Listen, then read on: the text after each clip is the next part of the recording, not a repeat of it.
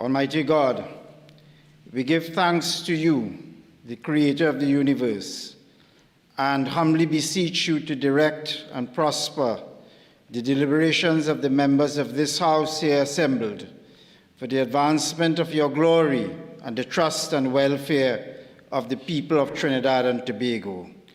Grant that peace and happiness, truth and justice may be established amongst us for all generations.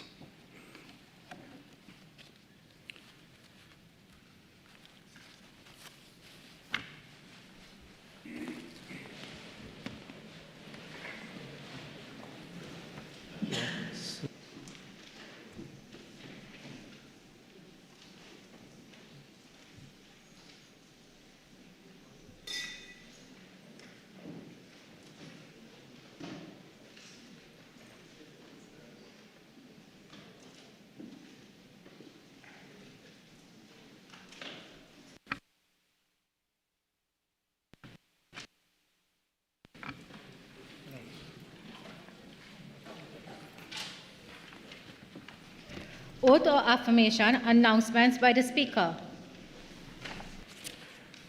Honourable members, I wish to inform this House of the passing of former Member of Parliament, Dr. Winston Williams, who passed away on May 29, 2025.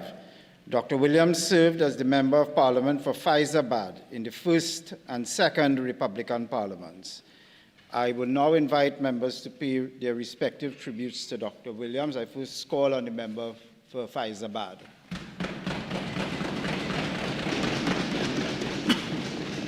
Thank you, Mr. Speaker. Mr. Speaker, it is with profound respect that I rise to convey, on behalf of the Government of Trinidad and Tobago and the Republic of Trinidad and Tobago, our heartfelt condolences on the passing of Dr. Winston Williams, a former Member of Parliament for the constituency of Fyzabad, a dedicated medical doctor, and a devoted servant of the people. Dr. Williams served in the first and second Republican Parliaments from 1976 to 1986. His decade-long representation of the people of Fyzabad was marked by a deep commitment to improving the lives of his constituents and fostering a sense of community and progress. Dr. Williams was known for his compassionate approach to healthcare, ensuring that every individual received the care and attention they deserved, regardless of their circumstances. His medical practice was not just a profession, but a God-given calling, one that he pursued with unwavering dedication and empathy. Beyond his medical career, Dr. Williams was a champion for social justice and economic development within Fyzabad. He worked tirelessly to implement policies that would create opportunities for education, employment, and infrastructural improvements in the region. Colleagues and constituents alike admired his integrity and tireless work ethic, which set a benchmark for public service. Dr. Williams's legacy is one of hope and inspiration. His efforts to bridge gaps and build a stronger community has left an indelible mark on the hearts of those he served.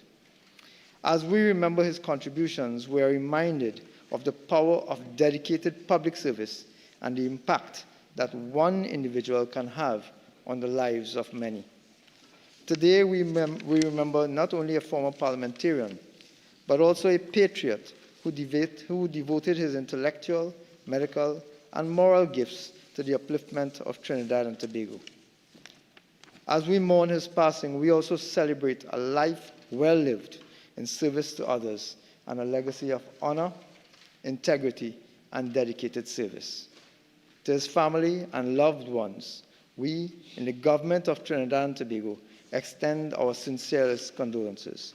May Dr. Winston Williams rest in eternal peace. Thank you. Can I now invite the member for San Fernando East?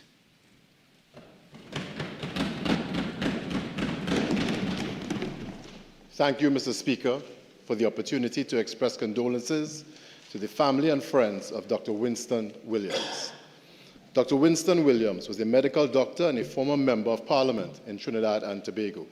He served as a member for Fyzabad in the first and second Republican parliaments from 1976 to 1981 and 1981 to 1986. Dr. Williams passed away on May 29, 2025 at the age of 89. His contributions to public service and healthcare were recognized throughout his career. Dr. Winston Williams was a pillar of both medicine and governance in Trinidad and Tobago, serving his community with dedication and integrity. His career spanned decades, leaving a lasting impact on healthcare and public policy. During his time in Parliament, Dr. Williams advocated for policies that improve healthcare access, social welfare, and community development. His parliamentary contributions included healthcare reform, pushing for better medical infrastructure and accessibility in underserved areas, public welfare initiatives, supporting programs aimed at improving living conditions for vulnerable populations, legislative debates, engaging in discussions that shape national policy, particularly in health and social services.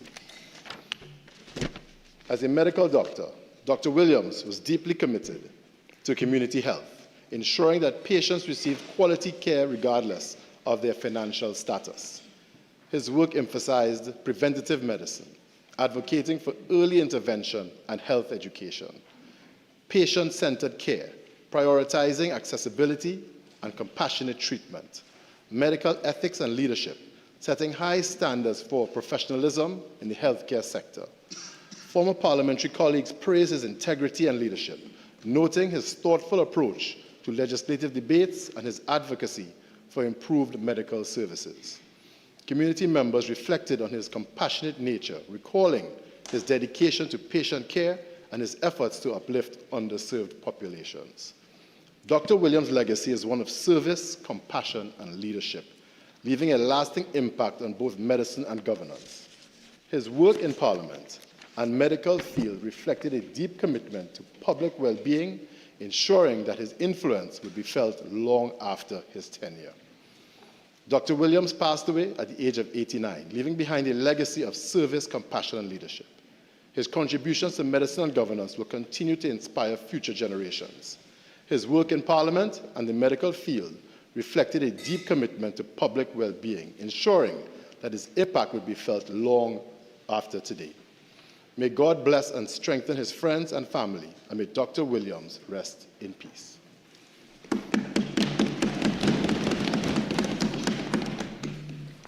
Honorable members, I too should like to offer my tributes to the life, service, and dedication of the late Dr.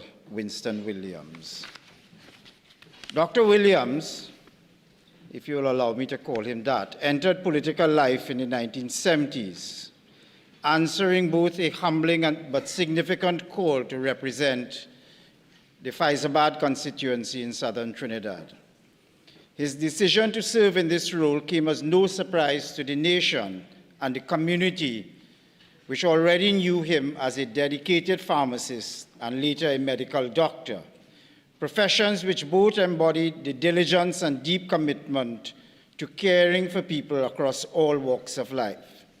During his time in the first and second Republican Parliament, Dr. Williams was involved in crafting and debating significant legislation which had far-reaching impacts, including the Pharmacy Board Amendment Bill.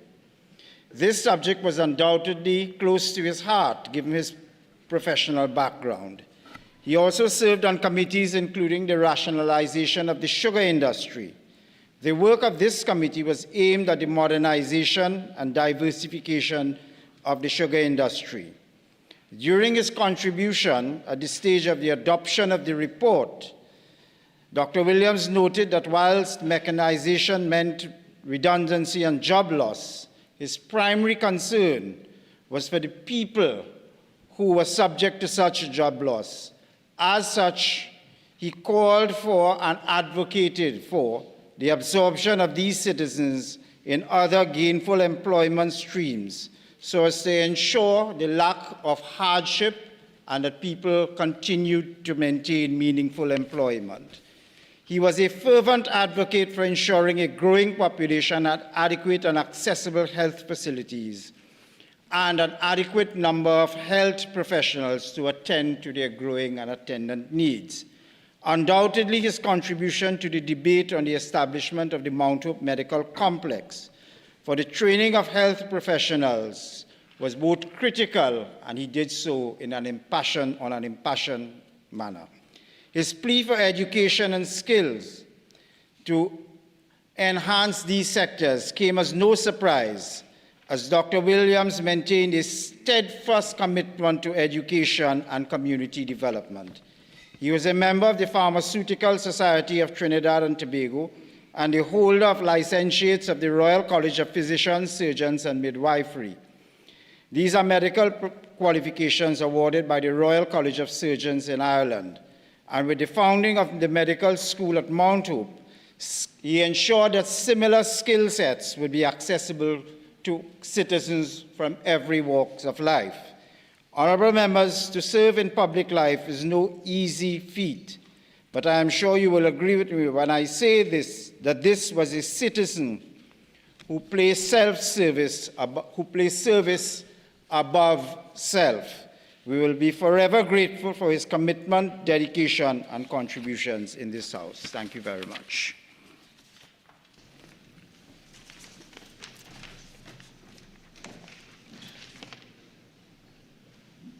I neglected to add, and I apologize. May his soul rest in peace. Honorable members, I have also directed the Clerk of the House to convey our condolences in writing to the family of the late Dr. Williams. And may I invite all of you all to stand for a minute's silence.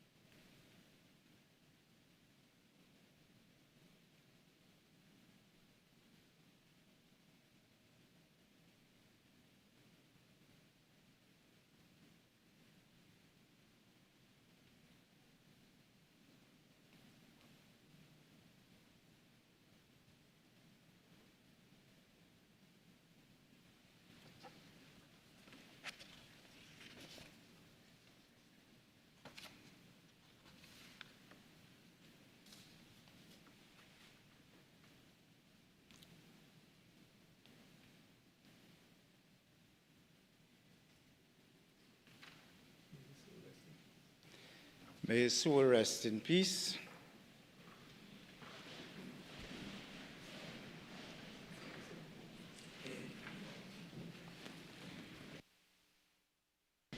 Bills brought from the Senate, petitions, papers.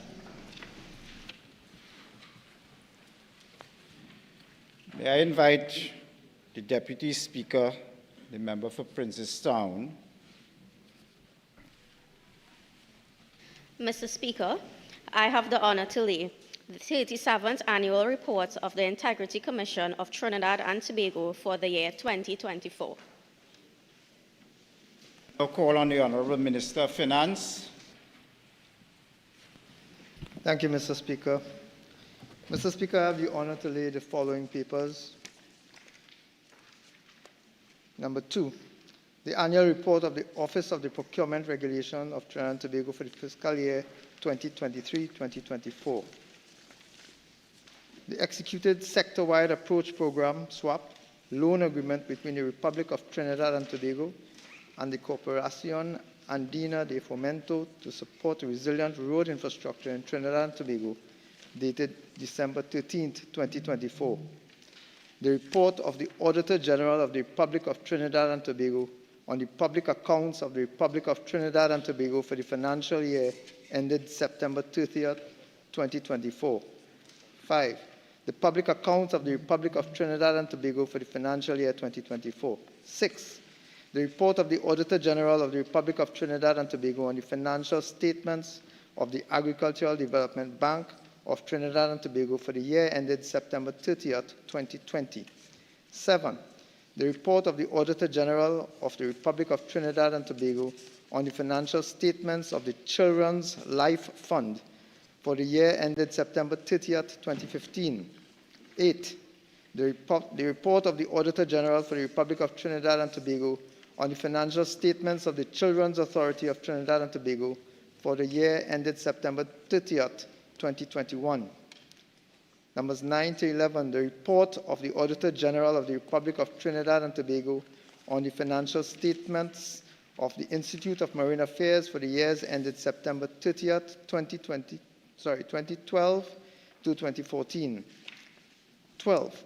The report of the Auditor General of the Republic of Trinidad and Tobago on the financial statements of the Office of Procurement Regulation for the year ended September 30th, 2022. 13. The report of the Auditor General of the Republic of Trinidad and Tobago on the financial statements of the Arima Borough Corporation for the year ended September 30th, 2009. 14 to 15. The report of the Auditor General of the Republic of Trinidad and Tobago on the financial statements of the College of Science, Technology and Applied Arts of Trinidad and Tobago for the years ended September 30th, 2011 and 2012. 16. The report of the Auditor General of the Republic of Trinidad and Tobago on the financial statements of the Sugar Industry Labor Welfare Committee for the year ended September 30th, 2008. Number 17 to 20. The report of the Auditor General of the Republic of Trinidad and Tobago on the financial statements of the Trinidad and Tobago Racing Authority for the years ended July 31st, 2017 to 2020. Number 21. The report of the Auditor General of the Republic of Trinidad and Tobago on the financial statements of the Regulated Industries Commission for the year ended December 31st, 2021. 22. The report of the Auditor General of the Republic of Trinidad and Tobago on the financial statements of the Mayor's Fund of the Chaguanas Borough Corporation for the year ended September 30th, 2021. Number 23. The audited financial statements of the Water and Sewage Authority for the year ended September 30th, 2023. 24. The annual report and report of the Auditor General of the Republic of Trinidad and Tobago on the financial statements of the Heritage and Stabilization Fund of the Republic of Trinidad and Tobago for the year ended September 30th, 2024. 25. The audited consolidated financial statements of Trinidad and Tobago Bureau of Standards and its subsidiary for the year ended September 30th, 2024. Numbers 26 to 28. The audited consolidated financial statements of Evolving Technologies and Enterprise Development Company Limited for the years ended September 30th, 2020 to 2022. Number 29. The audited financial statements of the Youth Training and Employment Partnership Program, YTEP Limited, for the year ended September 30th, 2022. Number 30. The audited financial statements of Export-Import Bank of Trinidad and Tobago Limited for the year ended December 31st, 2023. 31. The audited consolidated financial statements of the National Gas Company of Trinidad and Tobago Limited for the financial year ended December 31st, 2022. Number 32. The audited financial statements of the National Infrastructure Development Company Limited for the year ended September 30th, 2020. Number 33. The audited financial statements of National Schools Dietary Services Limited for the year ended September 30th, 2024. Numbers 34 to 35.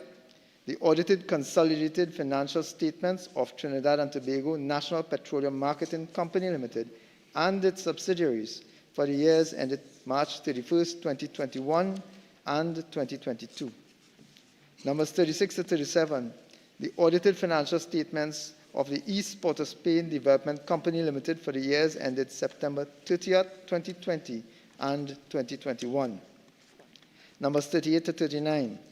The audited financial statements of Caroni 1975 Limited for the years ended June 30th, 2022 and 2023. Number 40. the audited consolidated financial statements of the Urban Development Corporation of Trinidad and Tobago for the year ended December 31st, 2021. Number 41, the audited financial statements of Trinidad and Tobago International Financial Center Management Company Limited for the year ended September 30th, 2024. Number 42, the audited financial statements of Trinidad and Tobago, the audited financial statements of Trinidad Nitrogen Company Limited for the financial year ended December 31st, 2023. Number 43, the audited financial statements of the Sports Company of Trinidad and Tobago Limited for the year ended September 30th, 2024. Number 44, the unconsolidated financial statements of First Citizens Holdings Limited for the year ended September 30th, 2024. Numbers 45 to 47, the unconsolidated financial statements of Lake Asphalt of Trinidad and Tobago 1978 Limited for the years ended September 30th, 2014 to 2016. 48, the report of the management of the Seized Assets Fund for the year ended September 30th, 2024. Number 49, the annual report of First Citizens Investment Services Limited and its subsidiaries for the year 2024. Mr. Speaker, I beg to move that papers 4 to 25 be referred to the Public Accounts Committee and that papers 26 to 47 be referred to the Public Accounts Enterprises Committee. Honourable members, the question is that papers 4 to 25 be referred to the Public Accounts Committee and papers 26 to 47 be referred to the Public Accounts Enterprises Committee. All in favor say aye. Aye. Any against? The ayes have it. Can I now call upon the Minister of Housing? Thank you, Mr. Speaker. Mr. Speaker, I have the honor to lay the annual administrative report of East Port of Spain Development Company Limited for the fiscal year 2020 to 2021. I now call upon the Minister of Justice. Thank you, Mr. Speaker. Mr. Speaker, I have the honor to lay number 51, the annual report of the Criminal Injuries Compensation Board for the period October 1st, 2022 to September 30th, 2023.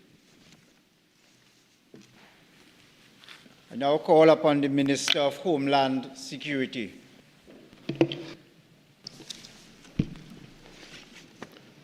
Thank you, Mr. Speaker. I have the opportunity to lay the appointment of the Commissioner of Police and the Deputy Commissioner of Police, and also the notification of the President with respect to the notification of Mr. Wayne Meister appointment to act in the office of the Deputy Commissioner of Police.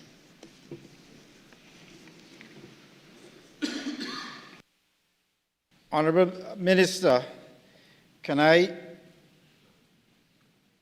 respectfully inquire of you whether you can have recourse? You indicated to the House that you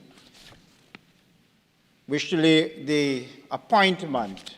Can I respectfully ask if it is the appointment or the notification you wish to refer to? Sorry again. Yeah. Mr. Speaker, I apologize. The notification of Her Excellency, the President, with respect to the nomination of Mr.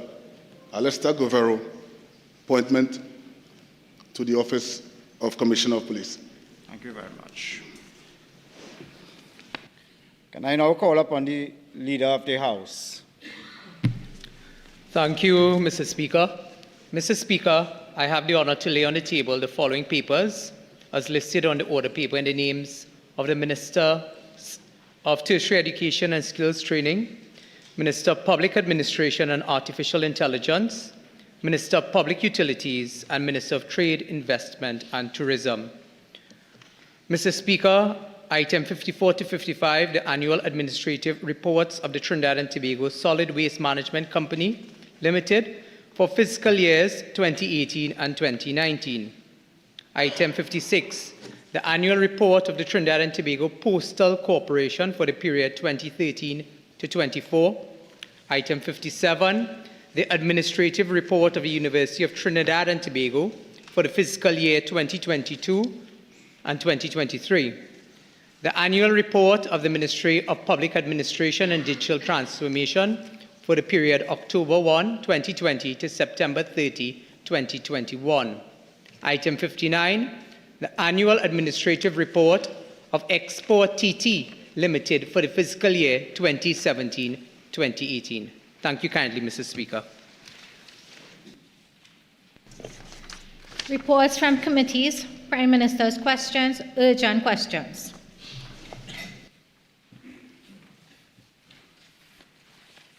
Can I call on from the member for Aruka Lopino? Thank you very much, Mr. Speaker. Mr. Speaker, urgent question number 1 to the Minister of Public Utilities. Thank you kindly, Mr. Speaker. To the Minister of Public Utility. In light of reports of a number of WASA's surface water treatment plants in North Trinidad and in Tobago being affected due to adverse weather conditions, can the Minister advise what relief efforts are being put in place for the citizens whose water supply has been disrupted as a result? Thank you, Mr. Speaker. I want to thank my colleague, the member for Aruka Lopino, for the question. But, Mr. Speaker, it is almost disgraceful, if not shameless, for the former Minister of Public Utilities to file this question, knowing that they did nothing to fix the problem in the last 10 years.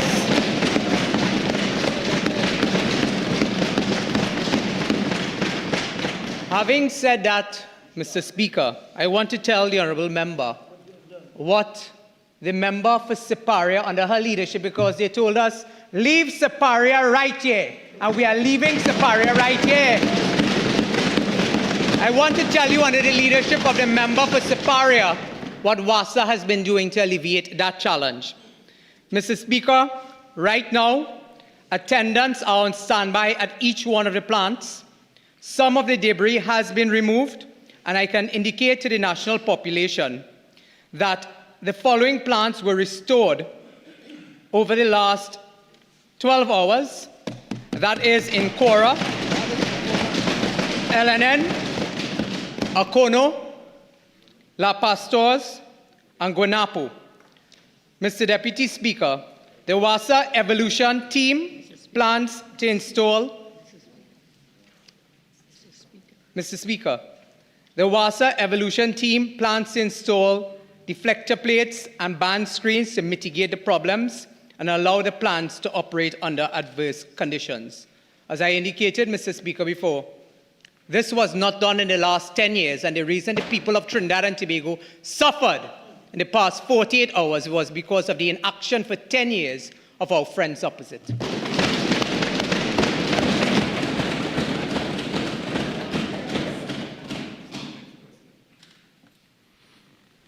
You may go ahead. Thank you very much, Mr. Speaker. Mr. Speaker, I have to forgive my friend from Cuba South because... Question, member. Mr. Speaker, the honourable member obviously does not... Member, you know much better than that. Your question cannot be framed in the form of a narrative. Ask a question. Speaker, community centres, health centres and schools are being affected at this point in time, and asking the member.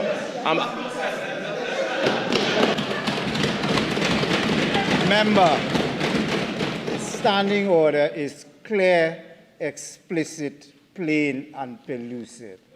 you must know, surely, that you cannot frame a supplementary question in the form of a narrative, in the form of an argument. Ask a short, crisp, and concise question.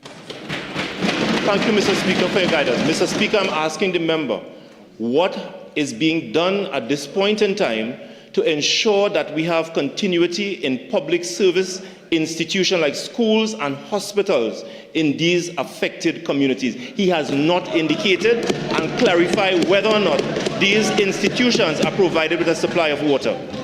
Can I just say that there is no reference to schools, hospitals, and community centers in the primary question. The rules are clear. When you ask a primary question and you are allowed to ask a supplementary question, the supplementary question must relate to the primary question.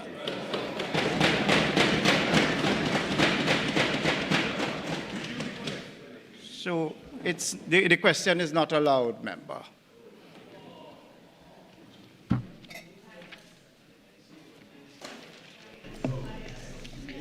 Questions on notice.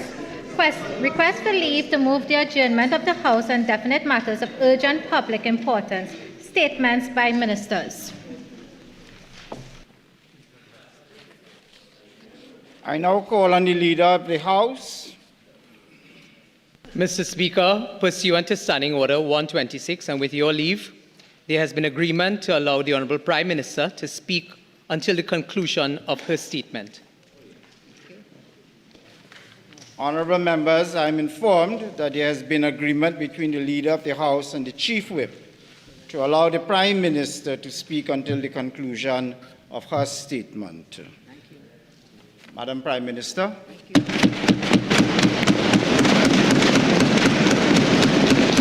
Thank you very much.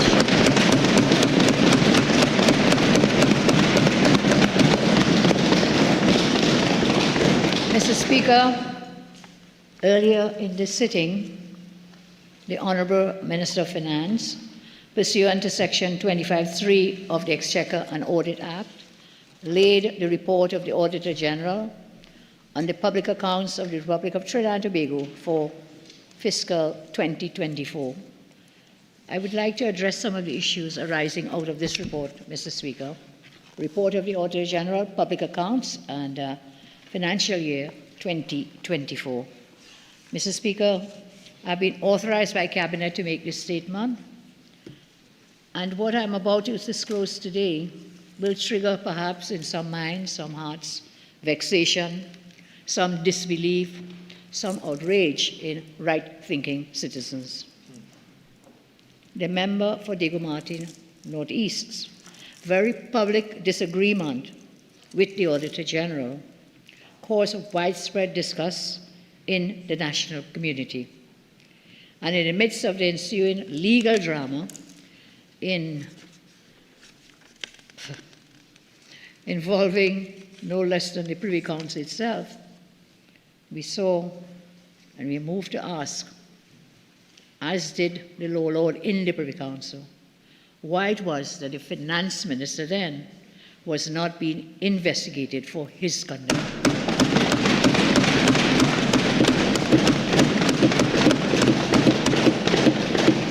Conduct of this one individual whose legendary arrogance underscored a decade-long ego trip as our country's finance minister has left us with some reputational damage to our public finance management.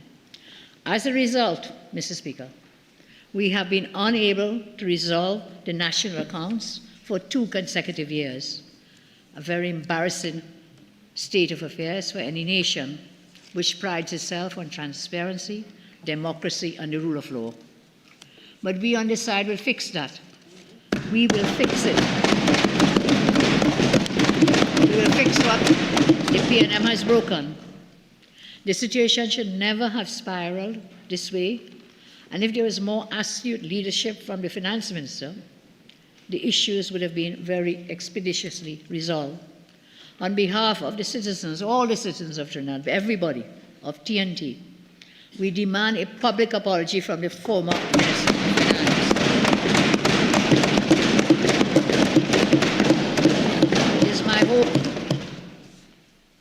that the PNM's devastating loss at the polls has made the then Minister, today the MP for Diego Martin Northeast, humbler and more penitent.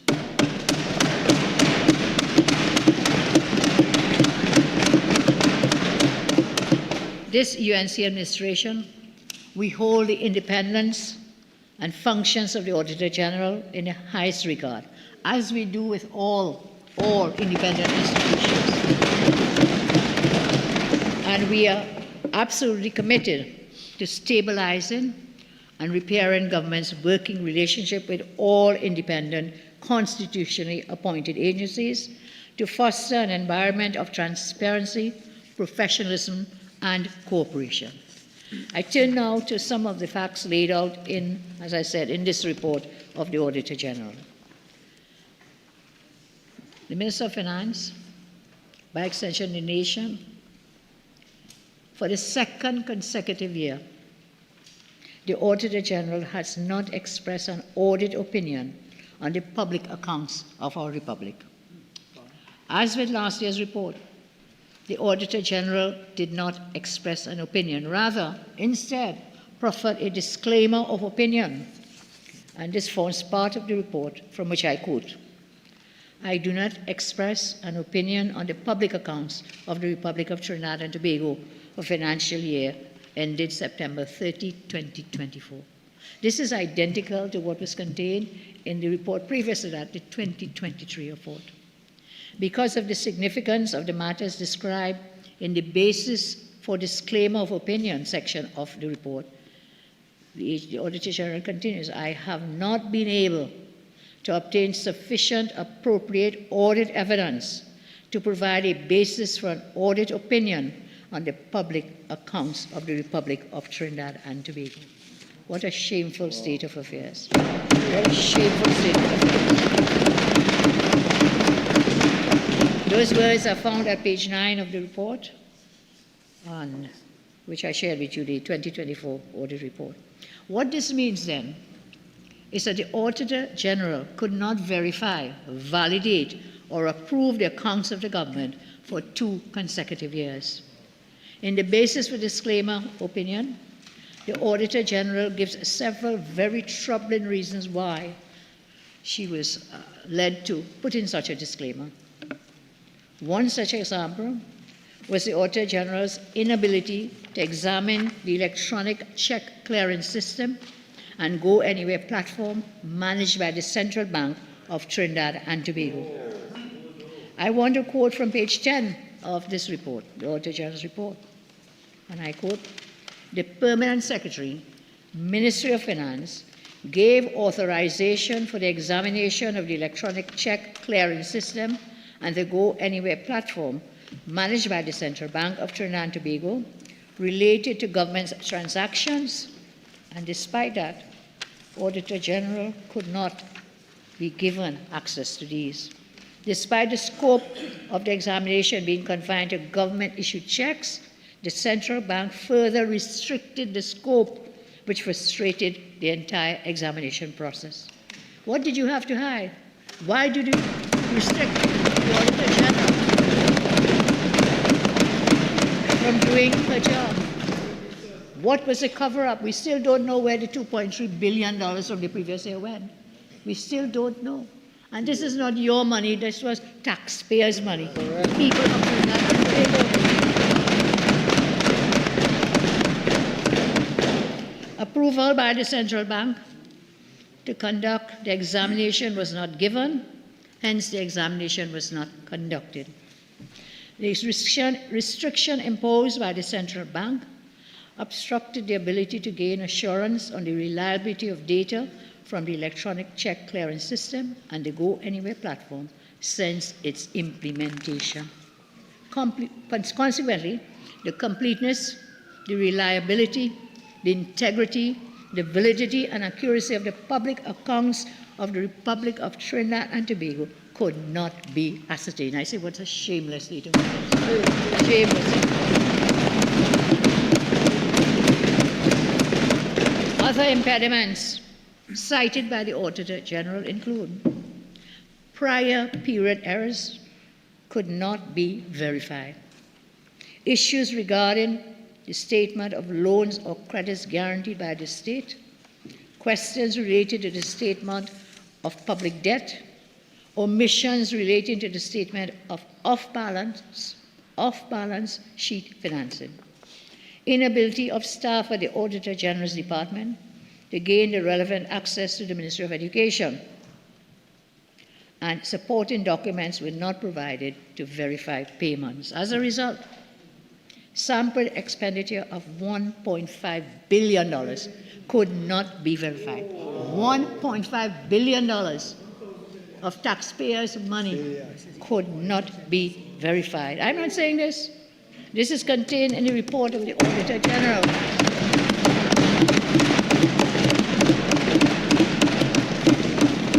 Mr. Speaker, this is just one aspect of the fiscal mayhem we inherited from the previous regime. And there is more, as the perusal of the report will reveal. I will turn, however, to some other matters of concern contained in this report. I turn to the whole issue of rent and lease, rentals and leases by government ministries and departments, from themselves maybe, from himself to himself, all the recusals that took place to allow these things to happen, hundreds of recusals in the Parliament. I'll share some of it with you. Rent paid for properties leased by the government of TNT for the financial year was $493,209,274.63. We are talking here almost $5 billion. Is that correct? I'm not a mathematical. 493,209,274. 193 million. Almost $500 million in rentals. Half a billion dollars, thank you all. Gone into payment of rents and rentals and so on. On the face of it, nothing is really wrong with that. If we don't have the facilities, well, then that's fine, but let's see where this money went. The audit could not verify the accuracy of this figure for these reasons. The master list showed 237 properties were rented by the government, of which 212, 90% of rented properties were without current leases. They didn't have a lease. No lease. Most of the leases had expired, here it is, for about a decade. Not expired last year or the year before. Year upon year, expired leases. And we continue, taxpayers' dollars. Always remember that, you know. It is not your money. It is not mine. It belongs to everybody of the Republic of Trinidad and Tobago. The rent paid by ministries and departments, hear this, they did not agree with the figures on the master list. They did not agree, the rent being said they paid is not agreeing with the figures on the master list. There were huge differences between what was paid by ministries and government departments and what should have been paid according to the master list. So who are the persons or companies getting this? Hear it again. There were huge differences between what was paid by the ministries and departments and what should have been paid according to the master list. Departments paying, but nothing is matching. There was a variance of total rent paid by ministries and departments of $208,304,525. Remains unexplained. The variance remains unexplained. A difference, again, of $208 million. Some properties rented by government and for which rent was paid by ministries and departments were not shown on the master list. This raised concerns of the accuracy and completeness of the master list. Current status of 90% of the rentals shown on the master list read 3-year lease has since expired. Expired leases. Currently, on the monthly tenancy, 90% of these leases had expired for over a decade, and the rent paid differed significantly from what is shown on the master list. Total rent paid, as shown on the appropriation accounts of ministries and departments, of $493 million, and some others, about $493 million, could not be verified. Could not be verified, as the rent amounts paid were not supported by documentation. Discrepancies of over $10 million in rent paid in respect of the appropriation accounts of 5 ministries and departments for the year when compared with the master list again. So what were we paying for? To whom were we paying it? And why was not there proper accounting and transparency?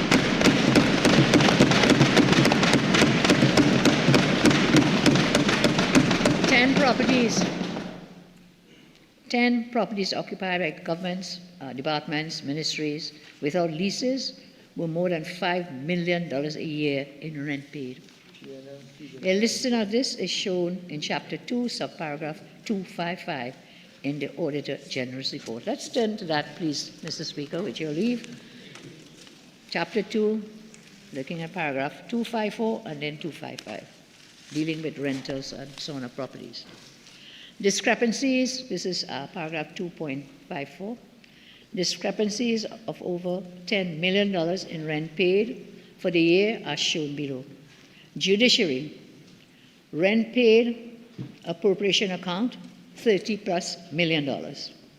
Rent on the master list, about 8.9 million.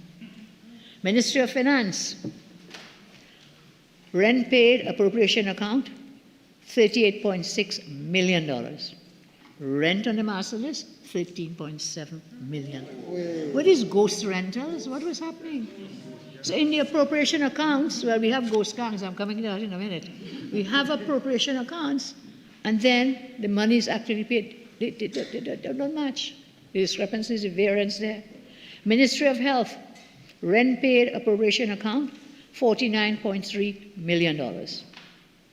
Rent on the master list, $1.4 million. How there could have ever been these vast discrepancies happening there? Ministry of Foreign and CARICOM Affairs, on the appropriation account, $13.1 million. Rent paid on the master list, $2.4. Trinidad and Tobago Police Service, rent on the appropriation account, $31.9 million. But on the master list, only $459,000. Wow. Corruption. Let's share some more with you. Out of paragraph 2.55 in chapter 2, page 47 of the report, location of property without current leases where more than $5 million a year in rent was paid.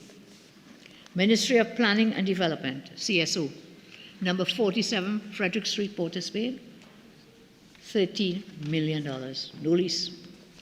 Ministry of Social Development and Family Services, 39 to 43 St. Vincent Street, Port of Spain, about $9.8 million paid. Coming down to Ministry of Public Utilities, number 1, Alexandra Street. I think we all know where that is. Our renter, no longer in the house. Number 1, Alexandra Street. Rejected by the people. Rent paid, $8.1 million. Again, leases expired. No lease, no current leases. Personnel Department, number 3, Alexandra Street. I think we all know where that our rental went to. Number 1, Alexandra, and number 3, Alexandra. Sitting in a cabinet and recusing himself. Revolving door policy, in and out. And brought back as a senator. And brought back as a senator. Brought back as a senator. Shame, shame. Ride the backs of the people of the country. Number 3, Alexandra Street. $7.7 million paid, no lease. Ministry of Trade and Industry, Independence Square, $7.6 million, no lease. Service commissions, 59 to 61 Cipriani Boulevard, $6.9 million in rent. Ministry of Finance, Valuation Division, Estate Trace Barataria, 6.9 million. I wonder if the MP for Barataria has an idea of where this building is. Because I'll come back to it in a minute. I'll come back and if you could tell me what is happening there, I'll be very grateful. Ministry of Finance, Valuation Division, as I said, no lease, 6.9 million. Ministry of Housing, well, that's what I'm hoping Barataria will tell us. And is it occupied? Yes, there was a recusal for that as well. A cabinet of recusals.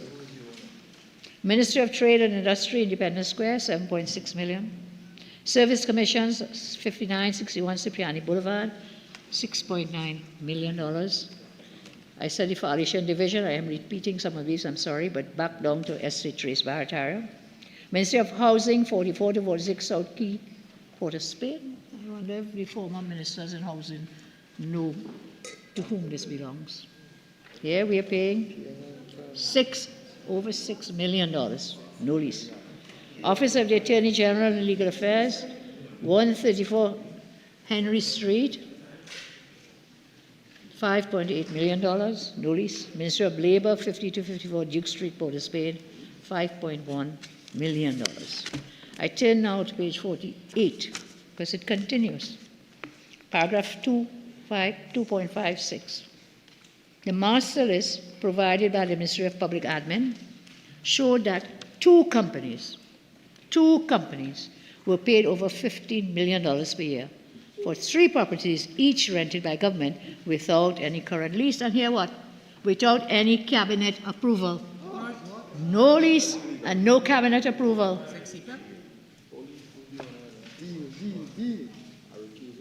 And 2 companies I'm talking, 2. Company 1, Estate Trace Barataria. Back to Estate Trace Barataria. $6.9 million rent paid. Lease expired, not seen. Corner El Socorro Road, Jatan Lane, $4.5 million. Lease expired since 2014. 51 to 55 Frederick Street, Port of Spain, $3.6 million. July 1, 2018, the lease expired. So here we have one company with these 3 locations being rented for over $15 million. Company 2, remember I told you at the start from the report, 2 companies paid over $15 million per year.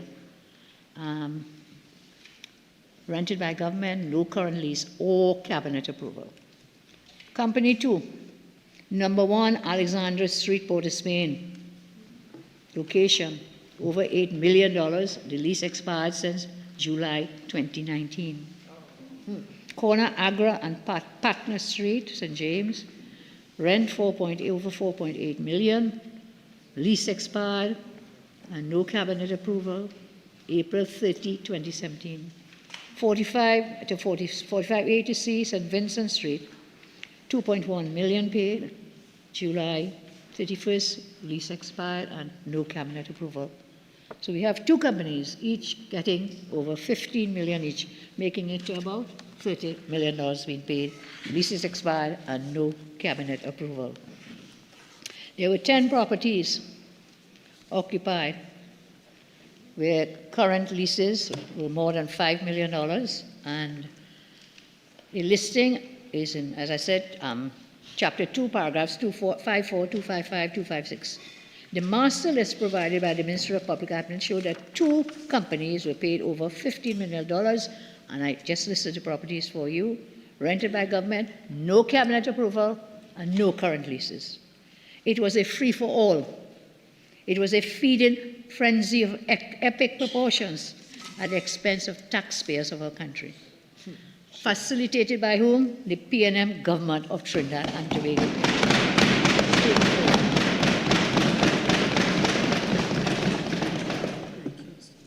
I mentioned Estate Trace twice because this was one of the higher rentals without leases, without cabinet approval. And I'm now being advised that then Minister Faris Al-Rawari recused himself from the cabinet on March 2nd, 2017 for Estate Trace Barataria. So Alexandra 1, Alexandra 3, Estate Trace, and we will find these, we'll share it with you because I'm giving you what is given here. So everybody else in the country, 0%, 4%. But you're sitting down in the cabinet, 1% too. And you're sitting in the cabinet, walking through in and out, and helping your friends and your finances and your family. It is disgusting and disgraceful. Disgusting and disgraceful. That is why on the 28th of April, that is why on 28th of April, you got the licking that you deserved. I turn to another area in that report dealing with, we talk about ghost rentals, ghost landlords, ghost leases, ghost cabinet approvals. Now I'm talking about short-term employment. Where the ghost gangs? All the ghost gangs. Talk about this from your auditor's report. This is not Kamla Persad-Bissessar MP speaking. This is from the auditor report.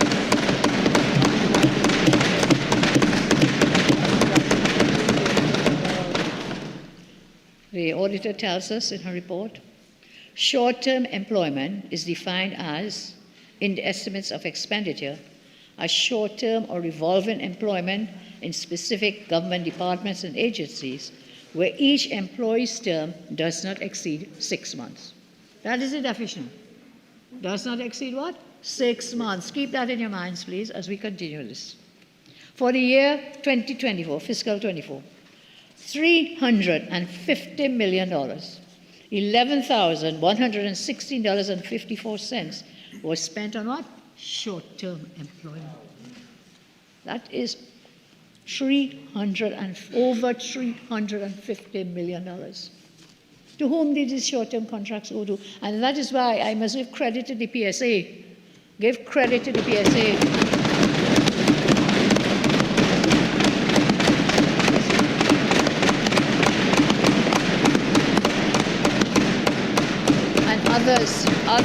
Others who helped to craft the workers' agenda, that this contracting of persons is another kind of slavery.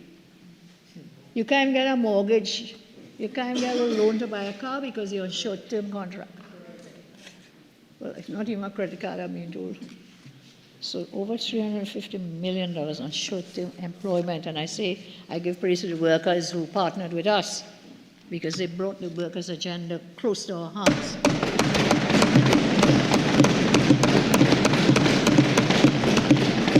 And in this fiscal year, it represented an increase from the previous year's expenditure. So they increased the short-term contract money this year. Why? It was an election year, let's be real. Let's be real, an election year, hiring persons for 3 months. 3 months to do what? Electioneering, but it didn't help you. It still did not help you. The auditor's report tells us the 8 ministries and departments spending over $15 million under this vote of short-term employment is set out in paragraph 255 in the report of the Auditor General. 8 ministries and departments. As they follow from last year's audit report, a memo was sent to the Chief Personnel Officer on a policy directive which governs recruitment of persons under short-term employment. The response from the CPO, auditor tells us, advised that the CPO is not the employer for persons engaged on short-term in the public service. The authority to employ persons in short-term administrative arrangements resides with accounting officers across government, ministries, departments, agencies. So the CPO washed their hands out of this. And you know why? Because we know why. This is what they were doing. Short-term contracts keep you on a string. So you have to do their bidding because you want the contract to get renewed for the next short term. Keep you in a form of perpetual slavery. That is what has been going on.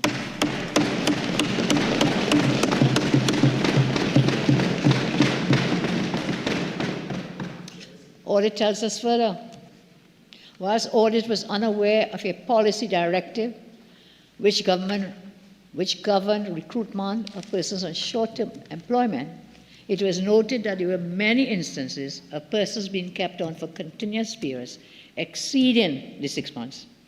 This is contrary, the auditor tells us, to good industrial relations practices and exposes the government to liability. There was no accountability and no attempt to put any measures in place to provide accountability, procedures, or transparency. This was a classic case of jobs for the boys and girls. Again, who is paying for it? All the taxpayers of Trinidad and Antigua. All, everybody. Taxpayers' expense.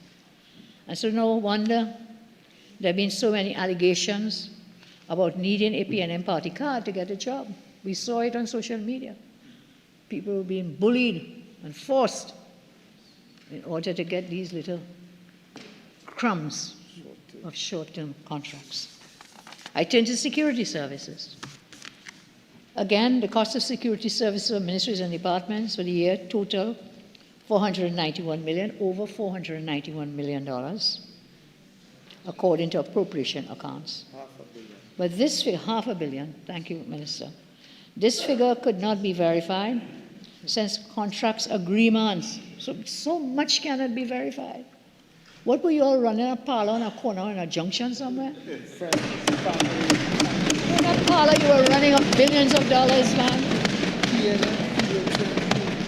This figure could not be verified since contracts, agreements for the provision of security service were not seen to support 84% of the total expenditure incurred. And the auditor does give some proposed solutions. These are just some of the issues. There's much, much more, which is public from today, that everybody will have access to. All those who wish to see it can see it. Some issues. I assure you, Mr. Speaker, this government, together with the hard-working staff in the various ministries, we have a deep and abiding regard for our Constitution. We know what the problems are, and together we will fix them. We pledge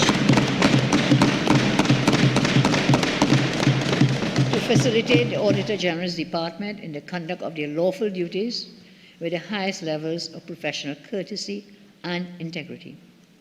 And as long as there has been government, people have expectations, and rightfully so.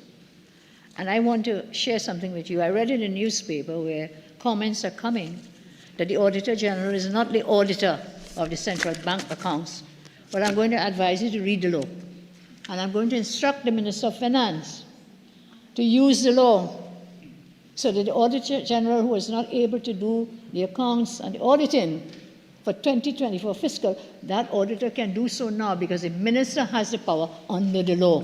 And this is, so don't threaten us. I am told you we will use the law to fix a broken TNT. We will lose the law to do what is right in the interest of all the people of Trinidad and Tobago. Do not threaten us. I will call no names, but those who sit in the ivory towers, start reading the law. And if you cannot, we have some good lawyers, we can lend them to you. So here we are. Central Bank Act says accounts, reports, and statistics, section 51, bank's financial year. The financial year of the bank shall coincide with the financial year of the government. 52, accounts and audits, marginal note. The accounts of the bank shall be audited annually by auditors who shall be appointed by the board each year with the approval of whom? The minister. Notwithstanding 52.1, the minister may at any time require the Auditor General to examine and report the accounts of the bank, and the bank shall, not may, the bank shall, it is mandatory, the bank shall provide the Auditor General with all necessary and appropriate facilities for an examination. Minister of Finance is instructed and advised to utilize Section 52 to send in the Auditor General into the central bank. Don't hide the accounts. Do not hide the accounts. So don't come and tell me the Auditor General is not your auditor. Maybe yes, under Section, what was it? 52.1. And even then when you hired, even when you said the Auditor General is not your auditor, is it that you hired another auditor, but you can only have done so with the concurrence of whom? The Minister of Finance. Who was it then, Minister of Finance? Which firm did they take instead of utilizing the services of the constitutionally appointed office of the Auditor General? Let's find that out. Whom did you hire? And where are those audited accounts? Who were the auditors? And with this government, everything was friend, family, and financiers, you know. So may I find another recusal in the cabinet to find out who recused and why they recused and which firm was hired. So, Minister of Finance, you have your job. Here is it. 52. Send in the Auditor General. Let's find out where the money of the people of Trinidad and Tobago is in. Let's find out how it was spent. Let's find out how it was spent. As I close, our commitment to accountability is not only about adhering to laws and regulation. It is also about expanding a culture that is receptive to oversight.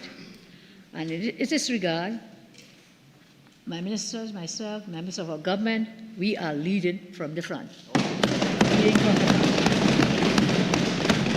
front. Each week, we make ourselves available for the postcard presser. Different ones sometimes. I think they really missed me yesterday. I saw somebody crying and saying, oh, the Prime Minister didn't go to the postcard presser yesterday. What did it mean? I was still in cabinet. We were still in cabinet. But out of courtesy, we sent 3 ministers to give accounting. But I guess they felt they were missing me. I think they were missing me. I commend our 3 ministers out there. Minister Khadija Amin, Minister John, Minister Saddam Hussein. Brilliant job. And you will see our ministers always coming to account. So we move on. Each week then, we offer ministers, MPs, members, public scrutiny at the postcard conferences, accounting to the nation and answering questions. And as it is with government policy, so it is with public finance. In no uncertain terms, we have made it clear that there will be no secrecy when it comes to the management of taxpayers' money. On April 28, 2025, the citizens of our great nation voted overwhelmingly for positive change, and our landslide victory ensured that we can now put an end to the private deals and confidential payouts using public finances.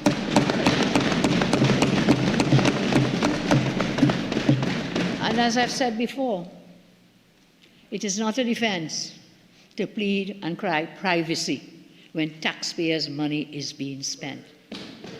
There will be no defense of privacy rights when you're using taxpayers' dollars. So wherever it is, we will find you. We will expose you. And we'll let the people of Trinidad and Tobago see where their money is going, how it's going. We will be accountable. So I'm putting everyone on notice. It will not be business as usual under our administration. Over the past decade, under this PNM regime, certain officials have been laboring under the mistaken assumption that they own the Treasury, and they do not have to account for what they have been doing with the nation's patrimony. I say again, unlike the PNM, we on this side understand it is not our money. This is the people's money. And giving an account of how we have been managing their funds is not an option, it is mandatory. Learning from past mistakes is critical to having remedial efforts. As we move forward, we must ensure that the fiscal wrongdoings and all those things fiscally of the past 9 years are not repeated. Diego Martin, Northeast, decade-long tenure as finance minister, with the greatest respect I say, is a masterclass in mistakes.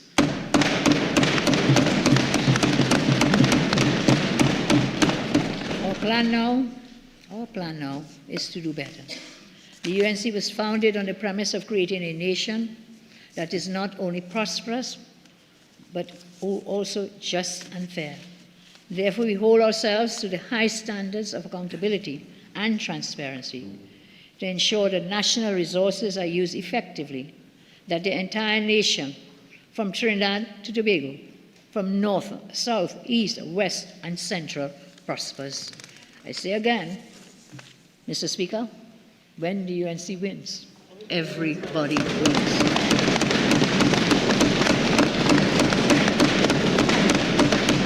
So, as I close, Mr. Speaker, It is time for people of this nation to win back confidence in their public officials, and we will do all that is humanly possible by being accountable to them. Mr. Speaker, I thank you very much. Point of order, Mr. Speaker, 24-4.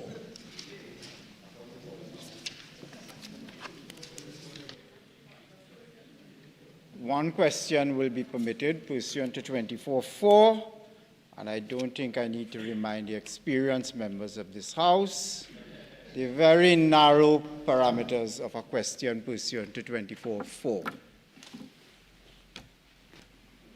Speaker, regarding the statement made by the Honourable Prime Minister, in particular references to property rentals, is the Honourable Prime Minister aware that many of the rentals that are of concern to the Honourable Prime Minister were commenced by the UNC government in the period 2010 to 2015, including the building in Barataria, for which the UNC government paid $41 million without occupying it.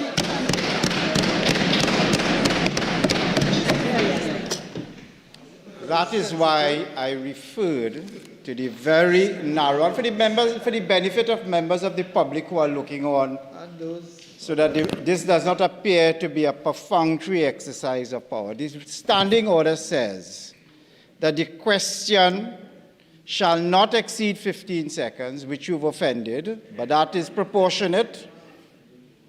It must be asked without argument or opinion and shall not address more than one matter of general government policy.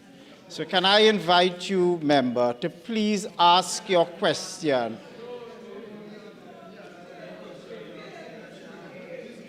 Behave, calm down, everyone, calm down. In a proportionate exercise of discretion, I'm inviting the member to ask a question which complies with the conditions of 24-4, and to please refrain from argument, opinion, narrative, and confine yourself to one issue. Those are the rules. I didn't make them. Thank you.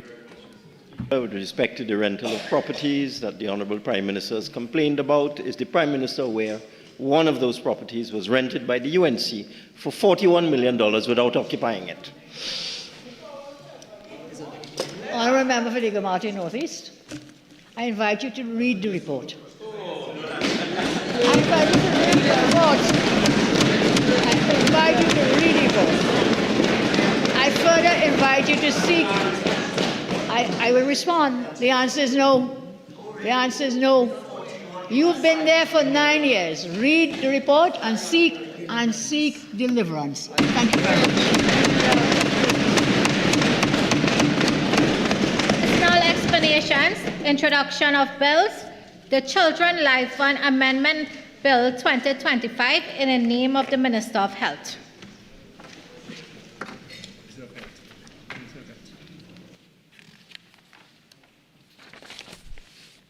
Now call upon the Minister of Health.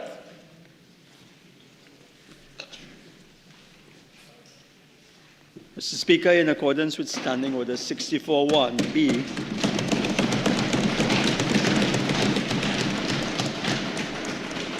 I beg to move that the next stage of the Children's Life Fund Amendment Bill 2025 be taken later in the proceedings.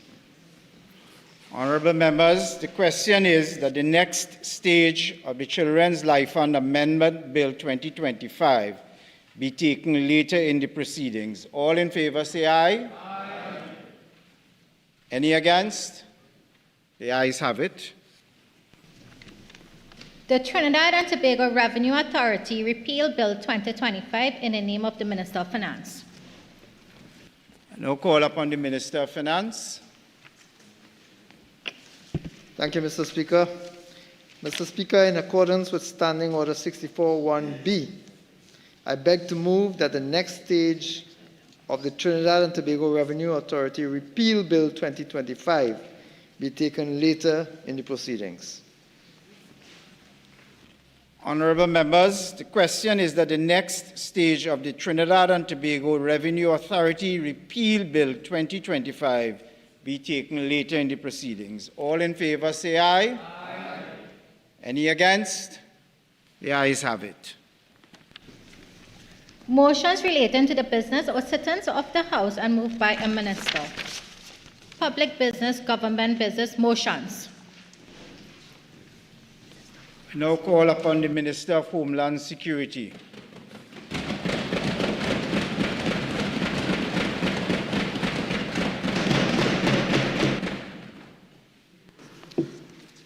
Speaker, I beg to move the following motion standing in my name.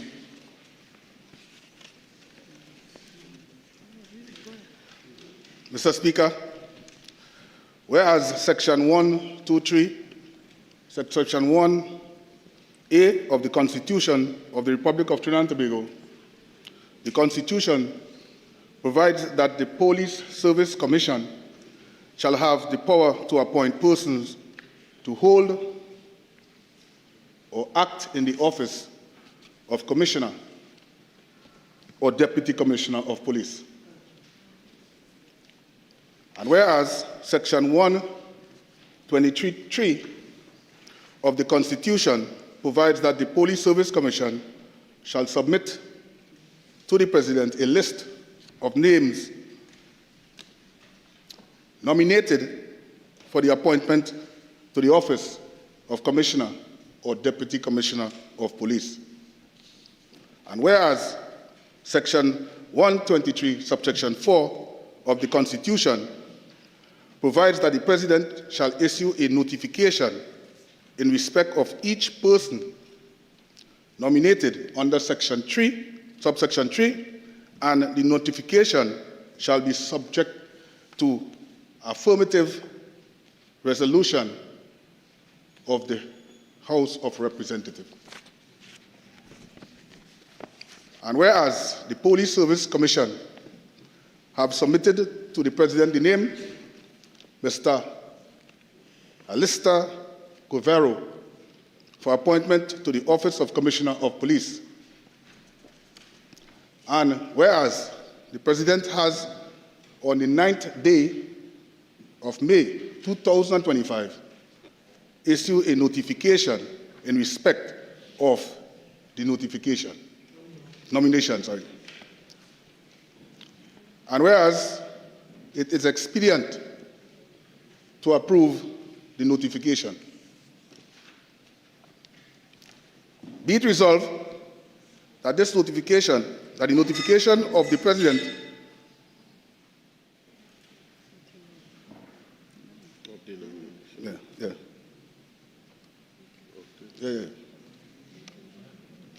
Right, good. Yeah. Be it resolved that the notification of the President of the nomination by the Police Service Commission of Mr. Alistair Govero to the office of Commissioner of Police be approved.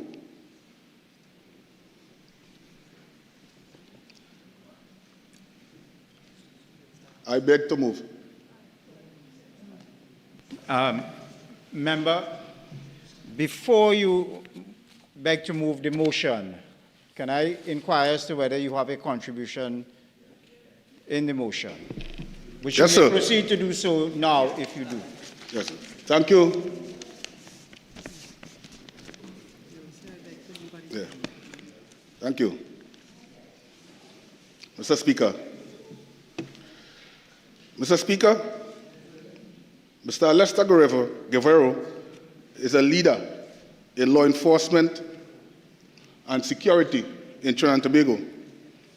He has a wealth of knowledge and is a proven track record in law enforcement.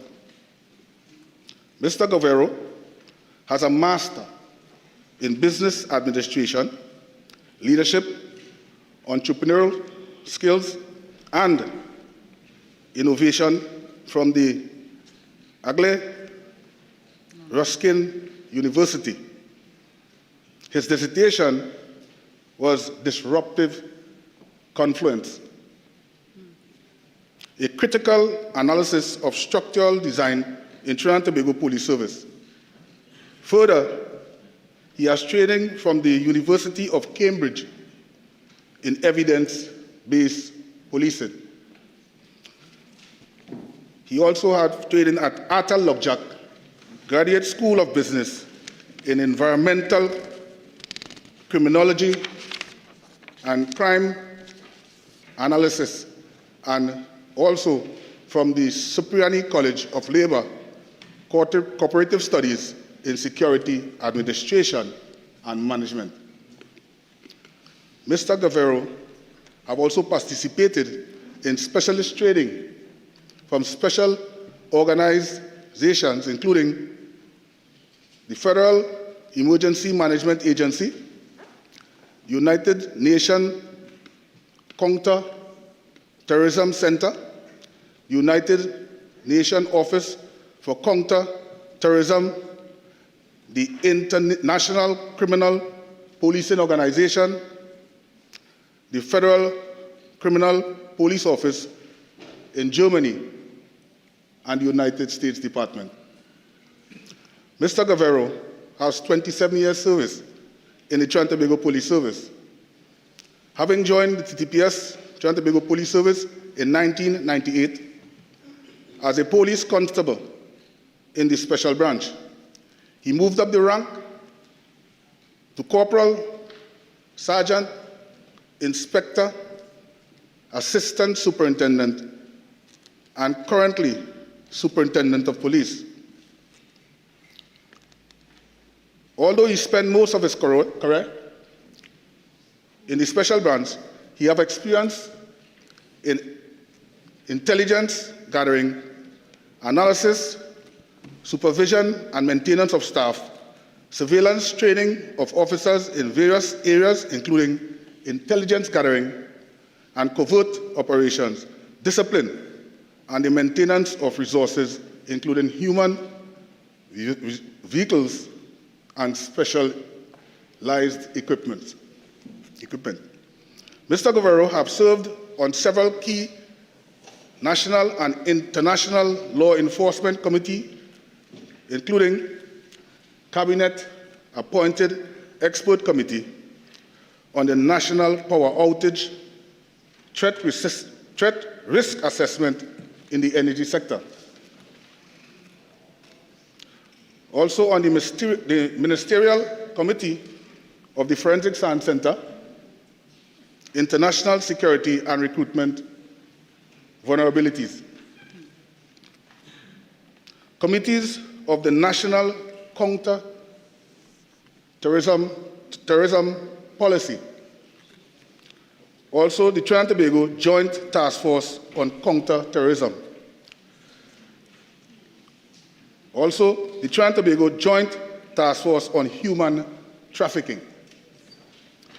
The Trinidad and Tobago Intelligence and Covert Operations Committee. The Law Enforcement Agency Committee.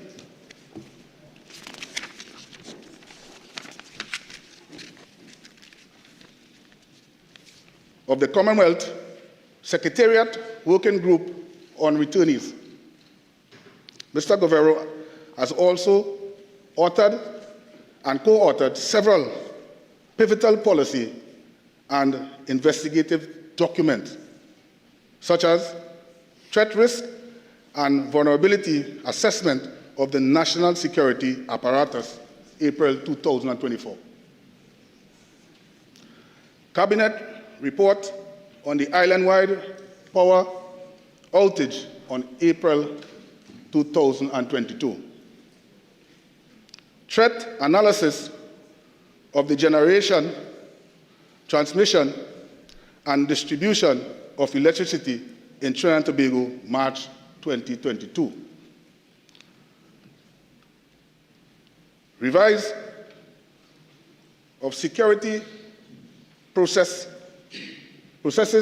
at the Forensic Science, October 2021.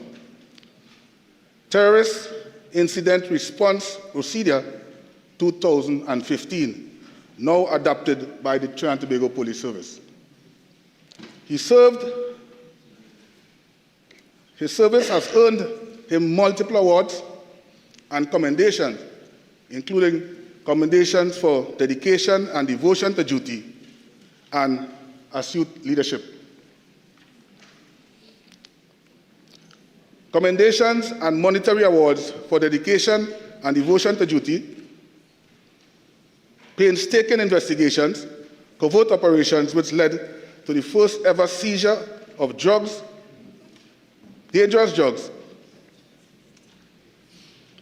ketamine, valued over $8 million, and the arrest of several foreign nationals, and also part of the transnational crime syndicate. Commendations for special projects commissioned by the Ministry of National Security, which led to the seizure of large quantities of contraband at the maximum security prison and the arrest of several persons relating to prison smuggling, as well as the recommendation of standing operating procedures and successful execution of policies, objectives, which has reduced the aforementioned act.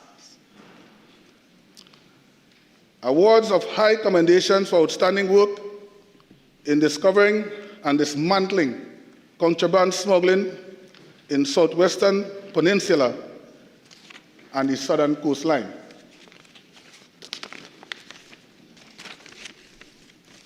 National Security Officers Foundation National Security Awards for dedication and devotion to duty. Community Service Award by the Santa Maria Committee,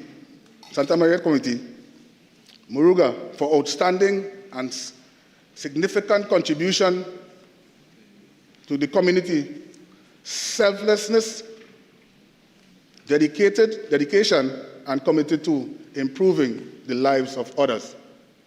TTPS Special Branch Outstanding Officers Award for dedication, commitment, and loyalty to covert operations, which led to the discovery and dismantling of illegal firearms armory in the Southern Division.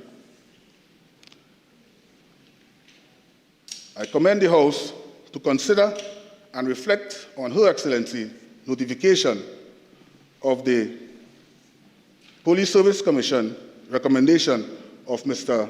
Alistair Guerrero for Commissioner of Police. I beg to move.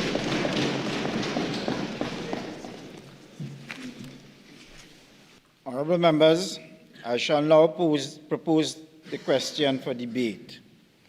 Be it resolved that the notification of the President of the nomination by the Police Service Commission of Mr. Alistair Guerrero to the office of Commissioner of Police be approved. Honourable Member for Ruka Lopino.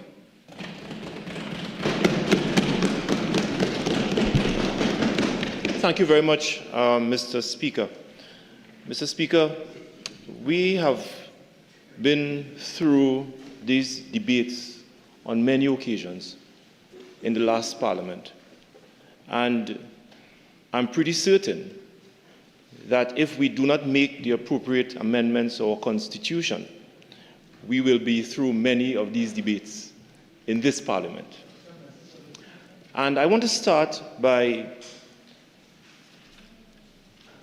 asking the government that we take this opportunity as we debate this motion to examine the aspects of our Constitution as it relates to the appointment of a commissioner and deputy commissioner of police, because I've heard the Honourable Prime Minister made some statements in national media, if it was captured accurately, that perhaps the government may be open to certain constitutional amendments to make the appointment of a commissioner and deputy commissioner more in alignment with what we may believe, Mr. Speaker, to be seamless, one that can ensure that the police service operates seamlessly Mr. Speaker, without interruption. Standing Order 48.1. We are dealing with a notification for the Office of Commissioner of Police. We are not dealing with process today.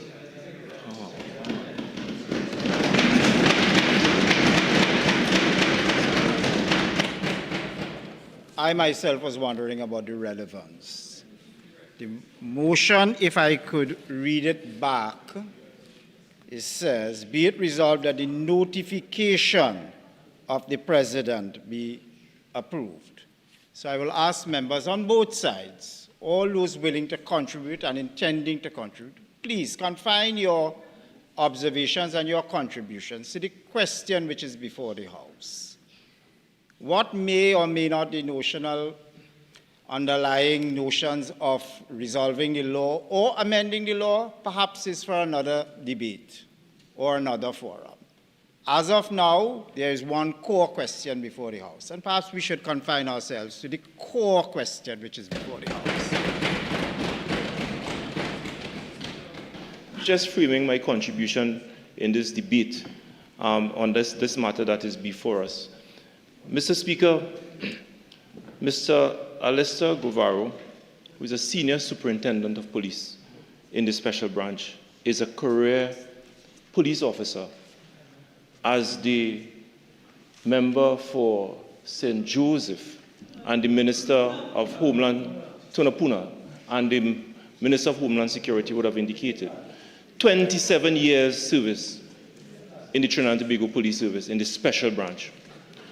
And if members of the public would have listened to the Honourable Minister as he read out the CV of the officer, the citizens of Trinidad and Tobago will no doubt believe that the officer who is being recommended to fill the position of Commissioner of Police is one who has served Trinidad and Tobago as a career police officer in a commendable way, with an unblemished record. Mr. Speaker, as you are aware, that this process ensures continuity and stability in the management of the Trinidad and Tobago Police Service. And therefore, the opposition will have absolutely no objection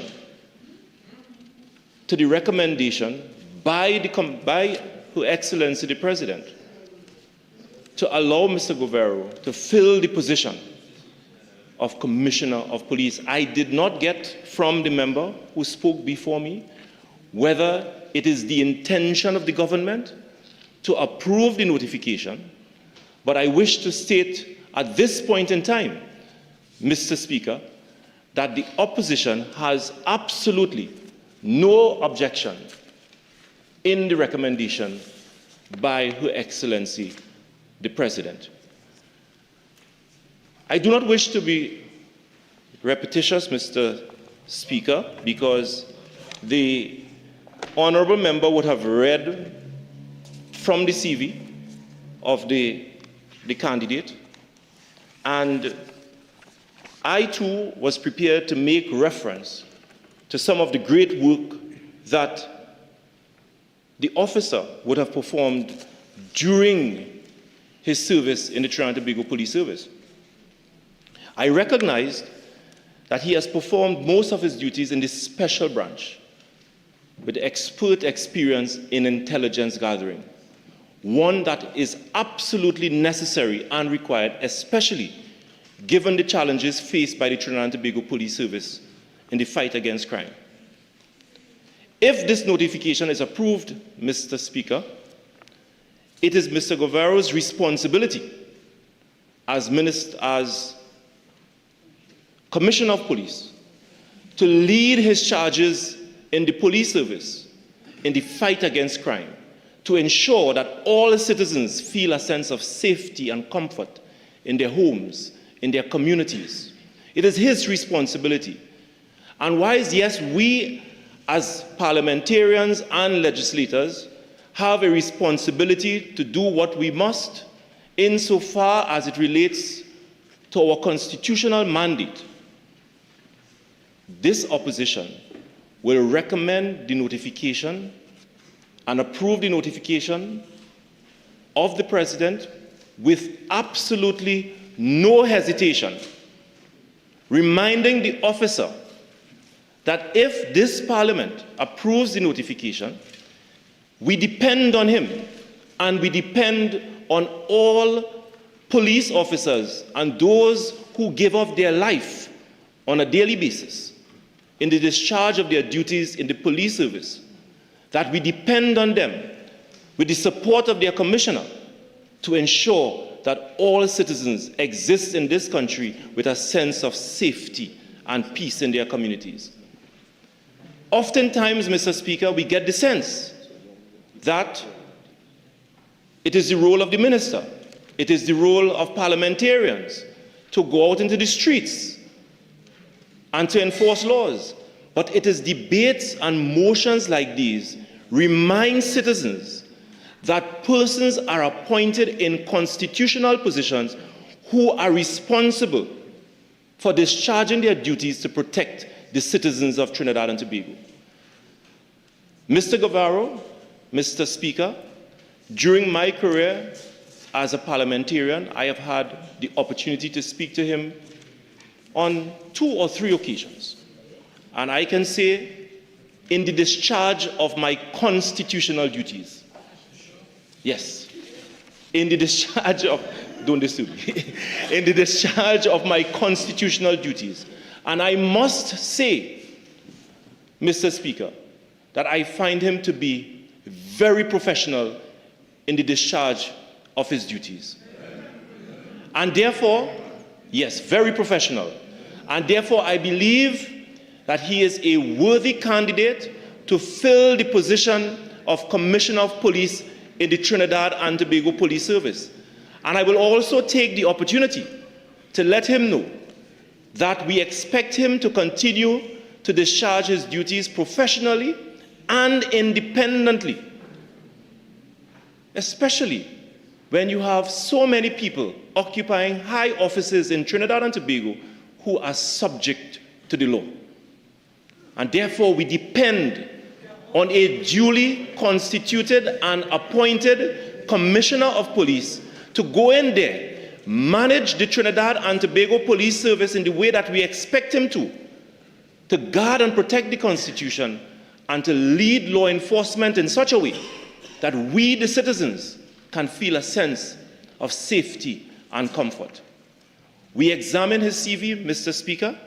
I have seen, and the opposition has seen, absolutely nothing that can point to any concern that we may have, that we can use this floor of Parliament to express those concerns.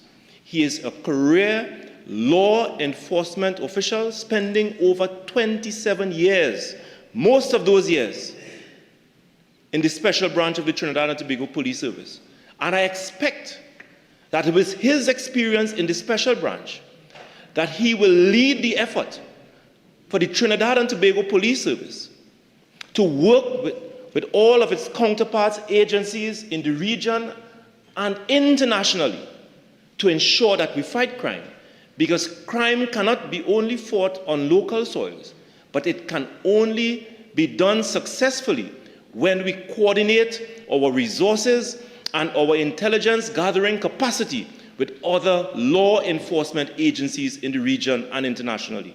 And I expect that with someone of Mr. Guevara's capacity and experience, that he will lead the police service to have that level of confidence with other counterpart agencies in the region and internationally, so that the necessary information can be gathered where it is needed in the fight against crime and criminality in Trinidad and Tobago. He's a good candidate, and the opposition has absolutely no objection to the recommendations of the President. Thank you, Mr. Speaker.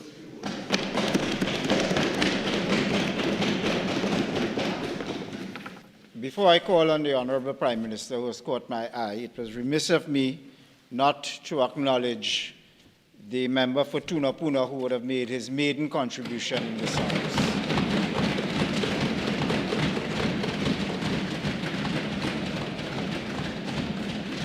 Perhaps the ease with which he made his contribution lulled me to think he was perhaps more experienced than that this was his first time. So I contribute that. Honorable Prime Minister. Thank you very much, Mr. Speaker. Mr. Speaker, I'm happy to join this debate to discuss and debate the notification of Her Excellency the President with respect to Mr. Alistair as Guevara, as Commissioner of Police. Mr. Speaker, sometimes I wonder if people have very short memories. Because when I listen to it, I remember, oh, it was very nice and kind and smiling from Maruka Lopino. I wonder he forgot he was there in that government for 5 years. I wonder he's not recently vacating the Office of National Security. And therefore, all the advice and the hopes and dreams, where were they for all those years he was sitting in that government? Where were they? National Security, but you were on the bench, you were part of the government, you're all in it together, you know. It's one shebang, all of you cannot separate from each other. For the 9 years you allowed it, sir. So whilst I can hear some people call it bleeding heart words today, where was the bleeding heart over the years when so many persons were murdered in our country? So many home invasions, extortion, crime rose to astronomical levels. So I'll leave the minister in dreamland, hoping he will get out of there soon and admit they did nothing in the fight against it. Nothing. So today I think is a very important day for all of us for more than one reason, to debate this notification. The appointment here that we are discussing marks a very significant day for everybody in our republic. Because why? Crime affects every single person, everybody. We begin today discussing finding the most suitable and proper person to whom we will give responsibility for the safety and security of our citizens. As your Prime Minister, I'm fully aware that making this decision correctly is one of the principal reasons that you elected us into office, because you were concerned about crime. And whoever is the Commissioner of Police will be the person in charge mainly for helping us deal with crime in the country. The people of the country spoke loudly, I say again, on April 28th. They expressed their dissatisfaction that people who have held the offices of national security, and some as Commissioner of Police during these 9 years, they failed to deliver what everybody is constitutionally entitled to, and that is what? Safety and security. They failed to keep our citizens safe and secure. They failed to effectively and efficiently manage the organization entrusted with the duty to keep our citizens safe. Mr. Speaker, you may or may not know that the last government spent more than $66 billion on national security. $66 billion.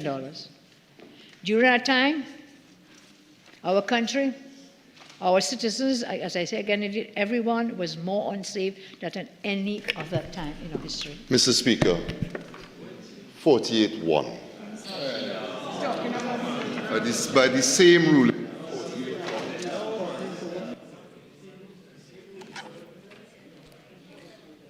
Which aspect of 48-1 are you on, member?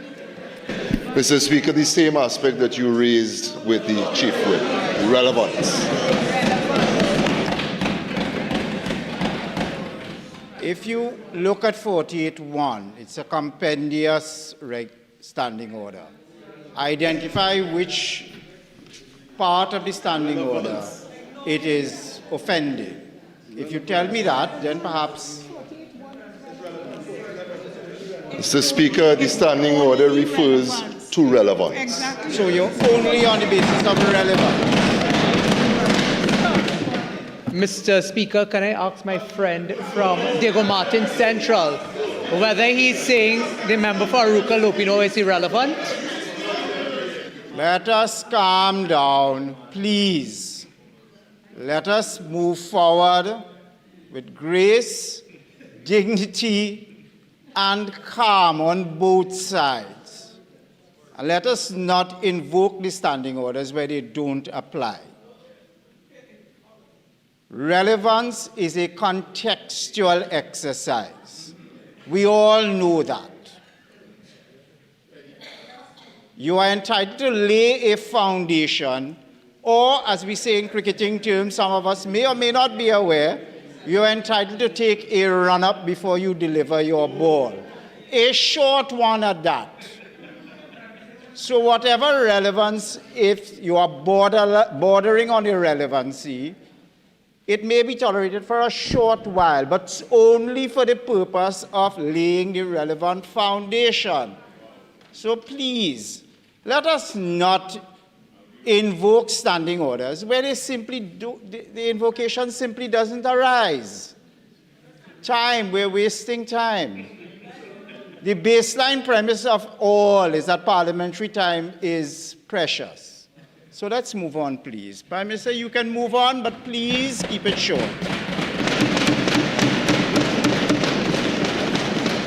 Thank you again, Mr. Speaker.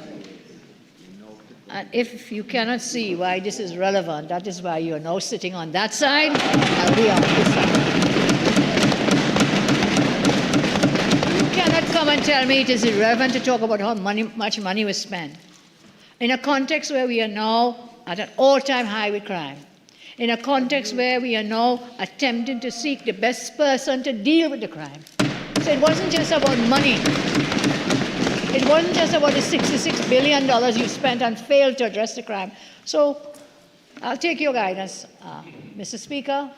And I say again, if you don't know the relevance of what we are speaking about, you deserve to be perpetually in opposition. So, $66 billion. Everybody was unsafe. And so in 2016, I want to show you the pattern to see how the crime. Remember when we said when the USC is in office, the crime always goes down. Point of order. Member is on his legs. Thank you very much. Mr. Speaker, 48.1 indicates the member shall confine his observations to the subject under discussion, which is the notification from the President. And it is not an opportunity for the member to go into a wide-ranging speech on what they did about crime, what we did about crime, and so on. It's a notification from the President. As I have said before, relevance is a contextual exercise. Anyone knows that.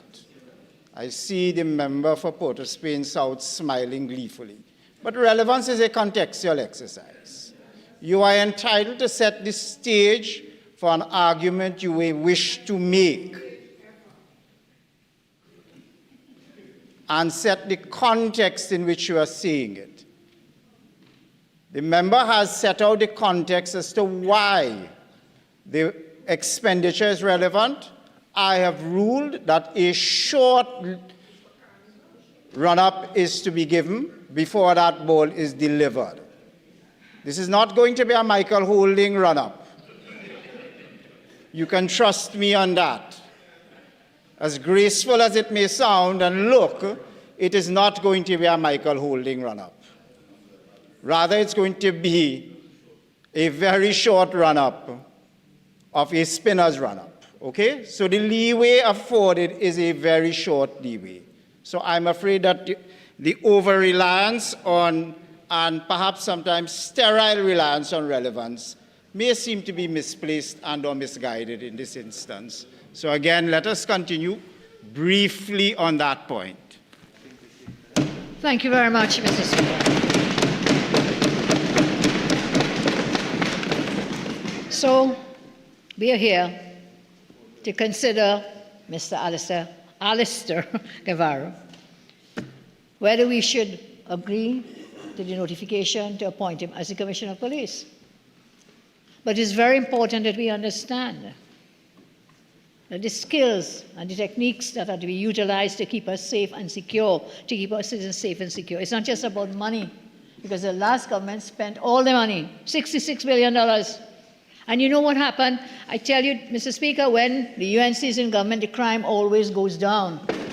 When the PNM is in government, the crime always goes up. Remember that. Point of order, Mr. Speaker. And so our duty is to bring crime down. And that is why we are before. This can't go on for the whole evening. You had your turn for 10 years and you failed. Come on, let's give up for this.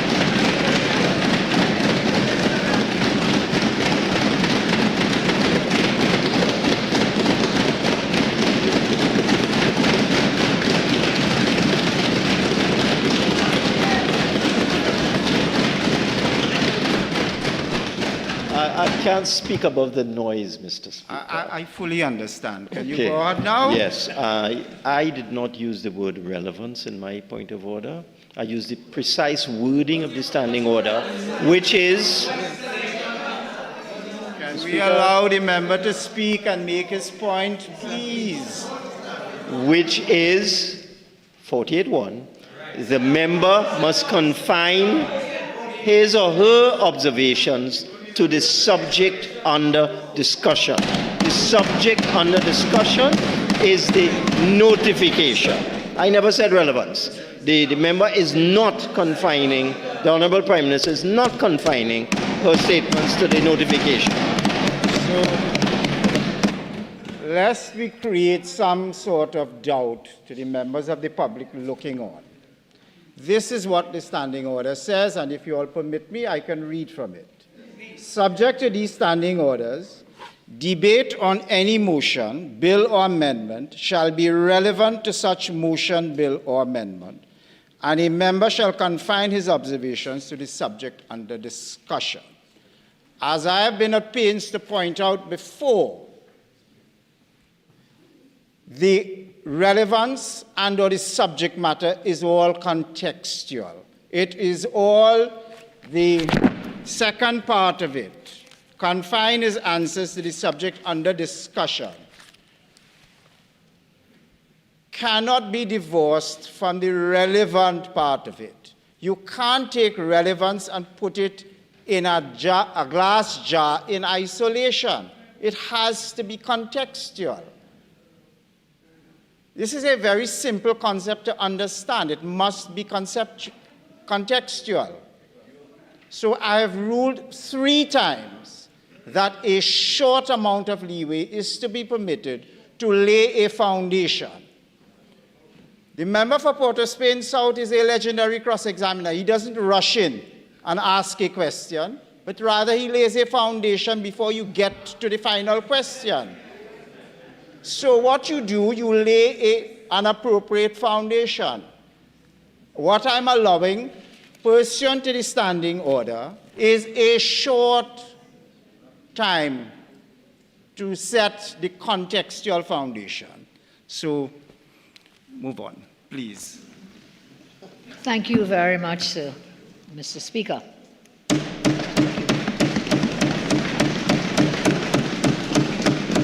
So here we are, dealing with this notification from Her Excellency. And I'm saying unless we put the right person in the right place, we will continue to fail as they failed for the last 9 years. In the last 9 years, their Prime Minister, their second Prime Minister, their Minister of National Security, all of them, they transformed our country from a paradise into a country where people were turned into victims. 9 years, parents lived in fear all over this country, Mr. Speaker. Mr. Speaker, Here it is. Mr. Speaker, on a point of order, 48.1, it is a Michael Holding run-up.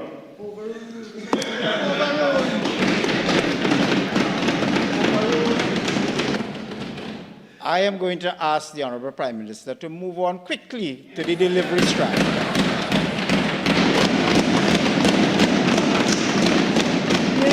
You know, I am guided by the ruling of the Honourable Speaker. I've already moved on from the $66 billion, in case you all were not listening. And I've already moved on from that, and I went on to where we are today if we fail to put the right office holder to fight crime. So we were all caught up in this place where crime had just become a runaway exercise. And all of this occurred under the same guys who now talk about relevance and standing order. Not understanding that relevance is. What do you do to keep your citizens secure? And that is what we are about. That is what we are about. Everyone has to be treated equally. The member made a very strange statement about some people above the law, not above, and no one is above the law, honorable member. No one, not under this government. No one is above the law. But I want to take us back. In this very exercise, over the last 9 years, what transpired in this chamber when we were debating motions of this nature. And that is relevant, because this government intends to deal with this notification in a totally different way from yours. Oh, this can't go on all evening. 48.1, what happened in the past is not relevant to this notification. No. At the risk of sounding perfunctory, and that objection needs only to be repeated to be dismissed. Move on. Thank you. So I come back that everyone has to be treated equally, contrary to what the honourable member for Aruka Lopino has said. And the process which has produced this nomination today has been the product of PNM's manipulation and perversion for the last 9 years. This government, we will not so subvert the law with respect to this notification for the Commissioner of Police.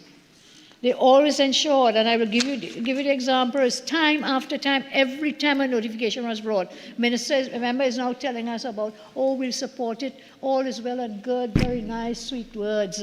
When every time a notification came here, what did they do? They take the top from the list and they put it on the bottom.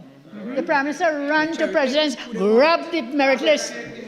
That has to be, grab the merit list. And so public confidence really has fallen to an all-time low in the TTPS. And of course, into what happens in this. I remember very early, Mr. Point of order, Mr. Speaker. This is an abuse. Can I hear you on what point of order? Yes, sir. Same point of order. I realize the member has a prepared speech, but her prepared speech is not relevant. As I've said before, and I've ruled consistently, let us move on, please. Time constraints. Those on the other side, thank you, Mr. Speaker. I understand their whole aim is to frustrate us on this side. Yes. I will not get frustrated. I will not. Whether you jump up 10 times, 15 times, or 30 times, I will not become frustrated, because the whole country became frustrated with you and ran you out of office. And therefore, on every occasion that government had the opportunity to deal with a notification or to deal with putting people into office, they have attempted to subvert it. In 2015, the case of Haridat Maraj, I know it well because I was one of the lawyers. When that government attempted to subvert the very law that gives rise to putting a commissioner of police in place by inserting the then Minister of National Security into the process. So that is why we are here today with this notification, that this government will follow the law and not attempt to subvert the law when it comes to putting a commissioner of police in place. Haridat Maraj, remember the name Lucas, remember the name Stephen Williams, remember all the names on the list sent from the Police Service Commission to Her Excellency and to us. You moved every one of them. You moved every one and never followed the law. Never followed the law to appoint a commissioner of police. This government will do differently. We will do it differently. We will follow the law. When they asked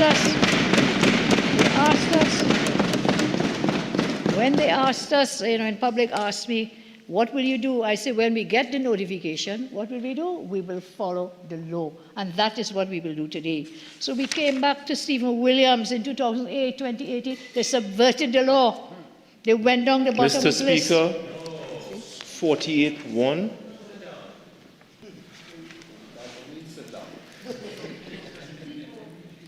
Honorable Prime Minister, can I, for the sake of moving on, ask you just to skip over that, because we've made that point, and it's in the record. Can I just ask you to move on from that, please?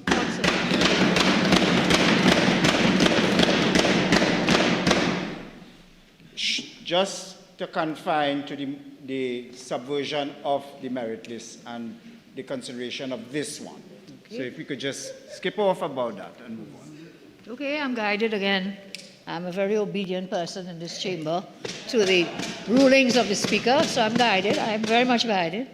But I again say, the situation we are in this country because of crime has been every single time that government has subverted the process that we are now attempting to follow and to put a commission in place. David Duchan, Harold Phillip, don't forget Gary Griffith, when you went from the top of the list to the bottom of the list. So don't come with platitudes today to tell us. Mr. Speaker, I am responding to you 1. with your platitudes. This one, I think, is misconceived. In my respectful view, Lupino, Aruka Lupino, I think this objection is misconceived.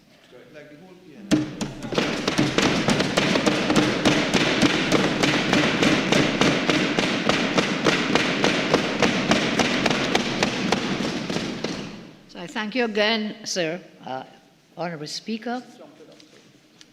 They have nothing else to do. They have nothing else to do. That's their strategy, to distract and disrupt the proceedings in this House, and we will ensure we do the people's business in this House. So therefore, when we come to Mr. Guevara, you have read his resume, our colleague read the resume, and therefore, all we can say is that I, together with my team, we have agreed we will not subvert the merit list. We will not subvert the recommendation of the Police Service Commission. And if we've done our research, and we have no reason to doubt that this is a good nominee, and therefore the government will support the notification as recommended.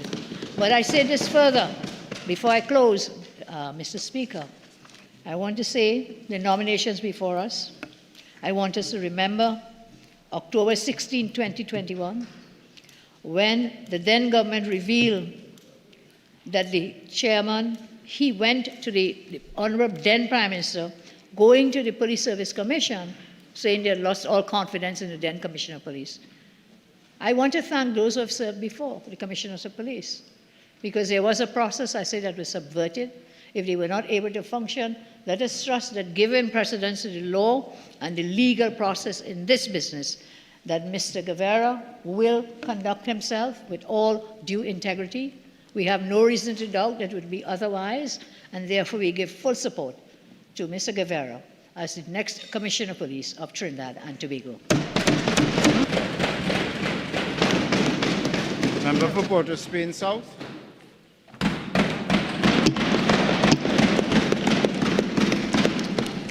Thank you, Mr. Speaker. Mr. Speaker, in response to the submission from the Honourable Prime Minister and member from Siparia, we put on record that once the court ruled in the matter of Maraj and the Attorney General on the 14th of October 2021, that the process being followed then, as we understood it, for the appointment of acting commissioners were not in accordance with the law.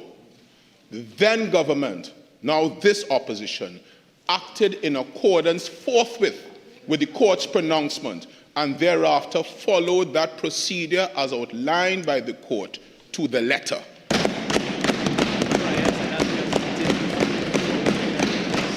prior to that, there was another approach to the merit list, and that is why former Commissioners Griffith, MacDonald, Jacob, etc. were declared null and void, because the court ruled that the process being followed was incorrect. But before that date, every government followed the process as they understood it to be.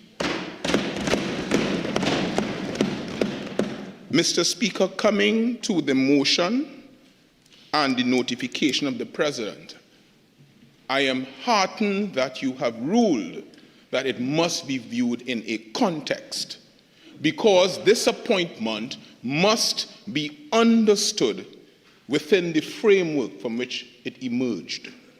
And we wish to put on record the reason why this side is supporting the notification for the appointment of Mr. Alistair Guerrero.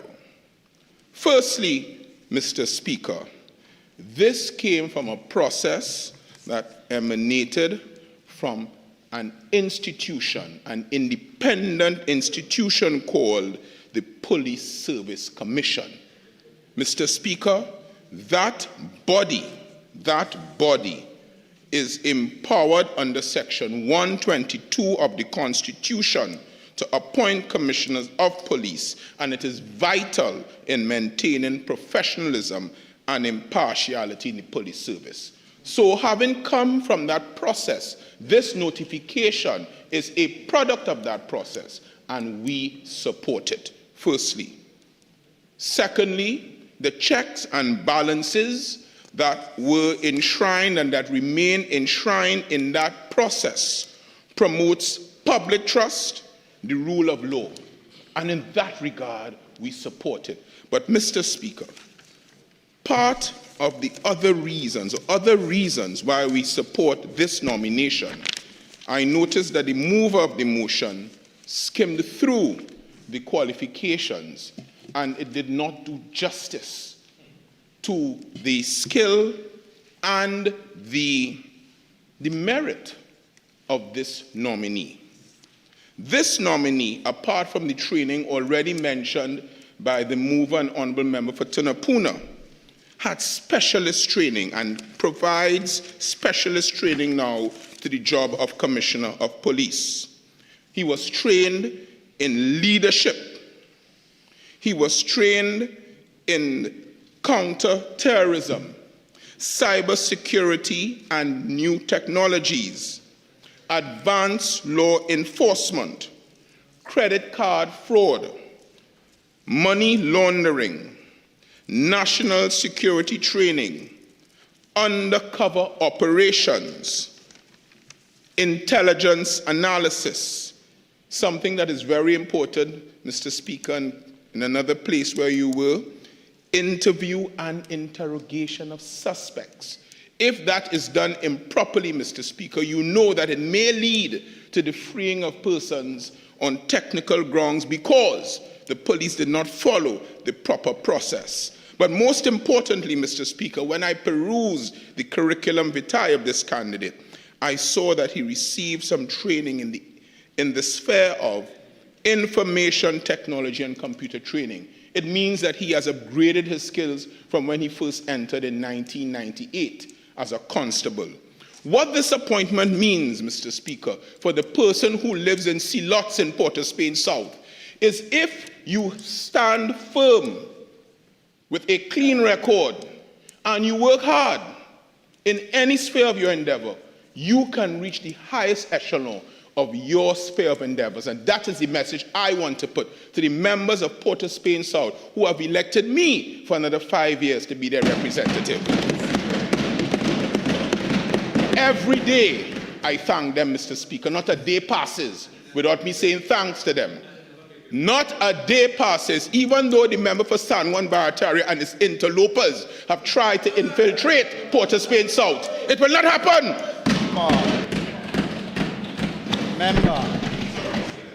Member. Mr. Speaker.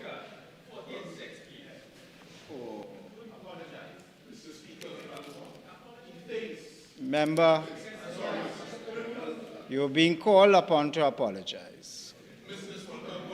Called upon to apologize for his attempt well, to I can interlope. repeat it to you. the mild pejorative that you use towards the member for Barataria. Yes.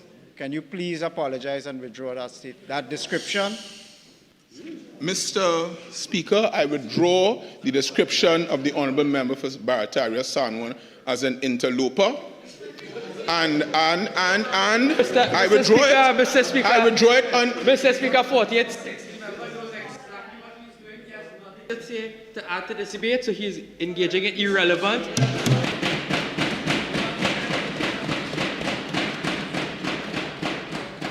Right. So, member for Port of Spain South, can we resume your apology and your withdrawal of the statement? Referral to the honourable member for Barataria Sanwan as an interloper. And I will use more parliamentary language. And I will ask him kindly to stay out of Port of Spain South business. Now, Mr. Part of it for the I sincerely apologize for calling you an interloper. Mr. Speaker, as I move on. Standing Order 48-4. May I ask you to turn to Standing Order 48-4? The member cannot repeat in the apology the offensive language that he's used. Can I say this? It is counterproductive. You all have all been here. Like all of us, we've read the standing orders. We know their intent, we know their purport. Surely you must know better than to do that. So please, can I invite you to unequivocally withdraw it and unequivocally apologize, and don't re-offend by repeating it within the body of your apology.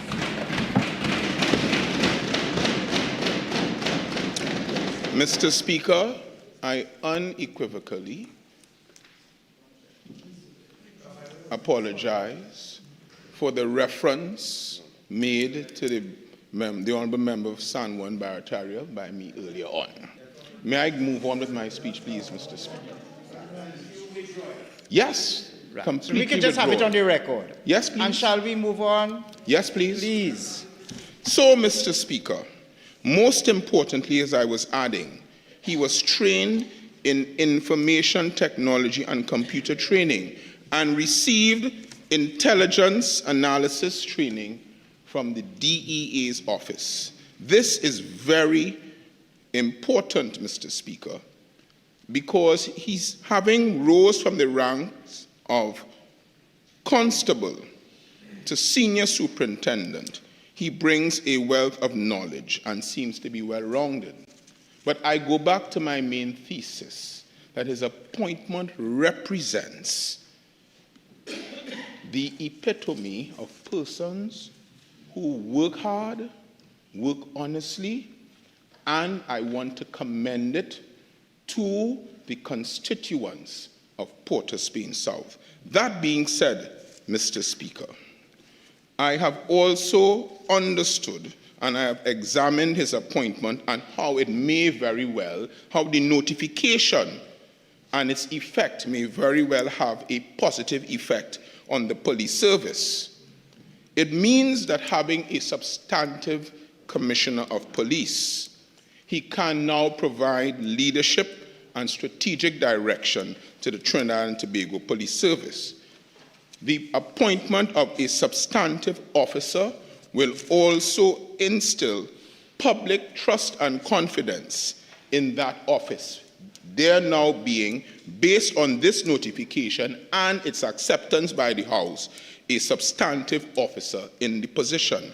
The notification will also ensure, if it is abided by, operational continuity and efficiency, because you will have a head of a service, and I looked at his age, he has some time to shape the service according to his skills.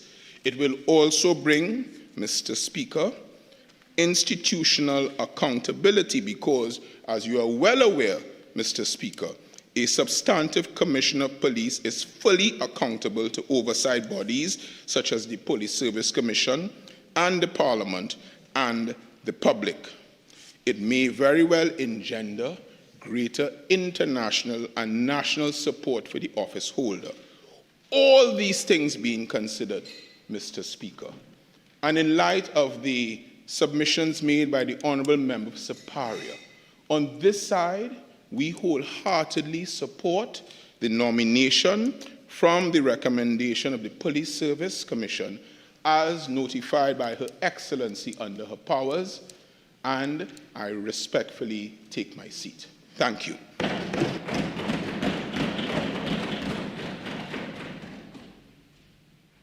Honourable Attorney General.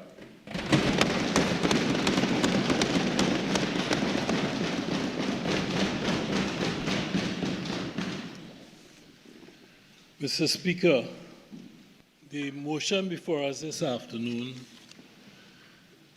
is as set out in the order paper is, be it resolved that the notification of the President of the nomination by the Police Service Commission of Mr. Alistair Guevara to the office of Commissioner of Police be approved. Now, the context, as you have said, is important. So I'd like to spend a couple of minutes dealing with that. Mr. Speaker, I rise, of course, after quite a long time in this place. I was here before everyone except my very good friend from Arima, my enemy perhaps from the Martin Northeast, and my very good friend on the rest of the benches across there. But I'm here again after a long time. The personnel might have changed, just based on my experience this afternoon. I think there's something to be left for the tone and tenor of the contributions. I would try to be different. So I'm honored to rise to contribute to the motion. The notification today engages one of the most consequential constitutional functions of this Parliament. That is, the affirmation of leadership at the highest echelons in the Trinidad and Tobago Police Service.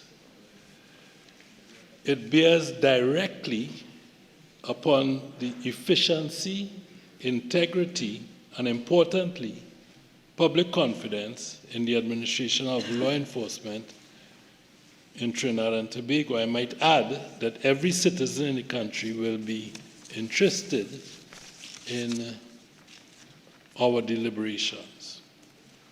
Now, if you'd allow me to spend a minute or two on the current law and the applicable order.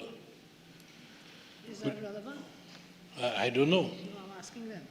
I don't know. They don't. I don't know if you have any respect for yourself, Father.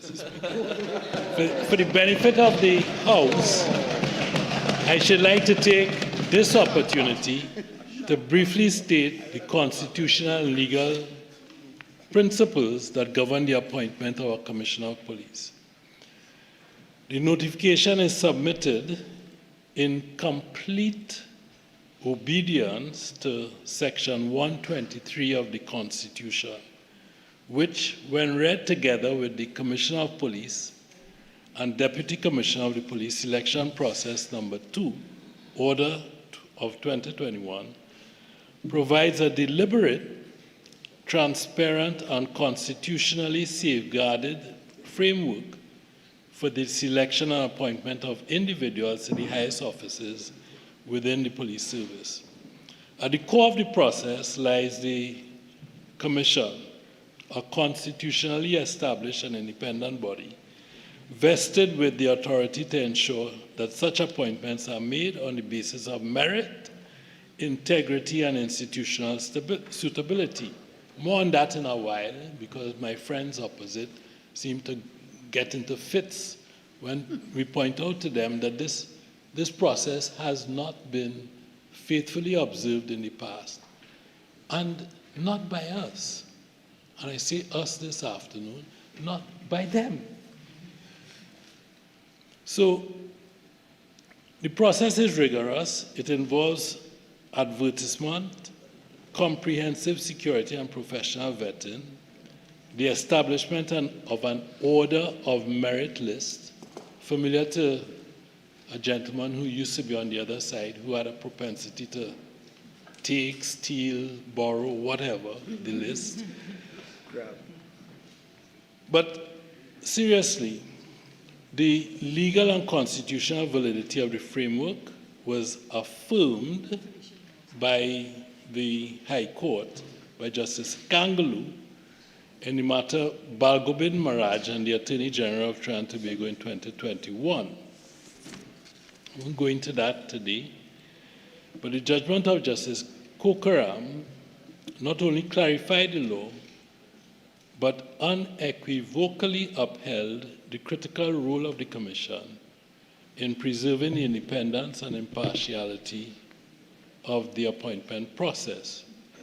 It is this very interpretation, rooted in respect for constitutional safeguards and the rule of law, that we on this side have steadfastly upheld, and my learned friends on the other side have found all manner of ways to subvert and throw out disrespect.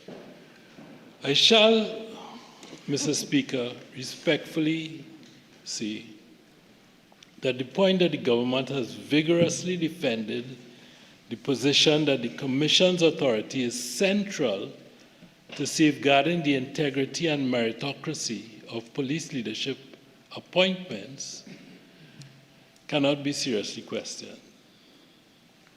And I say too that it will be recalled that attempts to modify the process for acting appointments by many on the other side through the Constitution Amendment Bill 2024 failed, as we on this side stood firm in maintaining the Commission's role in appointments to the offices of Commissioner and Deputy Commissioner of Police. And we took those positions as a principled stand taken in support of lawful and transparent governance.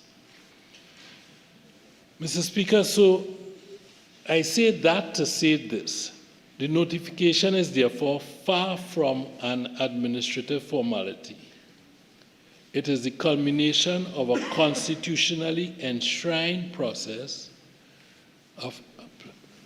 recognized by the courts, one that reinforces public trust, institutional stability, and the essential depoliticization of police leadership, a lesson that my friends on the other side have not learned.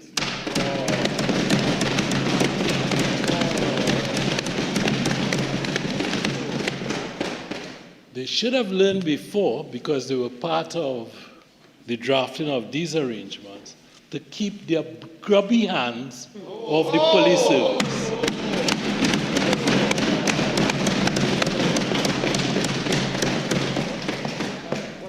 So the framework strikes a careful and appropriate balance between independence oversight and democratic accountability, ensuring that those entrusted with leading the police service do so under the imprimatur of the Constitution and with full legitimacy.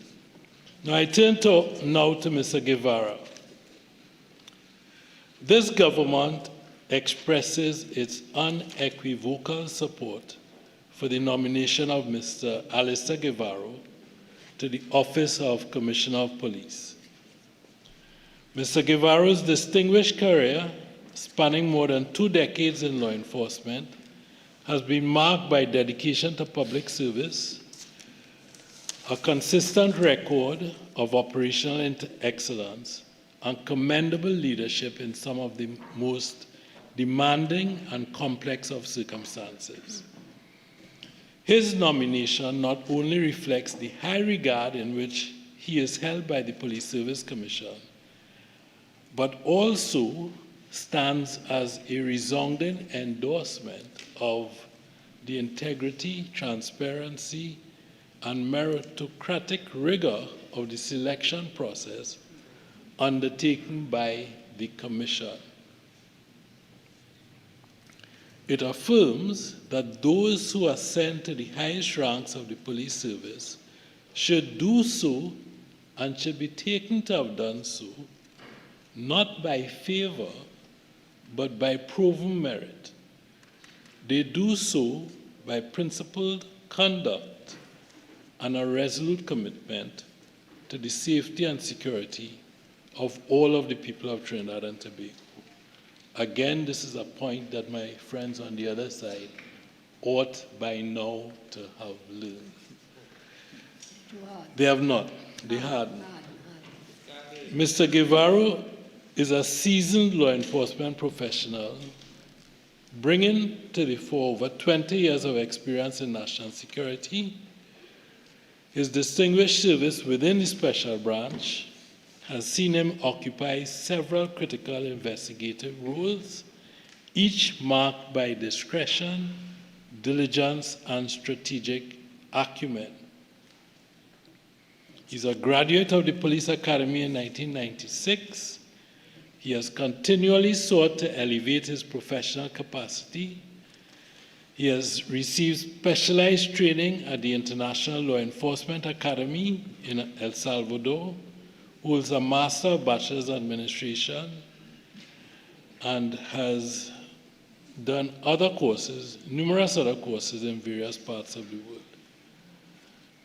He has also been called upon in times of national importance to get intelligence on certain sensitive matters. Now, the government has full confidence in the Commission's nomination. We are eager to have the position of the substantive commissioner be regularized, and we know what has been going on for a considerable period of time under the stewardship of my friends opposite. The chaos that the nation has observed over the past month or two lies entirely at their feet.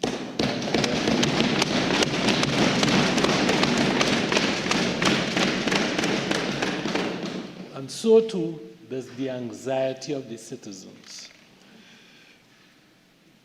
It is an unequivocal truth that within recent years, the country has experienced a troubling upsurge in crime, with an increase in violent offenses. Those things have created widespread fear among citizens, placed immense pressure on the national security infrastructure. Our government, our new administration, has taken a resolute and unwavering stance in its commitment to reduce the high levels of violent crime in this country. And just for the record, we are also looking very seriously at something that my learned friends on the other side might be interested in: the investigation and prosecution of white-collar crime.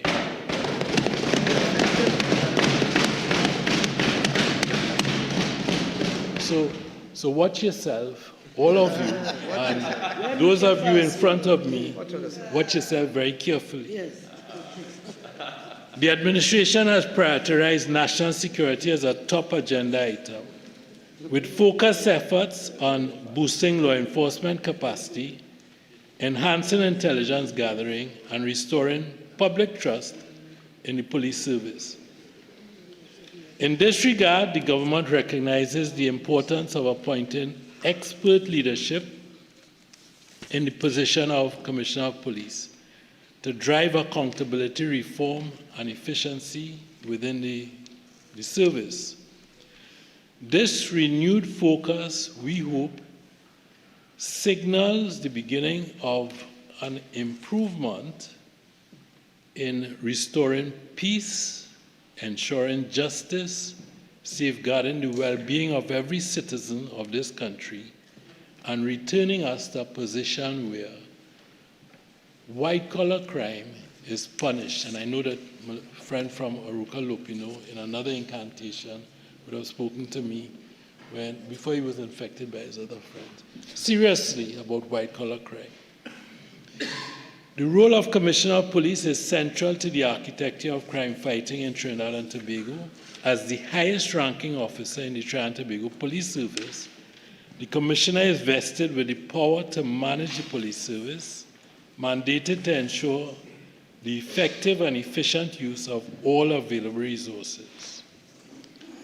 That position is reinforced by Section 45 of the Police Service Act, which charges the police with preserving peace, detecting crime, all crime, and apprehending offenders, functions that fall squarely under the strategic and operational leadership of the Commissioner. The importance of having a substantive, not acting commissioner, cannot be overstated.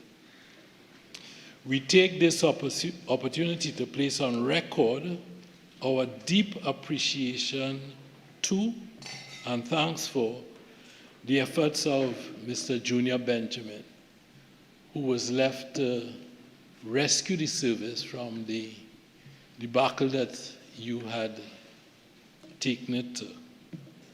This country owes him a debt of gratitude. We ask this Honorable House, therefore, to support the motion and to uphold the nomination of the Police Service Commissioner of Mr. Guevara as this country's substantive Commissioner of Police. I beg to move.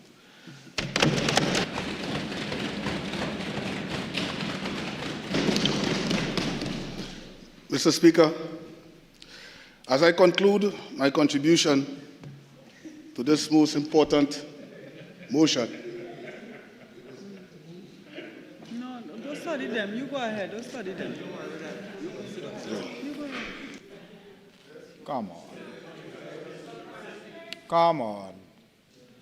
Member for Tunapuna, Minister of National Security, I now call upon you.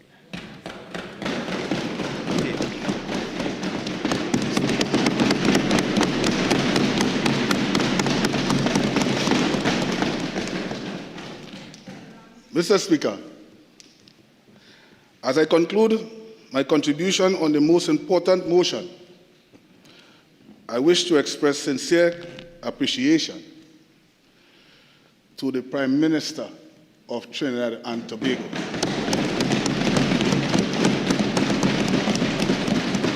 As she led this action from the front and confirmed a Commissioner of Police.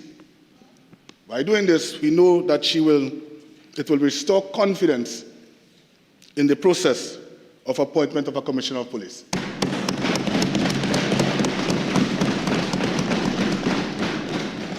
As the Prime Minister said, she has no horse in the race. To all members of this Honourable House who have chosen to support the nomination of Mr.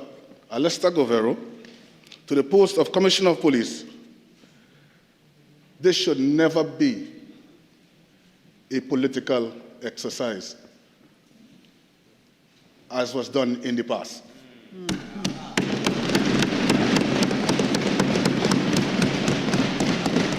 This motion is not simply about affirming the name put forward by the Police Service Commission. It's about safeguard and public interest, ensuring the stability of Trinidad and Tobago Police Service.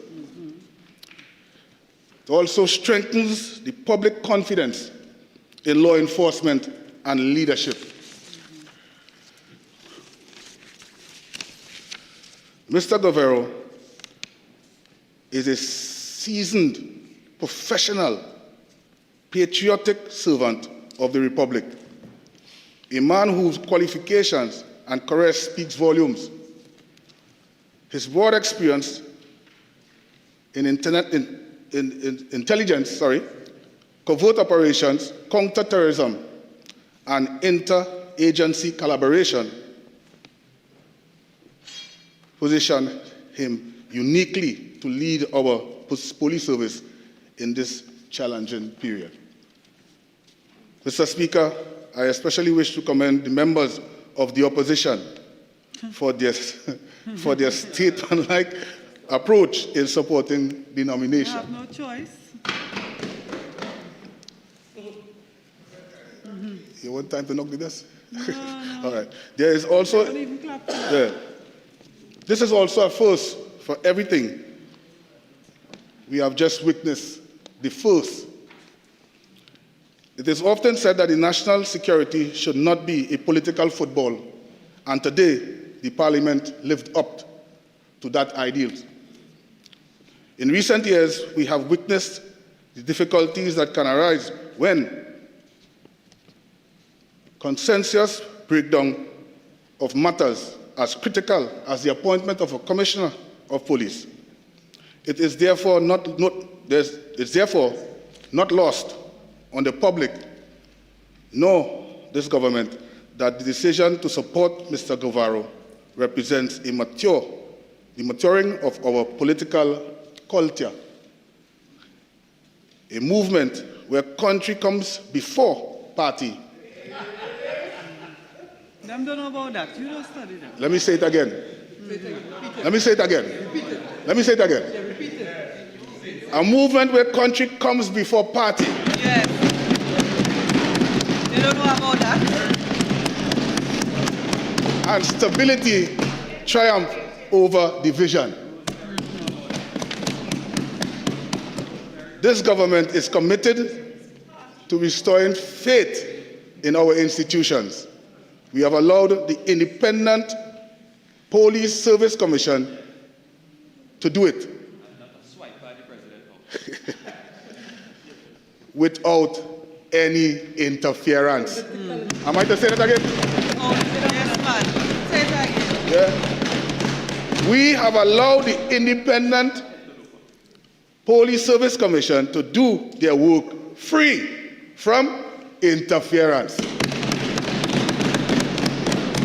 And today we are seeking the result of that integrity and appointment based on merit, experience, and service. Mr. Speaker, let us take this moment as a signal to the public that the Parliament can work. When it comes to safety of our citizens and strength of our institutions and the protection of democracy, we must act as one. Let us give Mr. Guevara the full backing he deserves as he prepares to lead the organization critical to the well-being and safety of every citizen.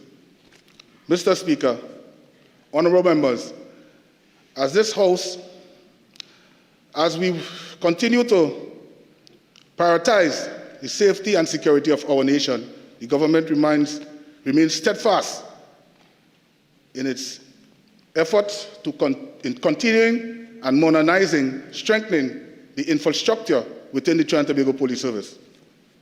In this regard, the Trinidad and Tobago Police Service recently purchased and received 67 new police vehicles.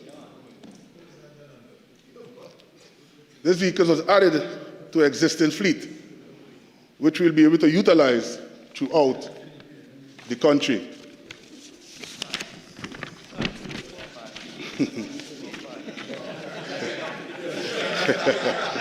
Like you don't know. The government has been committed to restore faith in our institutions. We have allowed the Independent Police Service Commission to do its job freely. Yeah? Also, I'm also advised that several critical projects currently in progress. These include construction of the Matura and Manzanilla police station, the establishment of a Coastal and Riverine Unit at the Caranage Police Station, and the development work on the Police Academy. In addition, work is undergoing at the St. Madeline's Police Station. In Tobago, phase 1 of this establishment of the Mounted and Canine Branch at the Chauvin Road Police Station is ongoing. Furthermore, the establishment of the state-of-art Police Academy in Komoto, evaluating the standards of local enforcement, training, and professional development is being undertaken. Let us support the brave men and women of the Trinidad and Tobago Police Service by ensuring they have steady, respected leadership at the top. Let me repeat this. Let us all support the brave men and women of the Trinidad and Tobago Police Service by ensuring they have steady, respected leadership at the top. Mr. Speaker, I beg to move.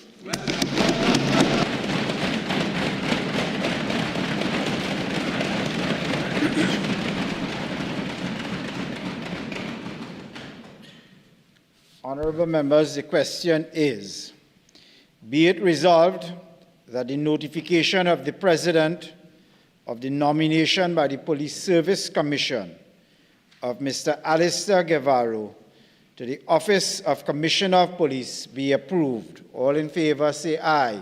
Aye. Any against? The ayes have it. Bill, second reading. Can I call on the Minister of Health?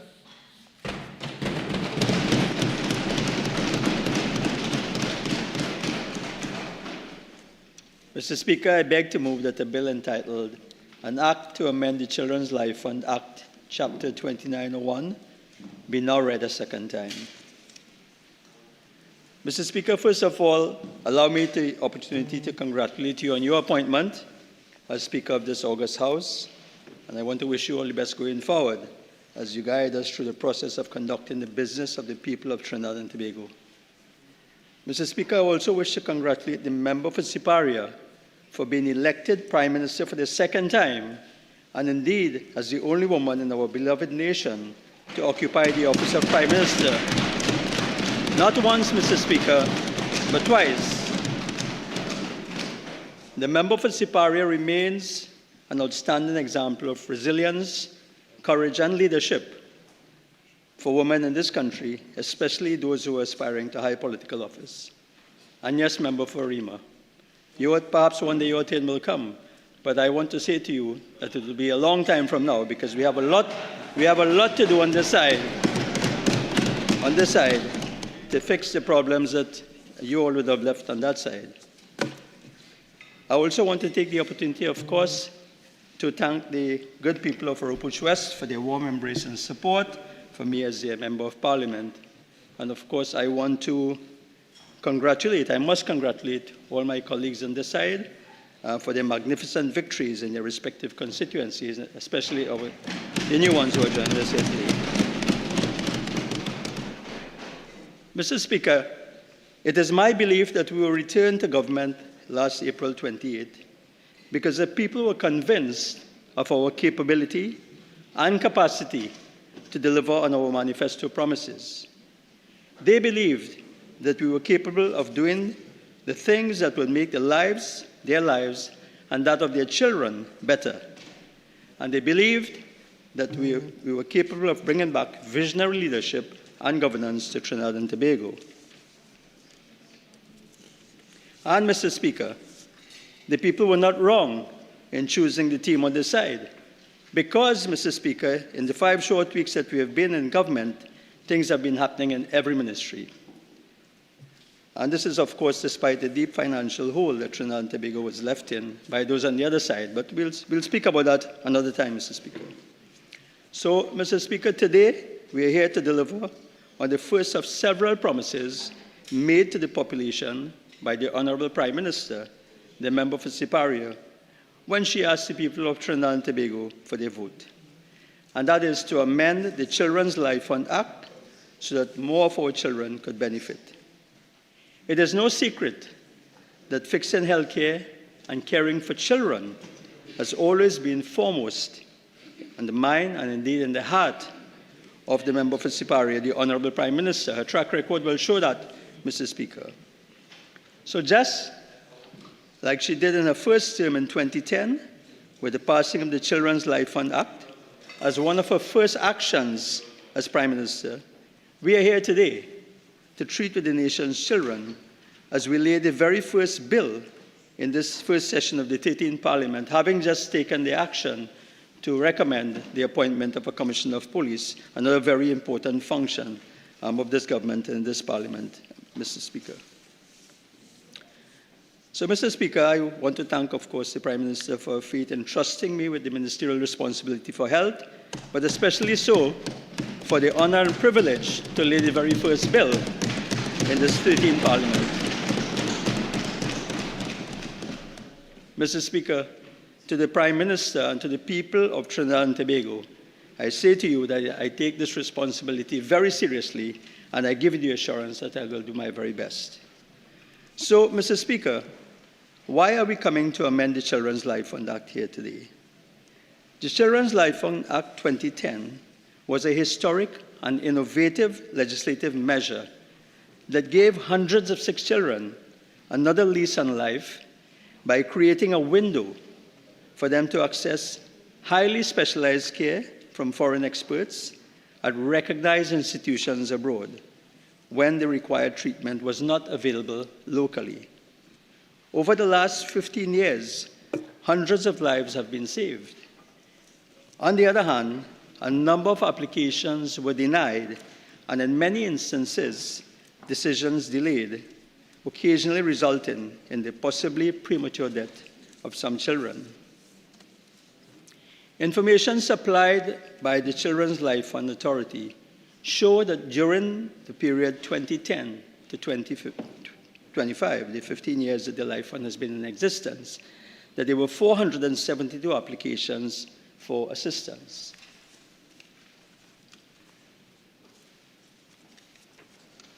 Of these, and I refer here to this document from the Children's Life Fund, of these 472 applications, 392 applications were approved, with those children subsequently receiving treatment abroad in foreign medical institutions with good outcomes in the majority of cases.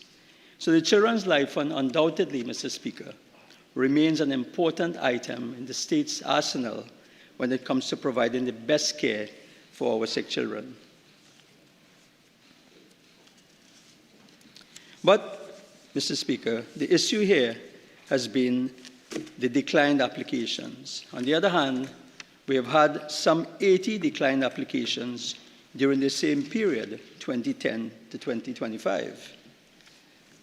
When we requested the information from the Children's Life Fund, Mr. Speaker, several reasons were advanced by the Children's Life Fund Board, as per the information provided here by the CEO, and I reflect on the table which was supplied, looked at the figures which were available from 2015 to 2025. And the reasons given, various reasons, Mr. Speaker. One of the common reasons is not life-threatening. The other reason would be poor prognosis. Another reason was treatment was for investigations, which is not life-saving. Another reason was patient requests fell outside the ambits of the Children's Life Fund Authority. But when this is analyzed, Mr. Speaker, one of the commonest conditions for which the Life Fund application was declined would have been for the condition called beta thalassemia major, which is a blood condition.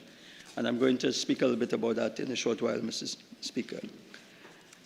So we are saying here that there were several applications which were declined, and for several reasons, which the proposed changes are intended to address in these amendments. The other issue, of course, in addition to applications being declined, Mr. Speaker, would have been the issue of long waiting times for the approval of applications. A perusal of the waiting times from the inception of the fund in 2010, Mr. Speaker, showed that initially, because of the teething problems, you would have had, a long waiting time. But then we would have come down at the end of 2014. There would have been a decline in the waiting time. And we speak here, when we speak of waiting time, we're speaking of application to approval. We are speaking of approval to departure. And therefore, when you add those two, you get a total processing time. And this is from the time an application is made to when the person, when the child, actually departs to have the treatment done. And that has come down to, so the approval to depart here is about 70 days. But, Mr. Speaker, this is still too long a time. And in many instances, that long wait can create a problem. So still, from 2014 to 2025, the figures we have, it is still somewhere around 85 days for departure. So that is something that needs to be addressed, Mr. Speaker, and it is the intention, of course, of these amendments to try to address that in some meaningful way.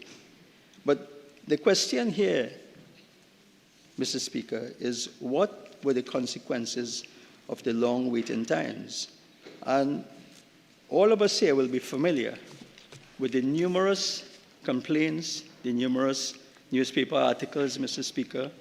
I don't intend to go into all of them, but just to reflect on the kind of pain and suffering that not only the children suffer, but of course the parents, Mr. Speaker. If you will allow me, Mr. Speaker, to quote from Trinidad Express, March 2nd, 2016, an article by Nikita Braxton. And I read, and this is regarding baby Miracle loses battle to live. And here, the father, the baby's father, Kerwin Cross, says, believes that had there been a shorter waiting period, Miracle would have been alive today.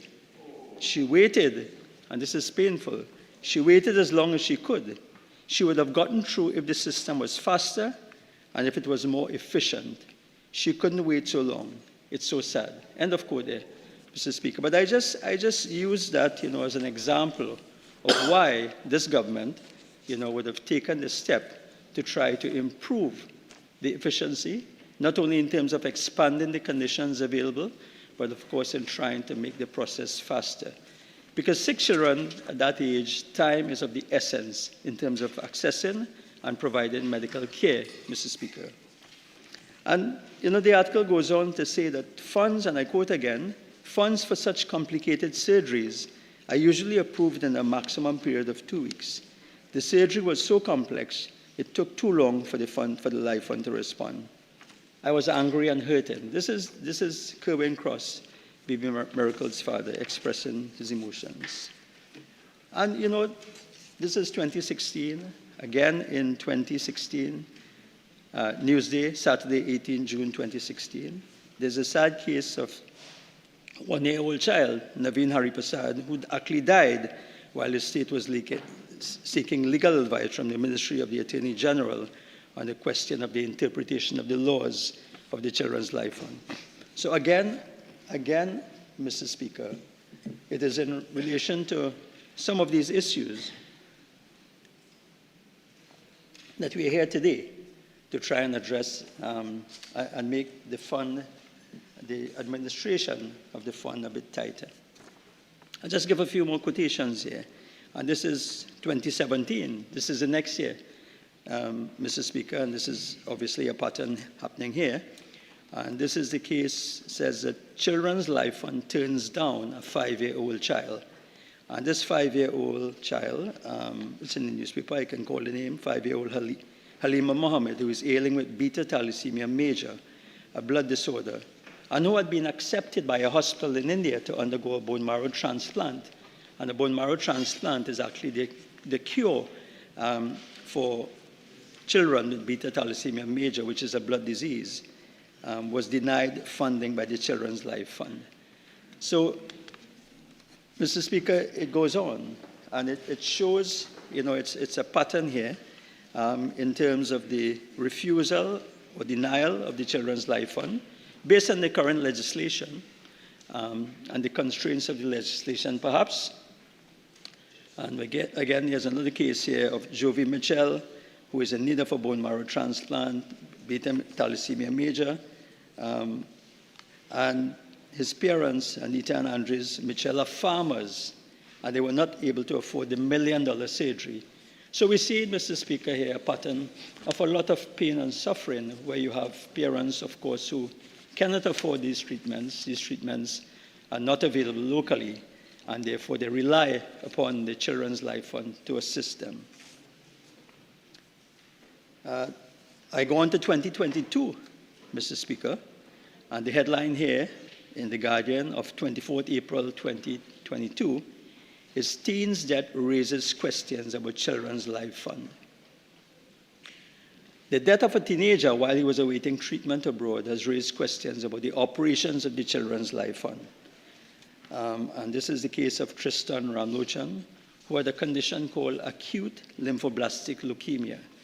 And I put that on the record, Mr. Speaker, because this is one of the conditions that we are adding in Schedule 3 of the bill as we go forward. So I'm just showing that the addition and the expansion of the conditions that will be considered for assistance from the Children's Life Fund is expanded based on evidence, is based on a need that has been well established. So unfortunately, this 14-year-old died whilst awaiting the approval to travel. And so this condition of acute lymphoblastic leukemia, if one looks at the schedule, has actually been added as one of the conditions. And the last quotation I will make and put in the record, of course, is one of Jovi Mitchell. And again, here is a condition of major blood disorder, beta thalassemia. And I speak of beta thalassemia because beta thalassemia is not a life-threatening condition. In many instances, it is not a life-threatening condition. And therefore, it would not have qualified under the current situation for assistance by the Children's Life Fund. But it is indeed a condition, which, carries a lot of morbidity, requires repeated blood transfusion, takes a lot of effort, and can affect the quality of life of the children. So, Mr. Speaker, before I go on, I want to put on the record, that, we note that although innovative and visionary in its conception in 2010 by then Prime Minister Kamla Persad-Bissessar, the Children's Life Fund had to evolve to meet changing circumstances and challenges. And this is where, over the last 15 years, would have been the shortcoming. So, Mr. Speaker, I have to ask a question. Did anyone else take notice of the issues regarding the Children's Life Fund besides the media and besides the opposition, the then opposition? And I see my colleague, the then member for Princestown, who is here on this side today,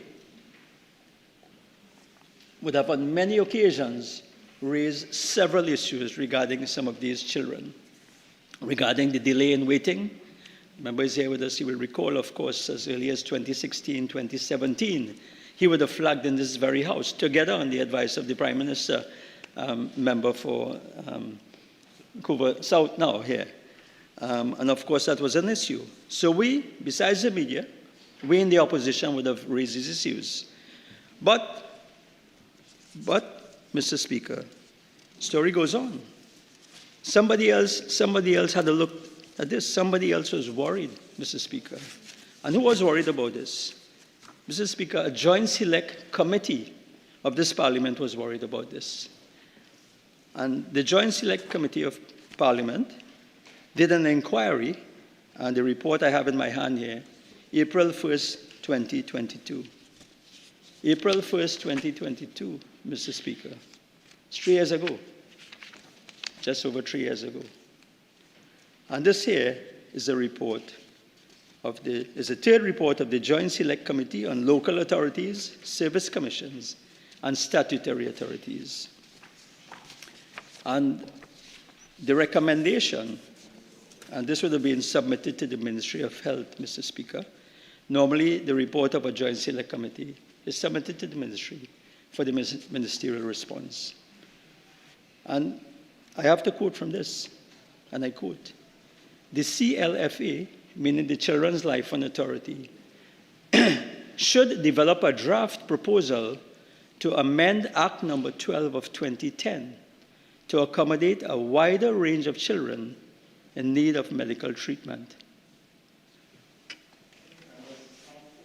And I think members would have been informed prior to today's sitting that we are going, pursuant to Standing Order 12-2, we are going to take the break at 4:30. We're going to resume the break at 4:30. Now, I am aware that the standing order says half hour. I'm also aware of the countervailing principle that the House has the power to regulate itself. If there is no objection by anyone, I would suggest perhaps 45 minutes. We've been here for quite a long time. So, subject to what members of the House say, I propose we resume at 5:15, if there's no objection.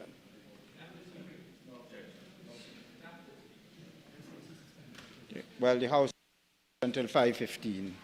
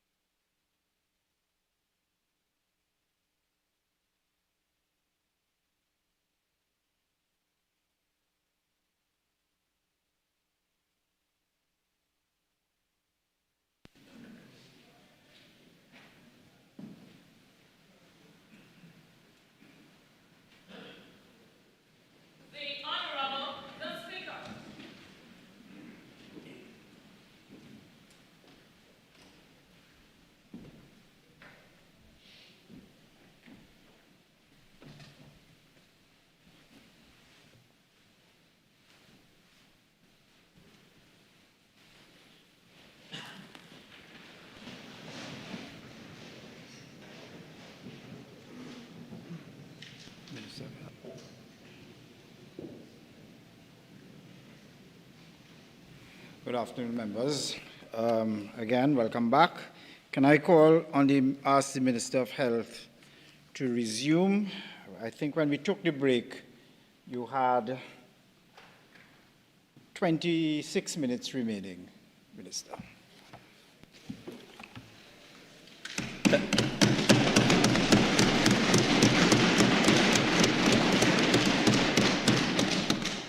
Thank you very much, Mr. Speaker. So, Mr. Speaker, before the break, I had alluded to a report of a Joint Select Committee of this Parliament, which was led in this Parliament in 2022. And I was about to read from that report. And if you'll permit me, I'll just read from the paragraph again, Mr. Speaker. And it says here that Children's Life Fund Authority, CLFA, should develop a draft proposal to amend Act Number 12 of 2010 to accommodate a wider range of children in need of medical treatment. It goes on to say, this proposal should be done based on an assessment of applications that were denied based on provisions in the Act, but required parents to seek alternative sources of funding for overseas treatment. The proposal should also consider including a provision for proving medical costs that exceeds the TT 1 million limit on a case-by-case basis. So, Mr. Speaker, I read that into the record, and I have to ask a question, and I'm sure the public has to ask the question, and I'm sure the parents of those children who would have suffered over the last 3 years would have asked the same question, and why wasn't anything done about this in the last 3 years? So, Mr. Speaker, what did the previous government do about this, Mr. Speaker? This has been here for the last 3 years to action. But I will answer that question for those on the other side, Mr. Speaker, and the answer is nothing. So some of the recommendations, are there, and that is part of the reason, of course, that we are here, to look at the very recommendations and to action some of these recommendations. So, Mr. Speaker, we are here today to make these amendments so that many of those children who were denied care in the past will now benefit. And this is not only to save their lives, but also to extend the lives of others and to improve their quality of life. So, Mr. Speaker, I will move on now to the proposed amendments in this bill. And if we can look at the first amendment, which is to make the case for life extended diseases. So Clause 3 of the bill speaks to amending, and we are going to speak about life-limiting illness instead of life-threatening illnesses. So this will allow many of those cases that were denied in the past to now be facilitated and considered by the Children's Life Fund Authority. The term, so this is section 4.2b, which is the section that creates the change, but so the term life-limiting illness, as understood by the WHO, the World Health Organization, refers to a condition that can be reasonably expected to shorten a person's life, often with significant impact on their quality of life. It is not just about the time remaining, but also the degree to which the illnesses affect daily functioning and well-being. So in that regard, in terms of expanding the conditions in the schedule, I had the opportunity to do some consultation and to engage some pediatric subspecialists. Those are qualified pediatric baby doctors, so to speak, but who have an interest in subspecialty training.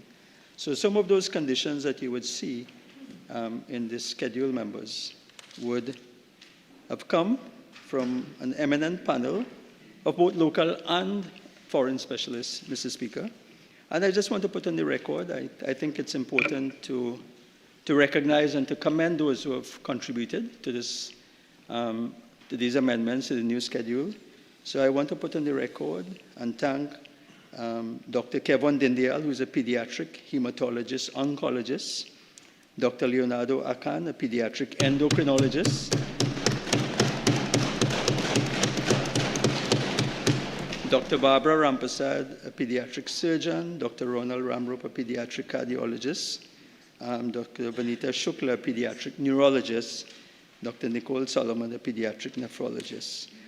These are all pediatric subspecialists who work at the Eric Williams Medical Sciences Complex, and they're pediatricians in different areas, neurology, cardiology, oncology, and so on. And I say this simply because it reflects the input in terms of the conditions we've added to the schedule. So I think that's important. And of course, it's also important to recognize Dr.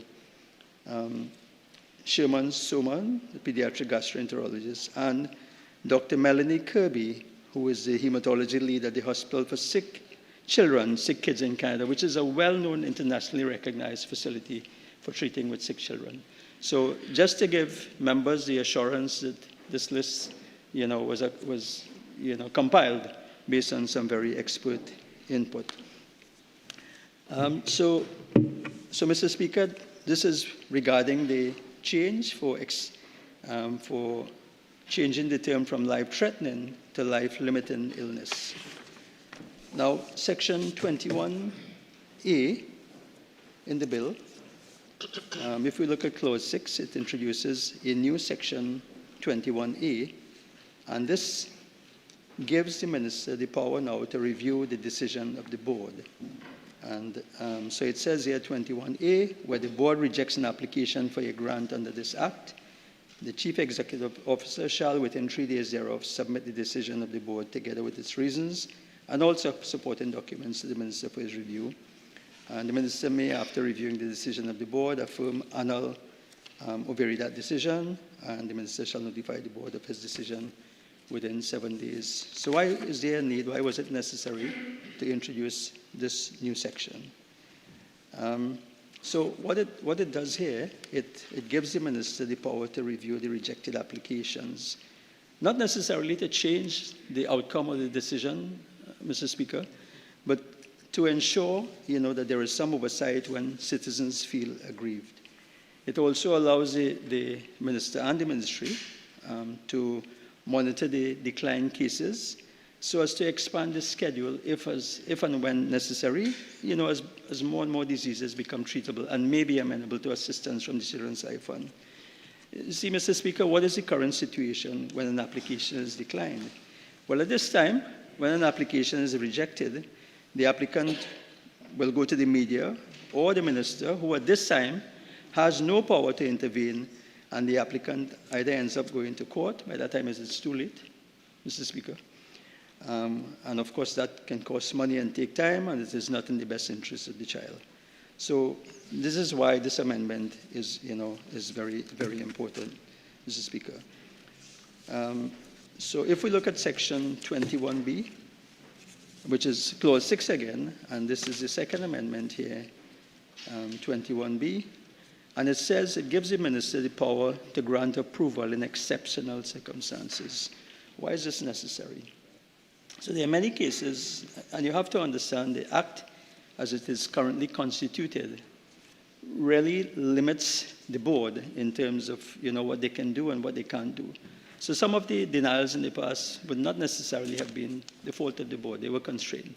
And therefore, as a responsible government, as a government that cares about the needs of children and the health of children, we are looking at a way to allow the minister and to allow the government, to treat with some of these cases, in a more humane and favorable way. So it says here, 21B, notwithstanding any other provision of this Act, the minister may, in urgent or exceptional circumstances, consider and treat with an application for a grant if the minister is satisfied, and there are two conditions, that the board is unable to meet for any reason or otherwise perform its functions in a timely manner, or action is required in the public interest in furtherance of the purposes of this Act. So why is this necessary? Sometimes the thing about children who are ill and who are sick is that sometimes decisions need to be made very quickly, very urgently. Sometimes something may come up on a weekend, on a Saturday or Sunday. It may take a little time although there are provisions in the Act for the board to meet on an emergency basis, this can still take some time. It requires a quorum and so on. So this allows the minister the ability and the power, to review a case, to look at a case, in a very timely manner. And of course, it goes on to say that where the minister acts pursuant to subsection 1, he shall notify the board, or where the board is not constituted the chief executive officer. So it takes care of a situation perhaps where a board may not have been constituted in the absence of a board and so on. So those are the two amendments that are in the bill before us, Mr. Speaker. But so, and again, the justification for this is that for Section 21B is it allows the minister the discretion to vary policy in the public interest. That is important in terms of governance. Not every circumstance or medical condition can be legislated for, may not be in the schedule. And of course, the government is ultimately accountable to the people and has responsibility for the health of the children. Now, in the stakeholder consultations, Mr. Speaker, which we did, including the current staff and CEO of the Children's Life Fund Board, input from the current chairman as well, and other stakeholders, And in perusing this report of the Joint Select Committee, there were other issues that came about. And when one looks at the reasons for rejection of some of the children, some of the cases, there were other issues that came up. So one of the things that we are looking at, and I propose, Mr. Speaker, and given notice that there will be some further amendments to effect these changes. One of the issues is that the current act limits the assistance to $1 million. And that is something that would have been in 2015, but of course the cost of medical treatment has increased. And the evidence here that I will have in front of me would show that between the period 20, and this again is information from the Children's Life Fund Authority, that over the 5-year period, 2020 to fiscal 2025 to date, there were 5 cases where the costs would have exceeded $1 million, and therefore the Children's Life Fund Authority would have been constrained. I just give you an example. So for example, this is a case of a carcinoma, cancer of the sinus of the face, where the cost would have been $2.24 million. And other cases where it would have exceeded $1 million, 1.1, in the region. So it would have exceeded $1 million. And keep in mind, Mr. Speaker, that many of these citizens who are seeking this care, an extra $100,000 can make the difference. An extra $200,000 can make the difference. But the important thing here, Mr. Speaker, is that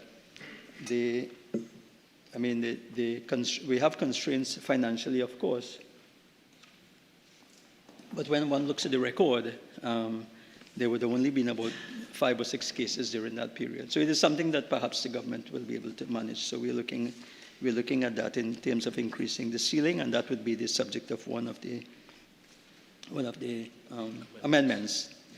The other issue that came about, Mr. Speaker, and I think this is a very important issue, because in fact it's very interesting that the board actually refused this suggestion, and the suggestion was made in one case for a foreign specialist to actually come to Trinidad and Tobago, to come to this country and provide the expertise using the public facilities that are available in Trinidad.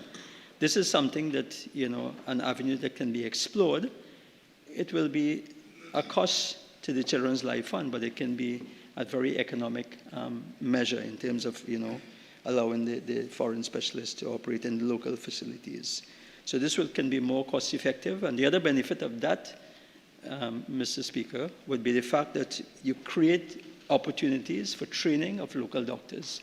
So one can envisage over a period of time that it will come to a point where, with the input of some of these specialists coming here, performing these operations and so on, it's already been done in some avenues, some areas, but that can allow the training of the local doctors. So it's a very important amendment that we are considering. The other amendment that will come before the House, Mr. Speaker, is one that will allow the minister to amend the schedule. The schedule is required because even though we have a list of conditions in the present revised schedule, there are conditions that can come up that can qualify, but need to be approved, sometimes on very short notice. So one of the amendments will make provision for that. The current situation allows the minister to amend the schedule, but it has to come to Parliament by negative resolution. So we could too, again, come into Parliament for negative resolution. Could make the difference between life and death. We are proposing that the minister be given the power to make that decision and by publication. So it's not any secret, it becomes public knowledge. Listen, this condition was approved, and therefore for those in the future. So there's nothing, it's all transparent. So just to give a little justification, I don't want to get too technical here, Mr. Speaker, but just for the benefit of those who might be looking on, for the parents and so on of ill children, we are adding to the schedule in the area of hematology, severe aplastic anemia, beta thalassemia, which has been one of the conditions that has been refused previously, sickle cell disease, and inherited bone marrow failure syndromes. I just want to take a moment to talk a little bit about sickle cell disease. It's a potentially serious condition. And of course, to distinguish between sickle cell disease and sickle cell trait, we had to be cautious that the gate is not open so wide that the fund will become overwhelmed by cases that are not as urgent or as needy. So the sickle cell trait is a mild disease. Many of our children, citizens have that. They can live comfortably with that. But the sickle cell disease is the more serious one. And the treatment for that is a bone marrow transplant, which is not available locally at this time. So we've opened the window here for patients for sickle cell disease. And likewise, I would have mentioned the severe aplastic anemia, again requires a bone marrow transplant, which is not available at this time. And the most important one, the majority of those who were declined would have been for the beta thalassemia. Again, that is an inherited blood disorder. And what happens with these children currently is that every month they have to go for a blood transfusion. And this can be, it can be, a challenge in the resources of the state. It's also a challenge, to have to go in every month to have a blood transfusion, when in truth and in fact the condition can be cured by a bone marrow transplant through the Children's Life Fund paying for it. So that would be the justification for some of these conditions. The other conditions, so that's the hematology. Endocrinology, we've added 2 other conditions. There's one condition where a baby can be born and be producing too much insulin. And what happens is that the insulin causes the baby's blood sugar to drop. So these children can come back, with recurrent, what we call low blood sugar. It affects their quality of life. It's not treated properly and so on. They can actually die from that. So these are some of the conditions we've added, in addition to some oncology conditions which were refused in the past. Acute lymphoblastic leukemia is one of those, and that would have been part of the report in the newspaper for one such person. So I'm just putting members on notice that those amendments will be circulated and come to the committee stage for discussion. But I think it's important to mention that. So I've been through the bill clause by clause. Mr. Speaker, I just wanted to thank the doctors again for their input. I mentioned that already, but I also want to thank another team of specialists, Mr. Speaker. On the record, I will not call the names this time, but there is something called a clinical panel listing. I think it's important that the public knows that, there's a lot of voluntary work. These are highly trained specialists. They can be well paid if they sent in fees. Member for St. Joseph, and member for Toko Manzolina, Toko Sanigrandi, apologies. But these are doctors who are given freely of their time in their expertise. So they are doctors here, the pediatric consultants. So these are the panel of doctors who the Children's Life Fund will refer for opinions. Yeah? So you have pediatric cardiologists, you have pediatric in various fields and so on, right? Then you have pediatric surgeons as well, those who will perform surgery locally. And you have the endocrinology specialists, neurology specialists, organ transplant specialists, and so on. So there are many, many doctors who would give voluntarily of their time, and I just wanted to put that on the record. Those specialists will know who they are in terms of the clinical panel listing. So I wanted to publicly, on behalf of the people of Trinidad and Tobago, express our thanks to them and our gratitude to them for performing this job. So, Mr. Speaker, as I conclude, I just want to say that these amendments are long overdue, that health is a right under this government, and health for children especially will be a right under this government, And this is why we have taken the liberty and the privilege of the very first bill that we've brought to the Parliament is to look after the health of the most vulnerable ones in the society. Of course, this was our Prime Minister's vision. She has, a very soft spot for children, and rightly so, Mr. Speaker. So children will be a priority for us, whether it is in the area of health, whether it's in the area of education, the social services.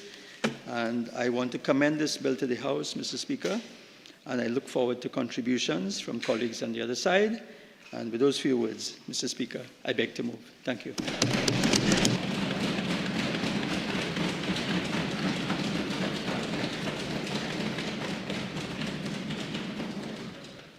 Member for Port of Spain North, St. Anne's West.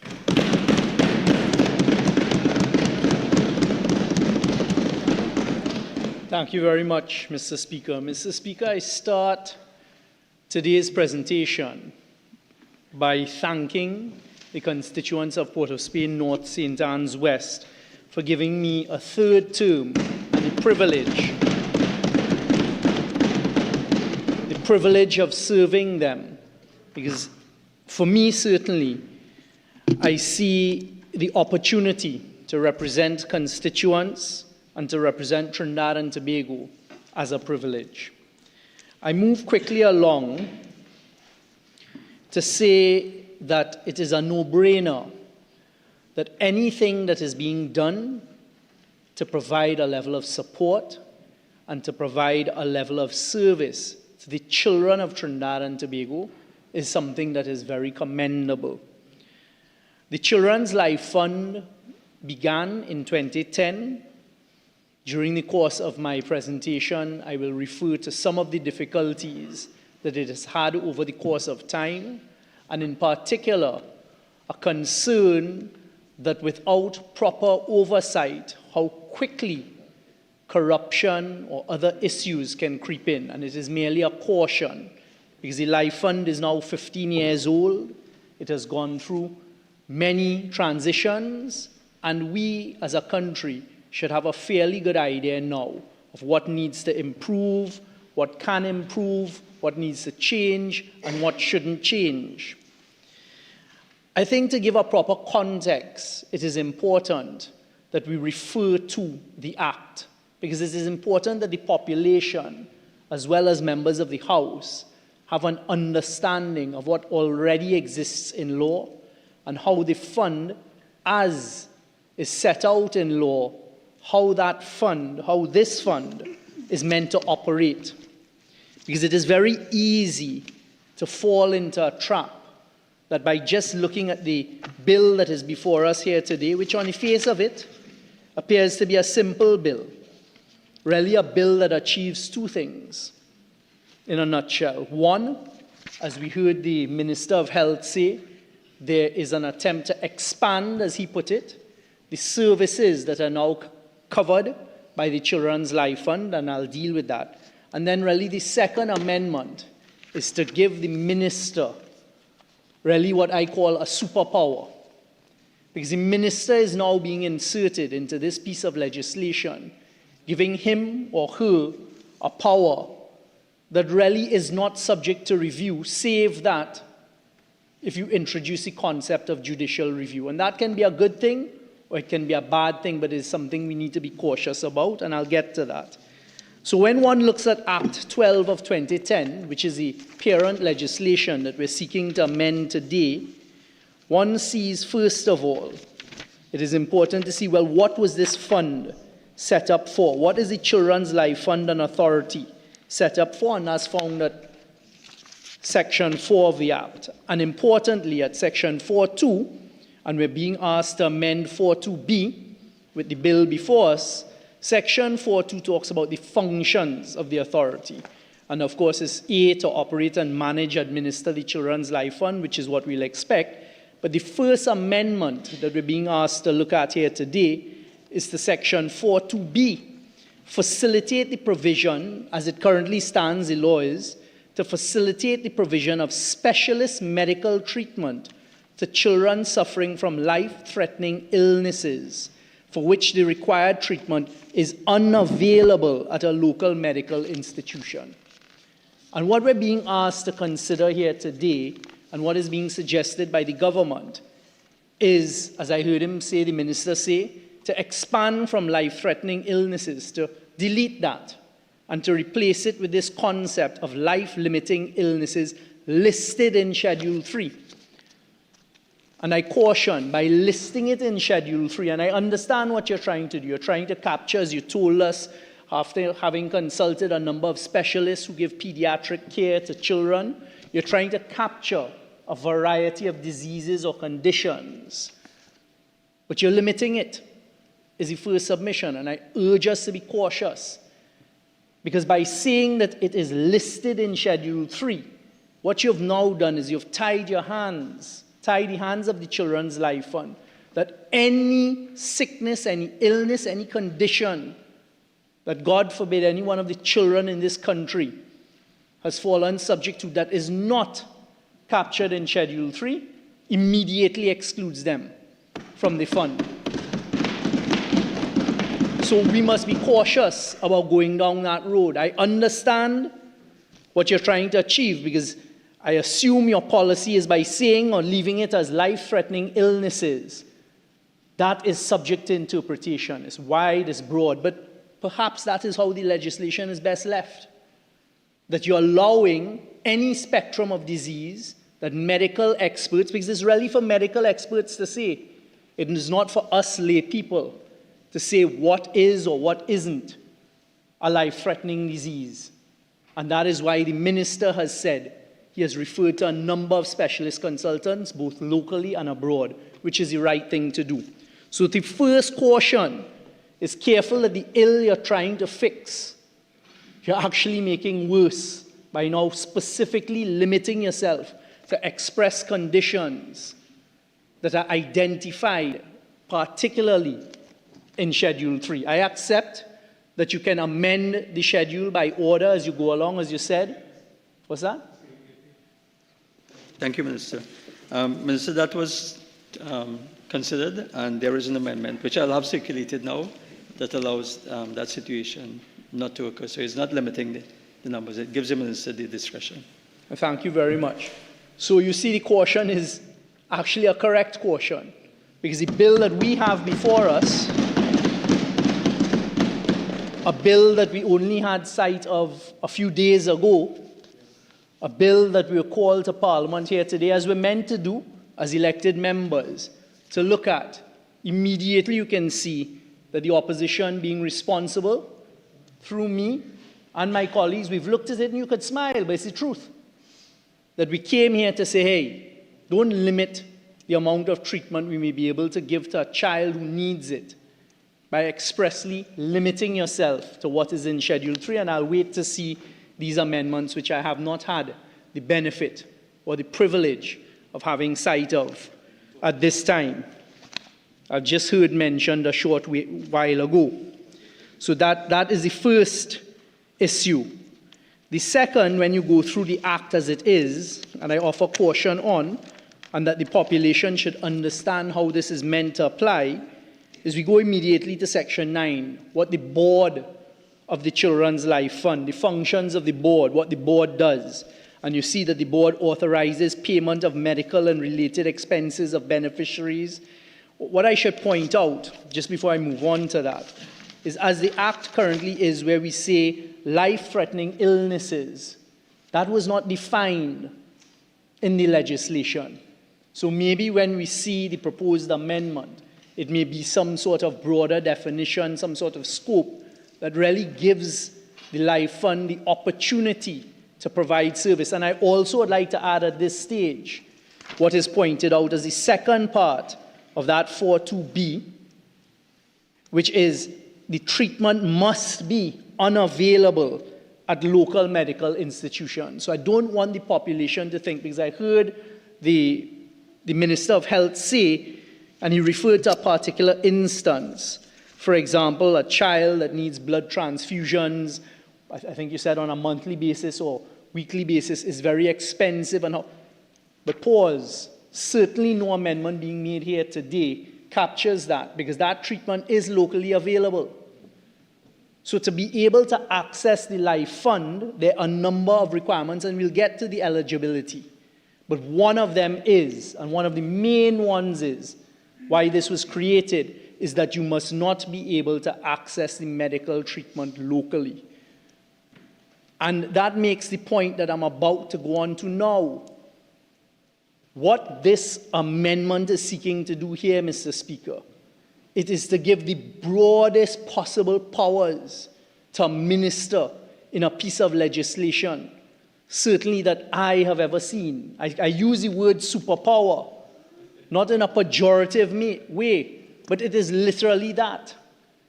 Because what you have, as the fund is set up now, you have a board, and it talks about what the board must do. The board, at D, 9D says, must establish procedures for applying the Children's Life Fund, determining the eligibility for the payment or reimbursement of medical expenses for beneficiaries and processing claim disputes. It goes on to say at E that the board will set and administer rules for qualification of beneficiaries in accordance with prescribed policies established by the government. And then we'll get to the next amendment being suggested at F. What that is doing, Mr. Speaker, and to the population, it is setting out legislatively that the board is in charge of the administration of this fund, that the board will set the procedures, that the board will determine how this fund is accessed in accordance with the parameters of the law. And interestingly, when you go to section 14, which is a specific section that talks about the minister's powers as they currently exist under the legislation, it says the minister may give the board in writing general directions in respect of the performance of its functions. And then it goes on at 14.2. The minister may give the board in writing specific directions in respect of its functions in relation to any matter which the minister considers to be in the public interest. Mr. Speaker, that is very, very broad language. That is language that sets the existing legislation apart from the legislation we've looked at in the last 10 years. And it's sort of ironic. It didn't pass me. I wouldn't use the word hypocritical, but it's ironic that for the past 10 years, once any piece of legislation came to this House that mentioned giving a minister a power to sneeze, there was objection by those on the other side. But here, and this is where I caution the population, the first piece of legislation that we come to this House to debate in this new sitting is legislation that is giving a minister a power with absolutely no review on it as per the legislation. Superpower, as I call it. So you're basically giving a minister power to override the board. And what is interesting about this legislation is the board must have a medical practitioner who's a senior public officer nominated by the minister.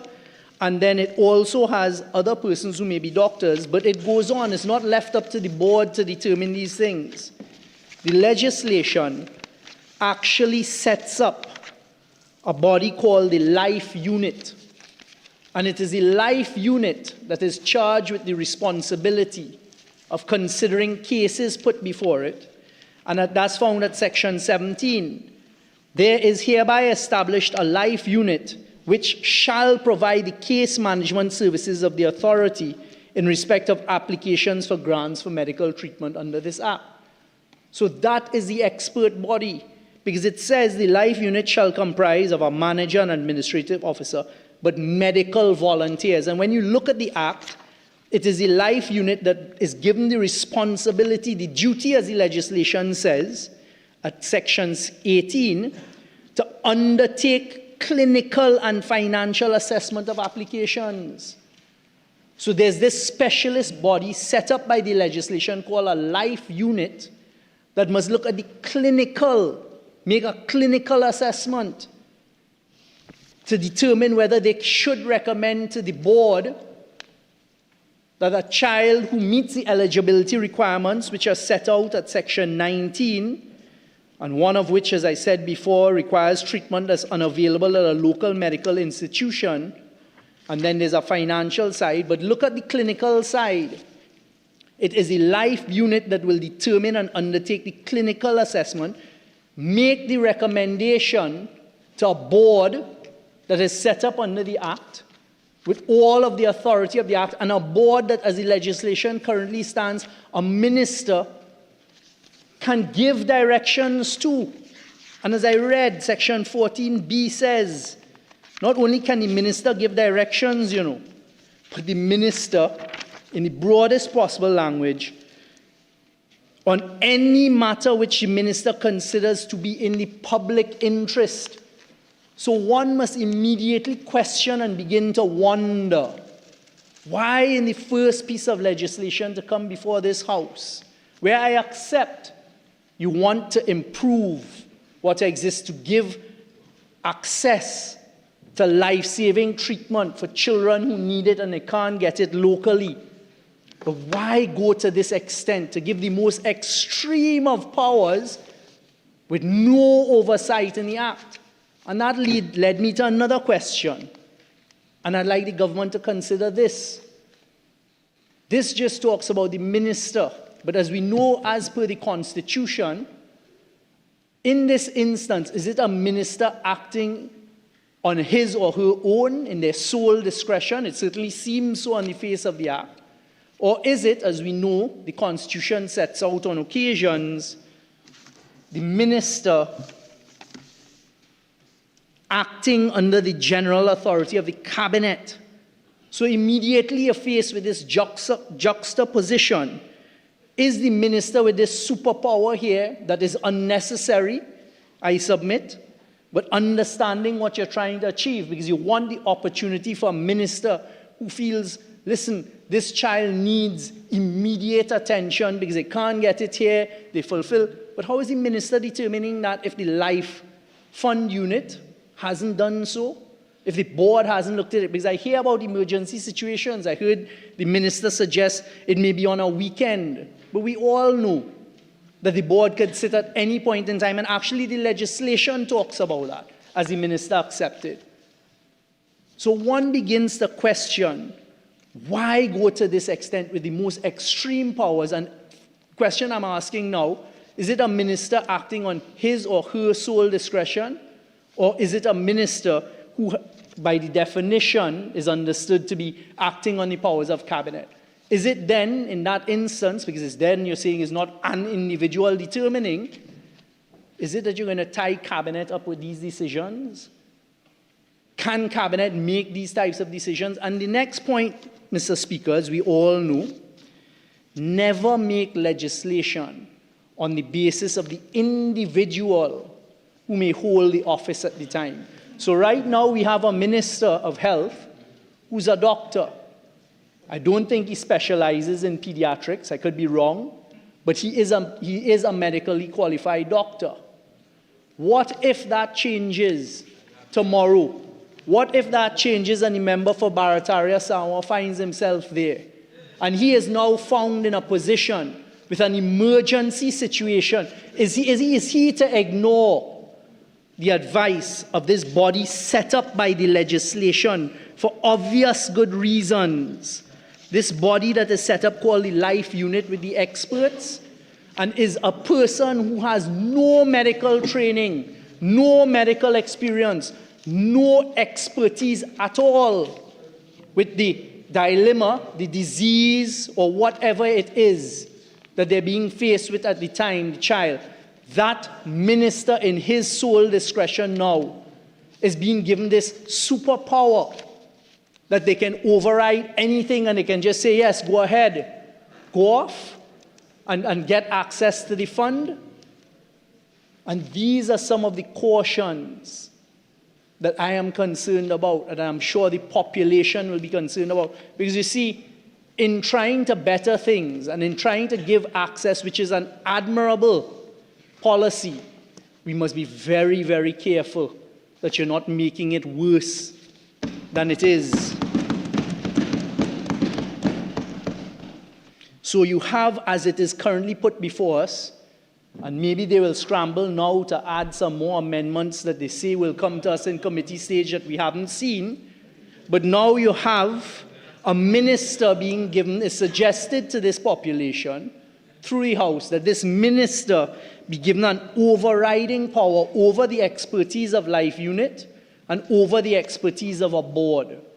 And you talk about review and accountability, but there is nothing suggested in the amendment that is put before us in its current form, which is an amendment found at Clause 6 of the bill to insert Section 21A, where the board rejects an application for a grant under this Act. The Chief Executive Officer shall, within 3 days thereof, submit the decision of the board together with its reasons and all supporting documents to the Minister for his review.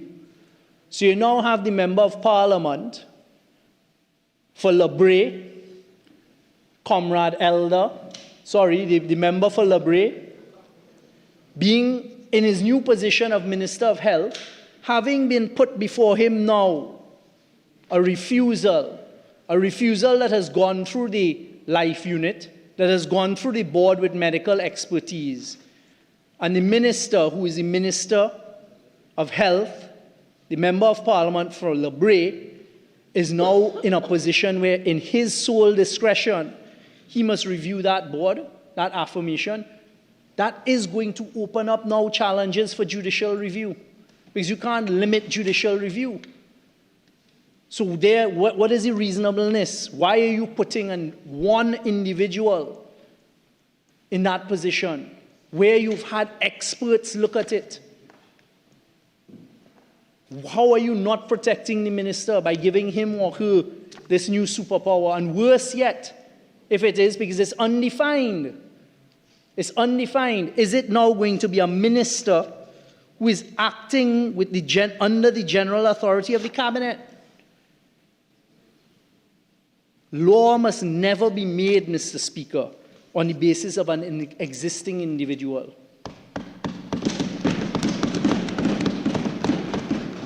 And even in the circumstances, if the Minister of Health is a medical doctor, these are very, very specialized areas. As we heard the Honourable Minister of Health refer to a couple of the life-limiting illnesses set out in Schedule 3. They look to be very, very specialized areas. They're dealing with oncology, cardiology, pediatric surgery, nephrology, hematology, and endocrinology. But you're limiting it, and I wait to see the amendments you've referred to. So we have to be careful. We have to be careful. We have to be cautious, because you're moving from this life-threatening illness to limiting, as I said, the scope and calling it life-limiting illnesses listed in Schedule 3, which the minister has already accepted, it seems to me, was tying his not his hands, because it's not about him, tying the hands of whoever is the Minister of Health.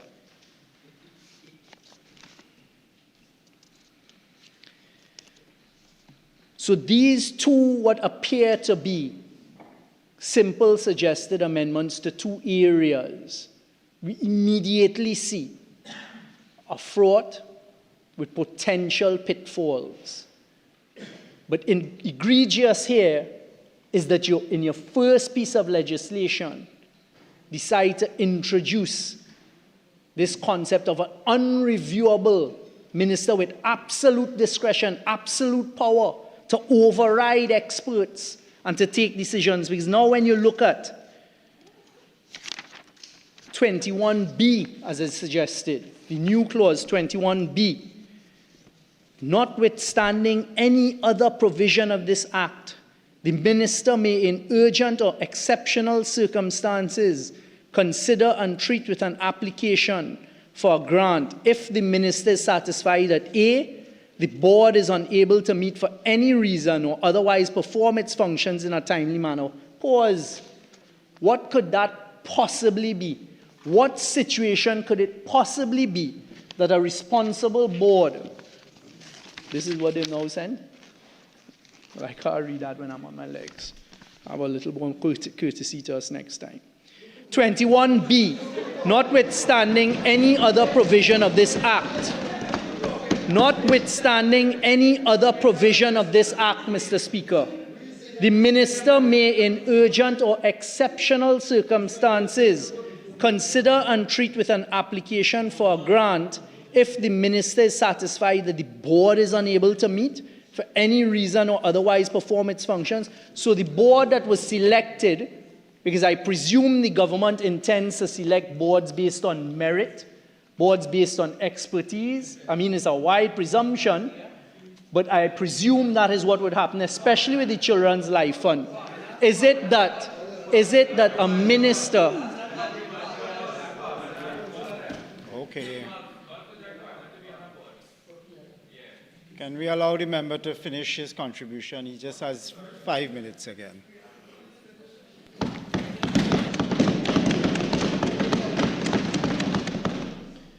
So is it that the minister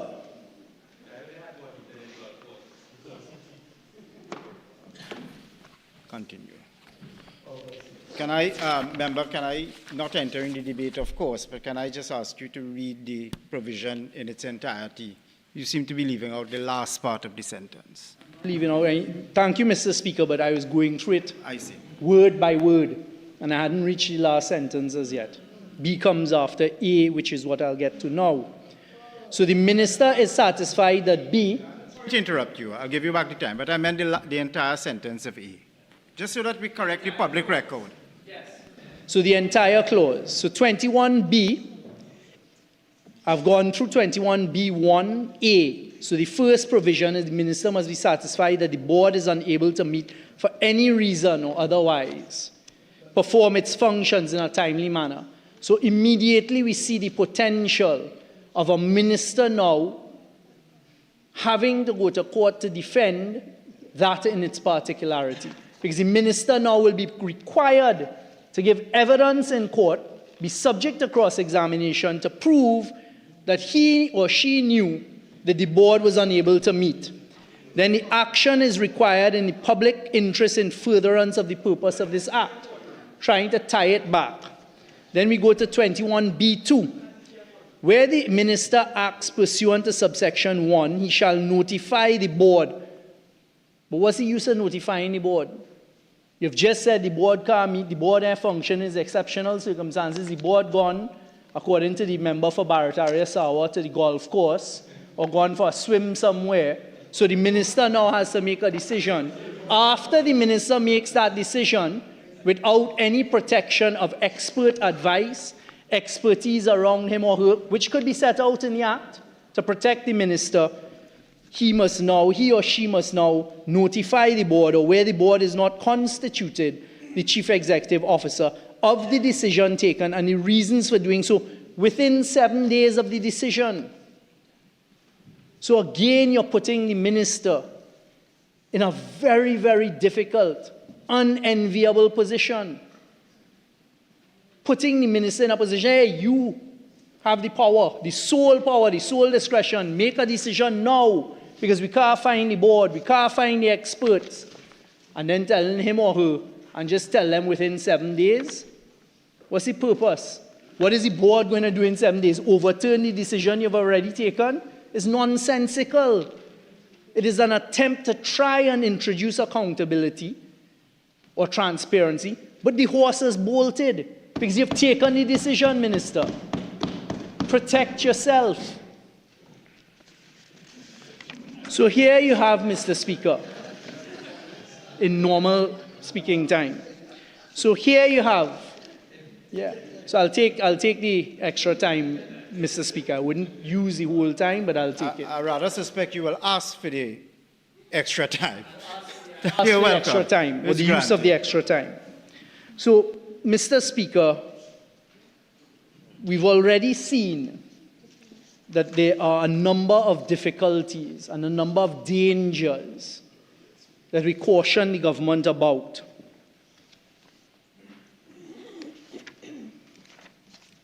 With respect to the current proposed amendments. And I'll use the remaining time that I have. Let me just first of all touch on just a few of the issues raised by the Honourable Minister in piloting this piece of legislation. He said, the Honourable Minister said, quote, needs to be addressed. These amendments will address that in some meaningful ways. When he was talking about the processing time, you said it was 70 days to 85 days, and the amendments as they currently are would somehow address those. The bill that we have before us, Minister, unfortunately does no such thing. All the bill that we have before us is doing is limiting the types of treatment that is now applicable to that section, Schedule 3, and then also is giving the minister these wide, super discretionary powers that we're uncertain whether it's due to his or her sole discretion or the cabinet, but in any event, it's overriding what the parent legislation talks about, which is the life unit and the board and the expertise that exists there.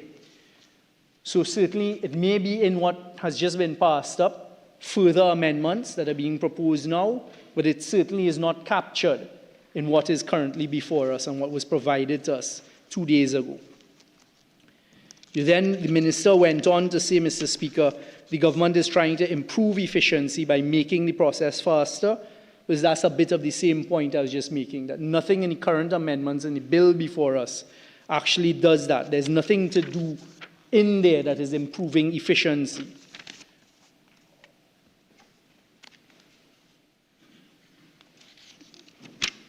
I think the minister has accepted that there are more limitations than just limiting the access, the eligibility to Schedule 3 alone.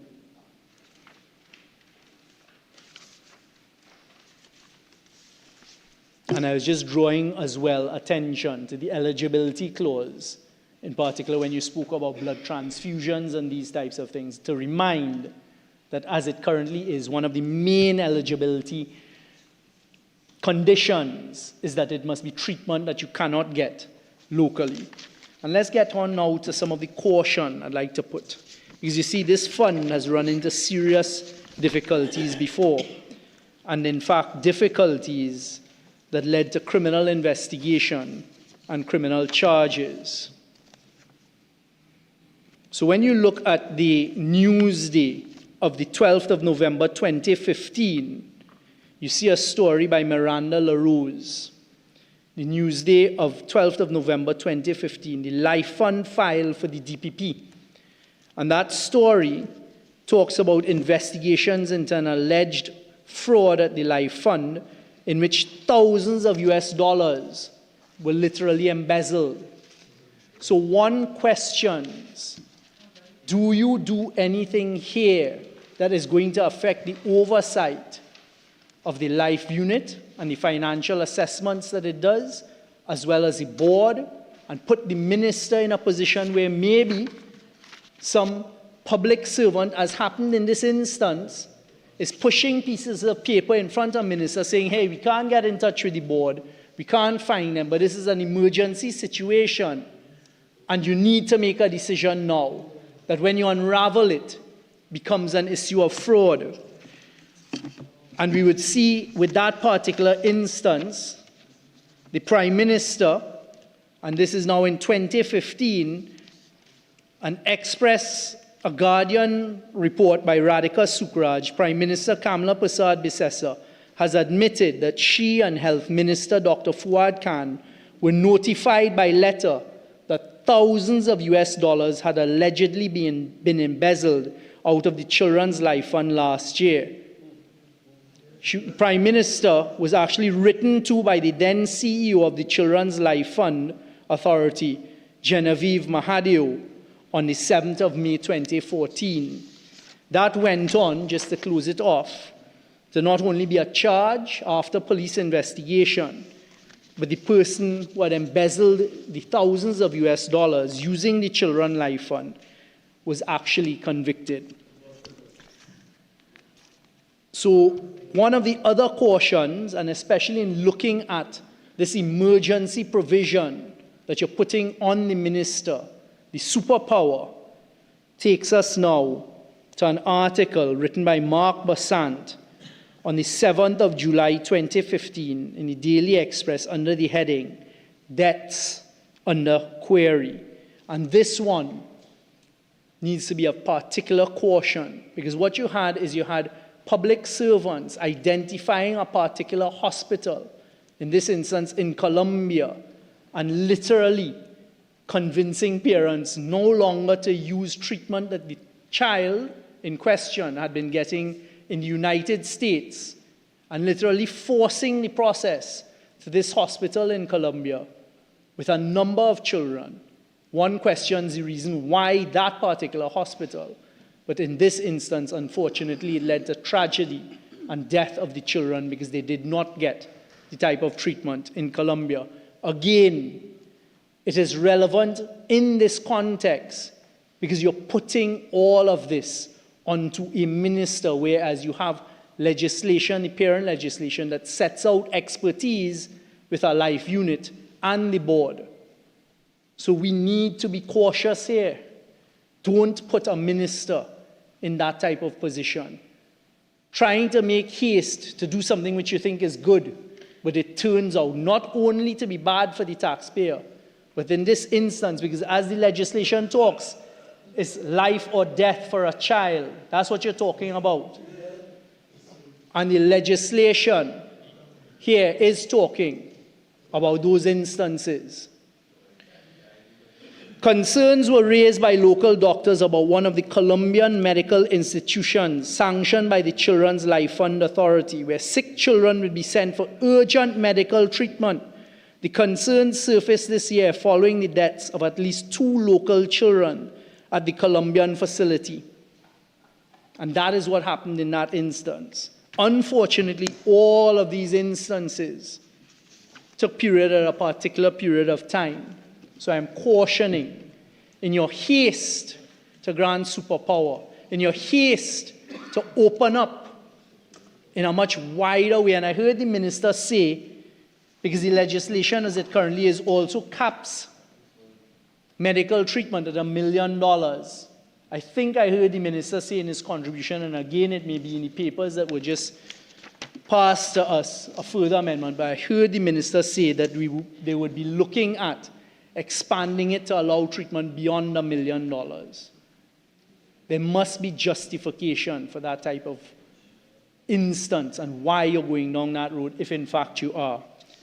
So, Mr. Speaker, there's caution from us on this side. Whilst we think it is admirable and a good policy decision to have the Children's Life Fund, as we've seen just from a few examples, and there are many more, the past history, during a particular period in time, it was unfortunately caught up in fraud that led to criminal charges and a conviction, is caught up in a particular shuffle of people towards a foreign institution that led to death. And one must be very, very careful. And I question why in the first piece of legislation to come to this House in this new sitting, you're looking to introduce, is it a test? Is it a test to see how far you could push the envelope going forward with further legislation? But it is certainly not something that should be done in an instance like this, because not only does it expand powers on one person, but it also could potentially put that minister, he or she, in some serious problems. So, Mr. Speaker, I thank you for the opportunity to have made that contribution. South.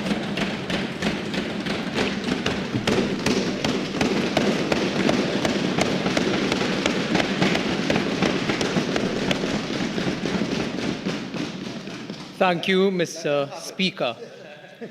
Mr. Speaker, for 10 years while I served as a member for Princestown, sitting on the other side of the House, I clamored for the amendment together with our Prime Minister, now then Leader of the Opposition, while children suffered and died at the hands of our colleagues who refused to amend the Children's Life Fund.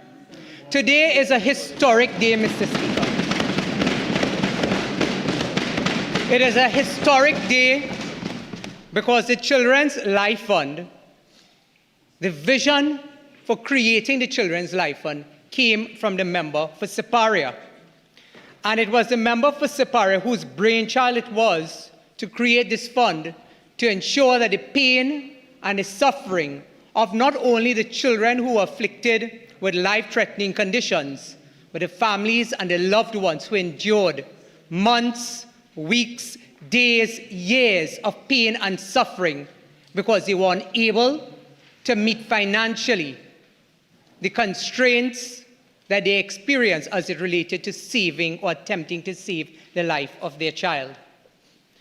Mr. Speaker, in the general election campaign of 2025, I recall fondly that the member for Siparia said something to me that has stayed with me from then to now. And what she said to me then was that why do we do what we do? Why do we fight as hard as we fight? Why do we continue to give public service? And rhetorically, she answered the question for me. And she said, you know why? She said, because of our children. She said, what is the most important thing to you? She said to me, what is the most important thing to you? Is it not your child? So I said, yes. And she said, for each and every one of us who are parents, there's nothing like seeing your child suffer and you're unable to do anything about it. And that is why I continue to do the work and persevere and pioneer for the rights and protection of children. Mr. Speaker, I was very surprised that the opposition chose the member for Port of Spain North St. Anne's West to be their first contributor to this bill, and I'll tell you why. For 10 years, the member sat on this side of the House, but never one day while the member for Siparia and myself advocated for amendments to be made to the Children's Life Fund to benefit our nation's children, never one day did the member for Port of Spain North St. Anne's West lend his voice in support for any amendments to be made to the Children's Life Fund. And when the member wants to speak about hypocrisy, that is hypocrisy, Mr. Deputy Speaker. Mr. Speaker. Mr. Speaker, forgive me if I seem a little impassioned, but I'll tell you why in my contribution, why I take the Children's Life Fund so seriously, together with the member for Siparia. The member for Port of Spain North St. Anne's West raised several issues.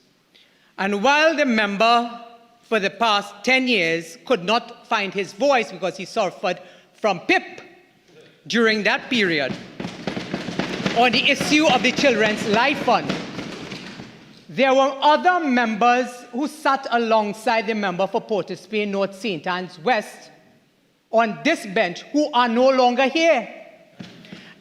And two of those former members were the member for St. Joseph, then Minister of Health, one Terence Yalsing, the other being the member for San Fernando West, then Mr. Faris Al-Rawi, who served as Attorney General for a significant period of the People's National Movement administration between 2015 to 2025.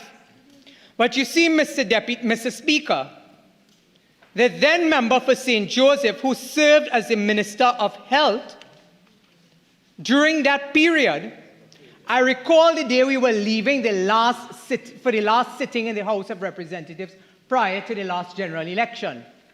And the then member for St. Joseph, like the emperor with our clothes, sat there with sanctimonious hypocrisy, telling the then and now the member for Urupuch West, then the member for Faizabad, what happened? You want to spend 5 more years in opposition? Mr. Speaker, if that is not poetic justice, that member is no longer a member of this House, I don't know what is. And I will tell you why. Because that member too, the former member for St. Joseph, the former Minister of Health, who had the opportunity to say to Trinidad and Tobago that we were willing to work with our colleagues across the aisle. Because, Mr. Speaker, the amendments to the Children's Life Fund bill requires political will. That is what it requires. And today, the very first bill that comes to the House of Representatives under the member for Siparia, serving in her second term as the Prime Minister, the first and now the second female Prime Minister of this country, has signaled to the population very clearly what her priority is.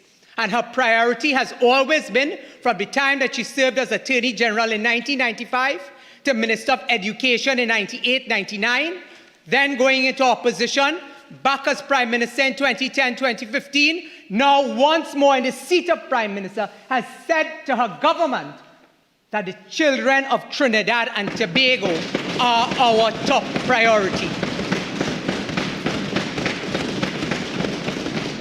But you see, Mr. Speaker, while the member for Port of Spain, North St. Anne's West regaled us about how concerned the opposition are for children, the member sat 2 seats away from the Minister of Health in his own administration.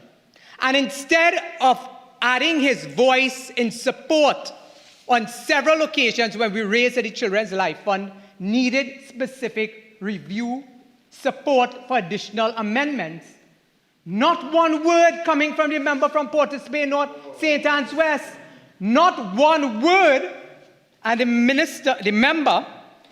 member raised a very interesting question.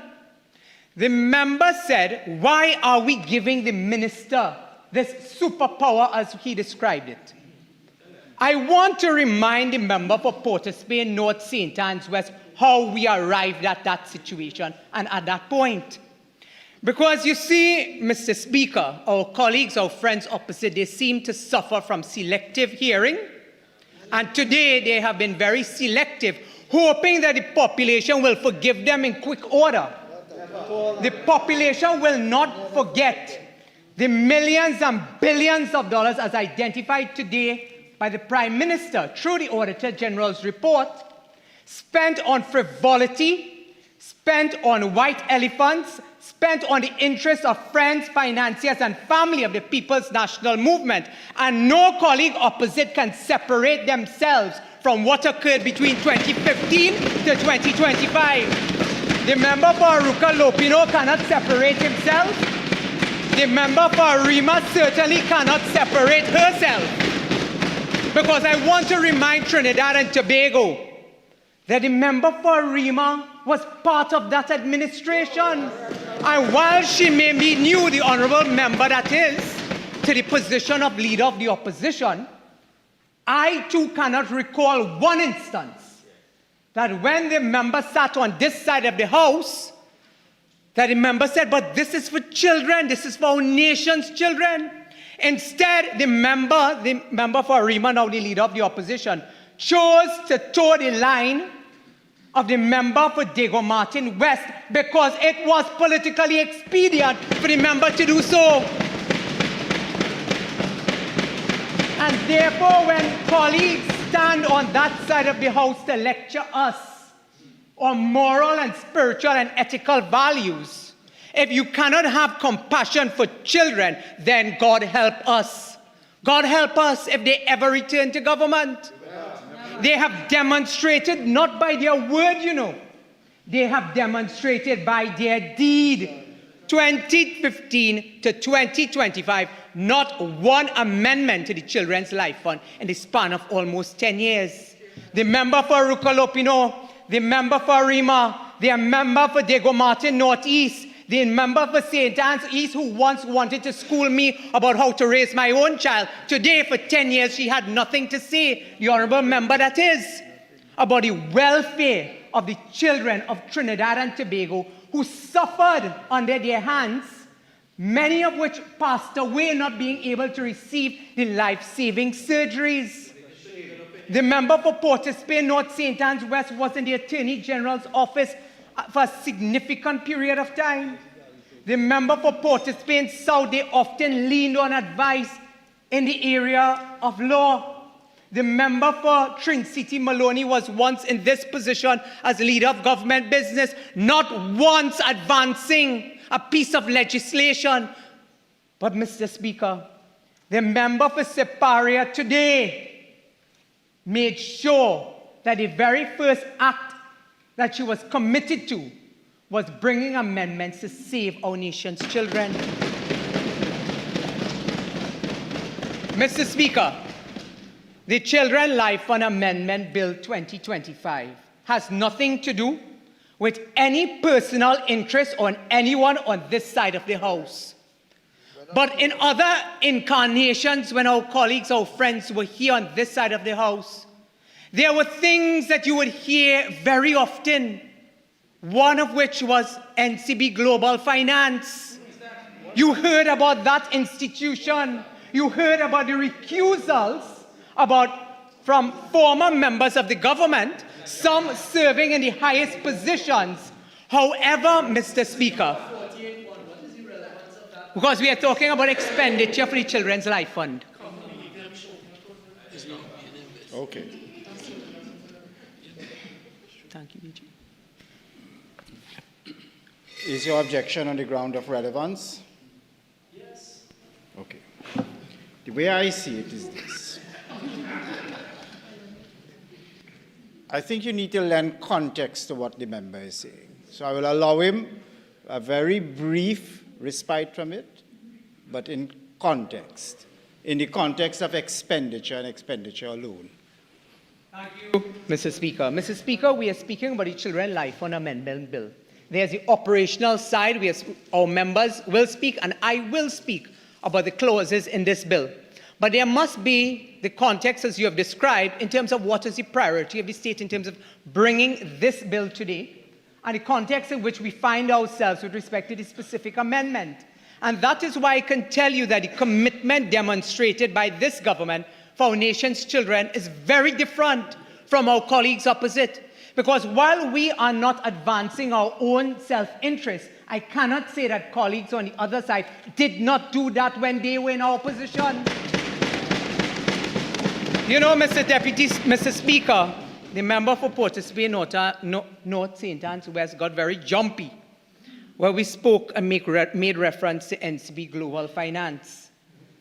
And as a side note, I want to indicate that every dealing with respect to NCB Global Finance is now being investigated.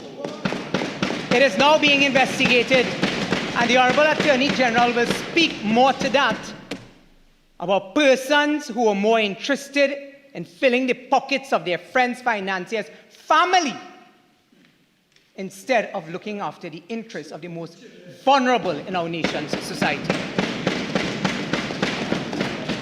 Mr. Speaker, the member for Port of Spain North, St. Anne's West, told us earlier about the superpowers, and the member spent a significant amount of time about the superpowers that we are seeking to give to the minister. And the member indicated that the government, the then opposition prior to April 28, 2025, made a lot of sound and fury about powers being given to ministers.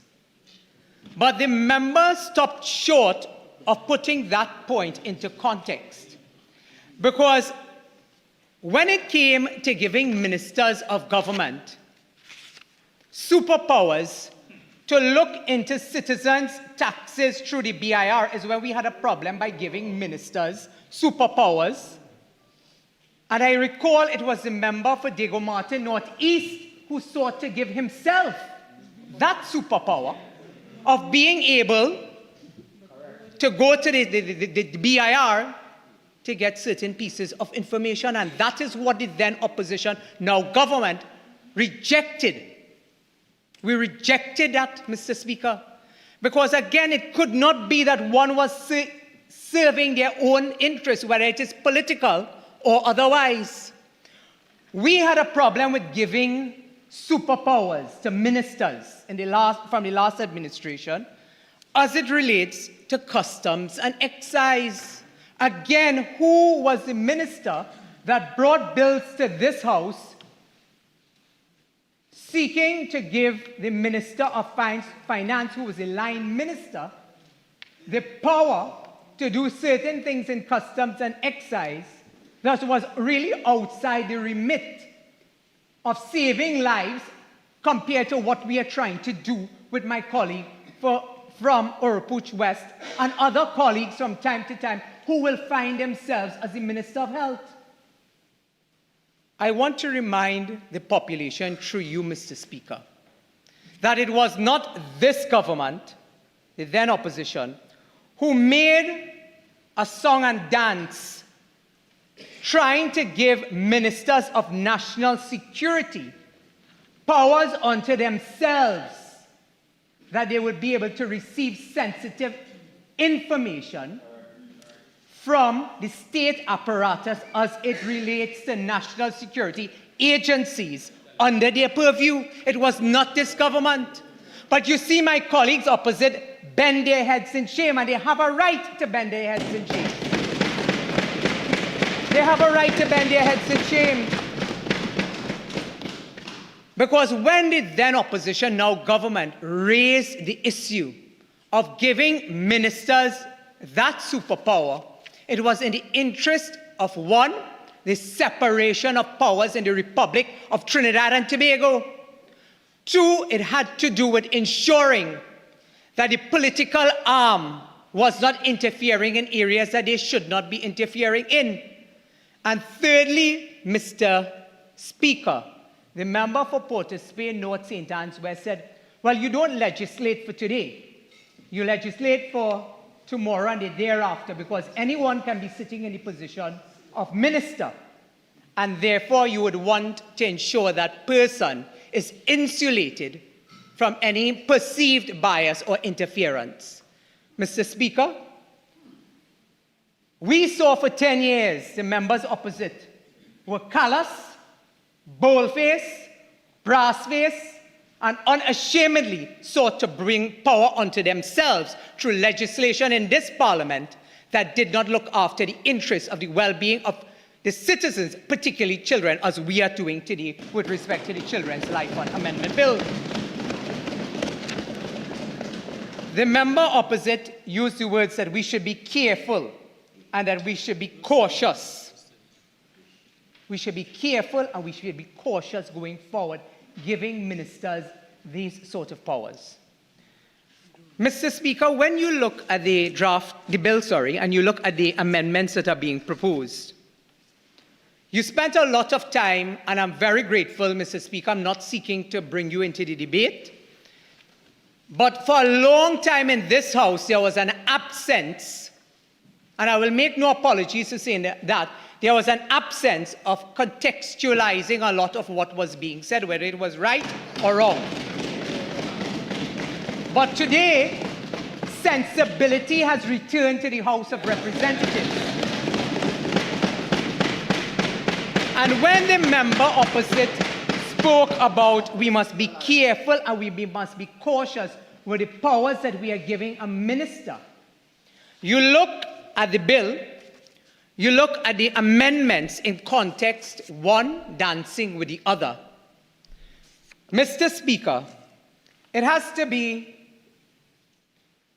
ludicrous for anyone to think that the Minister of Health or anyone else, as opposed to the member for Urupuch West, anybody else sitting in the position of Minister of Health, looking at the powers that are being proposed to be given to the Minister of Health, will work in a vacuum and just decide that an application has come and that he or she will just simply accept and say proceed, without understanding that they require technical advice coming from the board in terms of what the recommendation is, if there is a recommendation from the board, technical advice coming from the senior consultant of the pediatric unit, technical advice and support coming from the doctors from within the RHA that is responsible, accepting and seeking technical advice from external parties, whether it's from within his own ministry or senior doctors.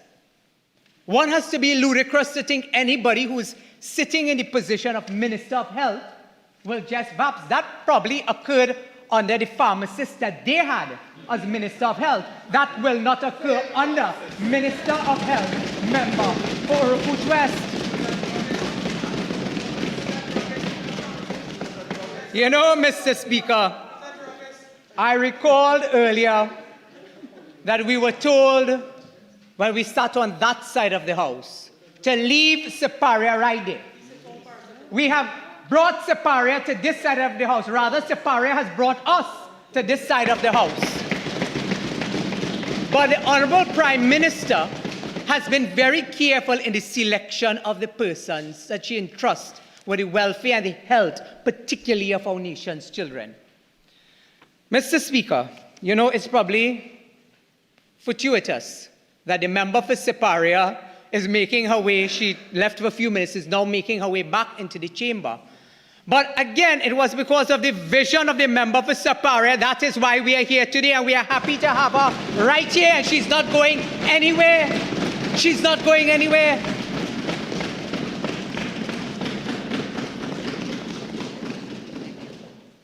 Mr. Speaker, I want to refer to a comment that was made by my colleague, the member for Port of Spain North, St. Anne's West, saying, why are we giving the minister all of this power? We must be cautious. We must make sure that we know what we are doing. Well, one, yes, in this instance, the Minister of Health was a health professional. You have the minister in the ministry also having been a health professional.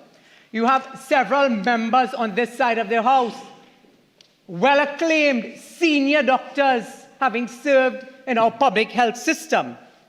But the Prime Minister always says, you know, the Prime Minister is a lawyer, but she always says, we will not advise ourselves. And therefore, that is why we made the point. You are dependent on senior technocrats, consultants, the people who will be responsible for providing the support. This is not a one-man show. The colleagues opposite, ran ministries as a one-man and a one-woman show. And that is why very little or nothing occurred in the last 10 years.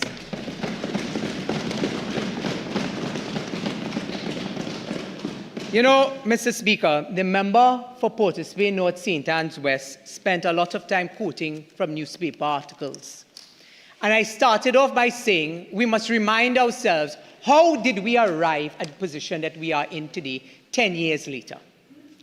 I'm putting into context, here's an article, with your permission, Mr. Speaker, with your permission, I seek leave to quote from a Newsday article dated Saturday, 18 June 2016. And the headline said, child dies as state considers legal question. I want to repeat that, Mr. Speaker, because while we got a lot of advice from the member for Port of Spain North, who had not one word to say about the Children's Life Fund in the last 10 years, but suddenly has arrived on the scene trying to soften his own image after the licking they got in the last general election, attempting to appear as though that they are interested in children when for 10 years they did nothing, as this headline indicates. The headline says, child dies as state considers legal question. And who was the legal officer? The legal officer that sat in the office of the Attorney General was then one Faris Al-Rawi, then member for San Fernando West. But, Mr. Speaker, just to refresh your memory and the memory of the people who are looking on, then Attorney General had a junior minister in the Ministry of the Attorney General at that time. And Mr. Speaker, you might be shocked. You might be very shocked, alarmed to know that while my colleague from Port of Spain North St. Anne's West attempted to cry and sympathize with all of those who suffered as a result of not getting any assistance, some having perished, the person who served as a junior minister in the office of the Attorney General when this headline came out child dies, a state considers legal question, was none other than the member for Port of Spain North, St. Anne's West.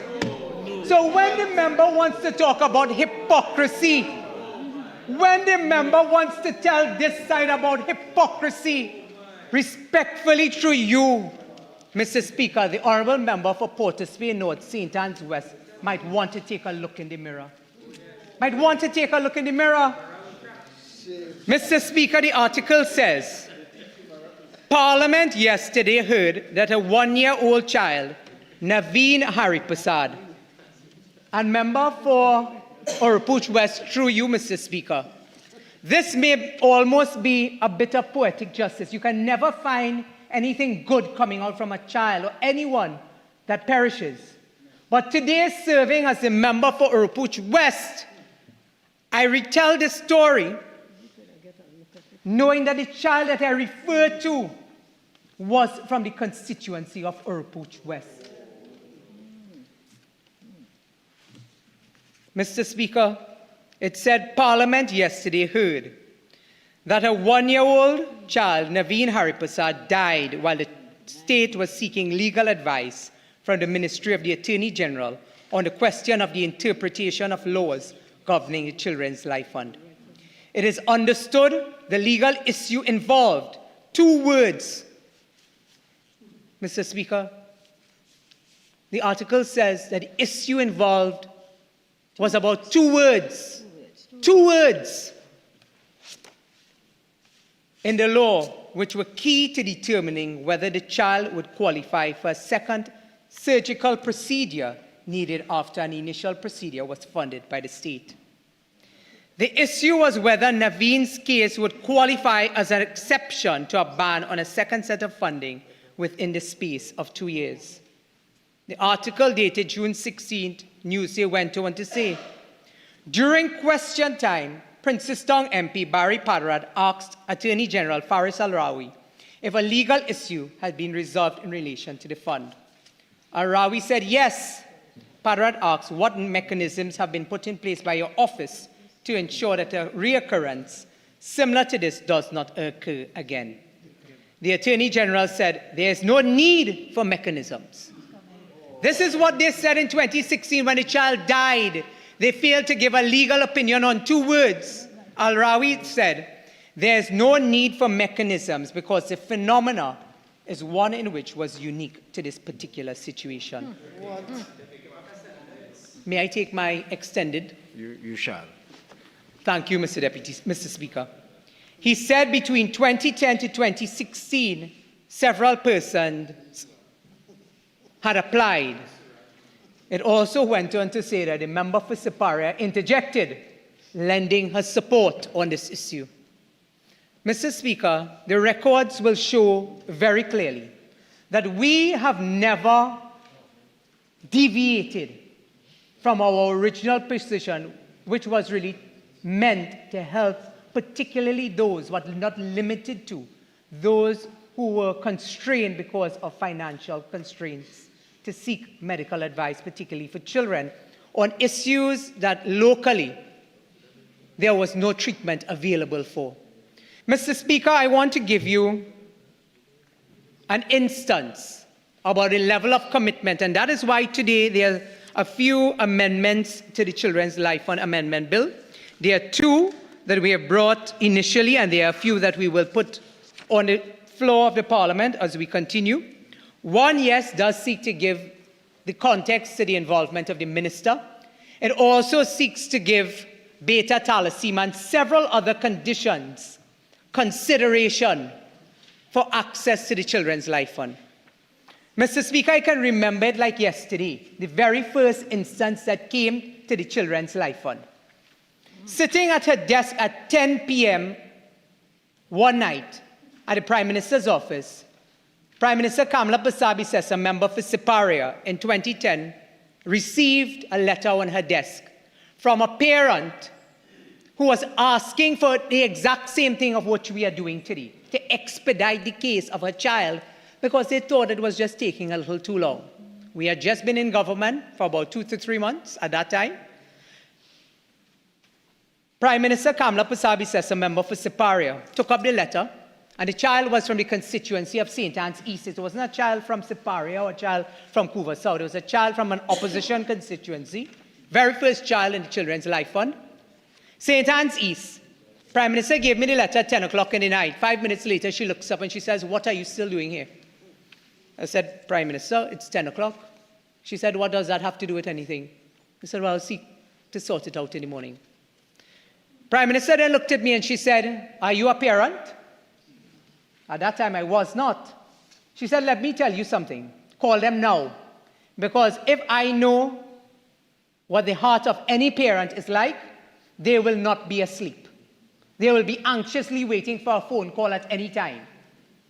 I called those parents in front of Prime Minister, and those parents wept at 10 o'clock that night, just knowing that their child will have the chance of life. That is the compassion.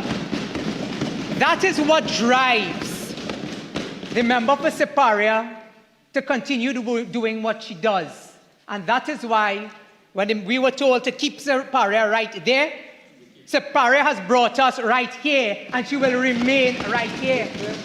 She has brought us right here, and that is why today she can tell you, without fear of contradiction, where her heart lies in terms of the welfare of the children of Trinidad and Tobago, but where the mandate that we have been given through the 26 seats for the United National Congress, our friends in the TPP, our two brothers who are sitting on this side of the House, seeking the interests of the people above self. And that is what this bill is all about. Mr. Speaker,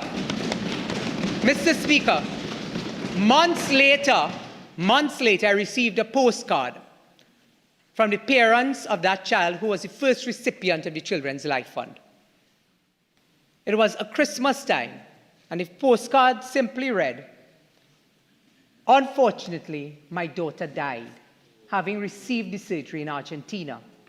However, please convey to the Honorable Prime Minister that as a parent, I can rest comfortably at night knowing that my child had every opportunity to live and that she wanted for nothing, but it was left up to the Lord's will and the Lord's hands."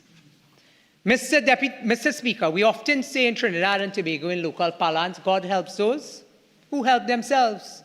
And today we are helping ourselves by giving many of our nation's children the opportunity to live. And if that is not a noble gesture, not seeking fame, the member for Siparia, but understanding what it is like to come particularly from a rural constituency, bundling Baji and Bodoe in the markets to put herself through school, but sitting here today as a second female prime minister, ensuring that she seeks the interests of the most vulnerable. The Prime Minister always gives me a story about when she just became an MP, about a child Prime Minister who had a hole in his heart, and she raised baked seals, barbecue, etc., to be able to say, because in those days there was no life fund. And it was from then to now that the Honourable Prime Minister and this government has ensured that we will put our nation's children first, Mr. Speaker. Mr. Speaker, I'll give you, as I wrap in my last couple minutes, the operational elements as the Attorney General and the Prime Minister and others may contribute with the specifics of the clause. One other issue that I raised for 10 years was the operational arm of the Children's Life Fund. Between the period 2015 to 2025, I would visit that life fund almost as though I was living there, or the instruction of the member for Siparia. Anyone who needed assistance in filling out the forms, knowing how to maneuver the life fund in terms of the application process, was sent and accompanied by myself, the member for Princetown at that time, on the instruction of the member for Siparia. That is how committed the member of Siparia is to ensuring that people are able to access the life fund. But on the first day I visited there was one OJT running the life fund office. And the applications, simple an application form was not being given to parents, because that one OJT will determine if you can get a form or not.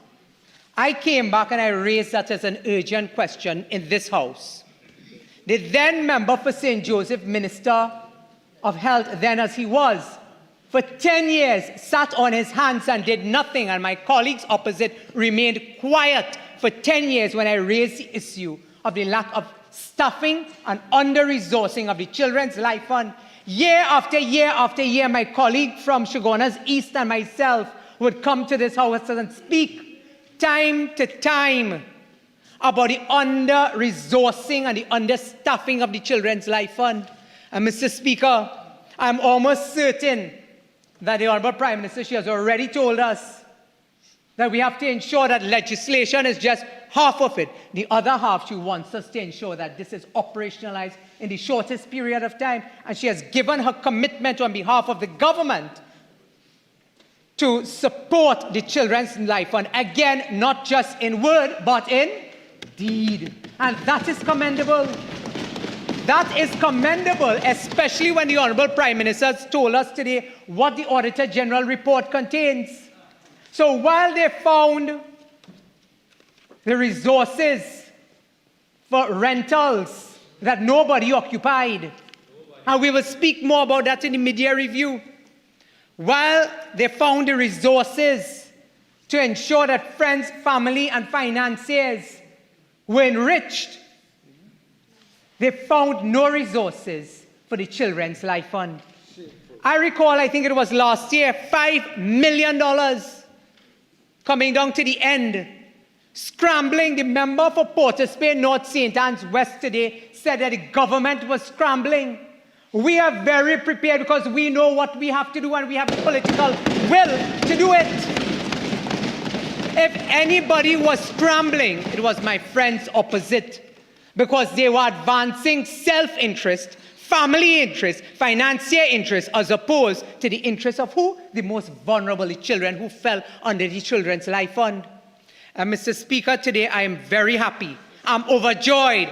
I'm elated. You know, I remember the member for Diego Martin Northeast said sometimes it gives them intestinal, digestive problems, and they must probably be at pain. So while they smirk and they grin and they make us feel that they are happy for the children of Trinidad and Tobago by their actions between 2015 to 2025, and we must judge them by what they do and not by what they say. Mama Guy, cry, has been the mantra of my colleagues opposite. Never on any occasion have they demonstrated through deed, whether it was to bring amendments to the Children's Life Fund or to lend financial support sufficiently to have the Life Fund operationalized the way in which it was meant to do, have they ever committed to. And therefore, Mr. Speaker, we will do what they have refused to do. And that is why Trinidad and Tobago ensured that they got rid of the former member for St. Joseph, Terence Yalsing, ensuring that he is no longer the Minister of Health. He was referred to as the Minister of Debt. Minister of Debt. And that will be the legacy, because I can tell you they will not be returning to this House. The people of Trinidad and Tobago and the children of Trinidad and Tobago who will now benefit from the Children's Life Fund will never forgive them. Young one-year-old Naveen Hari Persad should have never been able to be in a position to succumb to the conditions that he suffered at one year old because of financial constraints. Mr. Speaker, I am happy when I look down the aisle and I see the member for San Fernando West today is a decent man, a man who has children's welfare and interest at his core, a man who will ensure that his constituents will not suffer the fate as little baby Miracle in 2016. But Mr. Speaker, I will tell you that while we have a Prime Minister who ensures we have decent people like San Fernando West and St. Joseph, some of those faces who brought about the recklessness, the callousness, today have returned in another place. And if that is the type of leadership that we can expect from our friends opposite, then God help us. Mr. Speaker, on a point of order. Point of order, Mr. Speaker. 48-6. Improper motive, imputation, but I am not a fan of perfunctory rulings. But in this case, I think it is a real stretch to say that is an imputation of an improper motive. Carry on. Mr. Speaker, I want to encourage my colleague to get accustomed to that seat. I noticed today my colleague spent a lot of time jumping up and down like Jack in a box. But today we are here about the serious business of the children of Trinidad and Tobago. And I'm very happy as a member for Couva South with all 27 colleagues, including the Honorable Prime Minister, for bringing this bill as our first bill, our flagship bill. Our flagship bill in the second incarnation of the second female Prime Minister of Trinidad and Tobago, the member for Siparia, who has been affectionately dubbed the mother of our nation. And today with this bill, I can understand why. I thank you, Mr. Speaker.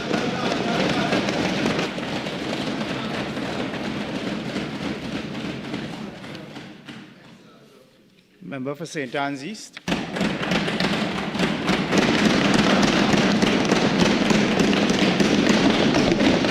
Thank you kindly, Mr. Speaker. Mr. Speaker, I noticed that when someone was asked, one of our colleagues was asked, what would be the atmosphere in the House today, the member for Couva South said it would be hot and heavy.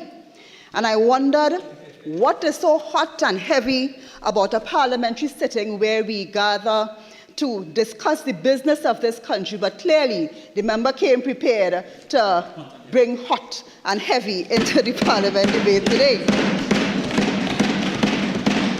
But is it interesting that the government was not as prepared, even with the first flagship bill that they brought, because wait not for the intervention of my friend from Port of Spain, North St. Anne's West, they would have brought to this House a bill that would have contradicted exactly what they were trying to do. So it makes one wonder how ready and prepared were they? And it makes you wonder if it was more emphasis on the hot and heavy or more emphasis on the children that they insist they will defend. Mr. Speaker, the People's National Movement has always stood in defense of children. Whether it is education or whether it is to bring a child marriage bill that protects the children of this country. Mr. Speaker, standing order 48-1. Standing order 48-1. 48-1.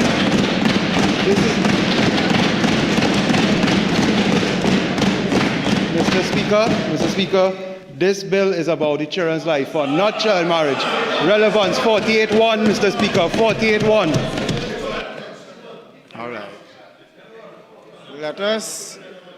Let us resist the temptation to reduce the House into a glorified sandbox or glorified fish market, and let us please make our points in a respectful and dignified manner. Member for Mayaro, I don't agree with you. I think it's a tangential issue, but I will give the member.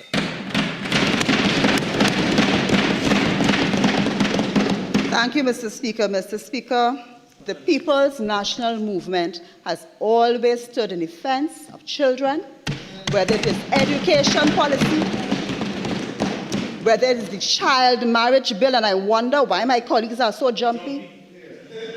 Maybe it is because it is recalled that at that time, it was hot and heavy. At that time, it was a hot and heavy debate. And I remember a temporary senator being sworn in by the UNC government. A stain on this parliament, a stain in the other house. Member, I'm going to have to ask you to use a somewhat more anodyne phrase to describe that. Because to suggest that a temporary senator was sworn in and thereafter it's a stain on the Parliament, it leaves any reasonable and fair-minded observer to come to the conclusion that there was something amiss about that. So either you clear it up or you withdraw it. Thank you, Mr. Speaker. Mr. Speaker, the temporary senator sworn in at the time was very much in support of child marriage. And that is what I consider, and that's why I said it was a stain on the Parliament, because the People's National Movement did not share that view. Fair enough. Accept it, and I will ask you to withdraw it. Thank you. You asked me to, sorry? I'm asking you to withdraw the conclusion that it was a stain on the Parliament. Mr. Speaker, I withdraw that it was a stain on the Parliament, and I will move on. Thank you.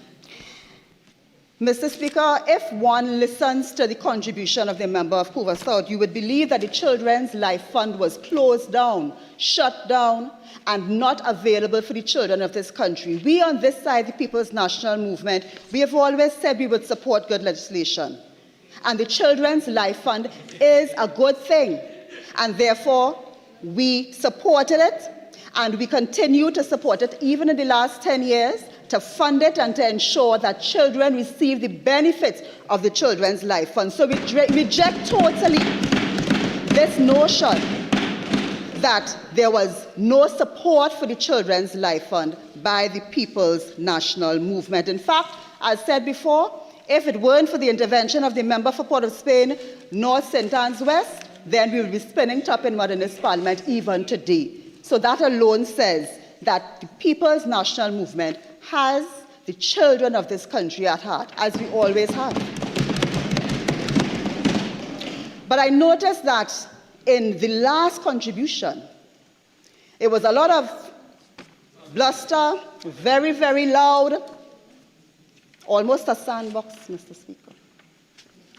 But there was little said about the salient fact dealing with the powers of the minister. And that is one of the most important parts of this, because the People's National Movement is in support of the expansion to children who would not have received the benefit of the fund before, most certainly, because we would like my own constituency. The member spoke about one. I personally know about 2 children in my own constituency that benefited from this fund. And therefore, we are happy to support the expansion, even as we were happy to give some guidance on how it could be achieved. However, we are still concerned, and we will raise the concern about the sweeping powers that have been ascribed to the minister, because that could be the wedge in the door. If that is a test piece, then one wonders what could come next. And the issue really is that there is a structure in place for the consideration of applications to the fund. And that structure involves very qualified professionals.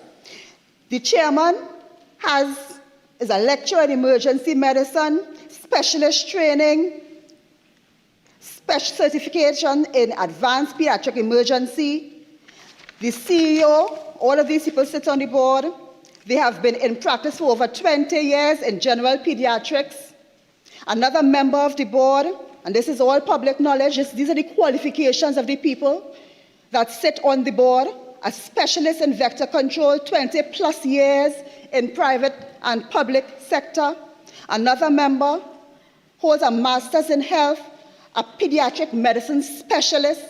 Other board members, senior public officer as a medical practitioner, senior public officer in finance, senior public officer Tobago Affairs, a representative of the Tobago House of Assembly.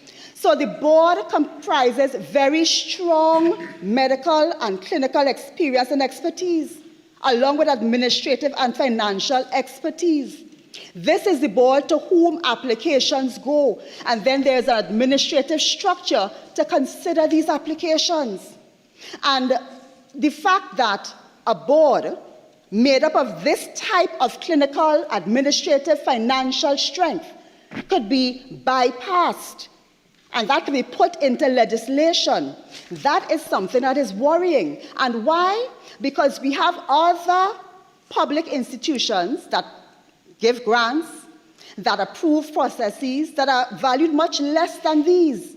And there are formal, established procedures for reconsideration of denied applications in place. And I want to mention a couple of these, because if the question is that a denial should have a chance to be relooked, then there are other ways, established ways that already exist in the public service that can assist to make it into a more formal process, a more transparent process, because it is not chicken feed that we are dealing with. It's tens of millions of dollars. And as the member for Port of Spain, North, St. Anne's West raised, there have been issues of fraud associated with this already. So while we are trying to do a good thing, the question is, why are we ignoring established formal procedures that exist to be able to give a minister this type of power that could be open to abuse? One, depending on who the minister is. Two, a minister, even as my friend from Oralpoach West, is it? As qualified as he is, and I'm not doubting his qualification, but the question is real. That minister may not be the minister that will be there all the time, and a minister is not necessarily a subject matter expert, even on this side right now. They are not everybody that is a minister in a particular area has that particular expertise. And therefore, the question of making legislation to suit one person is extremely relevant. Mr. Speaker, with regards to the Standing Order 54.1b, please.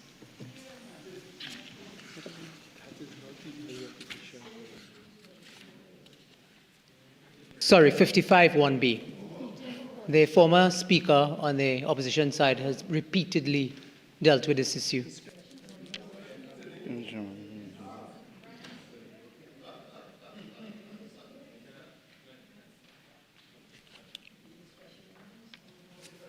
I've looked at the standing order. At this point, it is borderline, but I don't consider it to be irrelevant or tedious repetition. But, as I've said, it's borderline. So perhaps we could move on a bit. Shall we? Thank you, Mr. Speaker. I move on. And I just want to touch on some of the established procedures for reconsidering denied approvals and applications. So, for example, we have the Ministry of the People, Social Development and Family Services, where a written appeal is supplied and it is relooked by the board.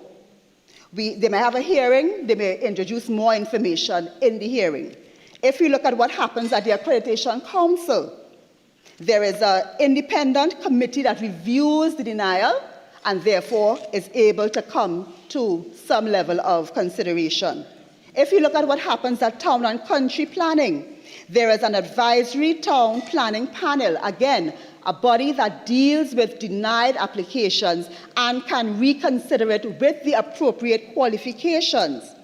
And if we look at the National Insurance Board, there is also a tribunal, a National Insurance Appeals Tribunal that deals with denied applications. Even in this case, where the Town and Country Planning application is denied, the final decision is up to the minister, but it is after consideration by the panel.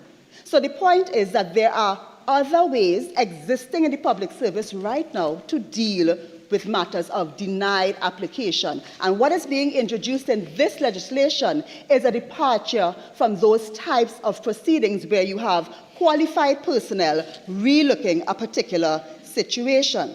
So the question is, why is it so different? Why do we need to go into giving a minister such sweeping powers when there are alternative ways that have been tried and tested? And the question of whether the time sensitivity is important, that is important.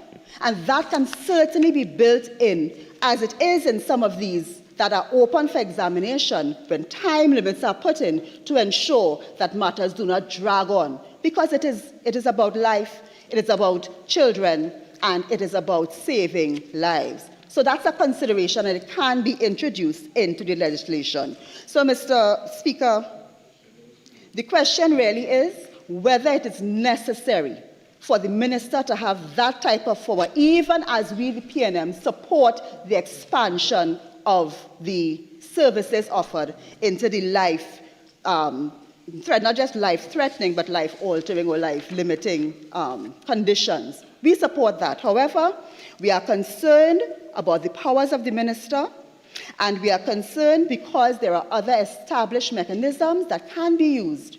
And we would like to understand why those have been bypassed and why this particular method of dealing with it has been introduced into legislation, because it now sets a precedent, and other bits of legislation may now be brought into the Parliament, giving ministers sweeping powers that we know when just a couple months ago that was an objection. Speaker, and there's a reason why. Mr. Speaker, I rise on 55(1)B. I think my colleague has now crossed the borderline. Well, I've looked at it. I think in all fairness, she is pointing to alternative statutory formulations. I think the lawyers in here would answer it, but I think the member has made her point and we could move on from it. The overarching principle, as I see it, is an alternative statutory formulation. You all will have the chance to answer it. But I think we could move on. I think the point has been made. There is the principle of a statutory formulation, so we could move on. But we need to compare apples to apples and oranges to oranges, so we can move on. Thank you, Mr. Speaker.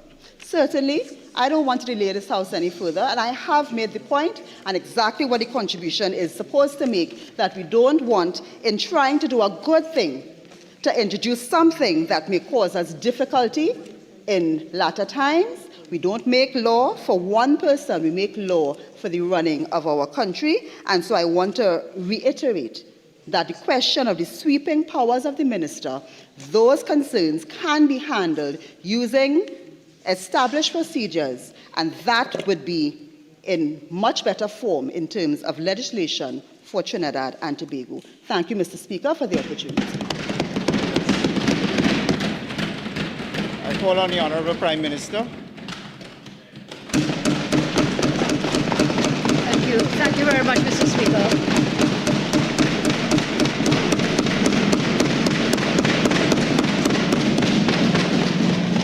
Mr. Speaker, this has been a most interesting debate, and I did not want to let it go past without contributing to this debate, because where we are today has this genesis from way back in 2010, as I believe my colleagues would have spoken.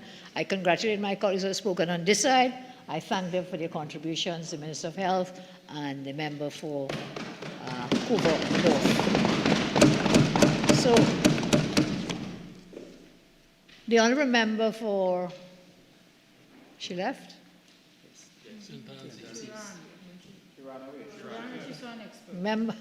Member for St. Anne's East made some really surprising statements. Well, in some ways absurd, but totally not true. The member said,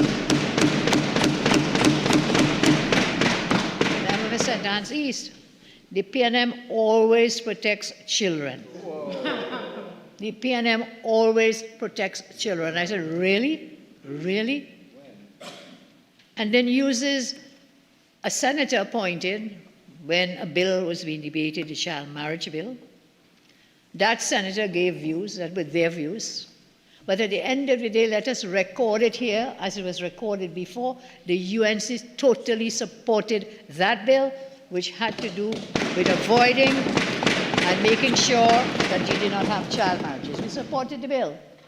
So if one senator expresses views, as happens on their side, on any side, but at the end of the day, our party, the great party to which I belong and we belong, we supported the child marriage bill to prevent child marriages.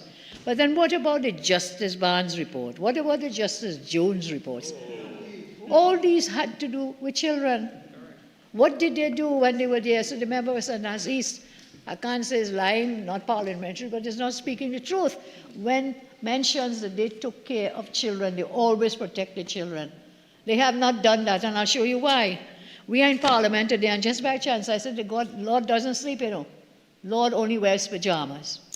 And today, of all days, there is a report that came to the Parliament, laid as a paper number 7 on the order paper.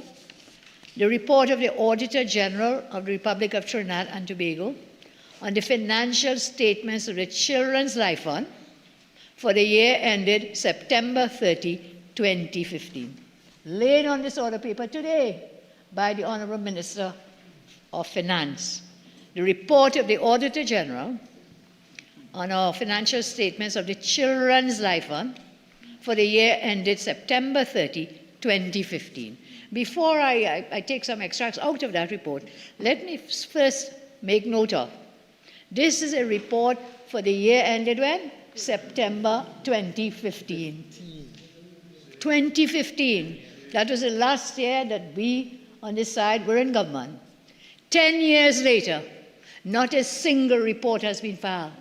A report has to be filed according to law every year, annual report. Your last report from that side is my report, our report, for 2015, and for the 10 years, not one, but you care about children. You care so much about children. What would those reports have said? Let me tell you what the 2015 report says, because a member for Port of Spain, North, St. Anne's West, quoting all kinds of articles that appeared to be negative, but we can deal with those. But the good things he will not talk about. So the 2015 report, under my watch, only now being laid, tells us this. First of all, it tells us that the management of the Children's Life Fund is responsible for the preparation and fair presentation of financial statements in accordance with international financial reporting standards, and for internal control, as management determines, is necessary to enable preparation of financial statements that are free from material misstatement, whether due to fraud or error. Earlier, I quoted from the Auditor General's report on the public accounts of Trinidad and Tobago, and the rest of that is history, because that was filled with all kinds of fiscal shenanigans and mischief and fiscal non-accountability. On the other hand, this report about the 2015 Children's Life from the administration of the money tells us, in my view, audit evidence obtained is sufficient. It is sufficient. So we get a clean bill of health, apart from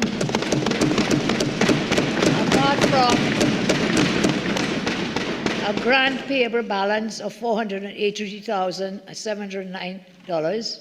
Sorry, $483.79 was not verified.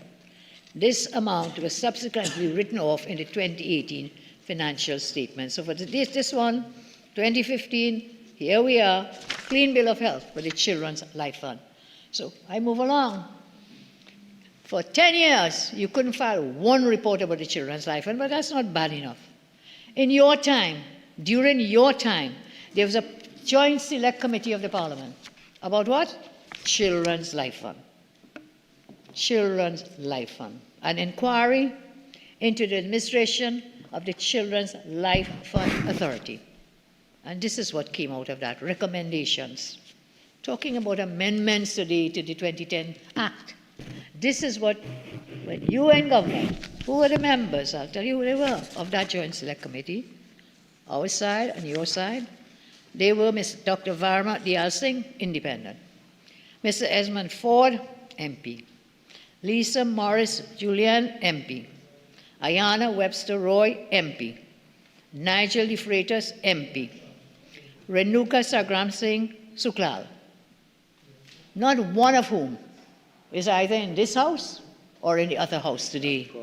There were two others representing the opposition. They were MP Khadija Amin and Senator Jayanti Lakshmidiyal. This was the composition of this team. As I said, the only remaining members of the parliament are the two UNC members. Every other single PNM one has gone. And in this report, a recommendation was made, and this is in 2021. We are now in, well, 25, but just exiting office of our colleagues from the other side. This is what it says. Summary of recommendations at page 10. Roman 4.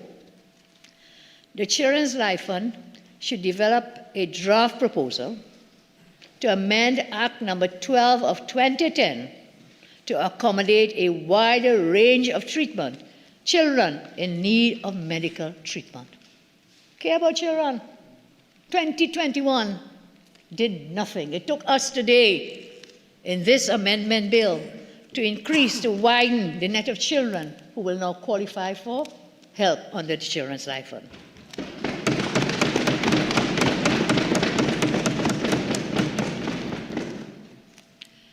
And also talked about considering a provision for proving medical costs that exceed the TT 1 million limit on a case-by-case basis. 2021. Since 2021, 2025 took this government to come today in our amendment bill to do exactly that. Where the cost exceeds the $1 million, worked on a case-by-case basis. That is one of the amendments before this House today. So we've used the word hypocrisy all evening in several contexts, and we've used the word context in several contexts as well. We talked about it, hypocrisy. So when a member comes and tells us about caring for the children, you had this since 2021, and it took this UNC government to come today to make it happen. My colleagues have already... 5 weeks. In 5 weeks? Well, thank you for reminding me, within 5 weeks. A promise made, a promise delivered today. So I'm saying I will not be very long because my colleagues have done so well, but there are a few points I would like to make. It is recorded history that our first bill in 2010 was a Children's Life Fund bill, and likewise again our first bill in 2025. I'm not sure if people remember that every member of my government contributed personal monies to the Children's Life Fund, every single one of us. I contributed 10% of my salary to this Children's Life Fund. And every member of my parliament, of our side, contributed 5% of their salary to the fund. This gave the fund, the establishment of this fund, for me and our team, one of our greatest accomplishments because we were saving lives. I don't think the other side ever put 5 cents into that fund. Well, I think they have abolished the 1 cent. So they didn't even put a 5 cent into this account. This fund was established, as we know, to give relief to those children suffering from life-threatening diseases, life-threatening. If we look at the amendment today, with the extra, the additional amendment, life-threatening diseases, but we've now added what we are calling life-limiting diseases in Schedule 3. And there's now 28 diseases. But children suffering from these are now going to be given help under this Life Fund. Caring about children, this is about caring about children. 28. And you may ask me why. Why are we increasing the net? Why we want to give other children access to this Life Fund? Yes, life-threatening diseases, you know, if you don't get the help, you're surely not going to survive. Life-limiting diseases affects your quality of life and that of your entire family. But those two could ultimately end up in death. So when initially we had crafted this bill together in 2010, we had put it to life-threatening diseases. And again, that's what time does with us. We learn from experiences, and that is why we see the benefit. We even have the benefit of the JSC recommendations to expanding it. So we recognized, we understood the pain of parents, children, families, when they face the reality that they will lose their child simply because they could not afford treatment that was needed. As a government, we did not consider this as a favor to families. This is not a handout. We didn't see it like that. We still don't see it like that. As a government and as Prime Minister, we considered it was our solemn duty to do everything to save the lives of our children. I can tell you something I have repeated, it's often quoted. In serving the best interests of our children, we serve the best interests of humanity. In serving the best interests of our children, we serve the best interests of humanity. And that's what we're doing by helping more and more. There are those who will not understand, can't understand, or refuse to understand the kind of suffering because they may never have to go through that kind of experience. There are those on the other side holding power for almost 50 years, and not one of them had the humanity, the caring, the compassion to look after children of those from the most vulnerable homes. Families throughout the length and breadth of our country, everybody suffered, but they also benefited from the Children's Life Fund. We saved many lives, 2010 to 15. It was a very fulfilling experience for all of us. And if you could see, Mr. Speaker, some of the letters we've written, MP Padarath spoke of it, letters and cards. Sometimes I go somewhere to a function and a child who is now an adult will run up and grab me. I say, you know, I was one of the children. It brings tears to my eyes. I was one of the children who benefited from that life. Now an adult, now contributing to the development of our nation. So we always know the nice song, I believe our children are our future. We treat them well, we save them, and we do the best that we can. So that legislation that was passed to govern the fund was meant to be administered in a manner put the lives of children first. It was meant to be interpreted generously. It was meant to be interpreted, and this is a very important point, generously, not strictly. The lawyers will understand, but ordinary people will too. That you go within the spirit of the law in interpreting it, and not within the letter of the law. But too much, the administrators went within the letter of the law and denied children who should have benefited from benefiting. The intention was very clear. It was about saving lives, to give priority to those who needed to be saved.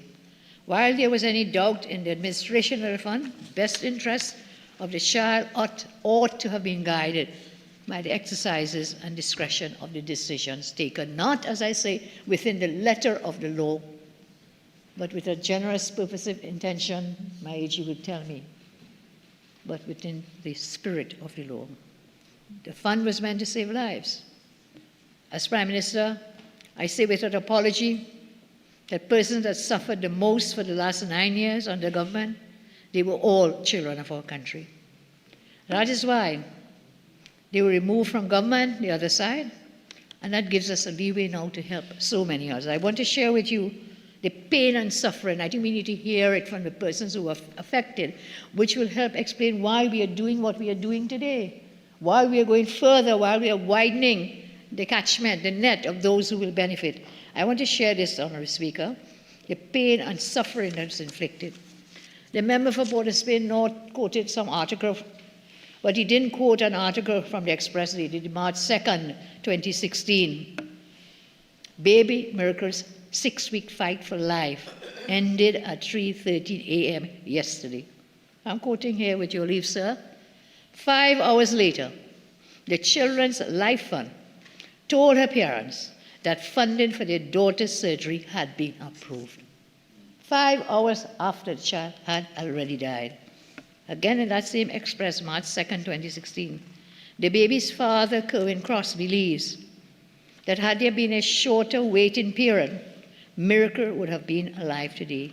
He said, she waited as long as she could.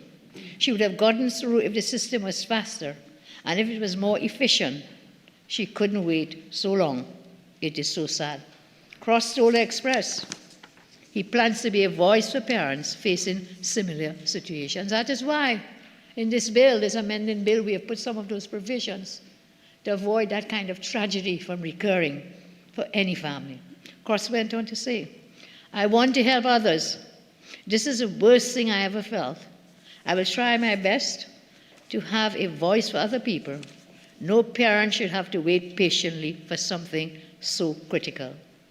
No parent should have to go through this, no matter their position in society. I will somehow try to speed up the system. Cross said his hurt was compounded when he was contacted by Life Fund yesterday morning. He said a hospital official told him that funds for such complicated surgeries are usually approved in a maximum period of 2 weeks. In a maximum period of 2 weeks. The surgery was so complex. It took, it took too long for the fund to respond. I was angry and hurted. I didn't expect the ending to be anywhere close to this. I could not talk. It took me a while to accept she was gone. Baby Miracle, Mr. Speaker, was born January 18. Scans showed she had congenital cyanotic heart disease, along with transposition of great vessels. Cross had described her condition as one where the arteries were on the opposite side of baby Miracle's heart, and unoxygenated blood was being pumped and making her turn blue. He said doctors told him it was the first time they had seen a heart in such a condition in our country. Miracle's surgeries were expected to cost about $200,000 US. Last moments before approval by the Children's Life Fund, Cross was told that should the board declare Miracle would have left Trinidad by next week. She had gone to surgery in a children's hospital in Jacksonville, Florida. One contact I expressed last week, a Children's Life Fund official said that Miracle Cross's case was receiving urgent attention. Her condition was being discussed. And again, around midnight on Wednesday, Cross and wife contacted by the San Fernando Hospital after Miracle began having difficulty breathing.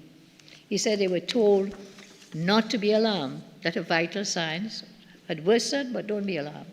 He said he held his daughter for the last time and the first time. As her body became weaker, her signs dropped, and they were told that she was no longer breathing on her own. Miracle died by being held by both her parents. Cross said, I had to tell my sons their sister was not coming home. The Crosses have two other boys, and the elder boy tried comforting his parents. All of this has been reported, and I'm sharing this. You say it's too long, but this is why. And others that we are making, the amendments that we are seeking to change so that children like Miracle and others can benefit and their families can benefit. Cross 35 is a barber and a pastor. His wife, Crystal, who is studying for a bachelor's degree in human resources and accounting, expressed gratitude to all the doctors who helped them. They also thanks to all those who supported their daughter. So I don't understand this. So when we pass this legislation today, we do so in the hope that never again will there be another child to suffer the fate of baby Miracle. That is the legacy of the PNM who cares about children. This is a record of already treated children. There's another case of Sean Luke and Terence Chandu. Mr. Speaker, I want to tell you this afternoon the story of two other children, their experiences with the Children's Life Fund as administered under the PNM. I will call them Sean and Terence. Sean was born April 11, 2013. TC was born 30th June 2012. When Sean was 9 months old, she was diagnosed with beta thalassemia major. When TC was 8 months old, he was also diagnosed. The only cure for this blood disorder is a cell transfusion, not available in Trinidad and Tobago. Both children relied monthly for blood transfusion, along with daily iron therapy to stay alive. Parents made arrangements to pursue a cell transfusion for their children. It's the only curative treatment for this disease and the only way to save the lives. They identified a Bambino Pediatric Hospital in Rome, Italy, as a center for a bone marrow transplant. The cost of this surgery is approximately 150,000 EU pounds. This did not include related expenses associated with the surgery and aftercare. By letter dated 4th April 2017, the parents made an application to the fund under the provisions of the Act for the children to cover the expenses of the operation and associated expenses. By letter dated 6 April 2017, that's the year, the parents made an application to the fund under provisions of the Act on behalf of TC to access funding to cover expenses. Both applications satisfied all the criteria set out in Section 19 of the Act to qualify for the funding. However, Mr. Speaker, it doesn't end there. Letter now dated 6th April, same year. The Minister of Health was informed of the application made on behalf of SL by the parents. Move on to 7th April. The letter written to the minister was forwarded to the chairman of the board of CLF. By letter dated 10th April, so this is almost daily letters going back and forth, 2017. Chairman of the board wrote to attorney at law for the parents saying the board had considered application and they were legally precluded from approving same. Legally precluded from giving approval. By letter dated 13 April, the chairman of the board of the fund wrote to the parents telling them that the application made on the children's behalf was rejected. The reasons given by the chairman for rejecting are as follows.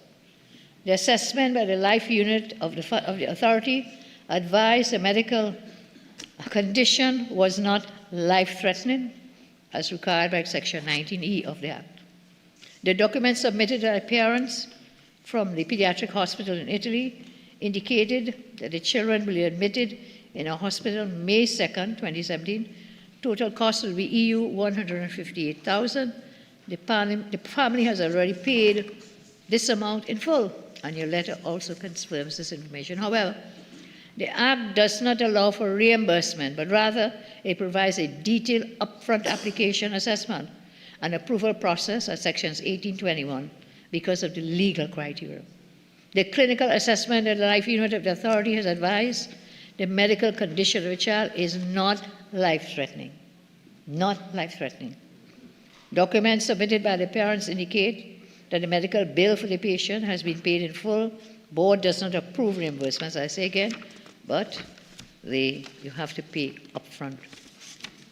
Can you imagine a farmer, a carpenter, a nurse, a teacher, or an unemployed person having to face that condition in their home with no one to help them? The child diagnosed at 9 months old had first transfusion January 2014. They mortgaged their home, the family, to cover the costs of the surgery. However, after the property was valued, they said it was not enough to raise the money. They had a mortgage, they had to borrow, the family had a barbecue, fundraiser. They also had a calypso show, a boat cruise, and they still could not raise the money. The parents took no pay leave from jobs to look after children. And the other child, his story continues in the same way. And it was for children like these and so many others, I said 28 diseases that are life-limited, that we have brought the amendments to this bill. This is what a child had to go through. The doctors, showed no remorse, little saying that they would get used to whatever is the condition. Their parents had to wait up to 5 hours at times at the transfusion, waiting for it to be done. Being a toddler at the time, one of the children would continually try to take out the access from the transfusion line. As a parent, I ask you to imagine that. They were able to pay for the surgery, but these are not stories that are taken from newspaper articles, Mr. Speaker. I have intimate knowledge of these two children, Esther and TC, and I'll tell you why. Because in 2017, together with a lot of other lawyers, I commenced public law litigation in the courts of Trinidad and Tobago for these two children in their behalf.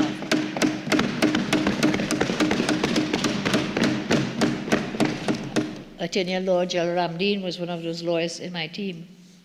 We took the matter to court, challenging the decision of the Children's Life Fund, refusing funding for these children for their life-limiting diseases.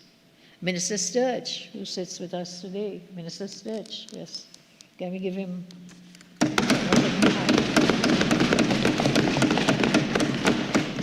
Minister Sturge volunteered himself as a public interest litigant on behalf of the children. As I say, we led that team of lawyers, represented the children to challenge the decision of the Life Fund authorities to refuse them funding. You know what was the response of the PNM, who cares so much about children? When we filed the case, we did it through letters and letters back and forward trying to save these children. And then, as I say, through litigant, public litigant, interest litigant, now MP Sturge, we filed the matter in court. And the response was, the former Attorney General, Reginald Armour, was hired to defend the refusal to fund the treatment of these children. The PNM was prepared to refuse a child life-saving treatment, but instead wanted to line the pockets of their friends, their financiers, the eat-of-food lawyers in this country. That is not malice, Mr. Speaker. That's true. That is true, but it's also evil. They chose their friends. They chose their friend to brief Mr. Armour, who later became the Attorney General. They chose them. Today, we choose our children. My government, we choose the children. We commit today to again put our children first. Mr. Speaker, you know, what is really shocking? They were in government for 9 years. They witnessed the lives of our children being lost to life-threatening diseases, and not a single attempt was made by them in that 9 years to amend this legislation to bring more children into receiving funds to save their lives. Not one attempt. And then has a goal to stand here today to tell this Parliament and the nation that the PNM cares about children. To keep the children. And then that Cougar Children's Hospital, state of the art, closed down, shut down for 10 years. Was 19 babies died at the NICU in Port of Spain, but you care about children. Not one attempt. And I don't know what it is. I don't know what it is, but it could be because they just do not care. They have no heart or love for the children of our country. The Children I Fund, yes, sir. Of 1 more minute. Of full time? Instead, original? No, original time. Thank you. Mr. Speaker, can I just avail myself of a few more minutes of extra time? Thank you so much. Thank you, Mr. Speaker. So not one attempt. And the Children Life Fund intended, when it was initially established, to eliminate suffering as much as we could for children. It was transformed by the PNM into an institution responsible for the suffering of our children. These examples I have given to you are not isolated incidents. They frequently occurred after 2015 because those who were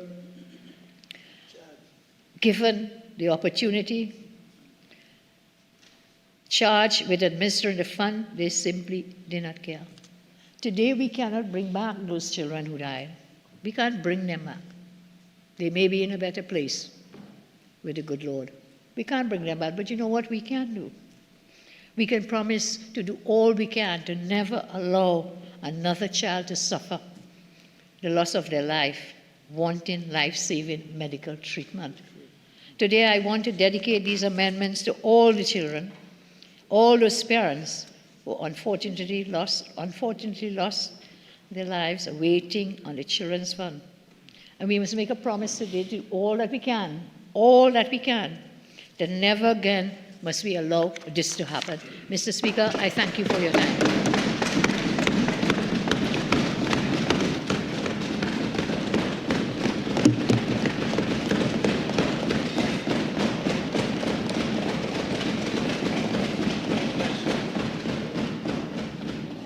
Mr. Speaker, in accordance with Standing Order 15.5, I beg to move that the House continue to sit until the conclusion of its business before it. Members, the question before the House is that the House continues to sit beyond 8 o'clock until the conclusion of its business. All in favor? Aye. Any against? The ayes have it.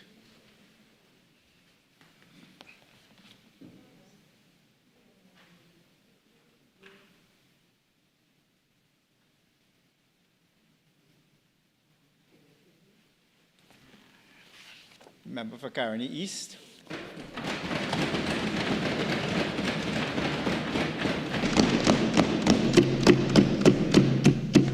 Thank you, Mr. Speaker, for allowing me to speak here today.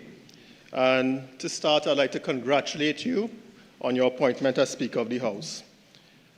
As well, Mr. Speaker, I'd like to congratulate all my colleagues on this side for their flawless victory in general election 2025. And, Mr. Speaker, this was done under the leadership and the inspiration of now two-time Prime Minister, the member for Siparia, Kamla Persad-Bissessar. So, Mr. Speaker, we now have the mandate, and citizens have demanded change, and we give the assurance that we will serve with dignity, we will serve with integrity, and we will serve with pride for all citizens of Trinidad and Tobago. Mr. Speaker, it would be remiss of me if I were not to thank the constituents of Caroni East for electing me for another 5 years as their representative. And I give them the commitment that their future and their children's future are in safe and caring hands. Mr. Speaker, I'd also like to thank the Minister of Health for his outstanding contribution in piloting this, the first bill of this new parliamentary term. And I'll also like to thank the stellar contribution by the Minister of Public Utilities and the Leader of Government for his contribution, as well as, of course, the Prime Minister for her always caring attitude to the children of our country. But I will not take up all my time today, but I just would like to address a few issues that were raised by those on the other side. The member for Port of Spain North, St. Anne's West, one of his first objections to this legislation was that there would not be proper oversight.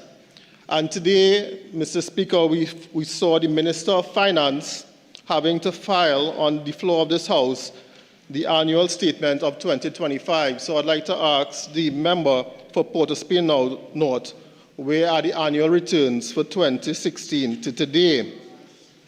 As well as in the Joint Select Committee, 2015 to today, as well as many of the issues that he raised were addressed in the Joint Select Committee in 2023. I would also like to raise the idea that the term life limiting is a concept which the member stated, and I'd like him to know that is actually a medical term.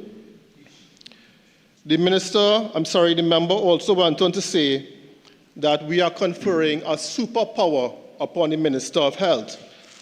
But if one were to read the amendments that we have put forward here today, it is qualified, and it's qualified by being of public interest as well as urgent need or in exceptional circumstances. So that cannot be as broad as the member was suggesting.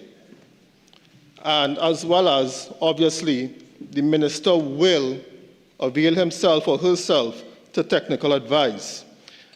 And the member went on to say, what situation could this possibly be with regards to? And the Prime Minister, the Minister of Health, as well as the Minister of Public Utilities, they actually raised many patients, highlighted many patients in which this pertained. And I would like to make mention of Tristan Ramlochan, a 14-year-old who in 2022 died because he was awaiting treatment abroad. Another issue I'd like to object to as well was the member for St. Anne's East. And she also stated that the PNM has always stood in the defense of children. But if you were to look at an article dated the 2nd of May 2025 in the Trinidad Guardian, the leader of the opposition now has said, people now feel that the PNM does not care. And if I were to quote what she said, I have found in the public domain, people are feeling that the party has not been sufficiently caring and that the party is not knowledgeable about issues. Having said that, while we were debating these amendments the mother of one child that actually received funds for treatment, the mother being Rena Sue, saw the debate going on, and she reached out to one of the members on this floor and stated that her child benefited and is now 10 years old. And this 10-year-old child has written a letter to the Prime Minister. And in this letter, I'd like to put this on the Hansard. She has said, "My name is Ashreen Sue. I am 11 years old, and I live in Balmain Village, Couva. I am writing this letter to express my sincere gratitude to you," and this is to the Prime Minister, "for assistance from the Children Life Fund in the year 2014. In 2013, I was born at the Mount Hope Maternity Hospital with a life-threatening heart condition called tetralogy of Fallot, which included 4 major heart defects that required emergency surgery. If I did not get this surgery before 1 year of my birth, I would not have been able to survive. At that time, my parents were not able to afford the medical expenses that were needed for my surgery. But thanks to the assistance of the Children Life Fund, I was able to travel abroad and get medical assistance and surgery, which will now allow me to live a normal and happy life. I do hope the Children's Life Fund remains up and running and is able to help a lot of children that are in my situation. I thank you again, Madam Prime Minister. Yours respectfully, Ashreen Sue." So these are the issues that we currently face and the public need for this legislation. As I said, I will not take my entire time because we have a lot of more business here to conduct tonight. But the reason of why we are here today is because of a judicial judgment, a High Court judgment, in which a judicial review claim was made regarding the interpretation of the current law. And we here in the House of Representatives, as the highest court in this land, will amend this legislation in the interest of the people of Trinidad and Tobago. And I would just like to close and say that I support all the amendments that are proffered here today, and I'm in support of the Prime Minister as well as the Minister of Health in these amendments. I thank you, Mr. Speaker. I call on the member, on the Minister and Member Faizabad, or Puchwest, sorry.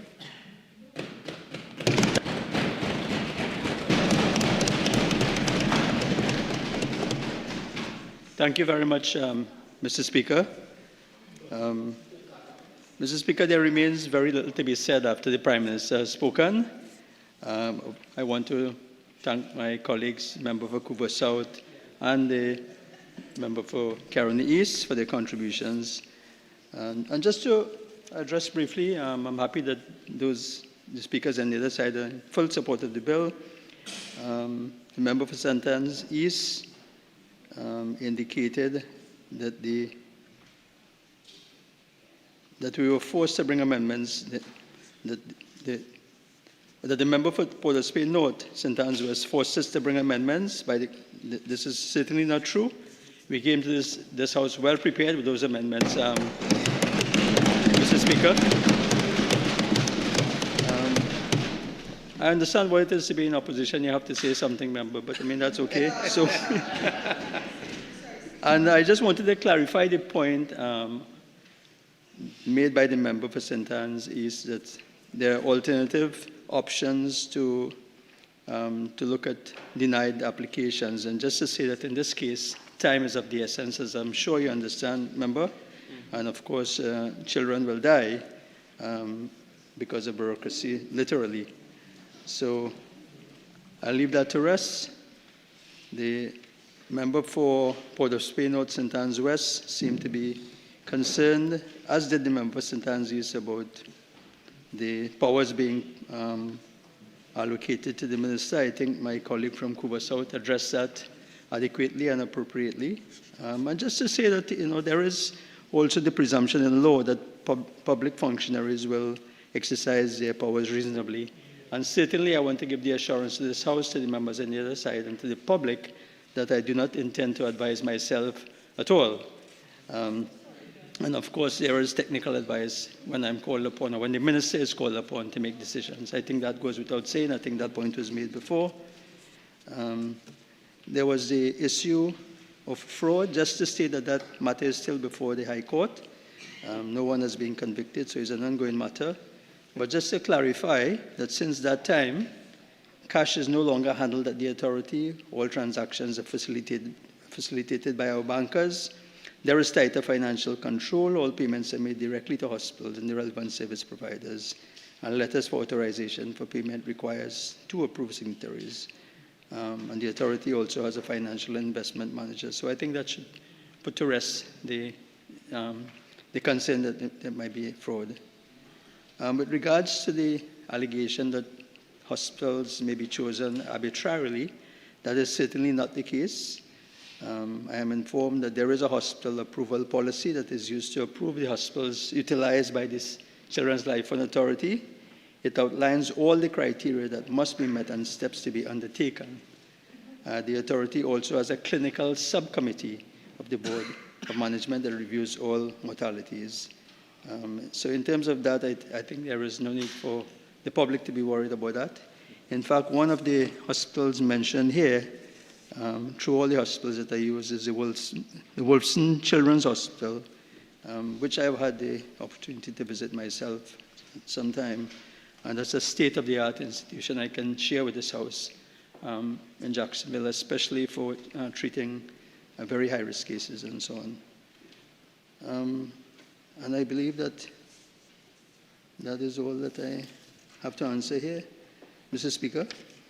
So, Mr. Speaker, I just want to close by saying that, the people of Trinidad and Tobago put us here because they trust us, and, to say that the member for Siparia and the Prime Minister has delivered what she promised on the campaign, and I beg to move.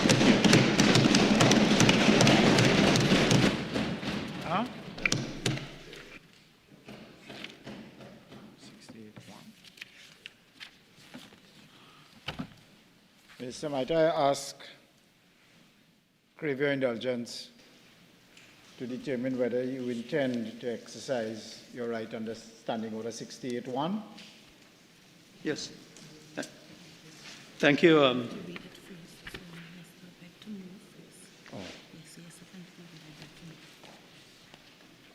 reminded by my able that perhaps you might wish to beg to move the bill. I'm sorry, I did say I beg to move, but I'm very happy and proud to say I beg to move again, Mr. Speaker. Right. Honourable members, the question is that a bill entitled An Act to Amend the Children's Life Fund Act, Chapter 2901, be now read a second time. Those in favour say aye. Aye. Those against say no. The ayes have it. A bill entitled An Act to Amend the Children's Life Fund Act, Chapter 2901. Minister of Health. Mr. Speaker, in accordance with Standing Order 68-1, I beg to move that the Children's Life Fund Amendment Bill 2025 be committed to the Committee of the Whole to be considered clause by clause. Honourable members, the question is that the Children's Life Fund Amendment Bill 2025 be committed to the Committee of the Whole to be considered clause by clause. Those in favour say aye. Aye. Those against, no. The ayes have it. The House shall now go into Committee of the Whole to consider the bill clause by clause.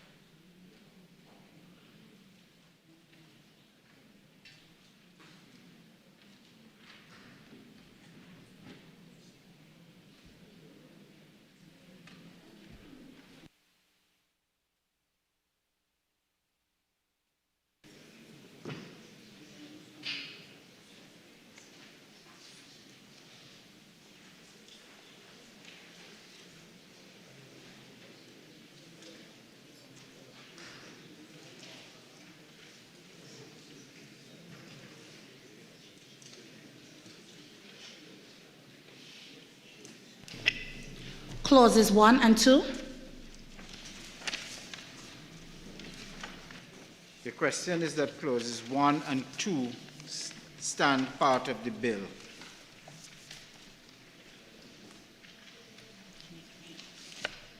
Those in favor say aye.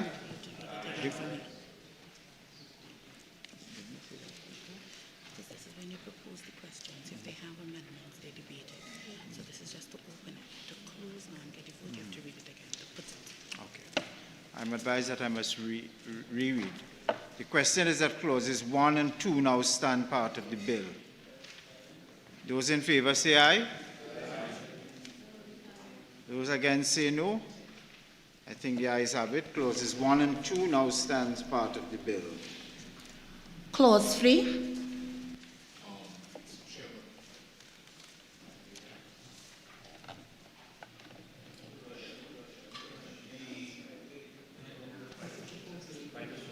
Maybe I was. Member for Bodoe South. I'll wait until you put the question, Mr. Chairman. I didn't. No, it's before you put the question. Because putting the question is all in favor. He's supposed to say clause 3. Now you go ahead and he said. When he says clause 3. He said clause 3. I did. The question is that clause 3 now stands part of the bill. Clause 3 as it is drafted, Mr. Chairman. If the purpose is to expand the definition and make life limiting the substitute for life threatening, it is my respectful view that life threatening doesn't necessarily have to mean life limiting, it just means quality of life. And maybe they ought to consider not deleting or not omitting life threatening, but adding life limiting and life threatening, which covers a broader interpretation and gives the courts and gives the arbiter, whoever decides, a broader discretion as opposed to life limiting, because it's not every life threatening condition that may be life limiting.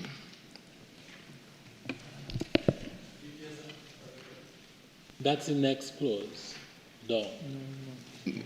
Two clause, new clause 2, big E.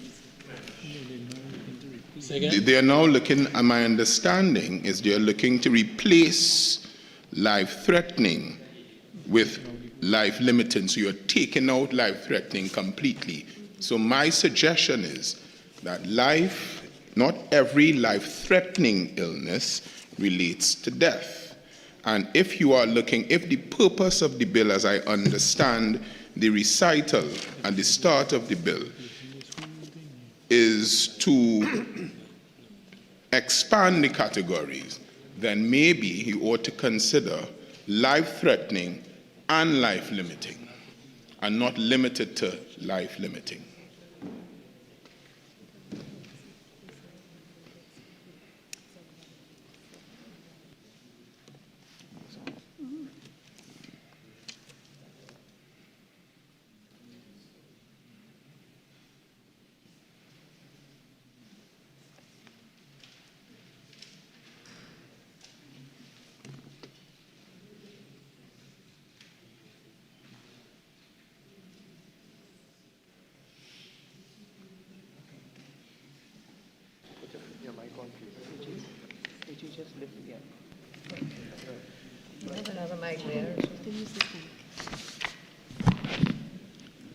So the exact words used in the clause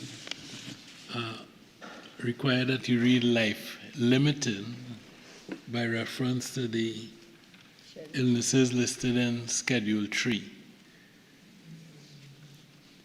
And of course, there's a B. If you look at life at Schedule 3, what you'll see is that those are life limiting 28 diseases, but they are not necessarily life threatening.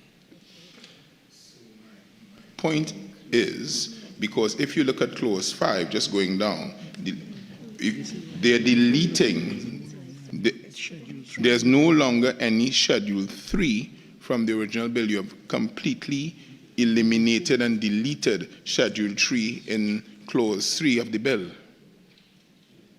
Schedule 3 is now going in. It's new.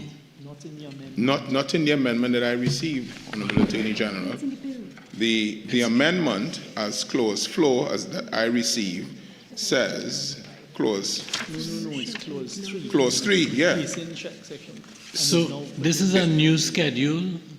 It's proposed that this schedule would form part of the bill. It's in red ink here. But the amendment that has been provided for, circulated to us, does not include that, Honorable Attorney General. I see. All it has is facilitate the provision of specialist medical treatment to children suffering from life-limiting illness. Okay, so the version that I have does have it. Well, Mr. Chairman, we did not get it. I'm sorry, we'll consider it, and we will attempt to make the changes that you have so helpfully suggested. Thank you, Mr. Chairman. Perhaps I'm told that your practice now is that you put these things in writing, but we are pressing on. Thanks. Well, Mr. Chairman, I have just received it. The Honourable Attorney General has indicated, if I may, that your discussion, your concern will be considered. If it needs to be changed, consideration will be given. No, Honourable Member Sparrow, I'm not hearing you, sorry. I'm so sorry. I'm saying the Honourable Attorney General has given undertaking. He will consider your concern. With a smile. If it's necessary to be changed, we will change it. Okay? Thank you. I'm grateful. Yeah, we'll consider it. Thank you. Right. Next. We need to go. He did not talk about his amendment. We are in 3, we are in 4. Yes, you have to invite him to talk about it. Members, can I invite the Honourable Attorney General to address the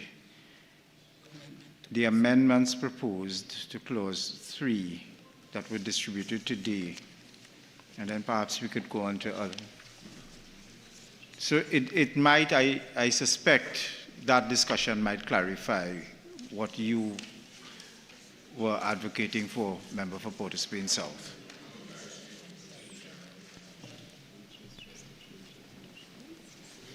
Okay. Where are we now? 3. Clause 4. Clause 3, your new amendment. Clause 3.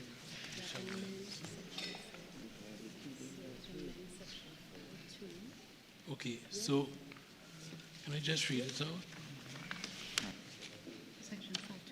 Section 4, clause 3 provides, may I read? Clause 3 provides that, the side note, section 4 is amended. Section 4.2 of the Act is amended by repealing paragraph B and substituting the following paragraph. New B, facilitate the provision of specialist medical treatment to children suffering from life-limiting illnesses.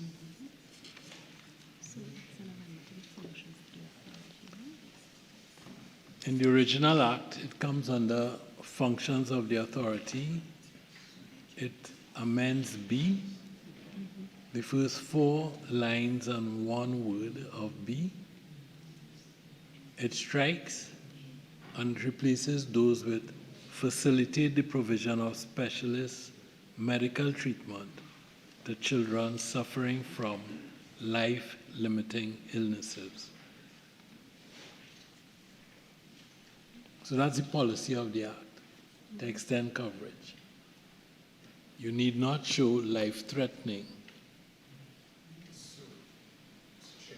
My suggestion is that because the raison d'etre of the amendment is to expand the categories of persons, it may be sagacious to consider just not leaving it to limiting, because life-threatening, not every life-threatening condition could be life-limiting. And therefore, to include life-threatening and life-limiting. So you lose nothing and you gain something. You gain the expansiveness that the amendment proposes to create. Minister, if you have a life-threatening disease, wouldn't we quote into life-limited? No, because not every life, Well, this is not advice. every life-threatening. This is the advice that we're receiving, and this is what I said earlier. We will consider your suggestion, and look at it. The advice we're getting from the technocrats is that by using life-limited, that includes life-threatening. Well, just in the interest of carrying us along, our advice is different. We can't resolve that right now. This formulation captures, in our view, the policy of the Act. But we'll take a note And we have the other place. and come back to you. I have put my position on it, but just in answer to the Honourable Prime Minister Member for Siparia, life-threatening has a sense of immediacy. Okay, thank you. Life-limiting does not. We hear you, we noted. Thanks much. Thank you. Blessings. We'll take advice as you, what is being not tells us we must do. I have to put a question. Which he never did. The question is, members, is that clause 3 be amended as circulated. Those in favor, say aye. Aye. Those against, say no. The ayes have it.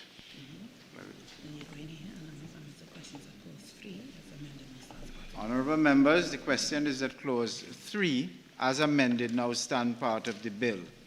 Those in favor, say aye. Aye. Those against, say no. I think the ayes have it. Clause 3, as amended, now stands part of the bill. Clause 4.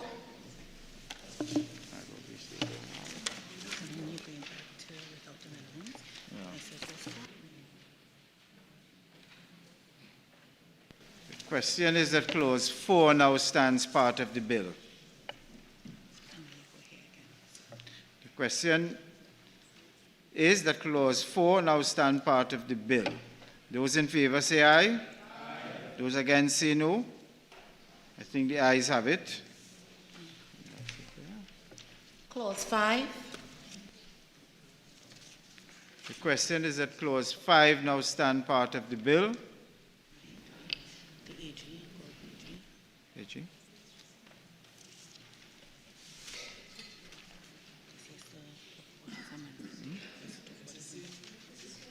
Same as you. Yeah, limited and threatening.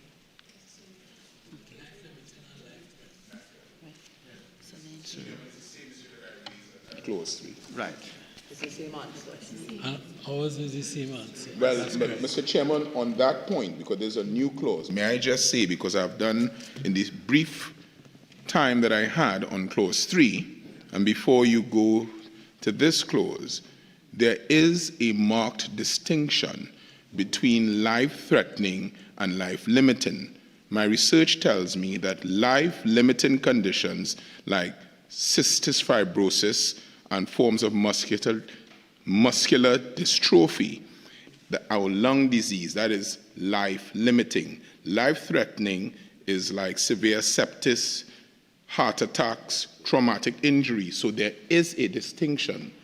I reiterate my submission that if you are expanding, you ought not to limit it, because this is the opportunity here, but just add an and, so include it. That's the point I make on 5, with examples. Thanks for the examples. Thanks for the point. We'll consider it. My answer is the same, and we'll come back to you.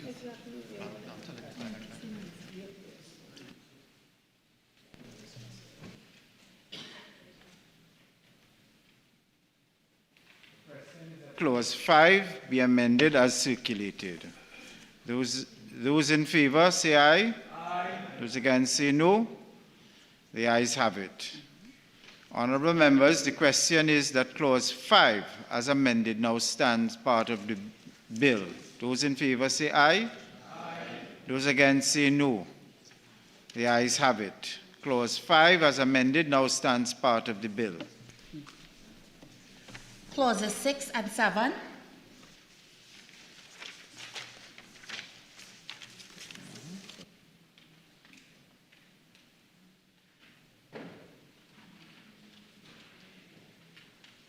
The question is that clauses 6 and 7 stand part of the bill.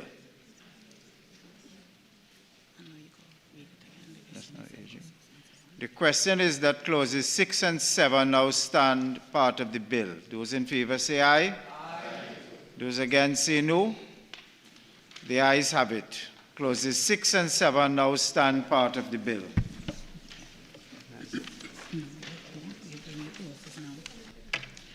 New Clause 2A, Section 3 amended. Which one is this?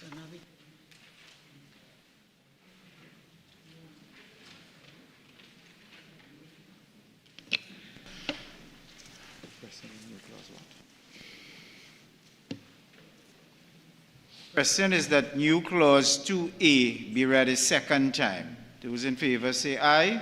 Aye. Those against say no. The ayes have it. The clause will now be read a second time. New Clause 2A, Section 3 amended. The question is that new clause 2A be added to the bill. Those in favour say aye. Aye. Those against say no. The ayes have it. The clause will now be added to the bill. Attorney General. I'm sorry. You want me to explain to it? Okay. Which is introducing the definition of life limiting. It introduces the definition of life-limiting illness. You've spoken to it before.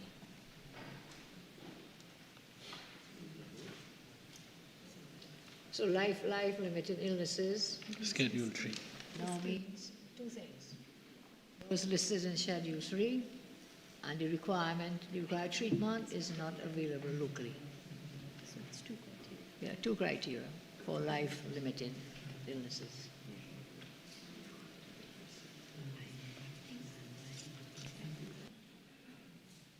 Is that new clause 2A stand part of the bill. Those in favour say aye. Aye.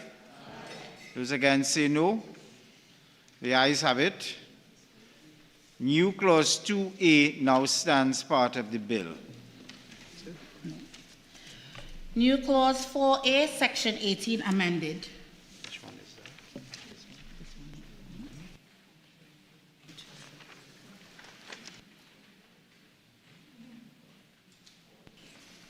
The question is that new clause 4A be read a second time. Those in favour say aye. Those against say no. Mr. Chairman. Yes. Could I ask the government to explain Roman 2 at the bottom there? We haven't reached there yet. I think we have to add it first, member, and then we will. So can now be read a second time.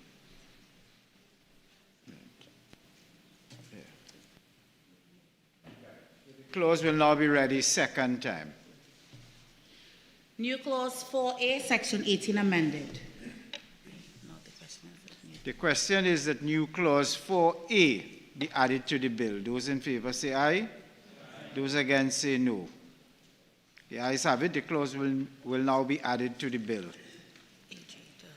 Attorney General. Mr. Speaker. You get after the AG.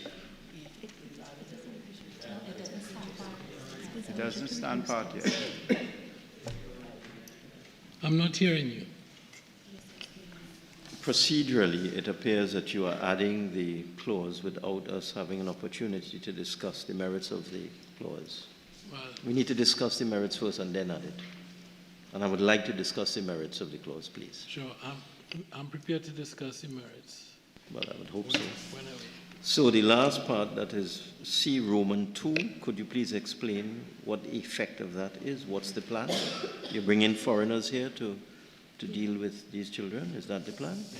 Yes, it is. If it is feasible to have the doctors come, if it is feasible and if it is cost effective, to have the doctors come instead of the children going. Okay, and the minister would have the power to make that decision? Who has the power? Well, it is the fund that is making the decision. No, but when the minister is using his overriding powers, would he be able to make the decision to bring foreign medical specialists here to deal with a sick child? Because you're giving the minister an overriding power to make a grant in exceptional circumstances. The power to do this is a power which is in the fund. So that it is the fund itself that will make the decision to bring the foreign medical specialists here. And then the minister can decide whether to agree to that or not. Is that what's going on? I'm not sure that that is part of it. You sure you're not giving the minister the power to do that? The minister's review is in respect of the grant power, the rejection, Yes, the rejection of a grant. But somebody will make an application, and in that application they may ask for foreign medical specialists to come here to do the surgery, and it appears the minister may have the power to approve that application if the authority does not approve it, if the fund does not approve it. That's one clarification, that's all.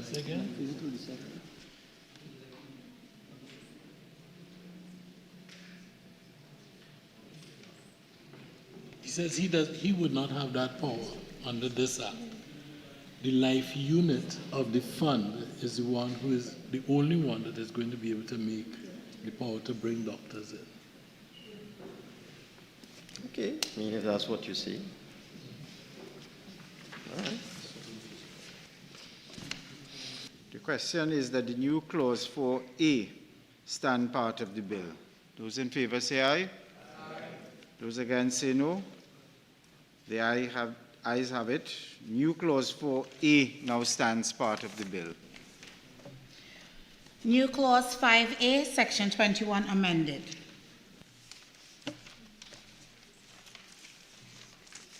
Attorney General. Not yet. You have to read it a second time.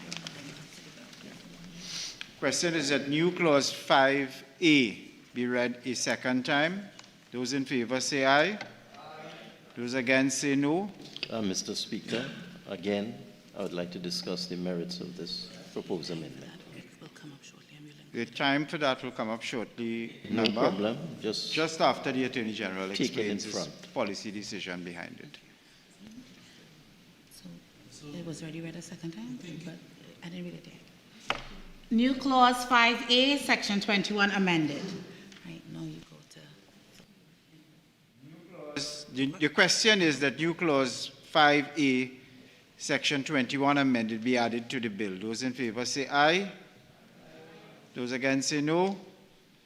I think the ayes have it. The clause will now be added to the bill. Attorney General. So,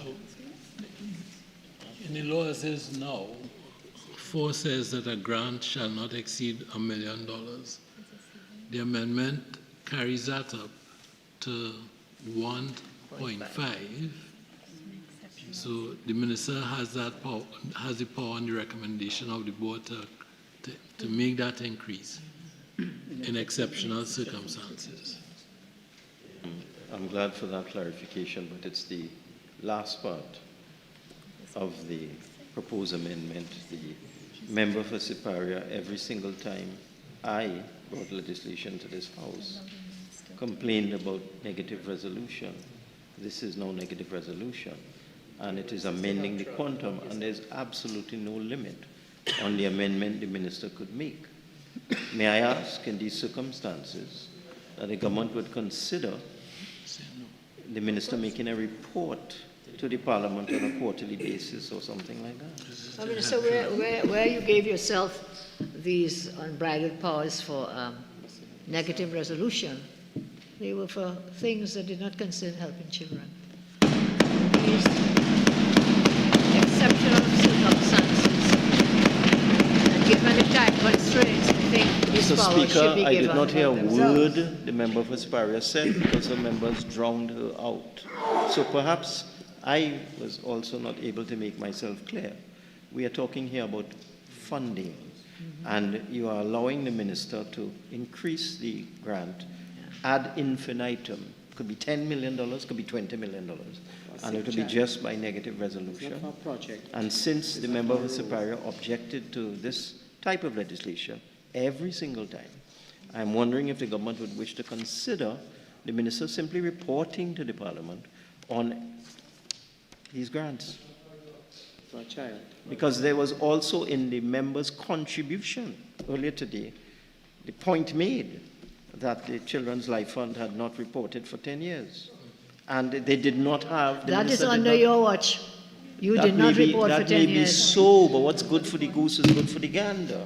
So if you are of the view that there should be transparency, I think this is a case for extreme transparency because you're allowing the minister to increase this thing to any amount. There's no limit whatsoever. There is a check and balance. That is a negative resolution of the parliament, and we are quite comfortable with that.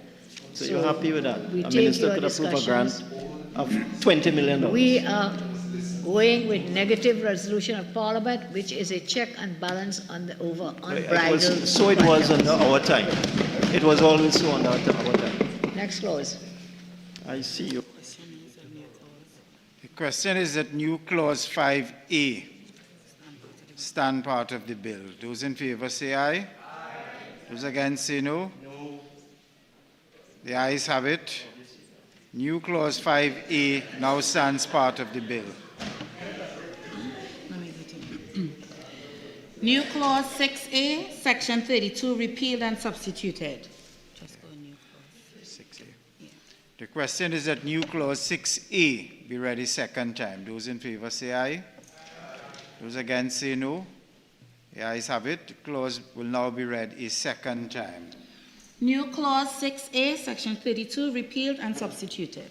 The question is that new clause 6A be added to the bill. Those in favor say aye. Aye. Those against say no. The ayes have it. The clause will now be added to the bill. Attorney General. Flexibility to amend this new schedule with the list of diseases. And then this one. These existed before, it exists now, so it will stay the same.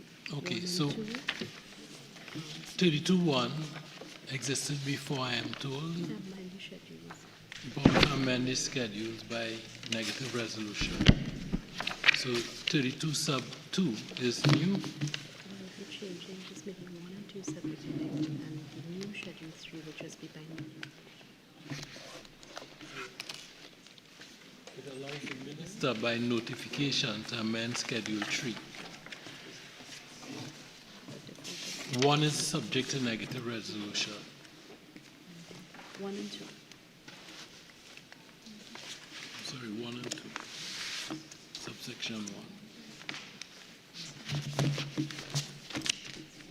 Mr. Speaker, I see the very thing the member for Siparia complained about ad infinitum appears again here. And the minister could just add any life-limiting... I can't hear you, Minister. I'm sorry, I'll speak up. The same thing that the member for Siparia complained about ad infinitum appears here again. This is even worse. This is not by negative resolution. This is by notification, not subject to any parliamentary oversight of any kind. The minister could just add any life-limiting illness that he dreams up to this. Is this the policy of your government, to lack transparency? This is not negative resolution. Not negative resolution.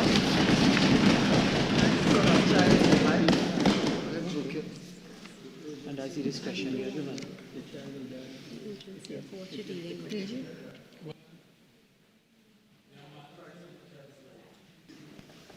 There are matters in the schedule which are technical in nature, and the ministers have the power to make those changes. Thanks, anyway. Attorney General, with due respect, adding an illness that in the mind of the minister is life-limiting is not technical. Okay. That's a decision the minister would make. It's not a technical decision. It's a decision. It could be a political decision to add something because a case has arisen that the minister wants to assist somebody who would not normally qualify, just add it by notification. That is not transparency.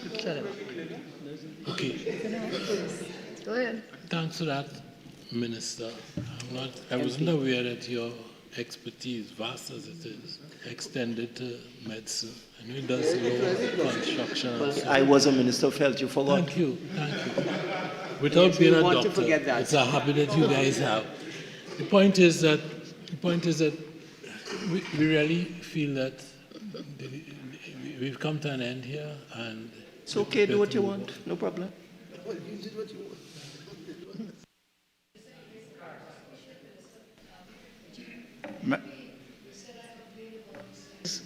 All the time, and every time. And what happened? You never listened to me. And you complained about it. You're now doing what you complained about. In this circumstance, dealing with children, these are for very different reasons, and we are sticking with this policy. We're sticking with it. This is a fund. You're talking about money. Taxpayers' money. Bang the table all you want.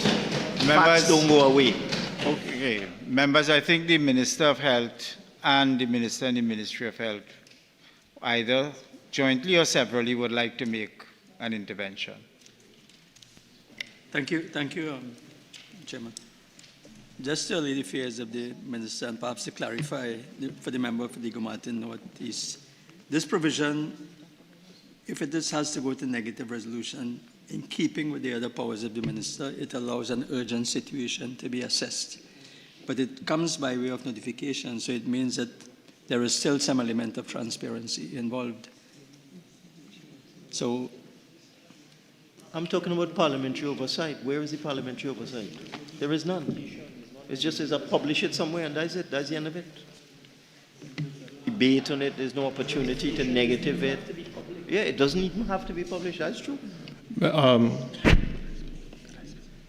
So, member, in some situations, a disease may appear in our population that may be extremely rare, 1 in a billion or something like that. And we have not made a provision to list all known life-limiting diseases in the world.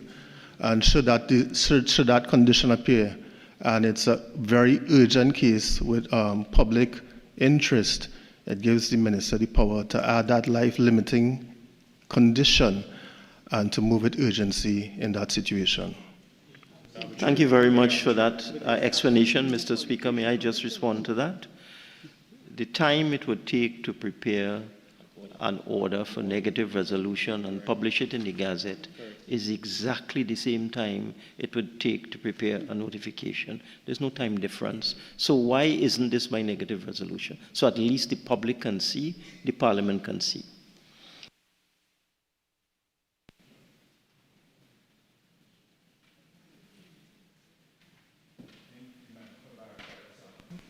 Mr. Speaker, thank you very much. Now, the member for Gomartin North East always says that he does a lot of research. But if he just reads the parent law at section 30, there's a 4-month period at the end of the financial year where the minister shall cause to have the audited financial statements of the Children's Life Fund, hold on, and an annual report of the operations of the authority, including contributions made to the Children's Life Fund, sums awarded, and the rate of success of medical treatment received by the beneficiaries of the Children's Life Fund to be laid in Parliament. So there is parliamentary oversight. So I don't understand what the member is complaining about. None. The notification is not. Can I finish? Can I finish? Sure. The notification is going to be published widely in the Gazette. People will see it. You will see it. Oh, really? The annual reports have to be laid by law in the Parliament. You have failed to do it. You have failed to do it, but there is oversight over this, so I can't understand your complaint. Well, I will explain. with negative resolution, you have a time period to bring the matter to the Parliament. You have 40 days. And if you don't, that's the end of it. So the minister In the case of the reports, the Prime Minister made the point that there were no reports for 10 years. And in your time, there were not reports either. Additionally, Mr. Chair, what we're looking to do by this is you're looking to add potential illnesses that could be covered, etc., by notification. So you gotta wait on an annual report to see what was added. And there's no, and this notification doesn't say where the notification has to be. In law, there's no principle called by notification in publication of X by Y. So this is giving the minister full power and authority to just add anything willy-nilly. And you're saying, well, but you're saying that will be caught by operations, not necessarily so either. I think the point has been made. Ultimately, this is a question for policy. And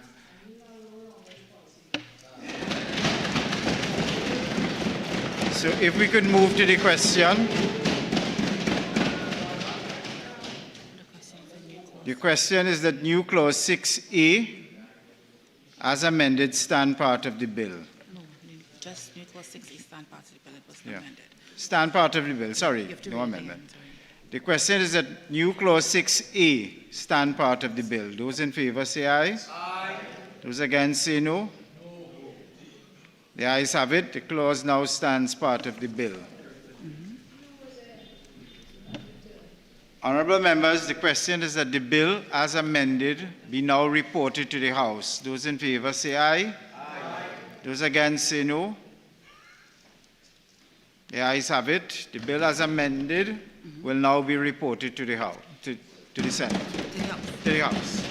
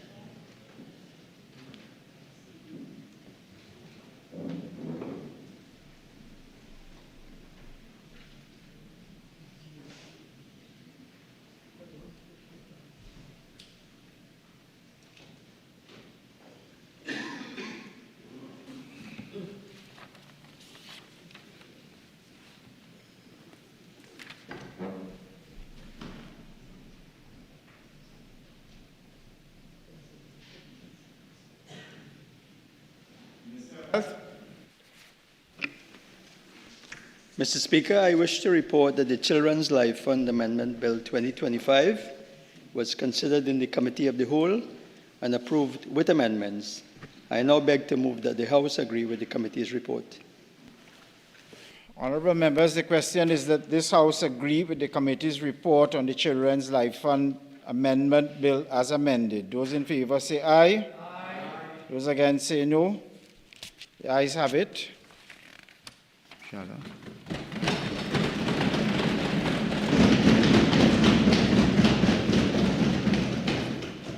Minister of Health.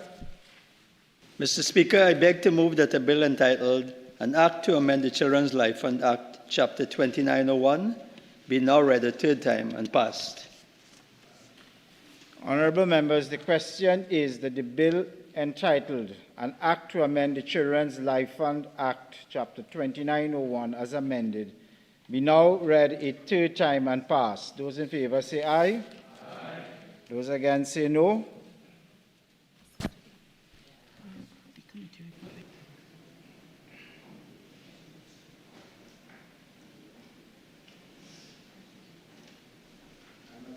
I need to excise the as amended.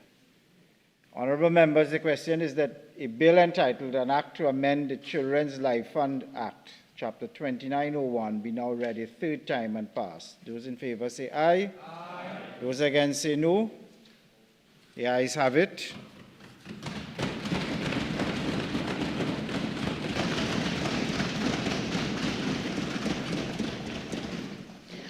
A bill entitled An Act to Amend the Children's Life and Act, Chapter 2901.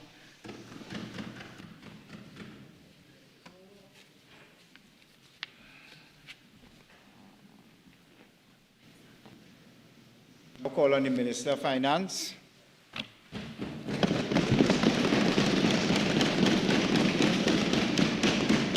Thank you, Mr. Speaker. Mr. Speaker, I beg to move that a bill entitled An Act to Repeal the Trinidad and Tobago Revenue Authority Act 2021, Act number 17 of 2021, be now read a second time.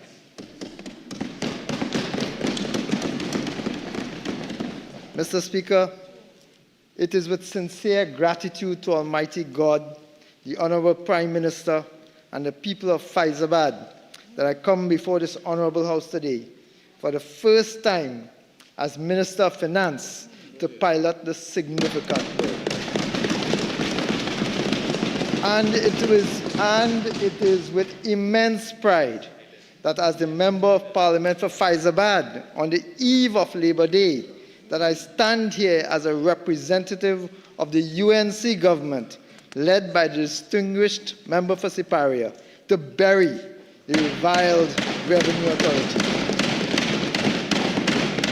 Mr. Speaker, on the 28th of April 2025, the people of Trinidad and Tobago exercised their democratic right and made a decisive choice. They rejected the cronyism, nepotism, plutocracy, and the neglect that had plagued this nation for the last 9 years, 7 months, and 2 weeks, and instead placed their confidence in a new government, one grounded in fairness, meritocracy, and accountability. Today, Mr. Speaker, in this Parliament, we continue the fulfillment of our social contract with the people of Trinidad and Tobago. Mr. Speaker, just a few seconds ago, we debated and passed the Children's Life and Amendment Bill 2025, a promise made by the Honourable Prime Minister, a promise kept by her government. And now, Mr. Speaker, we turn to another promise made by our Prime Minister, the repeal of the Trinidad and Tobago Revenue Authority, the TTRA, an institution which the previous government, the previous administration, sought to impose upon the country. Mr. Speaker, may I begin with why we oppose the TTRA? The PNM has consistently advocated for the establishment of the Trinidad and Tobago Revenue Authority as the ultimate solution to the long-standing challenges faced by the Board of Inland Revenue and the Customs and Excise Division. We oppose the TTRA at every turn because it was deeply flawed at its core. Our stance was not obstinacy for its own sake. It was a very principled position, an objection to a model that threatened the very foundations of good governance in tax administration. From the outset, Mr. Speaker, the TTRA model breached constitutional and human rights, facilitated executive overreach, and opened the door to political interference in tax collection. It undermined the separation of power by eroding the independence of the Public Service Commission, the PSC, and attempted to outsource a core sovereign function, tax administration, to a semi-autonomous entity subject to political control. Mr. Speaker, we on this side believed then, as we do now, that tax administration is and must remain a sovereign responsibility insulated from partisan whims. For 9.5 long, painful years, this country had had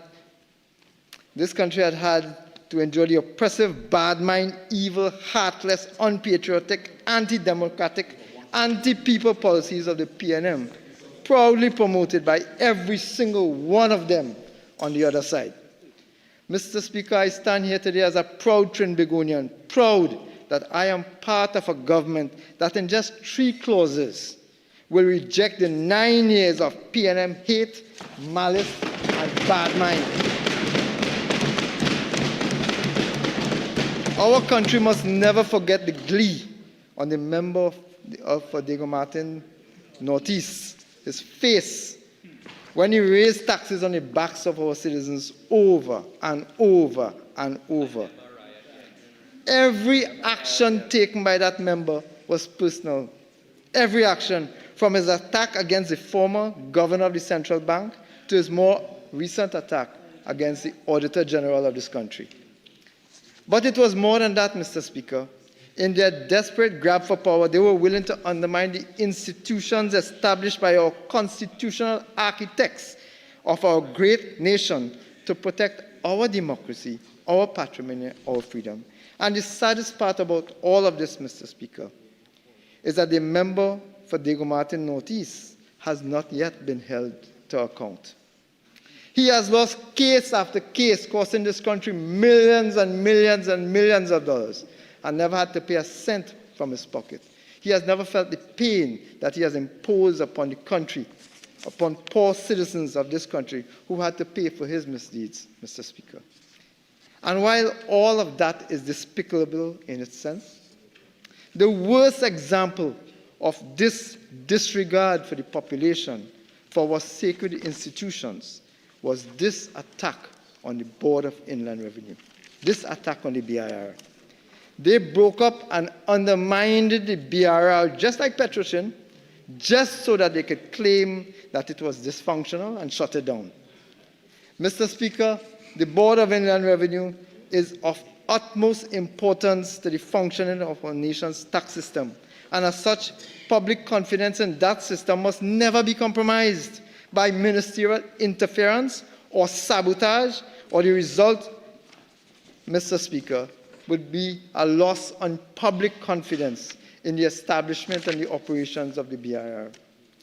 Mr. Speaker, we continue to lose money through transfer pricing, a matter the former Minister of Finance publicly committed to doing, but never did. That promise, like so many others, by those on the opposite side, never materialized. And beyond that, the failure or perhaps the outright refusal to broaden the tax base by facilitating creation of new businesses and encouraging the emergence of innovative revenue streams is nothing short of reckless. Only the Minister of Finance, the former Minister of Finance, the member for Diego Martin Northeast, only that member can say why he sacrificed the revenue of this country for almost a decade by sabotaging the BIR. Only he can say who benefited. Only the member for Diego Martin Northeast. Mr. Speaker, on a point of order, 48-6. I can ask the Minister of Finance to simply rephrase that. Thank you. I'm duly guided, Mr. Speaker. Only the member for Diego Martin Northeast can justify why his actions contributed to the demise of the Board of Inland Revenue and supported the loss of millions and millions of dollars of this country's revenue stream. Crucially, the PNM push for a new revenue authority ignored the most obvious and responsible solution to our revenue collection challenges. All that was required, Mr. Speaker, was for the government of the day, the PNM administration, to strengthen and properly resource the institution that already exists, the Board of Inland Revenue, rather than dismantle it to justify a new politically influenced structure. The previous regime chose to burn the house down rather than repair its foundations. We choose the opposite, Mr. Speaker.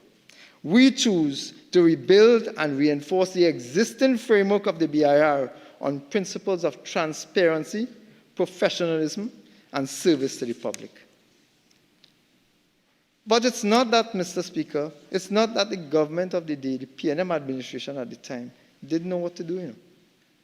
There's something called a Padarath report, the Trinidad and Tobago Tax Administration Diagnostic Assessment Tool, the Padarath Performance Assessment Report. This is an internationally standardized IMF-supported assessment conducted by an independent team in September-October 2017 and provided a detailed snapshot of both the strengths and the weaknesses of the BIR. That's since 2017. The Padarath report identified deep-rooted deficiencies in the BIR's operation. That included, Mr. Speaker, that the integrity of the tax administration database was low, on-time filing and payment rates could not be established with certainty, limited use of electronic services for the filing and payment, and I'm quoting here from the Padarath report, Mr. Speaker. Delays in processing taxpayer accounting transactions resulting in inaccurate tax accounts, a deficient VAT refund process, a weak revenue accounting environment, critically, Mr. Speaker, a shortage of technical staff. Those are the problems identified by the Padarath report that the government had in its hands at that time. 2016, 2017. The report also identified a substantial number of strengths, Mr. Speaker, but that was not the interest of the government of the day. That government, that PNM administration, their response was to focus on the weakness. And Mr. Speaker, instead of fixing those identified weaknesses, instead of looking at them carefully, because these are not structurally inherent issues, Mr. Speaker. These are not structurally destructive. These are the exact kind of long-standing problems that any responsible government should identify, rectify through capacity building and reform. That's all that was required. The former government instead, led by the member for Diego Martin North East, chose instead to completely destroy the environment, to completely destroy and undermine the BIR, to completely sidestep those issues in favor of creating a brand new engine, deliberately depriving the Board of Inland Revenue of income, deliberately depriving the Board of Inland Revenue of the resources to justify their TTRA scheme. As a consequence, Mr. Speaker, both the BIR and the Customs and Excise Division have been left languishing for years and years while the PNM chased their pipe dream. The evidence, Mr. Speaker, is stark. The Padarath report 2017 identified, I hear my colleagues opposite blaming the public service, we will come to that. We'll come to that. The IRDs, the Board of Inland Revenue's approved staff position for the year 2017, Mr. Speaker, was supposed to be 1,316 at 2017. Of that, almost half were vacant in 2017. What a caring, sensible government would have done would have increased the staffing. Instead, they used the fact that they were looking at another option to continue to undermine the staffing, Mr. Deputy Speaker. Do you know why? Do you know why? I can't explain. Because their focus, Mr. Speaker, their focus was not to fix the problem. Their focus was to see about another opportunity where they can have direct political interference in the operations of the issue. That was their focus. They were not interested in increasing revenue collection. They were not interested in fixing a long-established independent institution. Their focus was trying to see how they can get their hands in the cookie jar. The organization... Mr. Speaker, 48-6. I don't think any improper motive was imputed, and I think if you...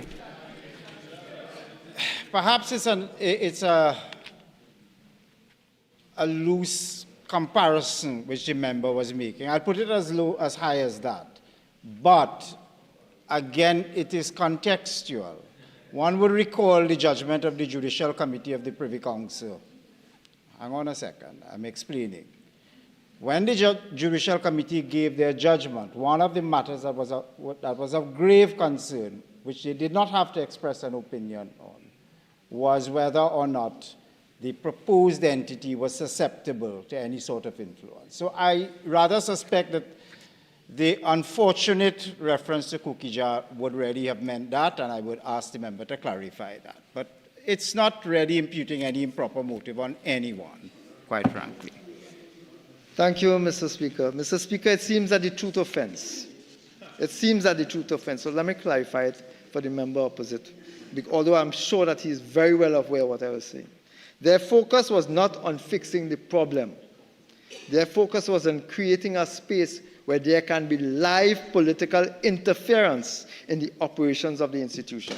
And for that, Mr. Speaker, I will move on. It is the height, Mr. Speaker, of irony and hypocrisy to deliberately break down an institution and then claim they need a new one, because the one they broke down has broken down.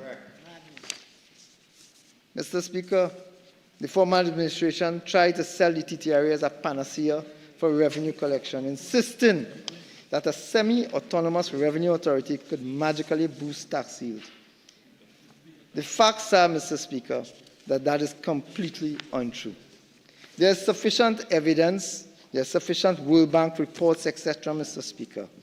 There's a substantial amount of information that says otherwise. Name one? One. Mr. Speaker, the former junior minister seems to not have been paying attention, because he was part of the government that put this in place. Same individual. But let me tell you, for his edification for a few seconds, the IMF and the World Bank have both established reports in which they have said the semi-autonomous revenue authorities, the SARAs for your benefit, since you would not be aware, do not work. They do not work better than what we have in Trinidad and Tobago. But you already knew that. You already knew that. The point has already been made, Mr. Speaker. The point has already been made that the government already knew what the problems were. They already knew, because of the international experience here, the international reports that exist, they already knew that what they were proposing would not be better than what is there. The focus was never on improving. The focus was on getting an opportunity to create a space of political interference, Mr. Speaker. I wouldn't bother to go into the detail of the various studies. I think the former minister, I think the member for San Fernando East should go home and do some research of his own. If you come here unprepared, that is not my fault. If he is not aware of his responsibilities when he signed on for this job, he should stay home. Moving on, Mr. Speaker, moving on. The noise, Mr. Speaker. Moving on. The former Minister of Finance, the member for Dago Martin Northeast, has repeatedly told this country about a $10 billion tax gap. $10 billion, meaning that revenue that could have been collected under existing tax laws but isn't, was due to non-compliance, evasion, and administrative shortcomings. He has repeatedly talked about $10 billion. $10 billion. It's in a court patter as well. $10 billion, Mr. Deputy Speaker. But while he's complaining about a tax gap, every action taken by that government is to widen that tax gap, because they have deliberately undermined the agency responsible for pursuing tax evaders. That is the Board of Inland Revenue. They have deliberately done that. And over the last 9.5 years, while they have pursued the TTRA, they have short-staffed the BIR to the point, Mr. Speaker, where neither the BIR has the resources nor the TTRA to go after tax evaders. Again, Mr. Speaker, when a government, that is that government, deliberately took an opportunity to remove tax compliance networks, to remove the individuals, the institutions that were responsible for tax compliance, that benefits only tax evaders, Mr. Speaker. That only benefits one group of people. I've just answered the question, who would benefit when the government does when the PNM administration did what it has done to the Board of Inland Revenue, Mr. Speaker. This PNM administration, their actions show a total lack of concern for future generations. Total lack. It is shocking, Mr. Speaker, that despite recognizing a significant tax gap and having expert tools like the Padarath report of 2017, the former government simply refused to take action.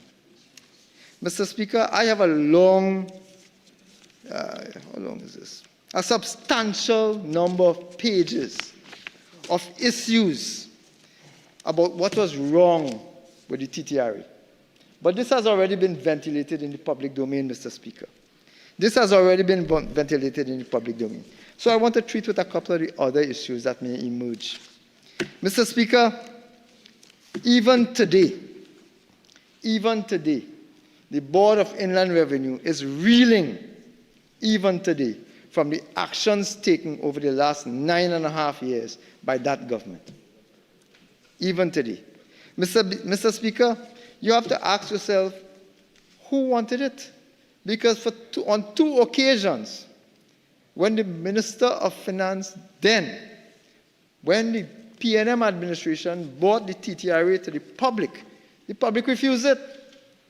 On two occasions, in 2010, and Mr. Speaker, now, refused it. Mr. Speaker, would you believe that when they brought the TTRA forward, when the PNM administration brought the TTRA forward, they cajoled public servants. They threatened them. They warned them, Mr. Speaker, that if you did not take this, you're out. That is what they did. They threatened the jobs of public servants, Mr. Speaker. And would you believe that despite these brutal threats to the incomes of persons in the public service, only 32.6% of the public servants employed at the BIR and Customs and Excise Division chose to move to the TTRA? Only 32%? Mr. Speaker, I want to use the opportunity today from this platform in this House tonight to salute those individuals, the Public Services Association, the members of the public service of this country who are here tonight represented, having spent the entire day to come to support this government for removing this horrible TTRA. I salute those public officers who decided that they would sacrifice themselves as opposed to bend to the political machinations of the PNM administrations of the day, Mr. Speaker. And Mr. Speaker, this is 32% of the persons. That is despite desperate attempts. The then Minister of Finance, member for Diego Martin, noticed on seven occasions came and had to extend the deadline time. Had to extend the deadline time for people to leave because people were not going to leave, Mr. Speaker. Mr. Speaker, so the population didn't want it, and the workers didn't want it. Who wanted it? Members of the PNM administration, they wanted the TTRA. Mr. Speaker, but let's deal with what the TTRA has done, what their actions have done to us, Mr. Speaker. The shift to the TTRA, conducted by the member for Diego Martin Northeast and his colleagues, actually resulted in a decrease in revenue collection as staff were depleted at the Board of Inland Revenue and at the Customs and Excise Division while they were waiting on TTRA. So on the one hand, you're cutting down BIR, but TTRA is not rising. That administration, headed then, the actions headed then by Diego Martin Northeast, sabotaged the country, Mr. Speaker.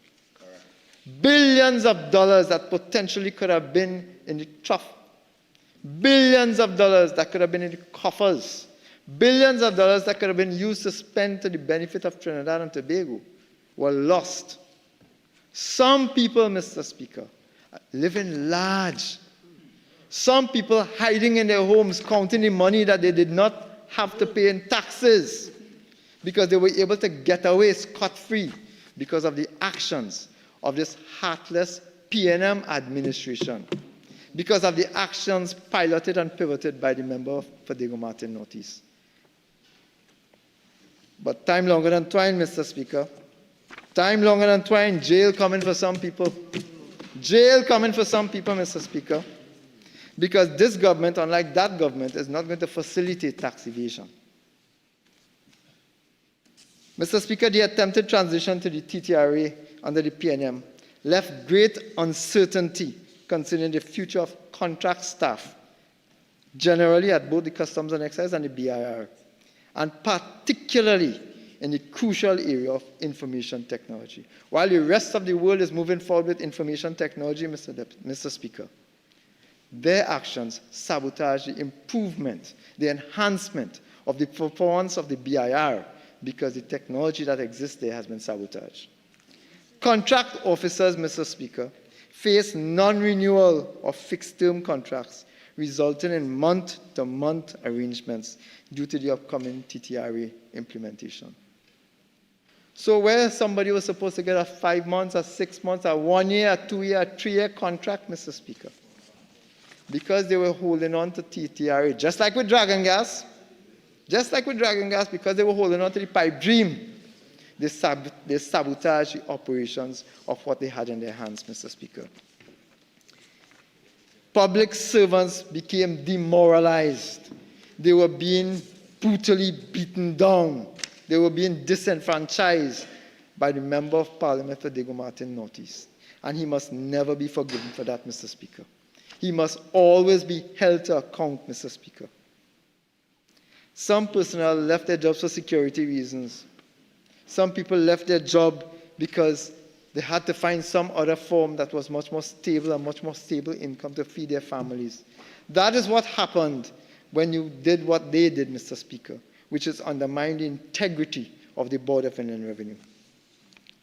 Mr. Speaker, the situation over time deteriorated to the point where the Petroleum and Large Taxpayers Business Unit, taxed with monitoring revenue from entities responsible for approximately 85% of total tax collections, is today operating at just 10% of its capacity.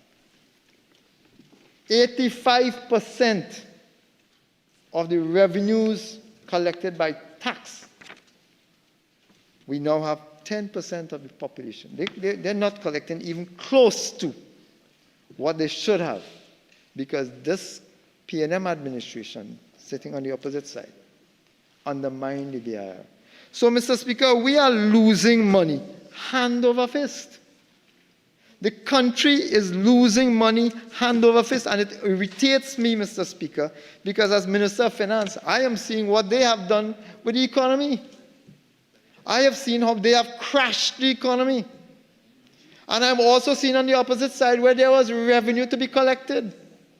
What kind of heartless, cruel, shameless people would sabotage the country like this? And then they came right afterwards and implemented tax and tax and taxing. They refused to collect what was easily collected and chose instead to tax and tax and tax more, Mr. Speaker.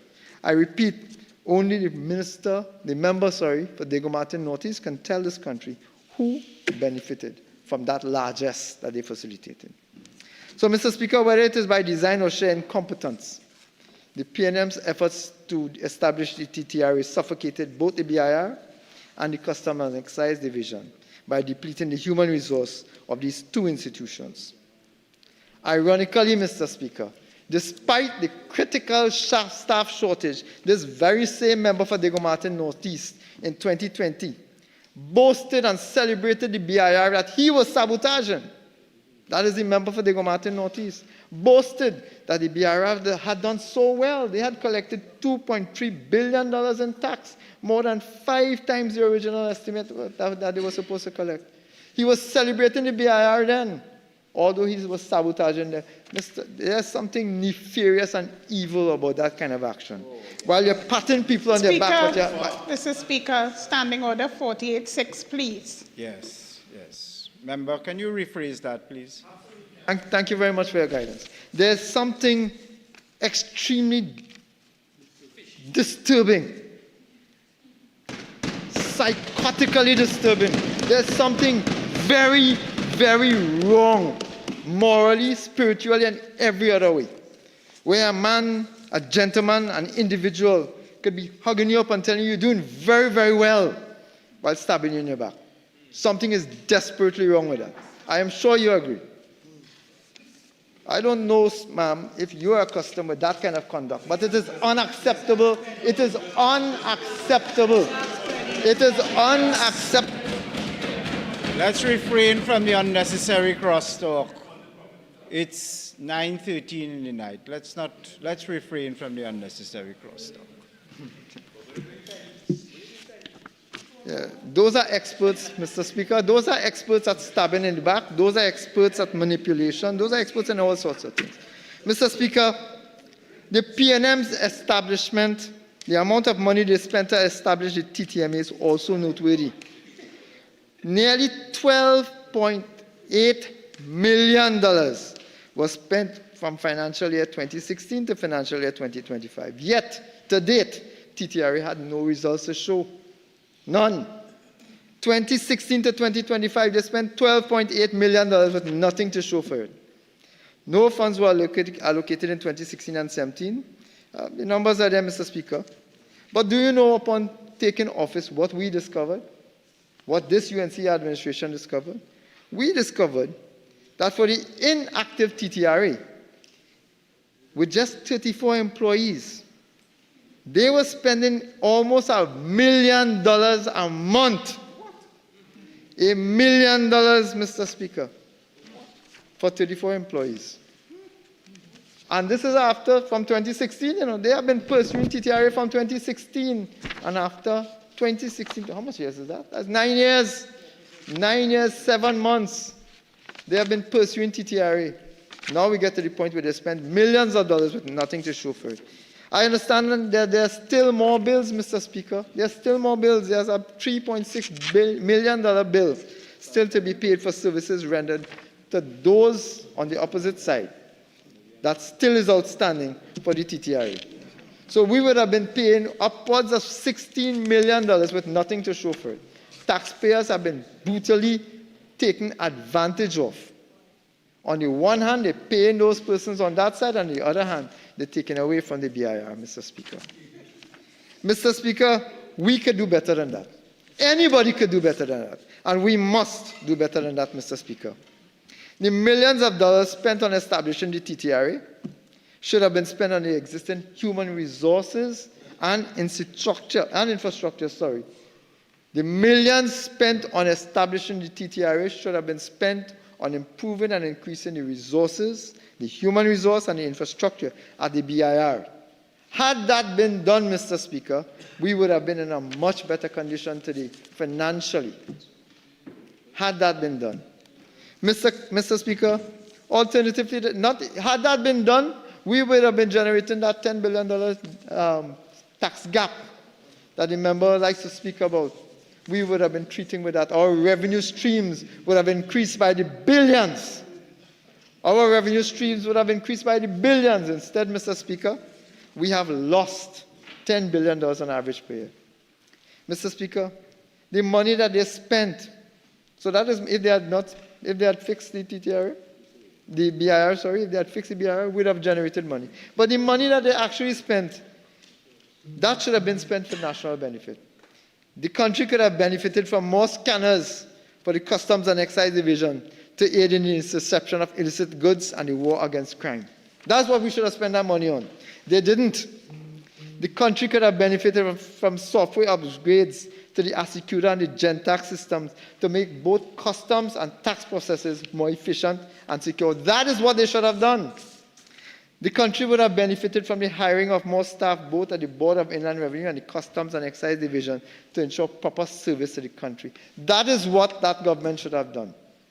That is what it falls to this government to do. They wasted 9.5 years, Mr. Speaker, and spent millions and millions of dollars to do it. Mr. Speaker, I could go on and on about how this money could have been spent properly.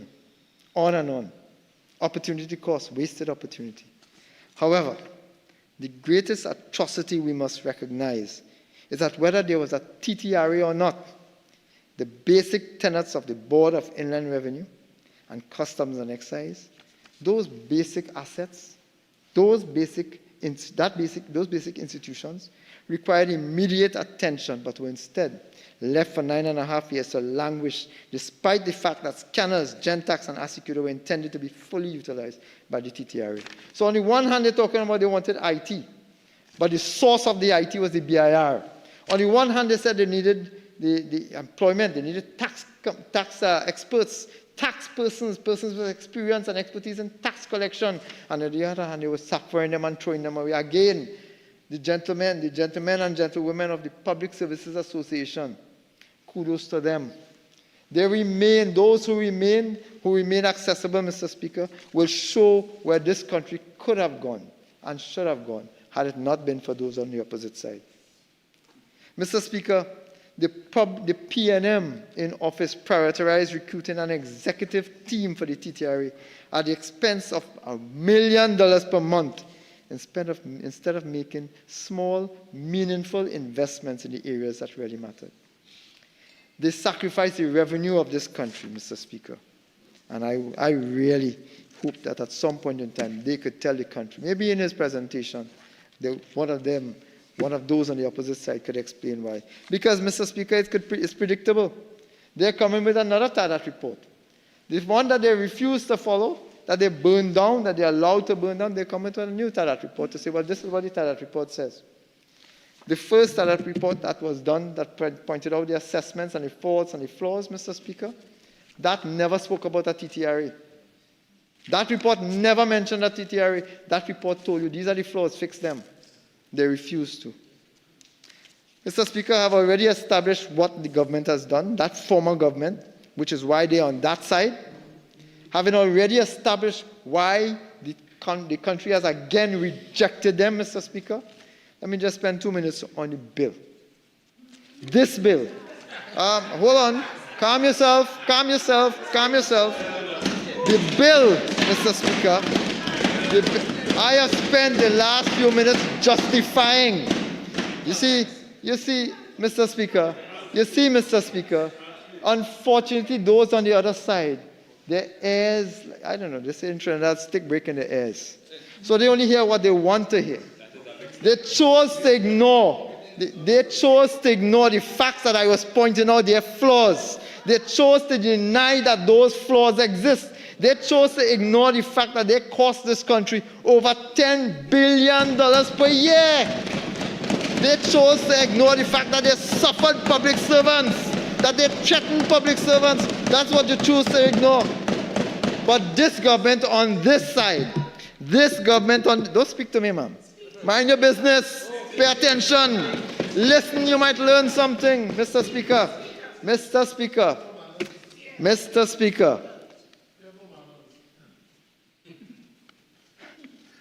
Speaker, I will go on. I will ignore the babbling and the noise from persons on the other side. Perhaps when next the opportunity presents itself, Mr. Speaker, a very good friend, a man who just scraped through anyway. Yeah. Maka.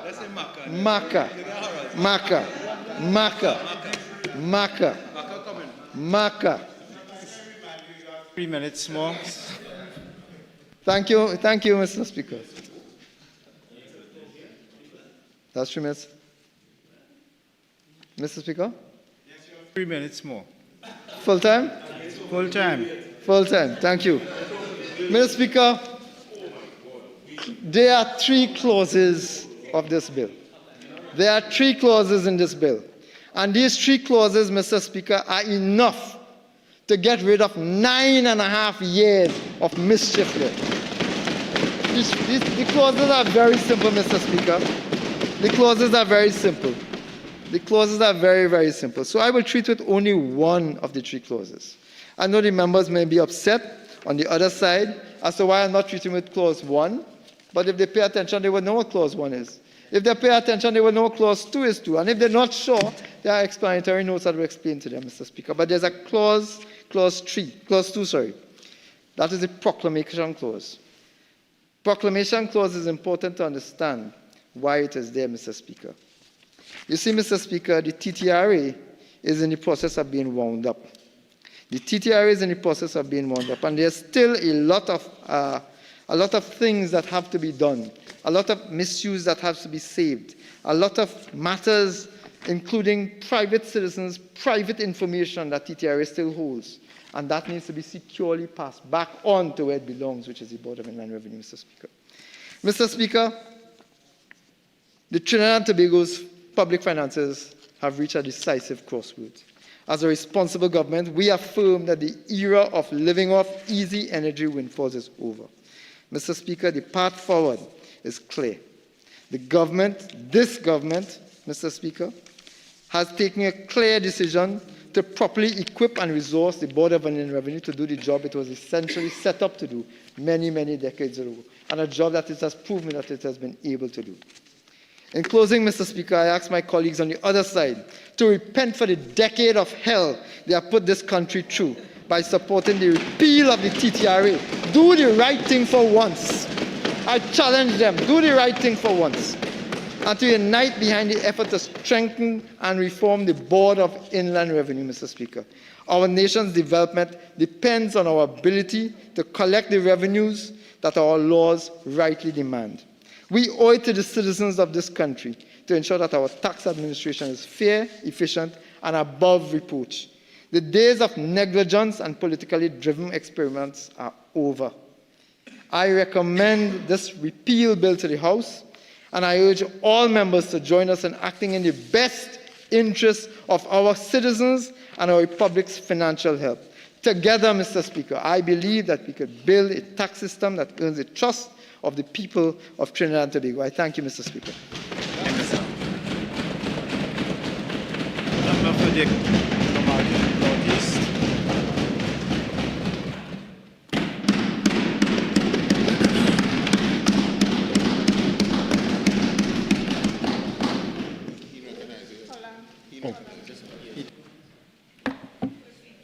Yes, sorry, procedure. Honourable members, I shall now propose the question for debate. The question is that a bill entitled An Act to Repeal the Trinidad and Tobago Revenue Authority Act 2021, Act number 17 of 2021, be now read a second time. Member for the Northeast. Yes, thank you very much, Mr. Speaker. Mr. Speaker, the previous speaker knows that he's not serious. He knows that he is simply an instrument to pander to the partners in their coalition, if I want to call it. You know, Mr. Speaker, when one looks at the performance of the UNC government in terms of revenue, because this is all about revenue, and if one goes to the Review of the Economy 2015, Appendix 21, Central Government Fiscal Operations, one will see that for every single year that the UNC was in power between 2010 and 2015, despite claims to the contrary, false claims, the UNC government ran a budget deficit. And this is why this former administration decided to deal with the matter in a proactive manner, rather than running away from the responsibilities of a responsible government. If one looks at the deficit in 2010, it was $2.8 billion. In 2011, $2.3 billion. In 2012, $4.5 billion. In 2013, $6 billion. In 2014, $4.4 billion. And in 2015, $7 billion.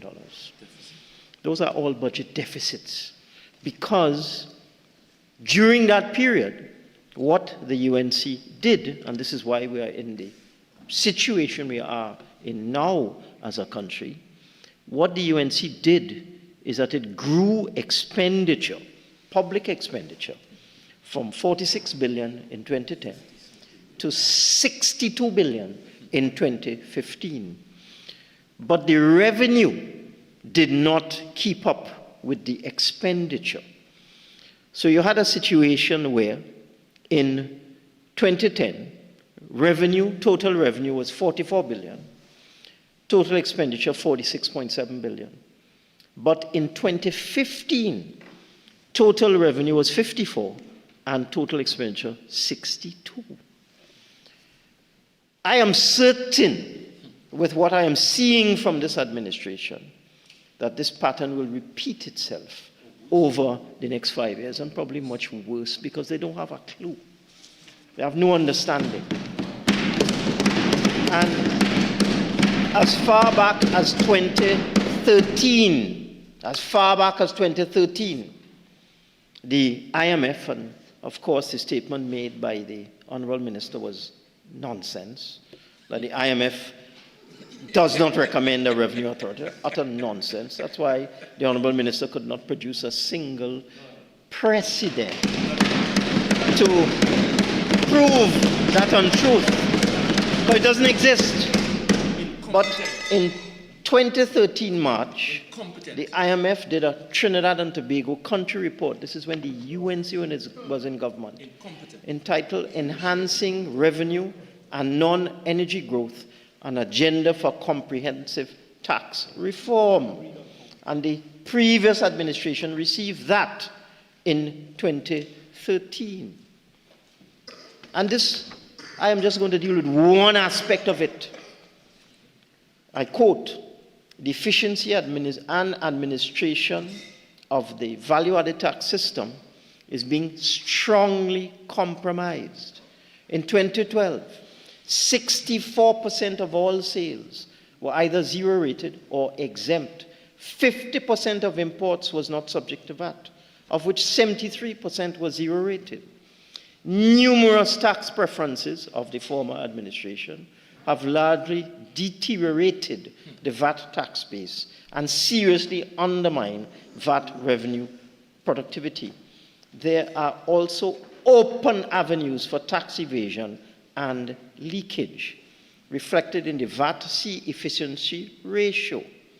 For the last decade, it has fluctuated around 0.4, much lower than many other countries of similar developmental level, lower than many CARICOM countries and internationally. New Zealand has a VAT efficiency ratio, for example, of 0.87.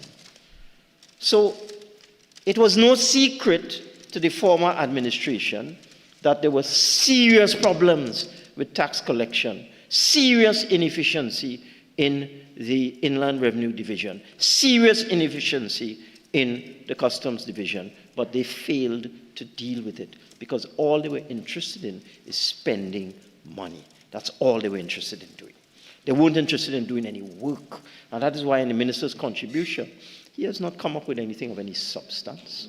He just spent all his time just hurling invectives across the floor, uttering words that are unparliamentary, such as evil, which he should have been made to withdraw and apologize for. That is all he did, just bluster, noise, carrying on, ranting and raving, but he wasn't dealing with any facts. And let me deal with some facts now. I heard the leader of government business in an earlier debate, and I heard the minister also making this untrue statement that the TTRA would allow the Minister of Finance to get inside people's tax records and their personal and private information. That is a complete untruth. And I will read from the decision of the Privy Council in the Teresa Doré matter, which I'm sure you, Mr. Speaker, although you shouldn't be entering the debate, I'm sure you're familiar with it. Teresa Doré versus the Attorney General of Trinidad and Tobago, which is JCPC 2024-0051. And there's a particular part of that judgment that says at 76:10, the adequacy and effectiveness of the safeguards from political interference and improper pressure. And with your leave, I'll read the whole thing, this whole paragraph, into the record. This is what the law lords had to say, unanimously. There was no dissent. There is nothing to suggest that the authority is a device or a sham. There are safeguards that prevent either the board or the minister from playing any part in the day-to-day operations of the authority. The board, although appointed by the minister, is comprised of professional people with relevant experience and skills. Its chair and vice chair are appointed for 5-year terms. It is charged with the responsibility for setting and oversight of management policies for the authority. But it has no responsibility for any of the authority's revenue functions. Further, there is an express prohibition on the board giving directions to the Director General or any employee of the authority with respect to these revenue functions. The board is also prohibited from accessing any information about individuals or entities obtained by the authority in the exercise of its functions, or documents concerning legal actions by or against the authority to enforce revenue laws or in relation to the functions of the Director General. Moreover, the minister may only give general policy directions to the board in relation to the board's own functions, and is given no statutory authority to give directions to the authority. That's the truth. So this nonsense about how the minister, this minister, created a law that would allow him to dig into people's personal tax information was a colossal and is a colossal untruth. Colossal untruth. Yes. And the other problem that I have is that when we look at the history of the UNC, in 1999, the UNC passed legislation called the Trinidad and Tobago Postal Corporation Act. Prior to that, there was a postal division within the government. It was a part of the public service. And in passing the Trinidad and Tobago Postal Corporation Act, the government abolished the postal division, and it gave the public servants these options. This is in section 36 of the Trinidad and Tobago Postal Corporation Act.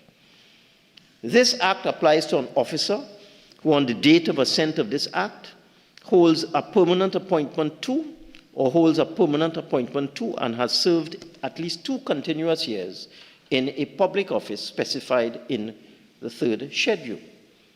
A person to whom this section applies may, within 3 months of the date of assent of this act, exercise one of the following options. A, voluntarily retire from the public service on terms and conditions agreed between him or his appropriate recognized association and the chief personnel officer.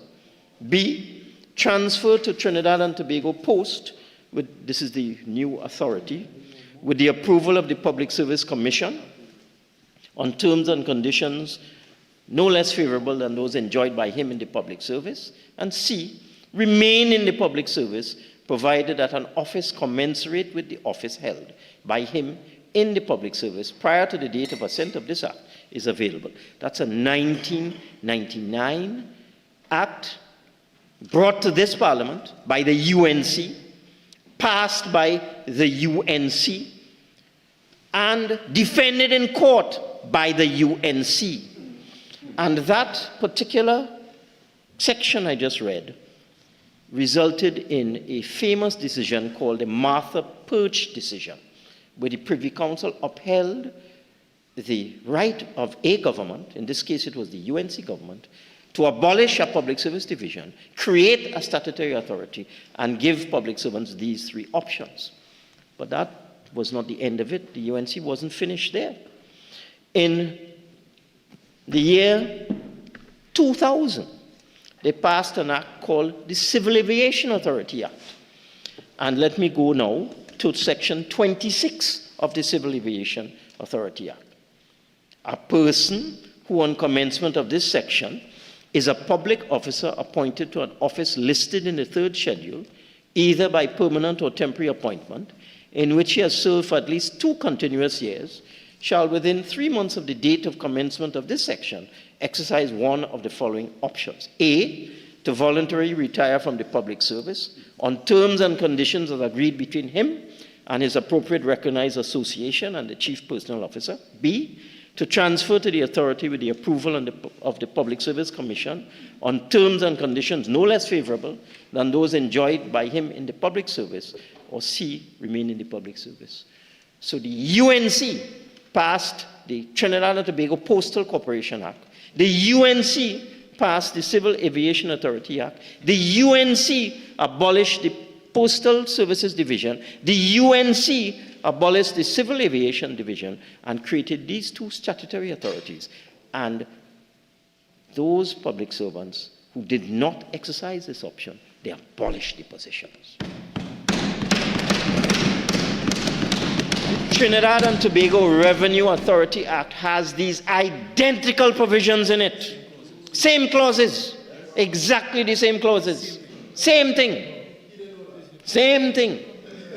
It is political hypocrisy at the highest for the UNC to do this in 1999, to do this in 2000, and to come back and say we are undermining and threatening workers. That's why the minister really had nothing to say. That's why he resorted to all of that nonsense. Let me deal with another falsehood uttered by the minister, another political untruth.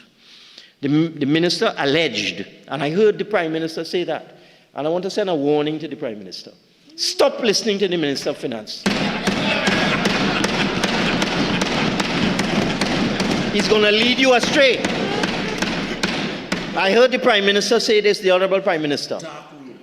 I heard the Honorable Prime Minister say this, that only 32% of the public servants in customs and inland revenue opted to exercise the options in the Revenue Authority Act. And I heard the minister come with that same foolishness today. Let me give you the facts, Mr. Speaker. There are 1,268 officers between the Inland Revenue Division and the Customs and Excise Division. 684 in the Inland Revenue Division and 584 in the Customs and Excise Division.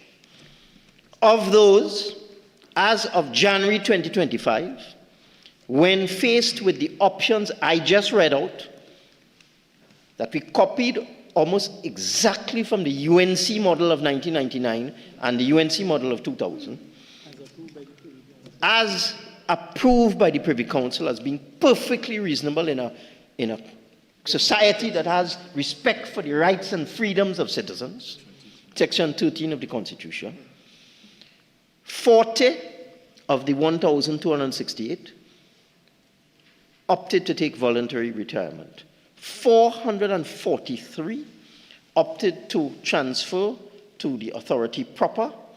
191 opted to transfer to the enforcement division of the Revenue Authority. 284 chose to remain in the public service, of course, if there was a position available to them, and 310 did not respond. When I went to school, Mr. Speaker, 310 out of 1,268 was 25%. It still is. So 75% of the combined staff of Inland Revenue and Customs and Excise chose to exercise one of the options in the TTRA Act. 75% could never be 32%. Cannot be. And if the members opposite want to play with semantics, 443 persons chose to go into the mainstream revenue authority, and 191 persons chose to go into the enforcement division of the revenue authority, a total of 634, which is 50% of the total officers now. You have the others who said they will stay in the public service, some will retire and so on. So how on earth 32% could be equal to 50% or 75%? That is why I'm telling the Prime Minister, stop listening to the Minister of Finance. It will lead you astray. It will lead you astray. Embarrassing. Now, let us deal with the Padarath report, because the member for, what is he now, Faizabad? I think he had to leave wherever he was and go to Faizabad. And I heard the Prime Minister say that, you know. Yeah, there was a problem with representation. The constituents, where he was before. I can't even remember where he was before. They didn't want him. He went Faizabad.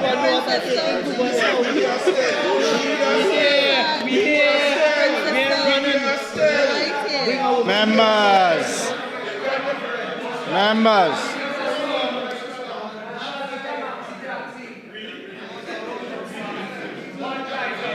Members, order.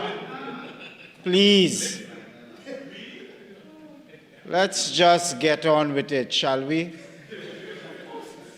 Mr. Speaker.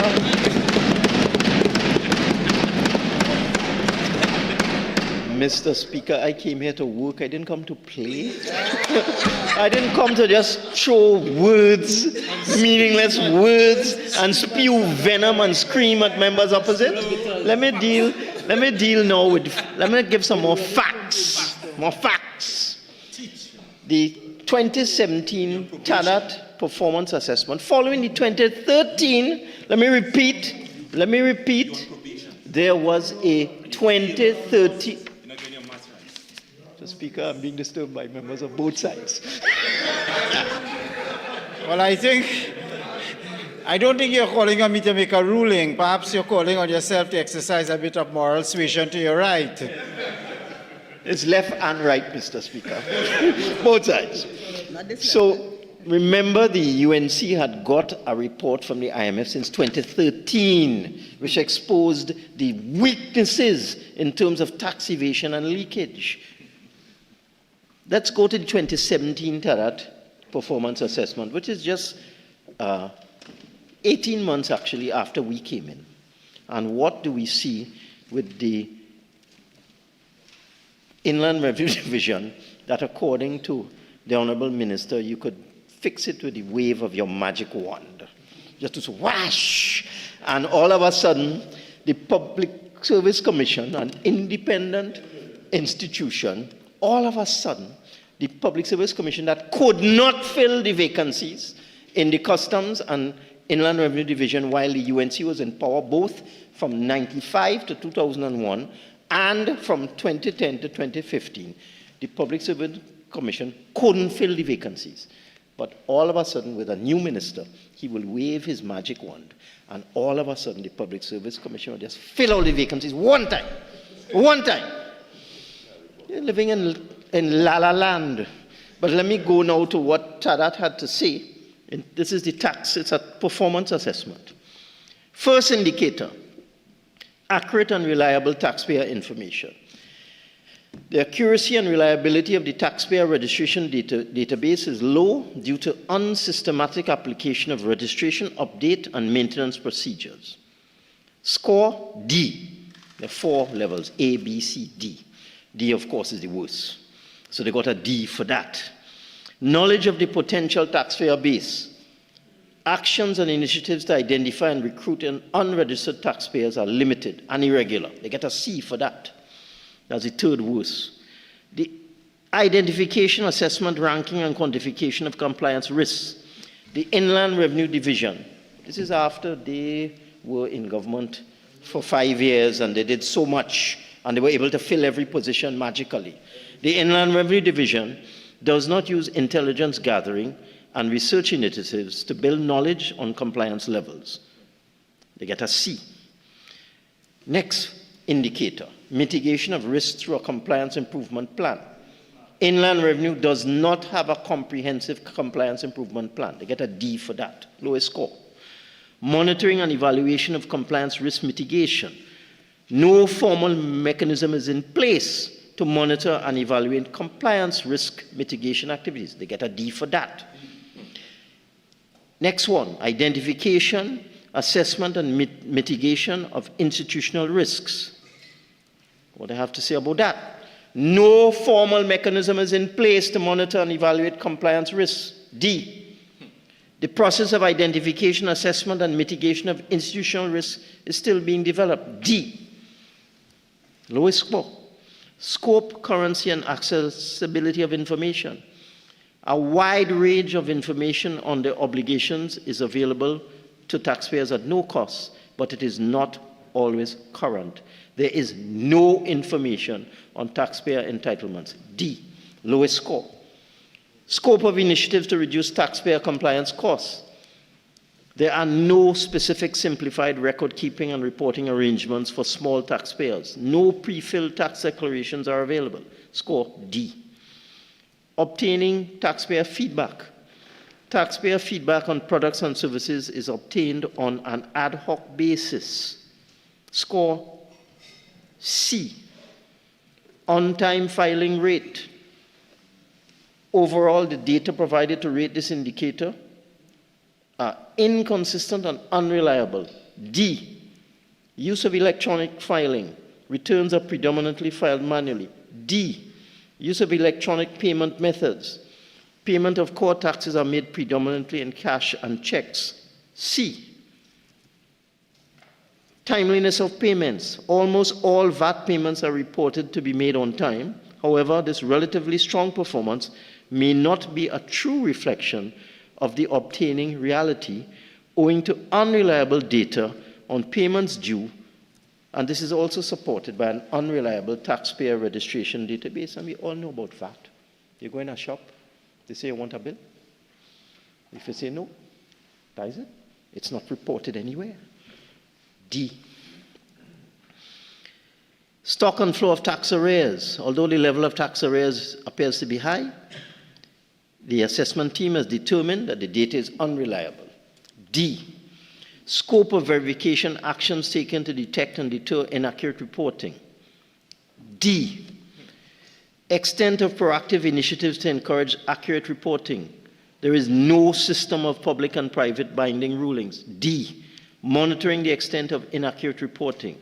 The extent of inaccurate reporting is not monitored. D. Time taken to resolve disputes. Disputes are not resolved in a timely manner. D. And need I go on, Mr. Speaker? All I've seen is C and D and D. The Inland Revenue Department, unfortunately, failed. It failed in virtually every area. Okay, so we got all of this, and we continue to try. We speak to the Public Service Commission. We talk to the Inland Revenue Division. Quite the opposite of what the Minister is alleging, quite the opposite. We gave them all the support they required, but unfortunately, these problems are profound and structural. In 2019, Carter came back again, did an update on the Padarath report. There had been no progress from 2017, and so it went along. So it went along, Mr. Speaker. So I know that what the minister is doing, you have persons in your coalition, you made promises to them, you have to pander to them, well, that's part of a coalition. But good luck, because the only possibility of improving revenue collection in this country was with a semi-autonomous revenue authority. Various administrations have tried to deal with the chronic inefficiencies in customs and inland revenue for the last 50 years. There is nothing that tells the population that this particular minister, this particular administration would have the political will or have the capacity to deal with the problems in inland revenue and customs using the existing system. There's nothing that tells us that. It was demonstrated between 2010 and 2015. They achieved nothing. It was demonstrated between 1999 and 2001. They achieved nothing. So there's nothing that tells us that they will achieve anything now, Mr. Speaker. But they're carrying on. Let's look at the whole question of the IMS report on the value-added tax system. There was a value-added tax report delivered to the Ministry of Finance, again in the 2017 period. And what that report did was to identify that within the value-added tax collection system, there was an estimated tax gap of somewhere in the vicinity of $5 billion per year. Of that $5 billion, $2.5 billion was policy. So these are exemptions, basic foods and so on. And the other $2.5 billion was tax evasion. And you know, the minister talks about, what is it, favored friends and nonsense. Nonsense. We know fully well the people that are evading tax in this country. Everybody knows. Everybody knows who's evading tax in this country. So you go ahead. Good luck, Mr. Speaker. Good luck to the government. You want to go ahead and repeal this? No problem. Go ahead. You will fail in your efforts to raise revenue to run this country. You will fail. You will fail. And you have a very difficult period facing you. Very, very difficult period facing you. Because of the fact... Ordinary time? Of ordinary time. Yes. May I have the additional time, please? You may. Thank you very much. The Minister of Finance must know by now the financial challenges that he faces. Must know by now. He must know that since the UNC bloated expenditure in this country from 46 billion to 62 billion per year, the country has become accustomed to an expenditure by the government of $60 billion. But you will never collect $60 billion, especially with your decision to scrap the only possible avenue that you had to increase tax efficiency and tax collection. You will find yourself posting huge budget deficits from now for the whole of your 5 years. And one wonders what's going to happen then, when they post a 10 billion deficit this year and a 15 billion next year and a 20 billion, because you've made some promises. You made some promises.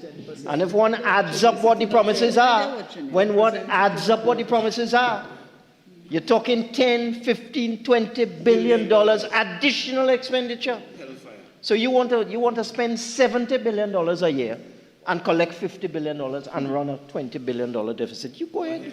You go ahead. You go ahead. And there's another aspect to the Revenue Authority, Mr. Speaker, that is being hidden by the Honorable Minister. The fact is that one of the main complaints of public servants is they are not paid well. They are not paid in accordance with their qualifications, their training, and the work that they do, because they are subject to the general system of collective bargaining in Trinidad and Tobago. They are subject to budgetary constraints. So that's one complaint coming from public servants, that they are not paid well. And the other complaint coming from public servants, and you see it reflected in the number of court matters that find themselves into the courts, challenging decisions of permanent secretaries, challenging decisions of other senior officials within the public service, challenging decisions of the Public Service Commission itself in terms of promotions and appointments. Because the system just doesn't work. The system that the British gave us with these service commissions, it just doesn't work. It doesn't work. That's why you have 50% vacancies across the board in most ministries. That's why public servants are not paid properly. And one of the advantages of the TTRA, which public servants are now abandoning, is the fact that they not only would they get improved salaries, they could then avail themselves of incentive payments. Because if you could collect an additional $5 billion a year, an additional $10 billion a year, and if your payments, your emoluments are subject to performance indicators, and you could get additional bonuses because of enhanced revenue collection, you'll be in a much better place. That's the other advantage of the Revenue Authority. Public servants will be paid much more, and they could avail themselves of huge bonus payments when the revenue went up. But it's all right. You go ahead, go right ahead. Mr. Speaker, it is unfortunate that the government has chosen to do this. They didn't say they were going to do this. You know, when you look in their manifesto, the manifesto that they published, all they said was that they were going to make the Public Services Association the bargaining agent for the TTRA. That's all you see in the Labour manifesto. That's what it says. Not an unreasonable position. Not an unreasonable position that you make the PSA the bargaining agent for the new Revenue Authority. That's what they put in the manifesto. But they come into government now and pressure take them, and they have to deal with the promises that they made, and we end up in this mess. It's a sad day for Trinidad and Tobago. They will not be able to generate the revenue that we need to run this country. They will not be able to generate the revenue that they need to fulfill all those promises they made to various people. They just can't do it. It will be just another 5 years of doom and gloom and disaster under the UNC, and the PNM will have to come back and rescue the country again. I thank you, Mr. Speaker.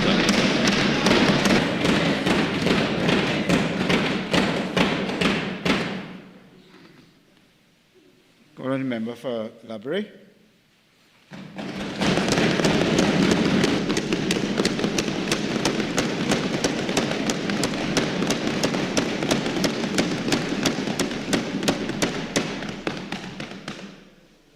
Thank you, Mr. Speaker.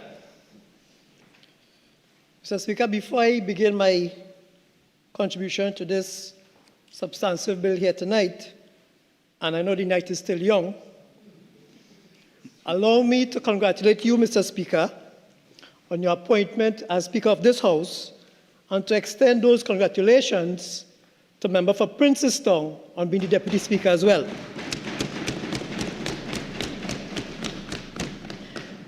And allow me as well, Mr. Speaker, to congratulate the Honourable Member for Superior on once again creating history and blazing her trail in her own indelible way on once again becoming the only female elected Prime Minister for a second time in history.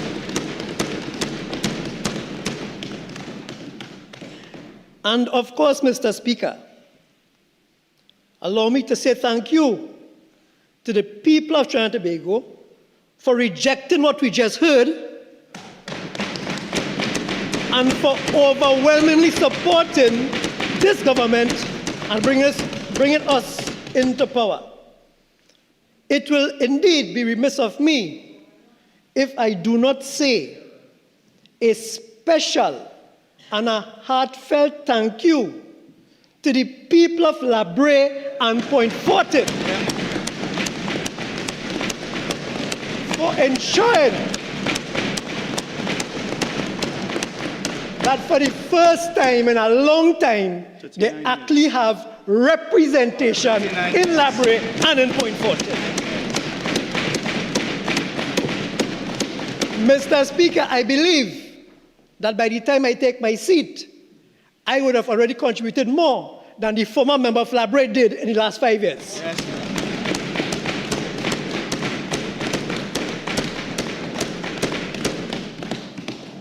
Let me also say thank you to the member for Faizabad and the Minister of Finance for piloting this bill, Mr. Speaker, and for his powerful and eloquent delivery as he piloted this bill, and for giving me this opportunity to make this contribution here tonight. Mr. Speaker, for me, this contribution is more than just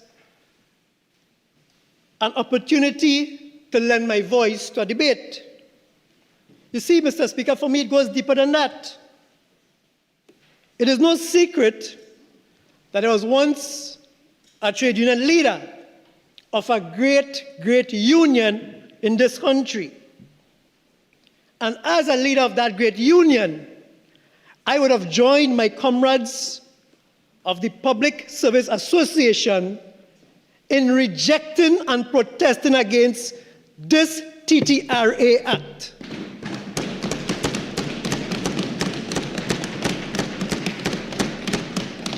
And while we would have protested, Mr. Speaker, we sang a song.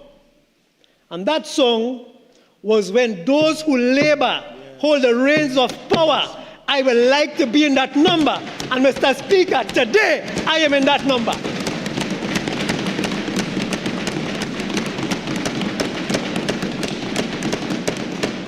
And Mr. Speaker, unless the population is fooled and believes otherwise, the member for Port of Spain, North St. Anne's West, is no comrade of mine.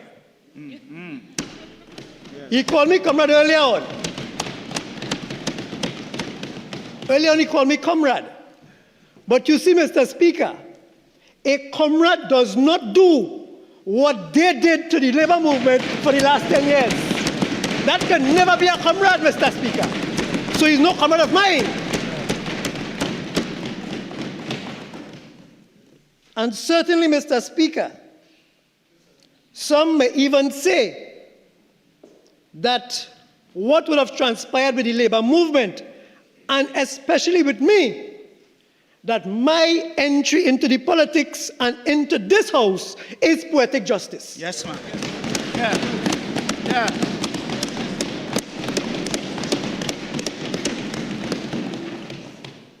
But if you want to speak to the lawyers in the house, there's a saying that justice must not only be done, it must seem to be done. And today the public could see justice is done.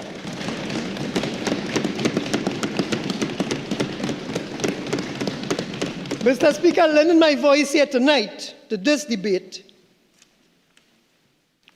signals to this country that there are two very important elements that this government holds dear and takes seriously. Earlier on, we debated the Children Life On Act, which signaled clearly that children means the world to us in government.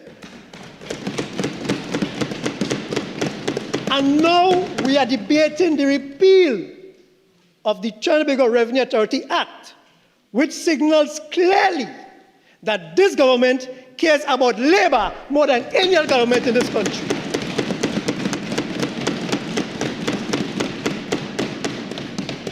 Gone are the days, Mr. Speaker, when workers and trade unions in this country will be treated with disdain, with contempt, with disrespect by an evil, wicked, arrogant, vindictive PNM administration. Gone are those days, Mr. Speaker.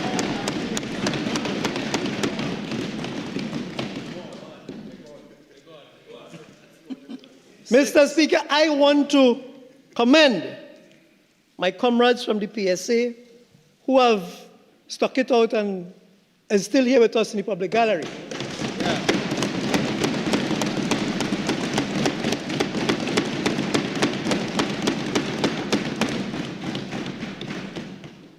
And they have fought long and hard.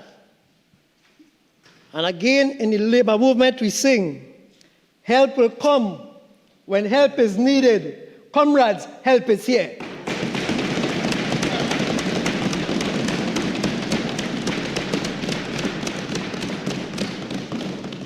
Mr. Speaker, this TTRA, as posited by the previous administration, was yet another attempt in the agenda to destabilize the trade union movement and to get rid of workers and decent paying jobs in this country.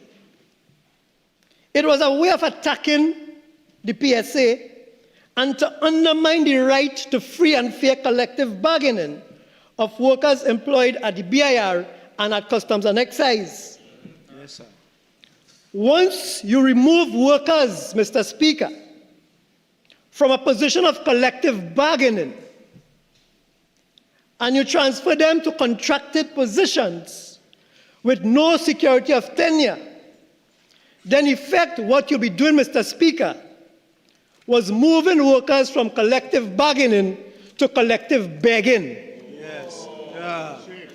That is what they were intended to do. With the previous administration's decision to form the TTRA, what would have transpired with the creation of this authority would have been nothing more than a party group, since the political directorate would have staffed and stuffed the TTRA with party loyalists, other sympathetic party hacks of the previous administration, and I dare say even the previous Minister of Finance. Mr. Speaker, this TTRA Act that we seek to repeal here tonight was always going to be inimical to the best interests of the members of the PSA, of the workers of the Revenue Authority, the BIR, and Customs and Excise. Just imagine, Mr. Speaker, that the board that they proposed for the TTRA was a 9-member board, and all 9 appointed by the Minister of Finance.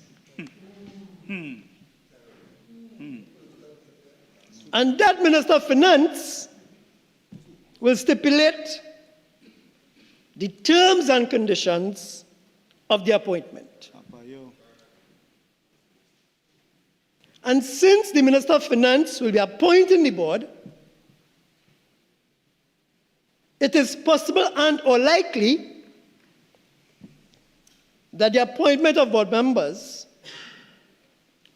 will be politically aligned to the ruling government. And of course, you expect anybody else to put somebody who they don't trust. That's what they had proposed, Mr. Speaker.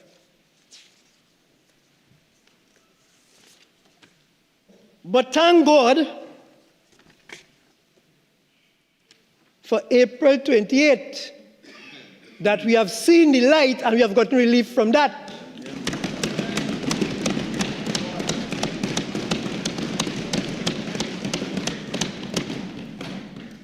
And you know what would have then happened was that the board may employ any person on terms and conditions as it deems fit, opening up the entire TTRA now to political cronyism and influence, which is a regular complaint in the public domain. So imagine right now, they complain about it, and there is a union, and there is a service commission. If you abandon the process that gets workers through the service commission, Mr. Speaker, you can just imagine what can happen. And Mr. Speaker, I'm not speaking about a pie-in-the-sky hypothetical situation, No, I'm not speaking about that. There's enough evidence to tell us what would have happened. Permit me, Mr. Speaker, to bring to your attention, and this House attention, a newspaper article dated the 5th of October 2022, headline, Judge upholds ex-BIR commissioner's lawsuit against Imbert.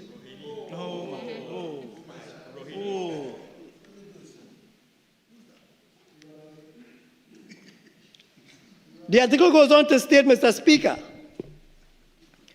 a former assistant commissioner of the BIR has emerged victorious in her legal battle against Finance Minister Colm Imbert over being treated unfairly in her bid to be appointed chairman of the organization. Mr. Speaker, this is not TTRA, you know. This is BIR. I'm not yet talking about TTRA, I'm talking about what happened in BIR, Mr. Speaker. So if this is what we're going to BIR, let me finish the article, Mr. Speaker. Delivering judgment on Tuesday, High Court Judge Margaret Mohammed upheld Rohini Ramkissoon's judicial review lawsuit against Imbert. Mohammed ruled that Imbert's decision not to recommend Ramkissoon, who held the post as acting commissioner for the position, was unlawful and quashed it. According to the evidence in the case, the legal dispute began shortly before former BIR chairman Ravi Taklal Singh proceeded on pre-retirement leave in January 2021. The finance minister's permanent secretary wrote a memo to the director of personal admin seeking approval for a then acting assistant commissioner to be appointed to the post. Aggrieved by the decision, as her colleague had less experience than her and her fellow 3 commissioners, Ramkissoon's lawyers wrote to President Paula May Weeks questioning the proposed appointment. After the President's office indicated she had not made the appointment, the permanent secretary indicated that the memorandum would be rescinded. In February last year, Ramkissoon was called to a meeting with the permanent secretary and Imbert, in which she was told that it, the meeting that is, was an interview for the position. During the meeting, Imbert allegedly questioned her about an investigation being conducted by the division's Criminal Tax Investigation Unit into value-added tax refunds to 2 taxpayers. Ramkissoon admitted she was aware of the investigation, but denied any wrongdoing, as she indicated that no allegations were levied against her. The following month, Ramkissoon was informed she could not be recommended for the post based on investigation. In deciding the case, and Mr. Speaker, this is the part I want us to pay special attention to. In deciding the case, the judge ruled that Imbert did not act fairly, as he only asked Ramkissoon if she was aware of the investigation. She was not told that she was a person of interest or informed of the specific allegations against her, which caused the defendant to be concerned, Mohammed said. She was not allowed to address the defendant's concern for denying her the position and therefore not treated fairly and denied natural justice. You know, Mr. Speaker, I wish I had finished the article. Mohammed also ruled that Imbert acted irrationally in handling of the interview.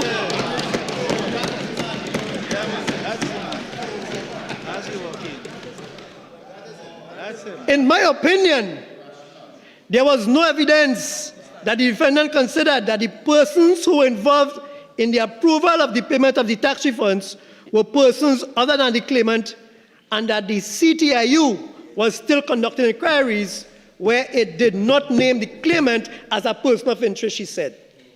Mohammed rejected claims from Imbert's legal team that Ramkissoon's case was academic, as she could not be reconsidered Point of order, Mr. Speaker. for the position because she reacted.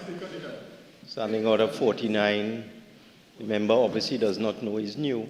That matter is under appeal. It is therefore sub judice. It is sub judice, Mr. Speaker. It's under appeal. And I stand by what I say. It's under appeal. Mr. Speaker,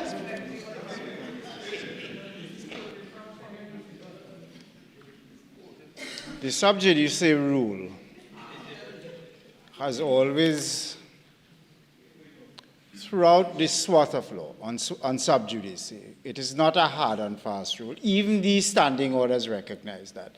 Even the common law on pretrial publicity recognizes that sub judice is not really a hard and fast rule. So if we go through the standing order, member, it says subject always to the discretion of the Speaker, to the right of the House to legislate on it. We could skip over that. Any matter relates to active proceedings until the matter is ended by judgment or discontinuous. So there is a judgment. You would be entitled to come thereafter and to seek the leave to clarify it if there is an appeal. You may do so with my leave. Thank you. Continue. Mr. Speaker, I want to advise the member for Diego Martin Northeast to not obfuscate my novelty in this parliament for my ability to properly deliver a licking on them.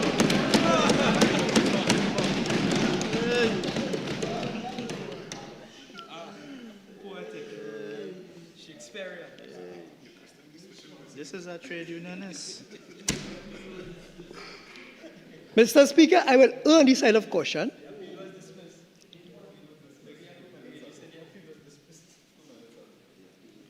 But Mr. Speaker, I'll continue reading. There has been some contribution from the floor that the appeal was dismissed. Have you been able to confirm whether the appeal is alive and active? As far as I'm aware, it's alive. Sorry?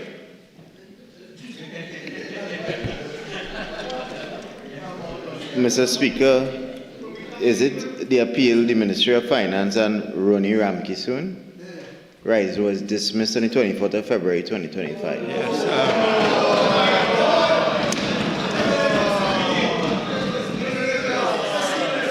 No, hold on. Hang on. For future consideration, I will ask members when invoking the sub judice rule to pay particular attention to 49(1)(c). The member does not in his comments create a real and substantial danger to prejudice to the fair determination of a matter. So it's a compendium of considerations. So I'll ask members to pay particular attention and not simply invoke the rule for invoking the rule's sake. It is not a hard and fast rule, first of all, and secondly, the factors which are outlined in the standing order is a compendium of factors. So, member, continue. Thank you, Mr. Speaker.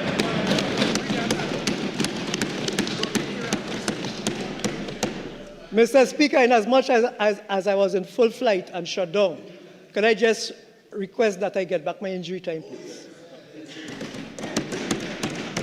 At the appropriate time, Mr. Speaker. Thank you, Mr. Speaker.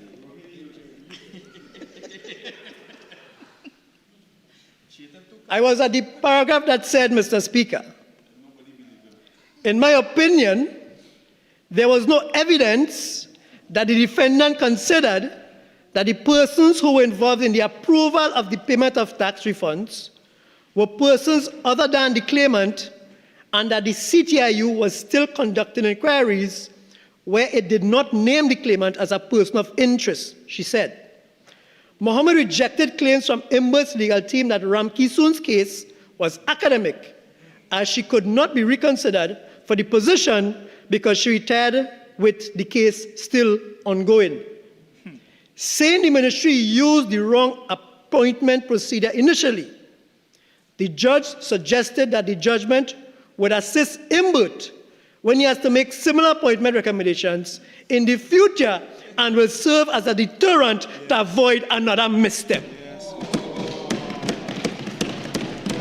In the absence of any legislative procedure to guide the defendant, it is important that he understands that he has a duty to exercise his discretion lawfully, comply with the principles of natural justice, and to act reasonably and rationally when making his decision. Those are not my words, those are the words of the judge in the case speaking about the former Minister of Finance. Yes.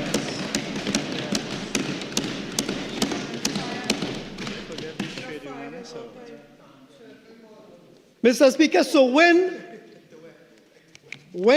there's a complaint that based on the structure and the wording and the shape and form of the act, that the minister has too much power, you could just imagine if the UNC did not win, what would have happened to all of those workers in BIR and customs? Yes.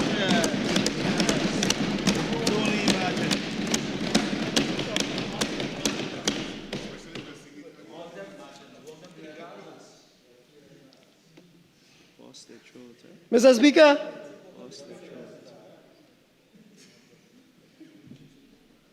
within the BIR and the Customs and Excise Division,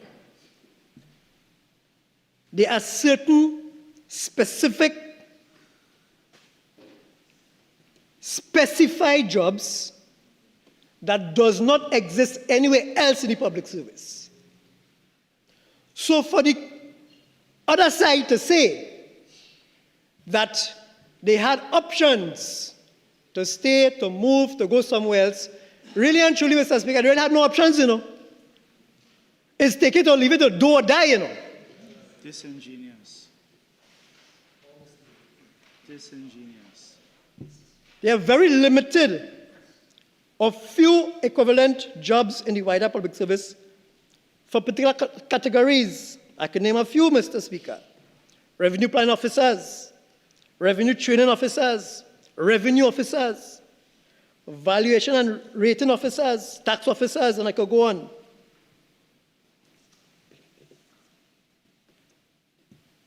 Additionally, Mr. Speaker, these specialized workers, they would have pursued additional training and studies in order to attain their jobs. And these skill sets will not be easily transferable into other areas and other departments. So then what do you do with them? Well, I know what they were going to do to them because I know what they did to me. Yes. What they were going to do to those workers, Mr. Speaker, is nothing different to what they did to the workers in Petrotrin and TSCT. Yes. Send them home.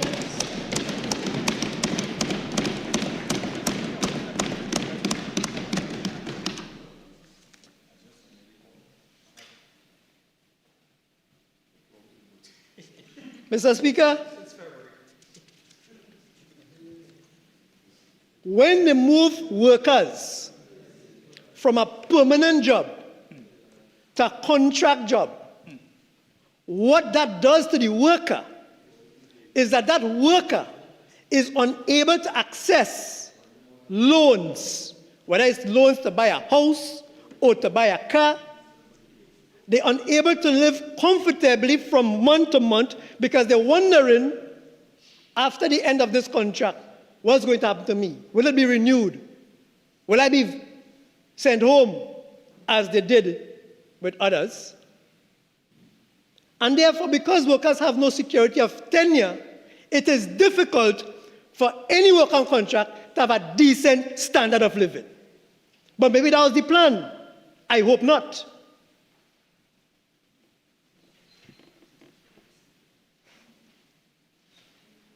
And of course, the Prime Minister would have told us earlier on about the prevalence of contract work in the public service. Hundreds of millions of dollars spent on short-term contract and people on short-term contract. Hundreds of millions of dollars.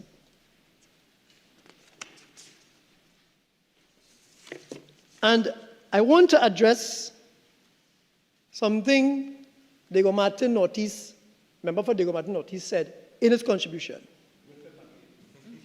He made reference to the Civil Aviation Authority Act, the Postal Corporation Act, and say the same thing they do there, we do it over here. But it was not the same thing, Mr. Speaker. It was not the same thing. What's different? I'll tell you what's different. What's different is that within the civil aviation and even the Postal Corporation, and even some of the RHAs, Mr. Speaker, the unions that represented the workers before the authority was created was transferred into the new authority. That is what is different. So there was no need for the PSA to go back and ask again for recognition for civil aviation. Yes. There was no need for NUGFW to go back and ask for recognition within the RHA. It just transferred. With that side, Mr. Speaker, what was going to happen is that Extra 15 minutes. Mr. Speaker, could I get my injury time plus the additional time, please? You can get your 15 minutes. Thank you, Mr. Speaker.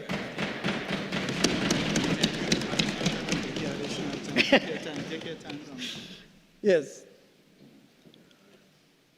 With the Revenue Authority that they were going to create, Mr. Speaker, the PSA was going to be left outside in the lurch, in the rain, in the dark, and the workers would have been inside there on their own, by themselves, and at the whims and fancies of the political directorate. That's what was going to happen. Special investigator. Officer skin.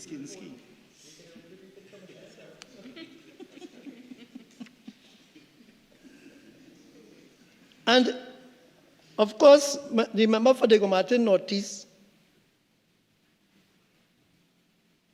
made a statement that they'll be transferred on terms no less favorable than what they enjoyed in the public service.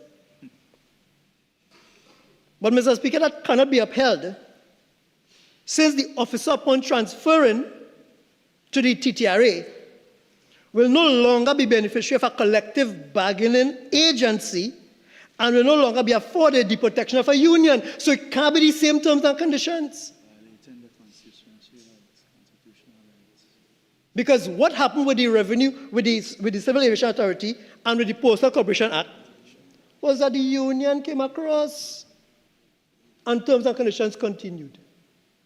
That is not the same thing that they proposed, Mr. Speaker.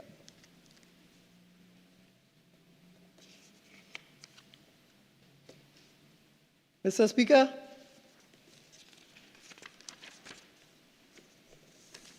the same salary that they're proposing for the workers of the Trinidad and Tobago Revenue Authority, the same infrastructure that they're putting into the Revenue Authority, the same resources that they're expending into the Revenue Authority, the same training and developmental program that they're executing in the Revenue Authority. If you put that same resource, that same effort, that same program, that same effort into BIR and Customs, there'll be no need for a Revenue Authority, Mr. Speaker.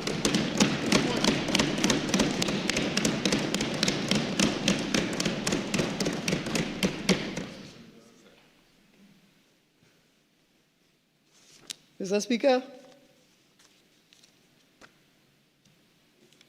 this Revenue Authority was always intended to deplete the staff and to attack and target the PSA, as they did with the OWTU, as they did with the CW, and all the other unions.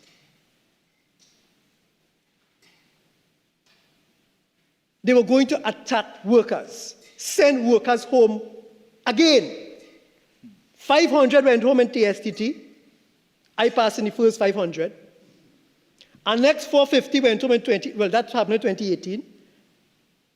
Our next 450 went home in 2022 in TSTT. 5,000 went home, well, all, went home in Petrotrin. Everybody in Caroni Green got fired. Everybody in Government Human Resource Services get fired. Everybody in TDC get fired.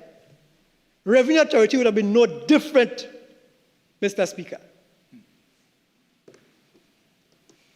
And then I saw recently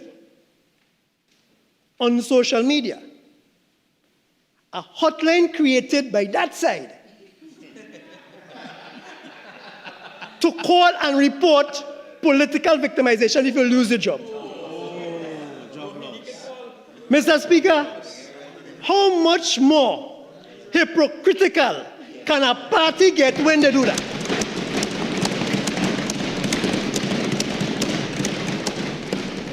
Where was the hotline for me when they came out at TSTT? Where was the hotline for GHRSL workers? Where was the hotline for Caroni Green workers? Where was the hotline for Petrotrin workers? Where was the hotline for Chulma workers? Where was the hotline for Rohini? Yes.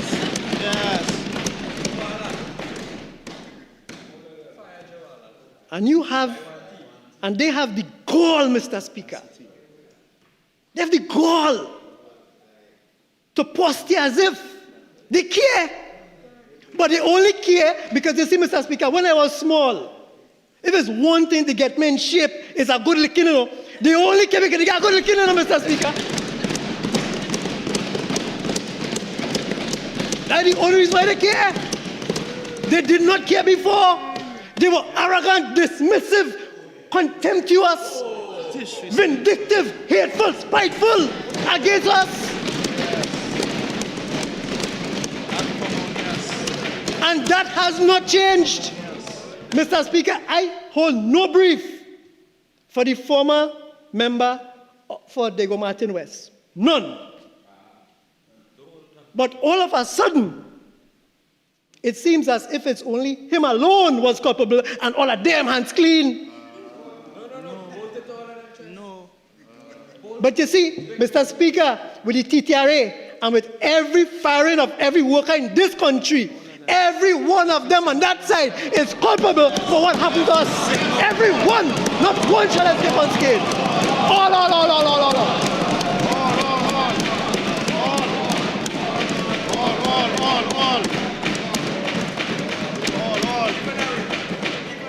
All.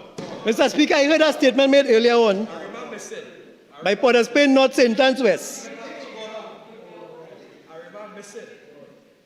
Mr. Speaker, Padarath North St. Anne's West made a statement and said, law must never be made on the basis of an existing individual. All okay?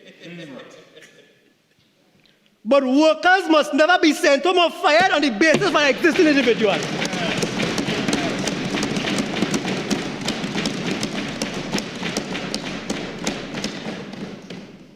And Mr. Speaker, before I take my seat. Take your time, comrade. Take your time, comrade. The member for Diego Martin Northeast, when he stood up for his contribution, the first thing he said was he highlighted the deficit budgets of the UNC government between 2010 and 2015. Mr. Speaker, the highest the budget reached in the deficit between 2010 and 2015 was minus 7.3% of GDP. That was the highest it reached between 2010 and 2015. Mr. Speaker, between 2016 and I'll stop at 21. 2016, minus 9.84% of GDP. 2017, minus 10.45% of GDP. 2018, minus 5.89% of GDP. 2019, minus 3.7% of GDP. 2020, minus 10.45%, the highest, but because it's COVID, the highest it has ever been. 2021, minus 8.38%. And have the temerity, Mr. Speaker, to come in this parliament to tell us that we ran a deficit budget from 2010 to 2015 when he knew was that way?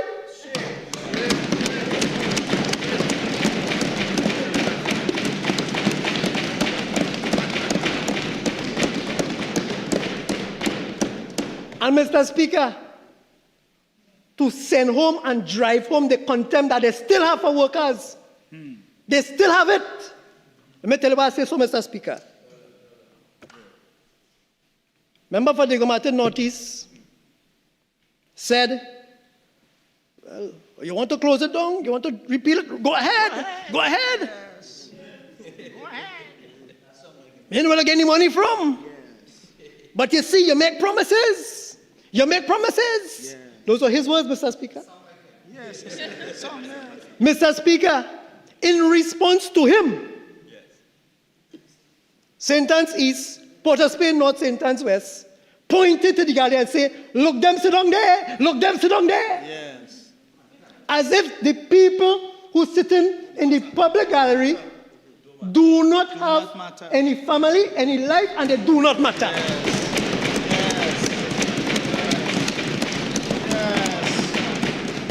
But Mr. Speaker, you see on the 29th of April, this country felt a sense of relief and hope it has never felt before.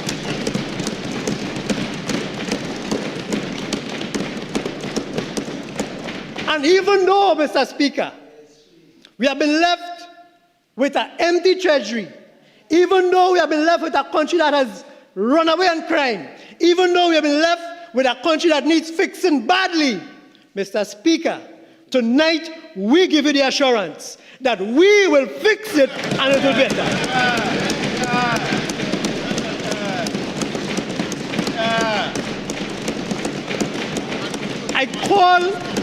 I call on my trade union comrades and colleagues tonight, Mr. Speaker, for two things.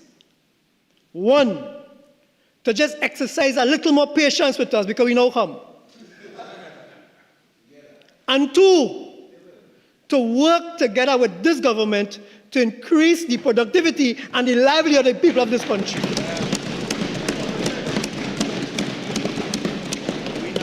Rest assured, Mr. Speaker, rest assured, we will not treat workers with the contempt, disrespect, scorn, hate, evil, wickedness, vindictiveness that they have been accustomed to for the last 10 years. That is not going to happen with this government.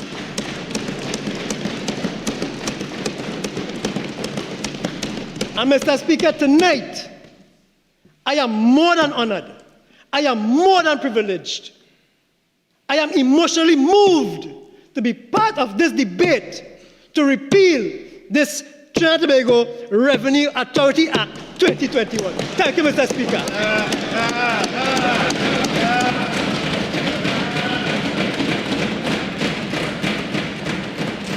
Members, please allow me to congratulate the member for Labre.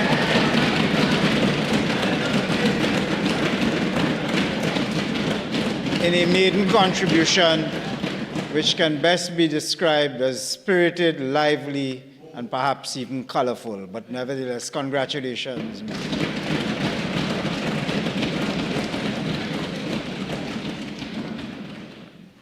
Madam Prime Minister, call upon. Thank you very much, Mr. Speaker. Thank you so much. Like you, I want to congratulate our member on his maiden speech today. I think he has woken up everyone at 10:42 a.m.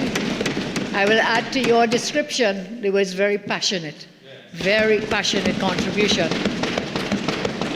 because he knows what it is.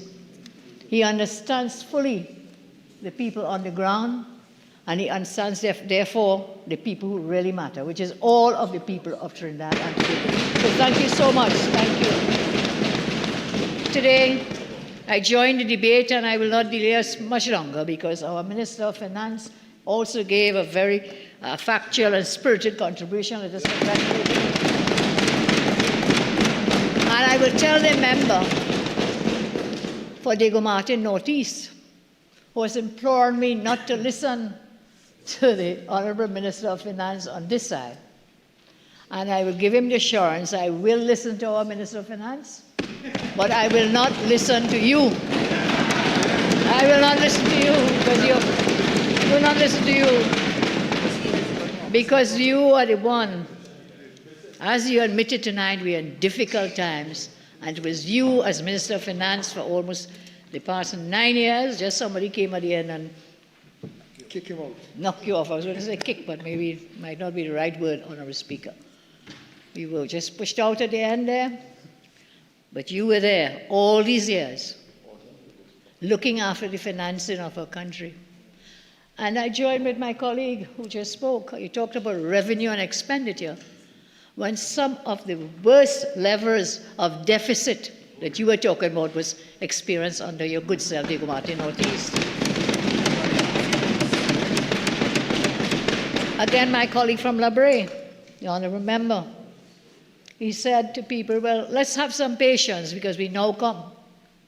But I can tell you, along with him, we now come. But we've kept more than one of the promises we made. Promise one, with respect to workers, we dealt with the WASA issue. We tear up the plan, put it in the dustbin, which we promised. Earlier tonight, we kept another promise, which was to amend the Children's Life Fund to help our children. And now we're carrying through with the wins.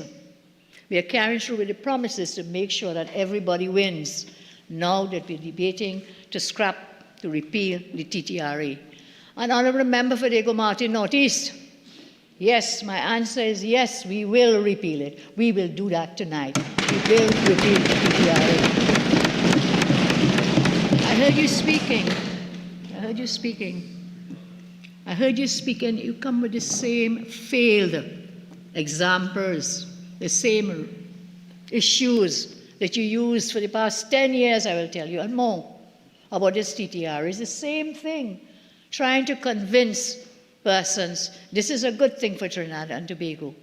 But those were the same failed boasts that you were making that caused you to be sitting on the next side, because no one bought it. No one bought that. No one bought all the things you were saying about the greatness of having a TTRA. And can I ask you, when you talked about deficits and revenue and expenditure, in the past 10 years you were there, what revenue did you collect? How much did you bring in with all your grand plans? Let me assure you, Minister, we will repeal this act, with or without your help, because we don't need your help. We promise. We promise. Remember, I would always tell you, PNM promises never materialize. But we in the UNC, we will keep our promises to make sure that everybody wins. Today, workers will win. Workers will win. And I will acknowledge, you mentioned coalition partners and promises were made. It wasn't just about coalition partners. It was because we truly believed when the workers joined with us, came to us and shared what they were experiencing, the things that were happening. So they didn't come there with a fly-by-night plan, Mr. Speaker. They came and showed us and they told us. I thank the former president of the PSA, who is now a minister in my government, Mr. Batiste. I thank the present president of the PSA, Felicia. And some of them are in the gallery. Can we acknowledge them?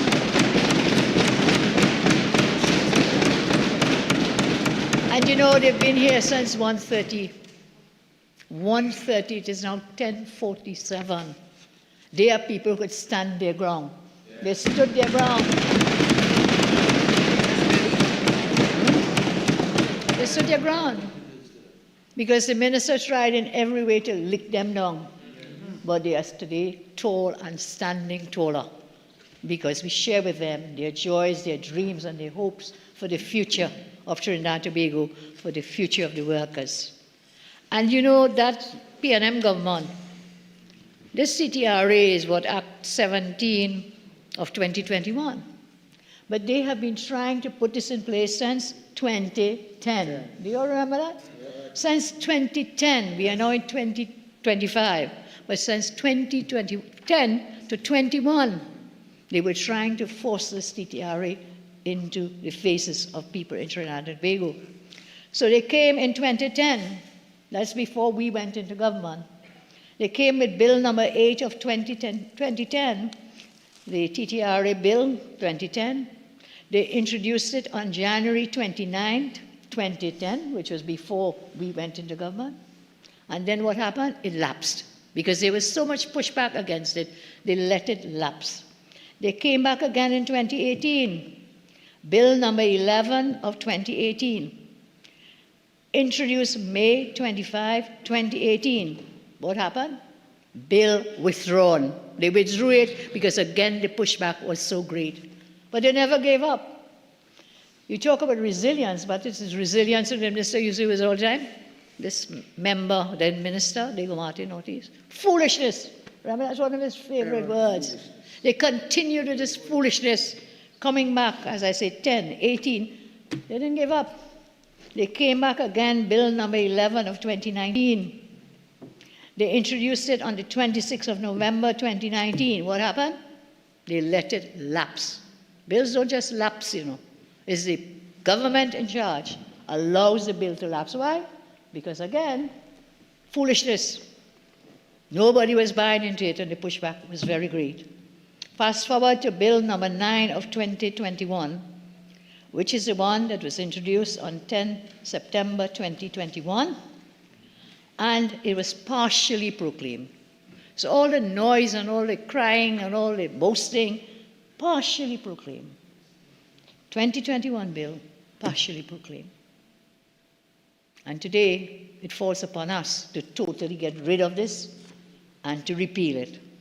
And we come here with a bill. This is a one-page bill. A bill, an act to repeal the TTRA Authority Act. This act may be cited as the Trinidad and Tobago Revenue Authority Repeal Act 2025, Clause 2. This act comes into operation on such date as to be fixed by the President by proclamation, and it is the Cabinet will tell the President or advise the President date of proclamation. And Clause 3, 3 clauses. The Trinidad and Tobago Revenue Authority Act 2021 is repealed. Do you know the bill that the act that we're repealing, Act 17 of 2021? It contained 682 pages. Contained 682 pages. Here we are. This bill, a one-page bill with 3 clauses, will wipe out all the foolishness that is contained in that Revenue Act. All of it, all. So what was the purpose of that 21 Act? It was to replace the BIR and Customs and Excise Division of the Ministry of Finance. My government gave assurances to the PSA and the public officers of the BIR and Customs and Excise that as a priority, we will repeal the Act, and here we are. Today, we are keeping that promise. It is no secret. It is no secret. Can you just open this, please? It is no secret that we oppose the CTRA Act from the outset, inside and outside the Parliament. So it's not just here that when we came and joined with our partners in the PSA that we took this position. We have opposed this CTRA Act, bill, whatever they were, from the outstart, in Parliament and outside the Parliament. We expressed the view that it compromised the independence of tax collection and enforcement and customs departments in the public service. Public officers who before this were insulated from political interference would lose that protection, as the Act gave the Minister of Finance the ultimate power of a puppet master. That's what it was. to be a puppet master. And then the minister comes here talking about 25 years ago, UNC 1999, the member, former minister. In 1999, the UNC passed something to abolish the Postal Corporation, I believe.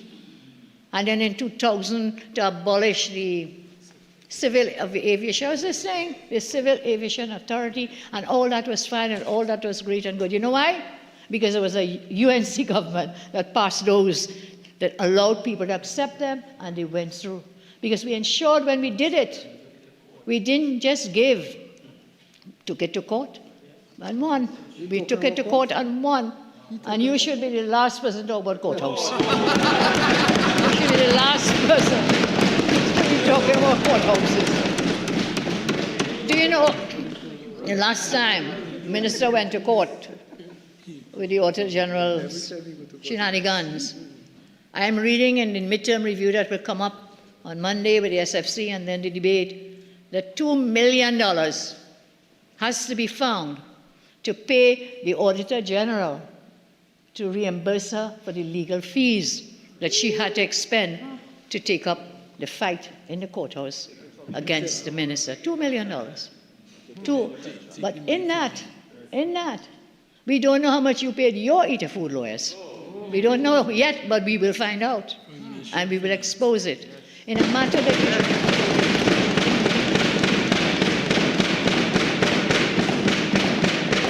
So I say, this act attempted to give the minister the powers of a puppet master.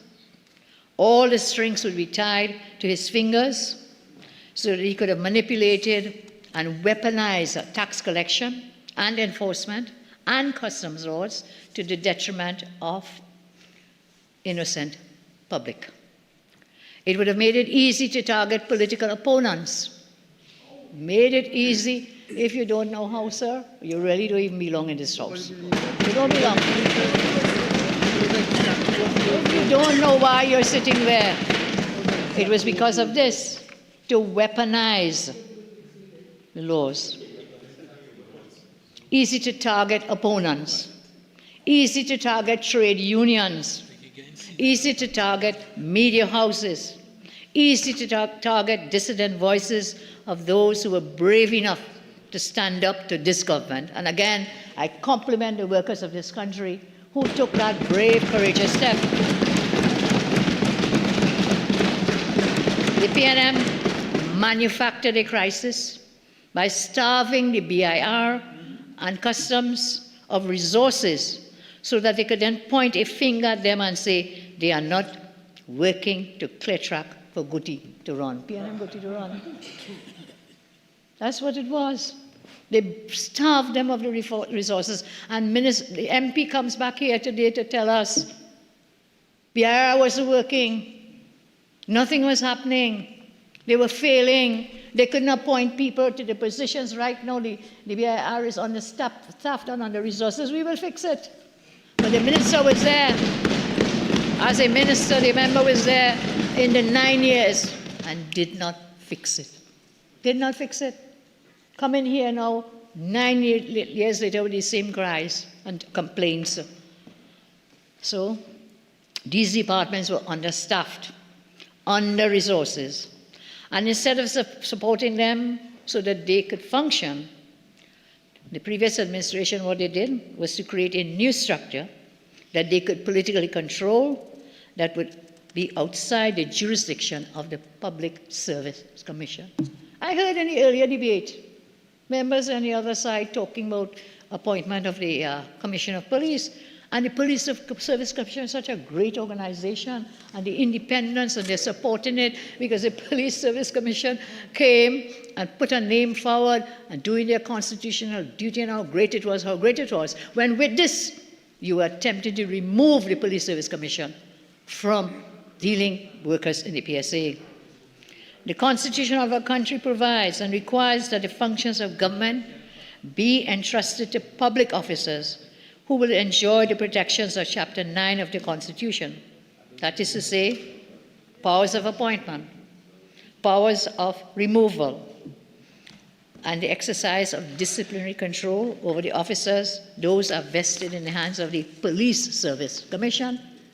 I remember former Prime Minister of this country, God rest his soul, God rest his soul, attempted to do away with all the service commissions. Of course, that Prime Minister also lost an election. Attempted to take away all the service commissions. And here it is, this that the member is boasting about was to remove the police service commission. Maybe we need to look at that. We probably need to look at, again, how they're structured and how they work. But as they are the only bulwark at this time against a rogue government, against a dictatorial government, is the PSC. But in passing this law, what you were doing was taking away that protection for public officers. The critical functions that were being transferred to the TTRA included the assessment and collection of tax, included the administration and enforcement of the revenue laws, and included the enforcement of border control measures. Border control measures. Put it in the hands of this independent, supposedly independent TTRA, border control. I'm sure my Minister of Defense, Wayne Sturge, will have something to say about that, putting this border control in this manner. That was inconsistent with the intent and structure of our Constitution to transfer the performance of functions which are governmental functions from public officers who enjoy the protections, as I said before, of Chapter 9, to persons who are not public officers and who do not enjoy those protections. If the TTRA Act is fully operationalized, that new entity would have assumed political control of tax admin enforcement in place of the existing revenue collection structures, which have existed seamlessly since independence, 61 or more years to date. The Constitution makes specific provisions for the power of appointment and removal, and as I said, disciplinary control over such officers. These powers are vested in the hands of that independent body. The intention of our Constitution is clear. It sought to insulate officers from political influence, manipulation, and pressure, because this could compromise the integrity of the service, contrary to good public admin. Public officers, as I say, governed by Section 9, Chapter 9 of the Constitution.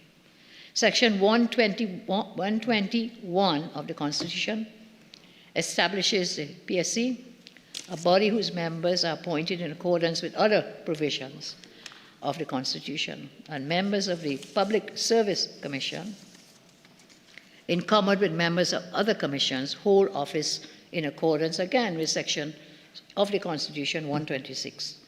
They are appointed for fixed terms of office. They may only be removed from office by the President on the grounds of inability to discharge functions or on the grounds of misbehavior in public office. By section 121, 1 and 7, the power of appointment, removal, disciplinary control over these officers is vested in the PSC. I have these sections here, but I need not read them because I'm sure the member for Diego Martin Northeast are very aware of these provisions to protect public officers. I move on to say that the reason for these commissions was set out in a very classic statement by Lord Diplock in a Privy Council case, a case coming out of our jurisdiction, Endell Thomas and the Attorney General. Investing jurisdiction over such matters in an independent commission as the PSC, rather than leaving them in the hands of the elected government of the day. The Constitution is concerned with insulation from political patronage and pressure of public officers. And so the objective was to insulate such officers from the long arm and long reach of a rogue government. The whole purpose of Chapter 8 of the Constitution, now 9, the judgment stated, is to insulate members of the public service, the civil service, the teaching service, the police service, from political influence. And so we go on. These commissions, although public authorities are excluded from Section 1 by Section 105, from forming part of the service of the Crown. In respect of each of these independent commissions, the Constitution contains provisions to secure its independence from both the executive and the legislature. No member of the legislature could serve on these commissions, and no member of the legislature, therefore, could dictate the hiring, the firing, the appointment, and the discipline of any of these officers.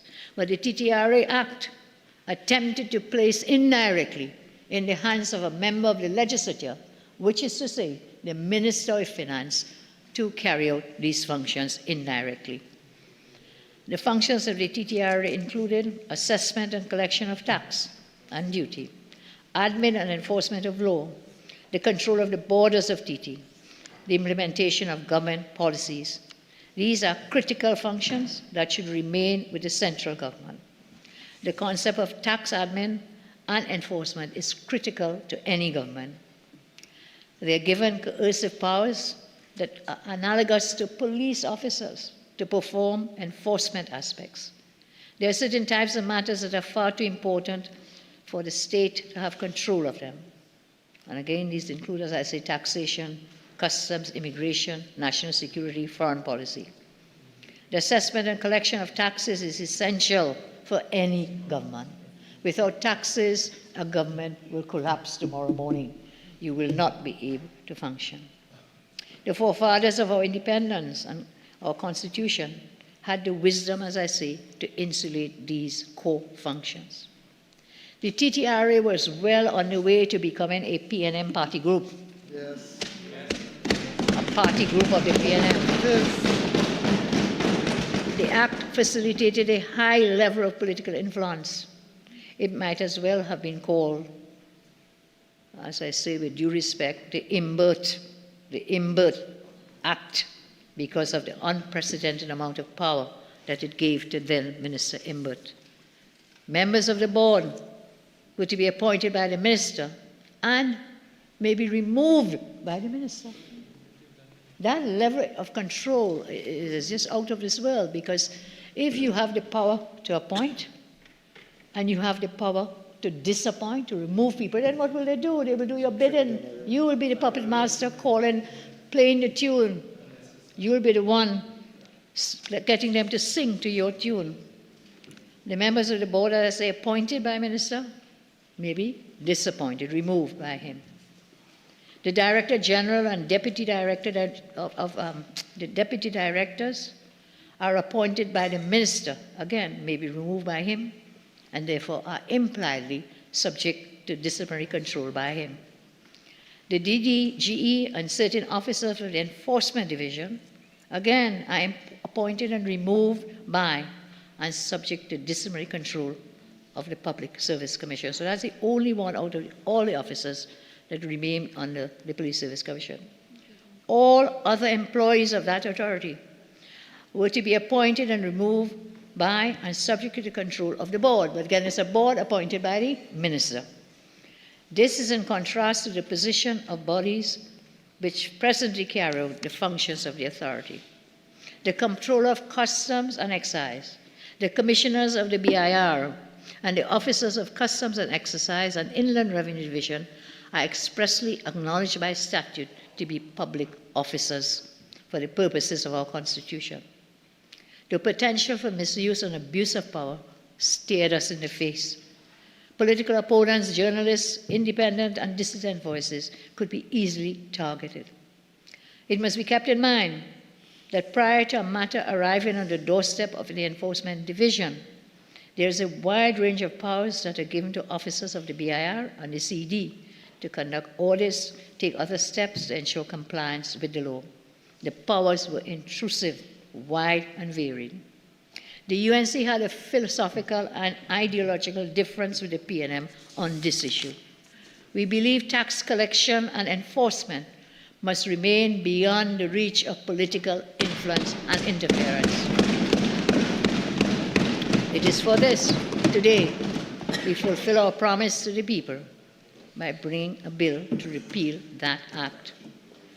We will, of course, now have to pay attention of remedying the shortcomings in the BIR and in the customs. Our government will give the resources necessary so they can function at optimal capacity. Indeed, right now, we have a team looking at what best we can do to give the BR the resources that the BR needs in order to bring in the revenue, in order to do the job that they are there to do. The TTRA also undermined constitutional safeguards and, he said, political interference. Now, the board would be responsible under that recruitment. That board would be responsible for the remuneration. We know what the remuneration is, the package, your pay package. And if you are not in the good books, what's going to happen with your pay package?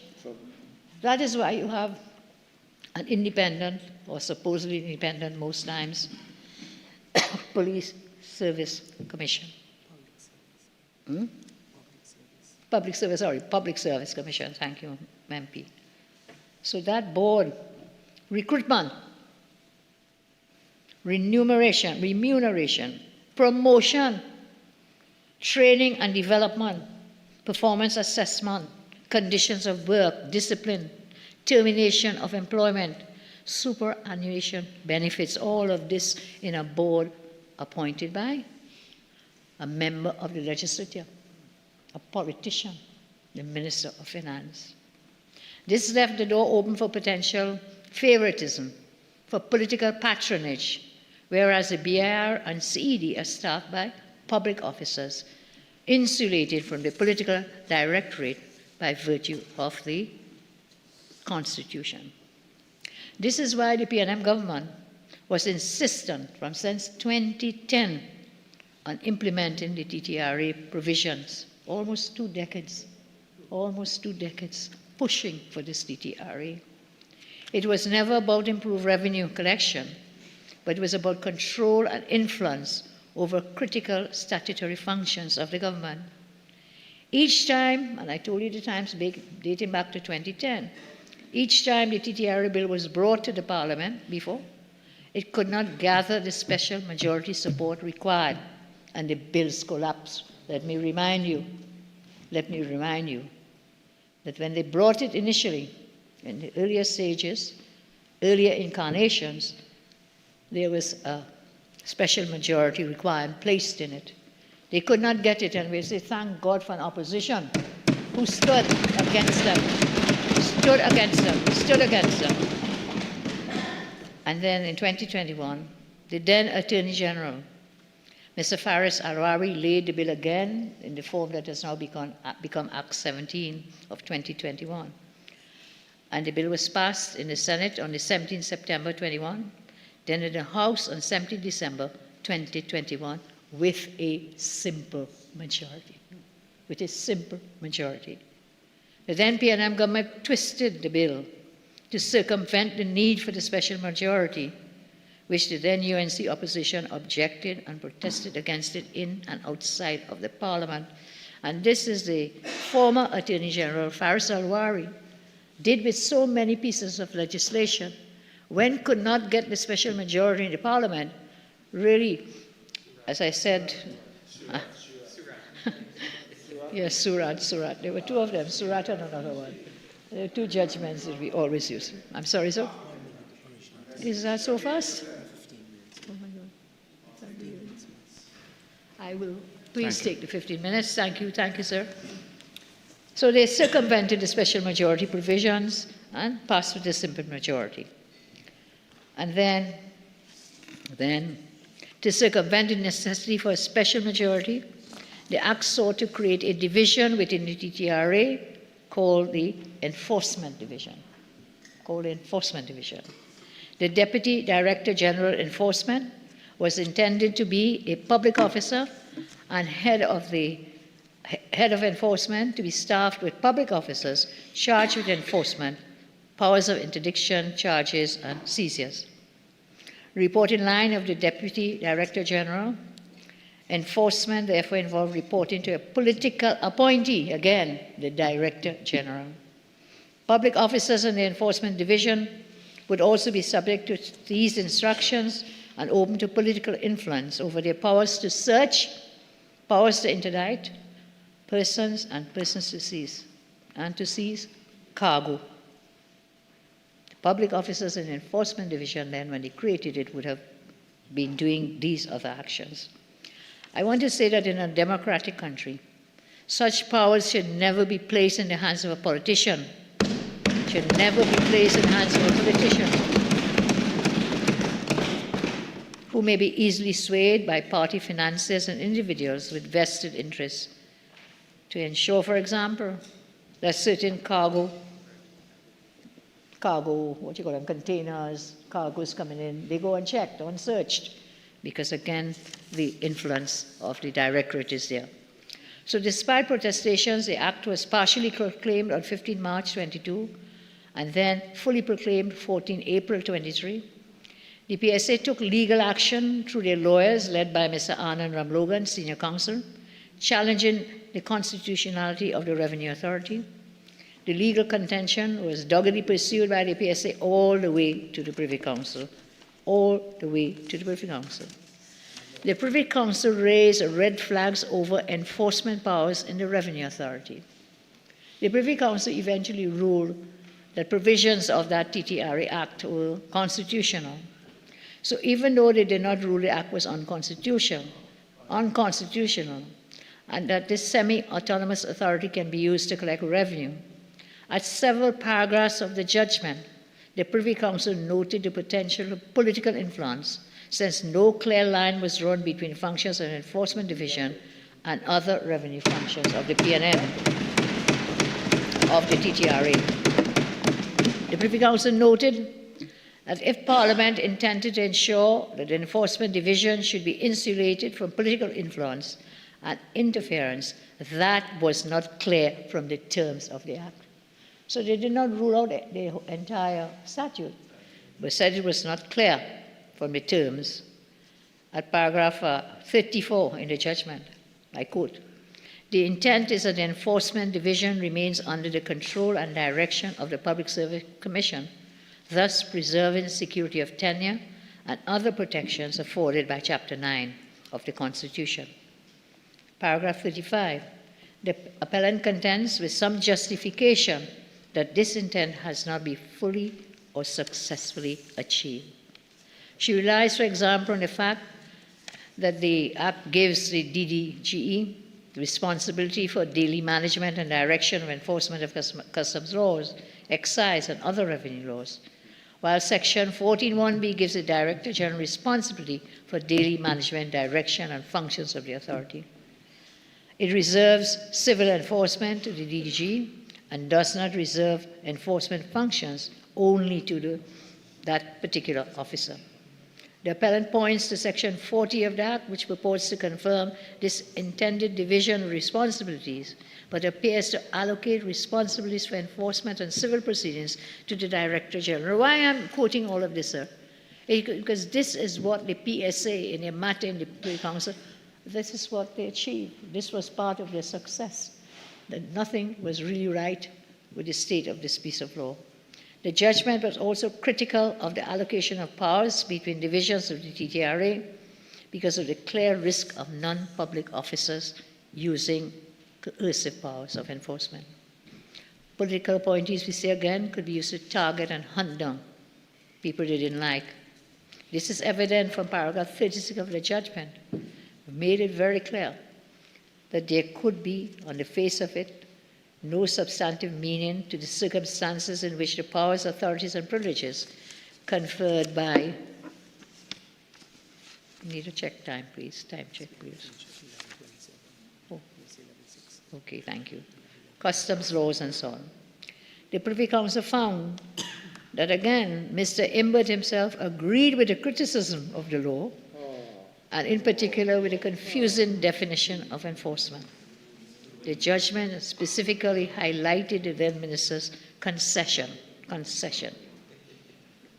Judgment says, the minister accepts that applying the definition of enforcement strictly in this way does result in a definition of the functions of Enforcement Division, which is circular and to an extent unintelligible. I don't know if you're referring to the minister himself or to the particular provision in the law. Unintelligible, Mr. Speaker. Unintelligible. So although the Council did not pronounce on the critical weaknesses in the law, it did comment that it is significant is that it deliberately left the door open to further legal challenges. And so here we are today. There will be no further legal challenges because today we will keep our promise and we will repeal the Trinidad and Tobago Revenue Act. As I close, Mr. Speaker, we know past political interference underscores flaws in the TTRA framework. There are several claims that took place, which I will not go into tonight, but they're on the public record. And there is no empirical data to show, and I think this is a very important point. I think our Minister of Finance raised some of it. There is no empirical data to show that such an authority like the TTRA, that they were efficient, that they did do the job they were set out to do. So the TTRA was touted as a fix, but the implementation was not the panacea for tax and revenue. Royal Dom, a research associate at Overseas Development Institute, a UK-based think tank, produced a study in 2017 entitled Semi-Autonomous Revenue Authorities in Sub-Saharan Africa, Silver Bullet or White Elephant. And that study examined the performance of revenue authorities in 21 countries from 2008 to 2015 and states, contrary to earlier studies, our results failed to show any evidence of a systematic relationship between the presence of such and total tax revenue in these countries. When we include past revenue, the effect on revenue drops markedly and becomes insignificant.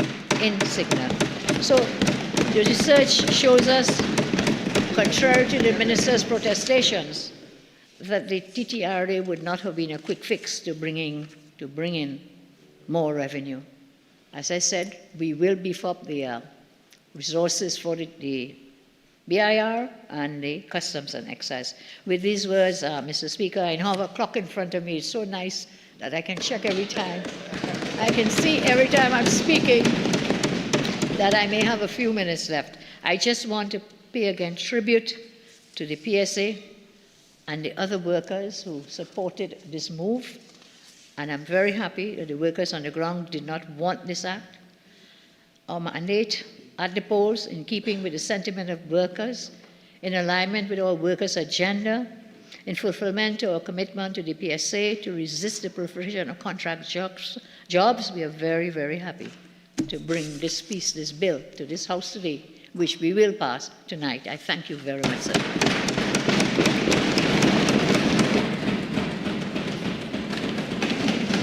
For San Fernando East.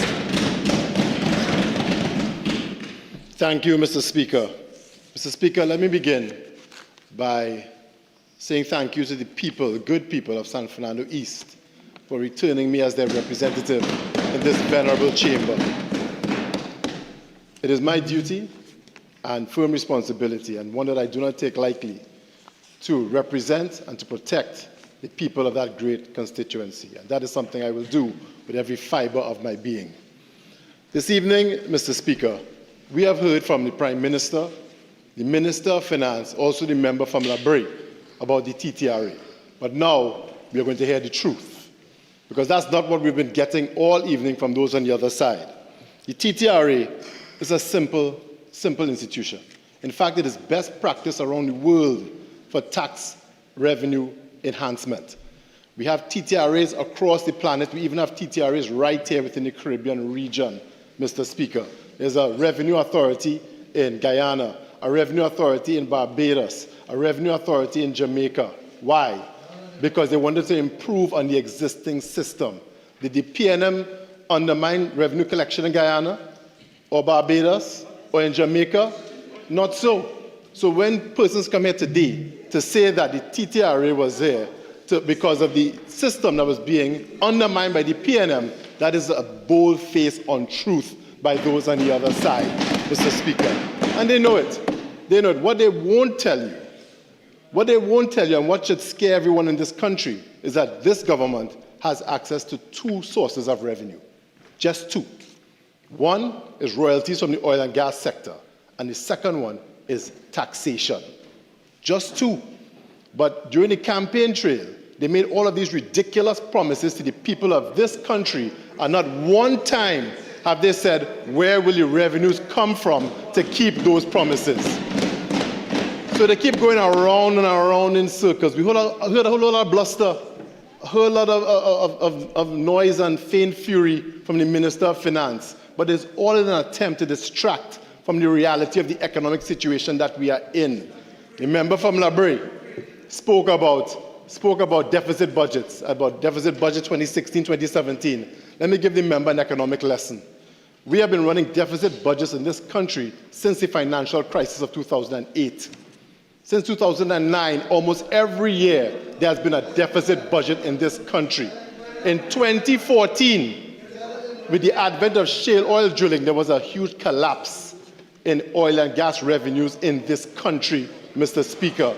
But in that time, 2014, 2015, those on the other side foisted 2 of the largest budgets in the history of Trinidad and Tobago on the people of this country. And you know how they did it, Mr. Speaker?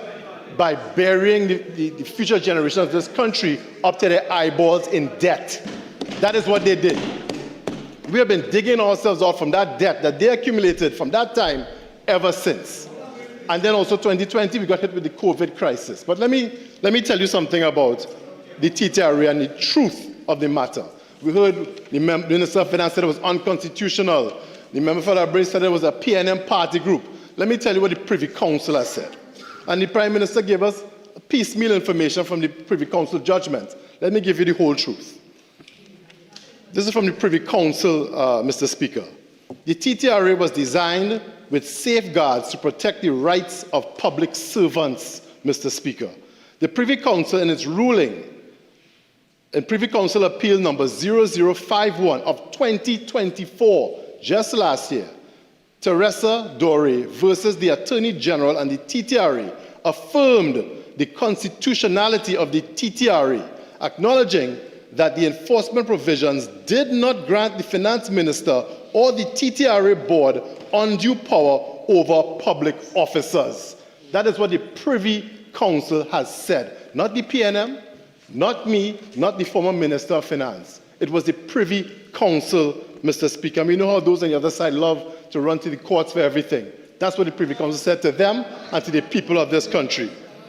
Mr. Speaker, the Privy Council's ruling affirmed the constitutionality of the Trinidad and Tobago Revenue Authority Act, TTRA Act, stating that it does not violate the Constitution's mandates regarding taxation and the proper handling of collected funds. Further, Mr. Speaker, the court addressed and dismissed a challenge positing that the Act undermined the authority of the Public Service Commission over public officers and permitted non-public officers to conduct governmental functions. However, I reiterate, Mr. Speaker, that such claims were dismissed. So all this talk about the minister going to pick people to work at the TTRA, that it be a PNM party group, the Minister of Finance said it was unconstitutional, the Prime Minister said it was constitutional. This is not the first time that the Prime Minister has had to contradict the Minister of Finance. He seems to enjoy putting his foot in his mouth when it comes to economic matters, Mr. Speaker. I'm still waiting on my property tax repayment that he promised the entire country, but I'm sure we'll be waiting for some time for that. The Privy Council clarified that the Constitution does not require tax assessment and collection to be exclusively performed by government employees. This is the Privy Council, Mr. Speaker. It supported the TTRA's establishment as a body corporate charged with these responsibilities, noting that its independence and the implementation of safeguards against political interference align with constitutional principles, Mr. Speaker. Not me, not the PNM, this is the Privy Council. Mr. Speaker, this government here is going to have a very short honeymoon in office, Mr. Speaker, because very soon, especially members of the trade union movement in this country are going to realize that they have been deceived by this coalition of confusion and deception, Mr. Speaker. That is what they've been doing. They've been deceiving the people of this country with false, empty promises. And the trade union movement is going to realize that very, very soon. I can tell you one thing. The decision made this evening to repeal this act is almost certainly going to lead to an investment or credit rating downgrade of this country by the international rating agencies. Almost certainly. And let me remind you all, when the PNM left office here in April, Trinidad and Tobago was one of the few countries in Latin America and the Caribbean that had an investment grade rating. We're in fact the only country in the Caribbean with an investment grade rating. We are the only one. We are a level above speculative at this point. And this removal of the TTRA and closing that tax gap of $10 billion annually is almost certainly going to push us over the edge into junk status. Almost certainly, Mr. Speaker. And for those who don't understand what that means, and maybe the Minister of Finance doesn't get it, the downgrade is going to lead to an increase in every single interest rate in this country. Any loans, mortgages, car purchases, you're going to see an increase. Also, for business people who have to take loans to conduct their business, who have to buy on credit, it is also going to increase those interest rates. And that is going to increase the cost of living across the board in this country. This government is shooting itself in the foot. They made all of these incredible, ridiculous promises that they simply cannot keep. And then they, at the same time, they're going to eliminate all of the sources of additional revenue that they could collect to possibly try to keep some of those promises. The tax gap in this country, as you've heard earlier, Mr. Speaker, is approximately $10 billion annually. That is no small amount. And let me tell you what the government is really trying to protect and hide from. What the TTRA does, it democratizes tax collection in this country. In other words, it ensures that everyone pays their fair share. There are many people in this country who are not paying taxes. But employees like you and me, who receive our check every month from the Parliament, we don't have the ability to avoid taxes. Public servers don't have the ability to avoid taxes. When you get your check at the end of the month, the tax is already taken out. You can't avoid taxes. So who is avoiding taxes in this country? The poor in this country. They don't pay taxes because successive PNM governments have ensured that anyone making less than $5,000 monthly pays zero in income taxes in this country. That is protect the poor. And then in the last budget, the Minister of Finance and we all proudly ensure that anyone making $7,500 or less in this country paid absolutely zero in income taxes. So the poor don't pay taxes, right? So who is paying taxes? What we have currently, Mr. Speaker, and what the TTRA is supposed to fix is a lopsided, unjust system where a handful of people are carrying a disproportionate amount of the tax burden in this country, while the family, friends, and financiers of those on the other side don't pay. Right? Who can avoid taxes? It's wealthy business people, wealthy professionals with their own practices. All of us here would have had the experience of going to an office for some service with a professional and they only want to be paid in cash. How many people here have had that experience? Everyone here. You can't use links. They won't take a check.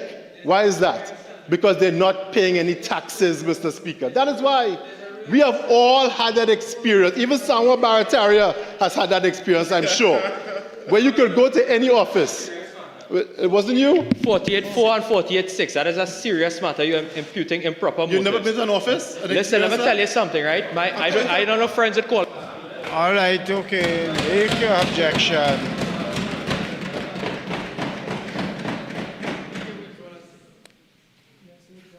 San Fernando East, if it is you were imputing that the member for Barataria Sanwan has participated in that, I would suggest you withdraw it. Mr. Speaker, that is certainly not what I said. Hang on. Sorry. Unless you put it on the record that you are in no way making any such imputation at all, in those circumstances, please. Mr. Speaker, I put that precisely as you have said on the record. What I've said is that all of us would have had the experience of going to a professional's office and having to pay cash because they would not accept anything else. Mr. Speaker, he has to withdraw that statement. He has not withdrawn the statement. San Fernando, member, please withdraw it. Thank you. Mr. Speaker, I withdraw. Thank you. Okay? Many of us, maybe not the member for Sanwa Barataria, have been to the offices of professionals in this country where they were unwilling to accept anything but cash. Everybody here has had, except for Sanwa Barataria, of course. Almost everyone has had that experience. Okay? And that is because they are not paying taxes. We have a $10 billion tax gap in this country. That is not public servants. That is not average employees in this country. We cannot escape that tax net. What they are doing is trying to protect their wealthy business friends and other persons from paying taxes. That is what they're doing. Mr. Speaker, sorry. 48.4 and 48.6. Please. Yes. He has to withdraw and apologize. I agree with that. Mr. Speaker, I've heard far worse from the other side this evening in terms of accusations. Far worse. So I'm stunned by the outcry at this point. San Fernando East, I think where you offended is imputing a motive as a reason. So please, remove the offending part, withdraw it, and let's simply move on. I withdraw. What I'm saying, Mr. Speaker, is that what they're doing here, either intentionally or inadvertently, is protecting wealthy tax dodgers in this country, Mr. Speaker, exactly, at the expense of hard-working public servants and other employees in this country who do not have the ability to dodge taxes. With a $10 billion annual tax gap, even if the government were able to accumulate a portion of that, it would, over time, allow government or whoever is in office to actually reduce the tax burden for people across the board in this country, because everyone would be paying their fair share, Mr. Speaker. That is the point of the TTRA, to democratize tax collection in this country. What they're also not saying, and I'm not talking about, is that it also reduces the ability for some nefarious persons in this economy to engage in money laundering, because now there's a sharing of information between customs and inland revenue. So it can be far more difficult to cheat on invoices, far more difficult for you to overpay for properties and so on, because there would be a connection between these agencies that are able to see where money laundering is taking place. Not a single person on the other side has mentioned that, Mr. Speaker, and for good reason. They know why. This is the party of SIS, no less. So the Lord knows they don't want anything but Mr. that. Speaker, 48.6, he said that they know why. That's imputing improper motives on us. Please have him withdraw. Absolutely not.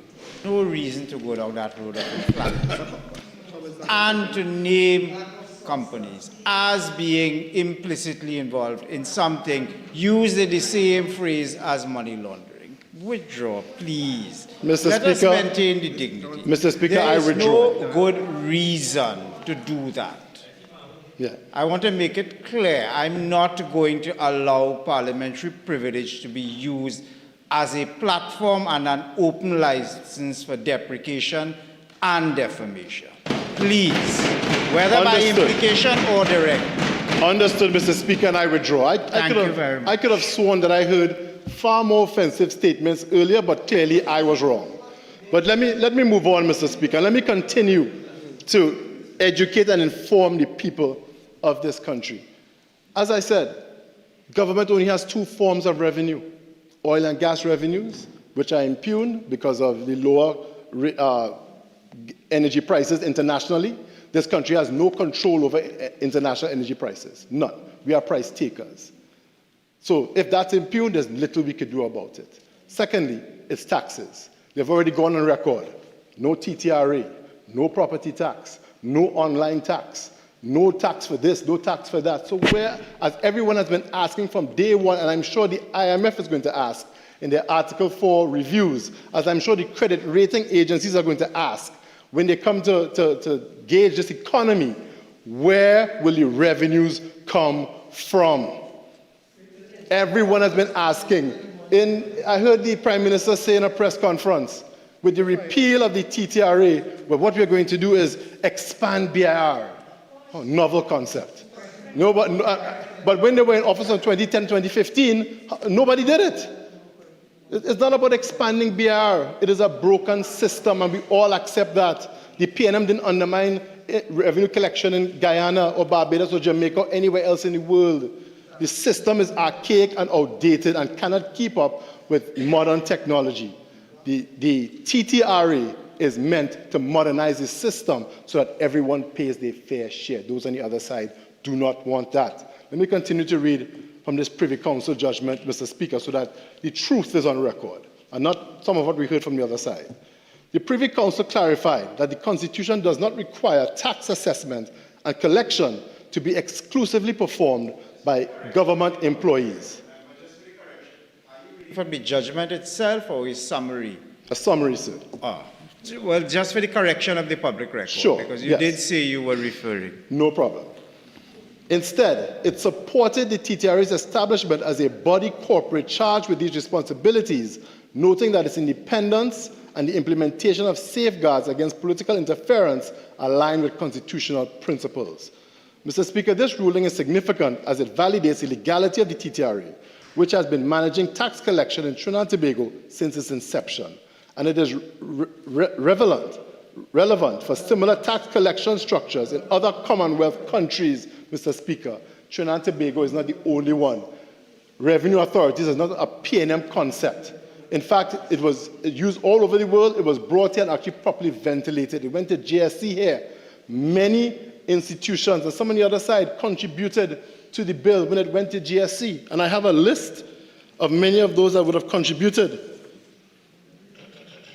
At the JSC, it received a healthy number of submissions for consideration from the following stakeholders: Inland Revenue, Customs and Excise Division, Central Bank, the FIU, Customs Clerks and Customs Brokers Association of Trinidad and Tobago, the Institute of Chartered Accountants, National Union of Government and Federated Workers, the Union, the Service Commissions Department, American Chamber of Commerce, Couva Point Lisa's Chamber of Commerce, Energy Chamber, Tobago House of Assembly, University of West Indies, Joint Trade Union Movement, Mr. Speaker. All of these persons participated in the JSC that involved this piece of legislation, Mr. Speaker. This is not some PNM machination. It is worldwide best practice, and it was ventilated properly through a subcommittee of this Parliament and also in the public domain. That is what was done. Mr. Speaker, they want to repeal this act today, but we also haven't heard anything about what will be done in its place, except expand the already broken system that we know is broken. So it doesn't fix anything. It does not, repealing this act does not modernize our services. It does not improve data sharing between customs and inland revenue, which is the one thing that those on the other side do not want. It doesn't address compliance gaps or digitization needs. All it does is remove a legislative tool that could still be adapted and improved to deliver results. They didn't come here to try to bring amendments to the TTRA bill. They want to repeal it completely and give up a possible $10 billion in additional annual revenues. Mr. Speaker, as I said earlier, it is almost inevitable at this point with the removal of this TTRA that this country is going to receive an international credit downgrade, Mr. Speaker.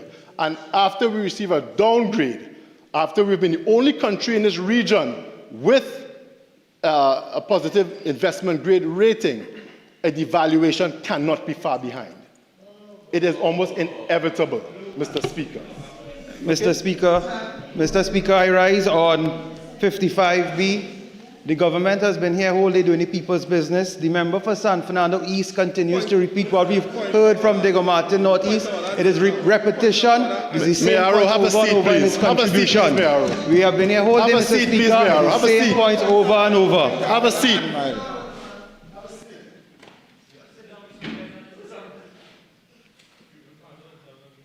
There has been some repetition, but it does not meet the threshold of tedious repetition.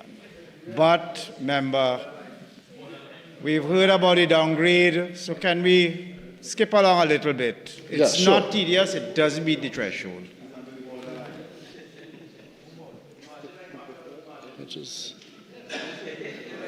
Yeah, Mr. Speaker. Mr. Speaker, unfortunately, with a downgrade in credit rating from investment grade to speculative, it will be far more difficult for business people to receive credit in this country. It is going to slow the economy, Mr. Speaker. It's going to make things far more difficult. And the government, as the former Minister of Finance said earlier, they're only hurting themselves, and sadly, they're going to hurt the country in the process.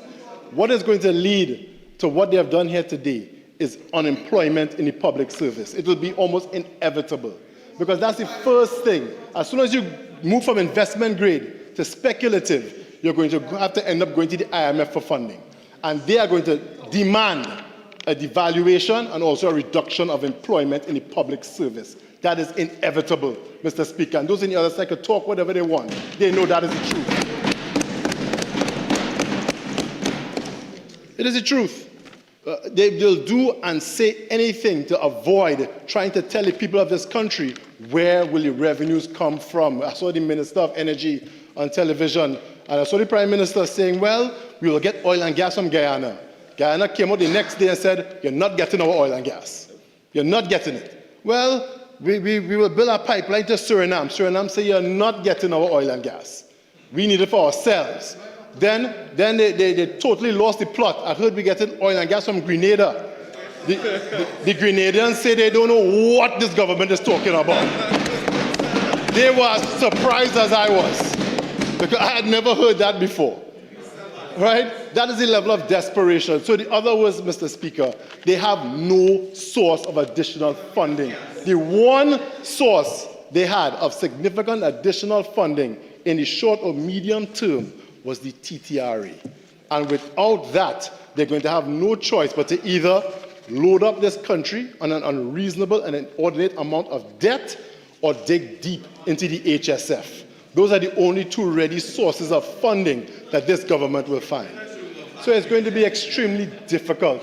And they can talk right now, Mr. Speaker. In a few months, everyone in this country is going to know that they've been deceived, especially the members of the trade union movement.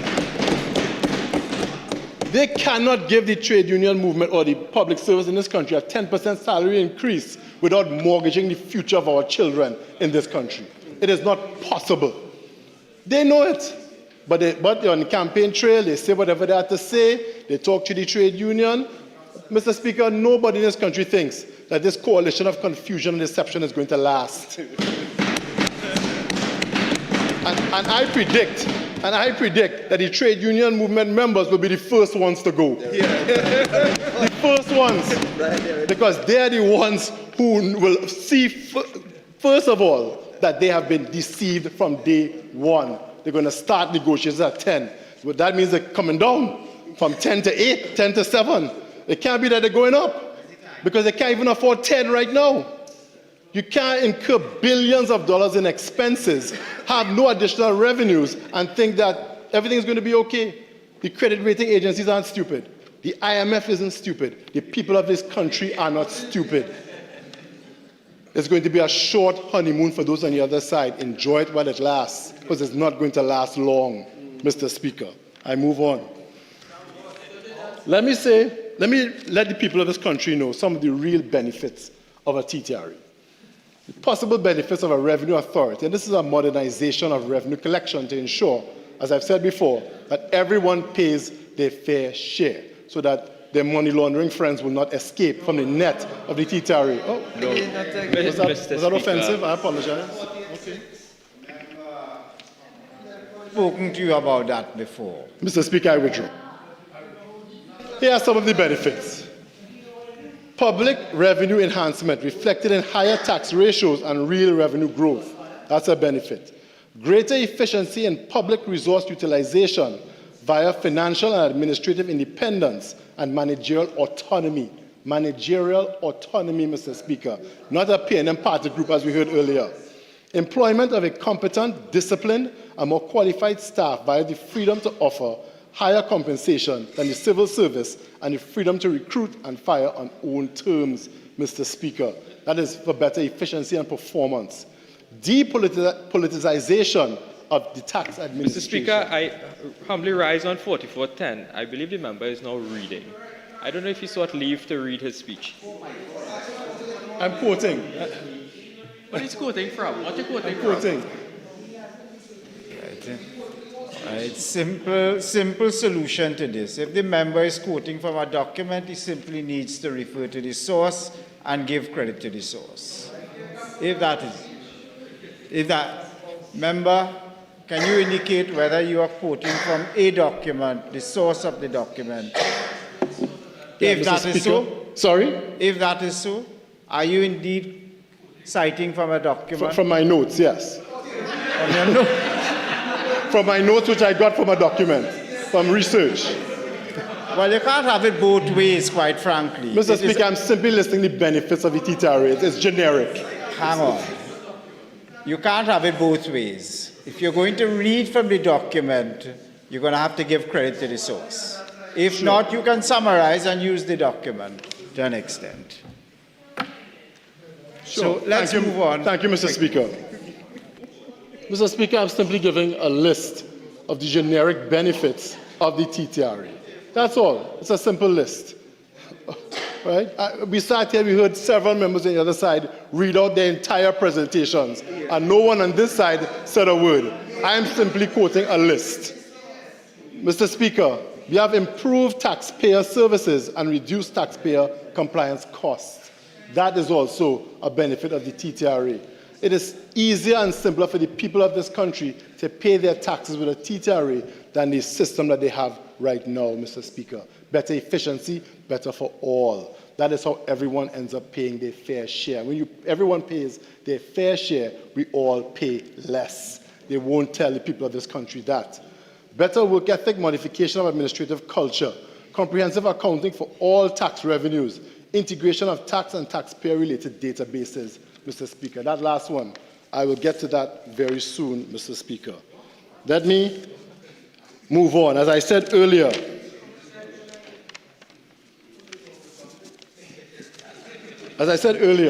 speaking about, sorry? You have 1 more minute of regular time, unless you wish to avail yourself of. I will avail myself, sir. Thank you so may. much. Thank you. Mr. Speaker, I'm talking about here now data sharing between customs and inland revenue.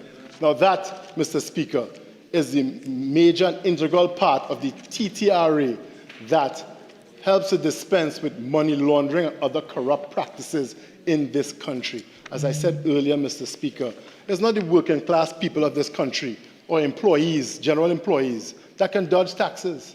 The taxes are removed from your check before you even receive it. It is wealthy business people. It is wealthy professionals in their practices that are dodging taxes in this country. And that is where the corrupt practices are taking place. It's not the union membership, it's not in the public service, it's not in other unions across the country. It is wealthy professionals and business people that are doing it.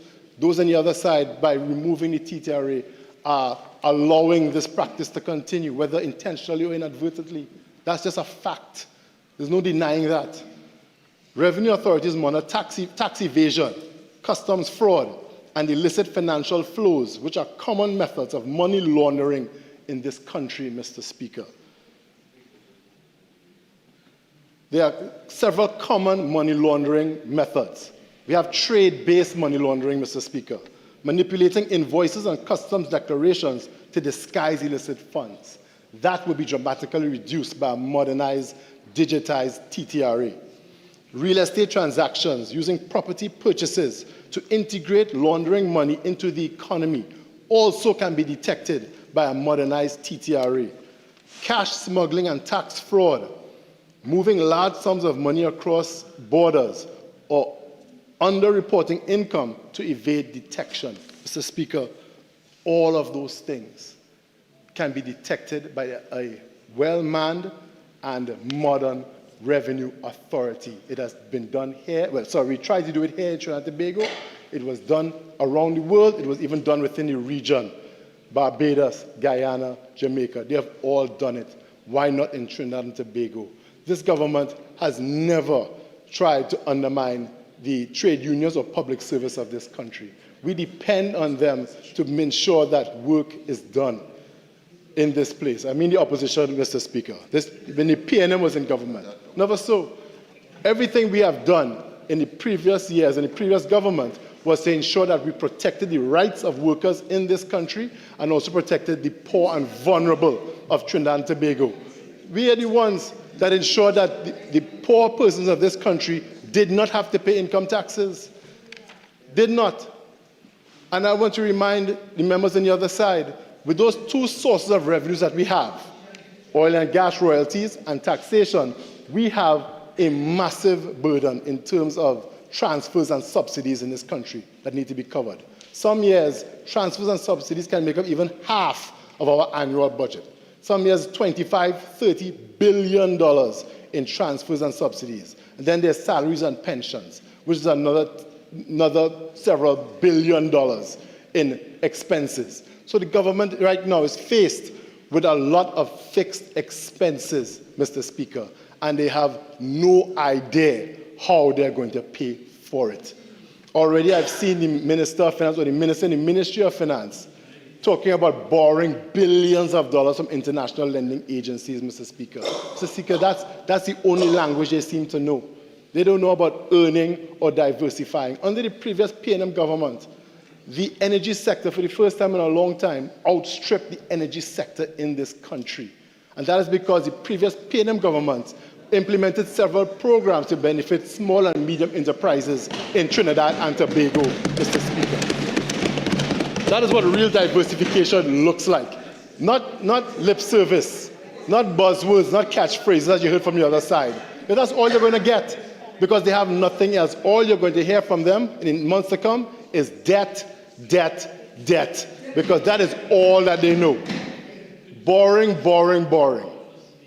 And eventually, Mr. Speaker, you can't borrow forever. We've been running deficit budgets every year since 2009. We have to borrow money to pay our expenses since then. At some point, you're going to have to start paying the piper. And sadly, that is going to happen very soon under this government because of their mismanagement and callous handling of our economy and the deceptive, invalid promises that they made to the people of this country in a desperate attempt to win a general election, Mr. Speaker. Mr. Speaker, I warn those on the other side and the people of this country that if they continue down this path and they do not implement this TTRA, it is almost certain that we are going to endure extremely harsh economic times in the coming years. Mr. Speaker, I thank you. Member for Padarath. Thank you very much, Mr. Speaker.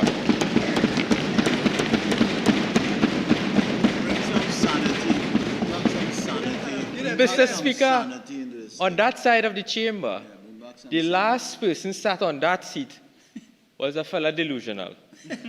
And it seems that now San Fernando East is also suffering from delusion. He's delulu. After that speech, he's delulu. Mr. Speaker, the member is delusional. The member said that the PNM took care of the working class. He said that the PNM helped small and medium-sized businesses. Under the last 10 years, they closed down most of the small and medium-sized businesses. Mr. Speaker, what about the 8,000 workers they fired from Petrotrin? Yes. And the member has the gall, the temerity to come into this chamber to say that they stand on the side of workers. He has no moral authority to speak on behalf of workers in this country. It is often said, Mr. Speaker, that dog eat your shame.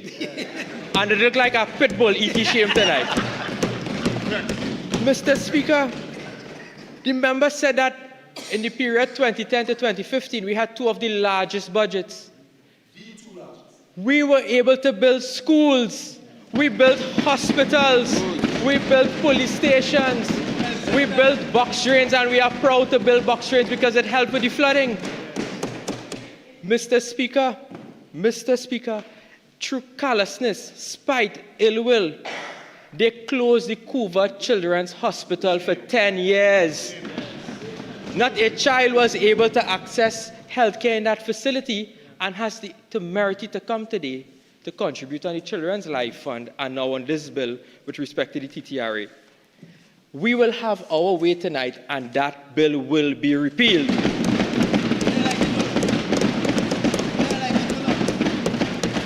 Campaign promise made, campaign promise delivered. Under the astute leadership of the member for Siparia, the Honorable Prime Minister, and I want to repeat it, in the last few months, while we sit on that side of the chamber, they said, leave Siparia right there. All of them told us to leave Siparia right there. We took their advice. And we left Siparia right there, and that is why they are in opposition today. And we will keep Siparia right there. We'll keep her right there. You see, the member has no moral authority because dog eat a shame, Mr. Speaker. Dog eat a shame. Because none of us on this side have a mamu called Kolahat. Her uncle called Malcolm Jones. None of us have that uncle on the side. No, none of us. Mr. Speaker, 48-6, please. Thank you so much.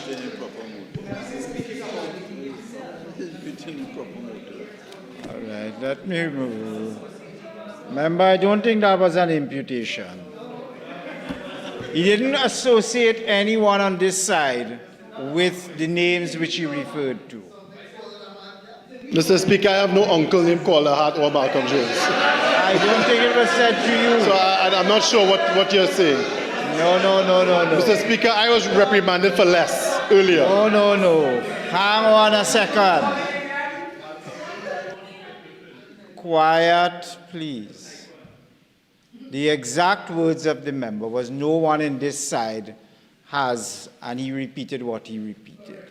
There was no imputation either to you directly, indirectly, or otherwise, or anyone on this side. So there is no relevance to 48-6. Thank you very much, Mr. Absolutely. Speaker. And Mr. Speaker, I can proudly say none of us on this side built basketball courts. None of us. But they come with their same doom and gloom narrative that the economy will crash, that we will devalue the dollar. That was the same thing the country voted you out on. You campaigned on this nonsense, and they voted you all out. I mean, come here with an ounce of shame at least. In fact, all of the opposition could fit in a red band maxi. And you come here now to talk about what we should do and what we shouldn't do. You didn't have the ideas, the plans, or the policies for the last 10 years and want to tell us what to do. Mr. Speaker, we have the mandate of the people to govern this country, and we will govern this country. We have the mandate. Because remember, he harped, and most of his presentation was where we will get this money from. Let me tell you where we will get the money from, Mr. Speaker. We will not have $23 million in rental given to a cabinet minister on the side. We will not have $3 million spent on paintings. $500,000 on soca on the seas. A $2 million Benz. A phone call to Mr. Trump for $16 million. A Taruba Stadium that cost $130 million. A toilet paper factory loan for $30 million. Don't forget that. We never get it back. And I think my friend is probably Romain in Tobago right now for a bill for $69,000. We will not have that on this side. Because, Mr. Speaker, when we went to the electorate, we went with them with a plan, a clear policy, how we are going to govern this country under the Honorable Prime Minister. We told them, it's no secret, that once we get into government, one of the first acts will be to repeal the TTRA. In fact, Mr. Speaker, on our first cabinet meeting, Cabinet Note number 2 was the approval to repeal the TTRA Act and other matters. Right. Promise made, promise kept, promise delivered. Mr. Speaker, the cabinet was informed what was taking place with this TTRA. This TTRA was only because a select few of them agreed to this, you know. When you looked at the options that the workers were exercising, we have the figures in front of us. Mr. Speaker, they had several options. They can voluntarily retire from the public service on terms and conditions, agreed with him and the appropriate recognized association and the CPO. 28 public servants exercised that option. 414 exercised the option to transfer to the authority with the approval of the appropriate service commission. 181 public officers selected Section 18(2)(c), which is to be appointed on transfer by the PSC to a suitable office in the enforcement division. 248 decided to remain in the public service. And an additional, Mr. Speaker, 397 public officers did not select any options, thereby remaining under the Ministry of Finance. So the workers, it was clear, did not want this TTRA, and we listened. Only 32.6% of the public officers ever expressed any interest in transferring to the TTRA. So how could you come to this parliament and say that if we don't have this TTRA, the economy will fall down? In fact, we never had the TTRA and the economy didn't fall out. But we also said on this side that if the TTRA is not our option, because this is not a new invention, you know. This was taken, these discussions started during Mr. Manning's period, during his time of government. Not this member for San Fernando East. Mr. Patrick Manning. And his mamu. And his mamu. And Mr. Speaker, the issue that we are having right now is this. Okay, TTRA is gone, but we have always said on the opposition that we will strengthen the institutional capacity of the Board of Inland Revenue. But do you know why, Mr. Speaker, they did not want to do that? Because it is difficult for any ministerial intervention and political interference with the current structure of the BIR. So what they had to do was destroy it, mash it up, create something that they could have their grubby hands in. Oh. That is what they tried to do. But today, Mr. Speaker, the people have spoken and gave us the mandate to remove their hands from tax collection, remove their hands from political interference in tax information. They have tried as much as they can, but the people of Trinidad and Tobago voted clearly and stopped them, Mr. Speaker, on the 28th of April, dead in their tracks. And when they talk about this $10 billion tax gap, Mr. Speaker, you would be surprised. When we sat in the cabinet, we were shocked, but not surprised, to learn that they have bankrupt Trinidad and Tobago through their callous policies, Mr. Speaker. They like to talk about the member for Diego Martin Northeast, that when he became the minister in 2015, we maxed out the overdraft. They would get fumes and so on. Mr. Speaker, when we went, they didn't even have fumes. They have maxed out the overdraft. They have done everything that they can, Mr. Speaker. I don't want to use the word loot, but they have done everything they can, Mr. Speaker, to destroy the economy. I don't know if it was deliberate. I can't say that. But we on this side, we accept the challenge that we will fix Trinidad and Tobago and we will have an economy up and running. And Mr. Speaker, our message on this side was extremely consistent. October 2019, the then leader of the opposition, the member for Siparia, stated in her budget response that if elected to government, the UNC would scrap the TTRA. November 2021, during the parliamentary debate on the TTRA bill, the opposition leader then strongly opposed it, calling it unconstitutional, a dagger in the heart of the Constitution and an attack on the Constitution. The opposition leader then highlighted concerns about political interference, lack of security for tenure for workers, and the potential misuse of private data, suggesting that resources should instead be given to the existing BIR and Customs and Excise. And this was in 2021.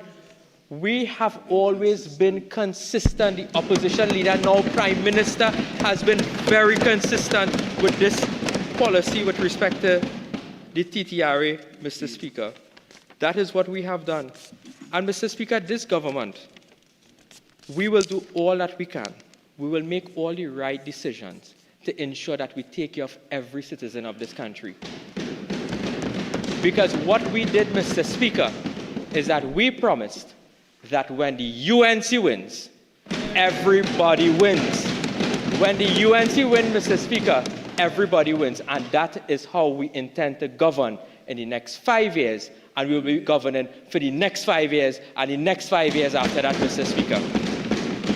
So, on behalf of the good people of Barataria-Sawa, Mr. Speaker, I want to thank the Honourable Prime Minister for bringing this bill so swiftly, because there are constituents who were forced, threatened, in order to lose their jobs because of this TTRA. And I want to thank the Honourable Prime Minister and the Cabinet of Trinidad and Tobago for protecting those workers, in particular my constituents in Barataria-Sawa. So I thank you very much, Mr. Speaker, for this very short intervention.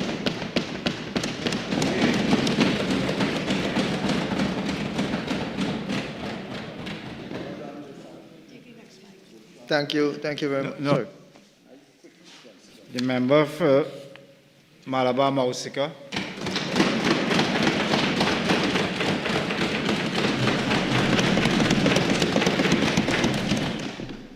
Thank you, Mr. Speaker, for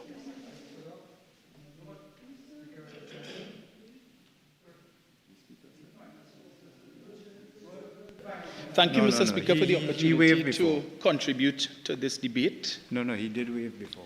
And permit me to begin, Mr. Speaker, by thanking the constituents of the constituency of Malabar Mausika. 7,690 of them, Mr. Speaker, who would have cast their ballot for me as the standard bearer for the People's National Movement. And that constituency has remained faithful to the People's National Movement, despite the efforts of the other side, Mr. Speaker, to capture that seat. In fact, on election night, while we had counted our votes and we knew that we had won, the other side had been on social media claiming that they had secured the seat. But suffice it to say.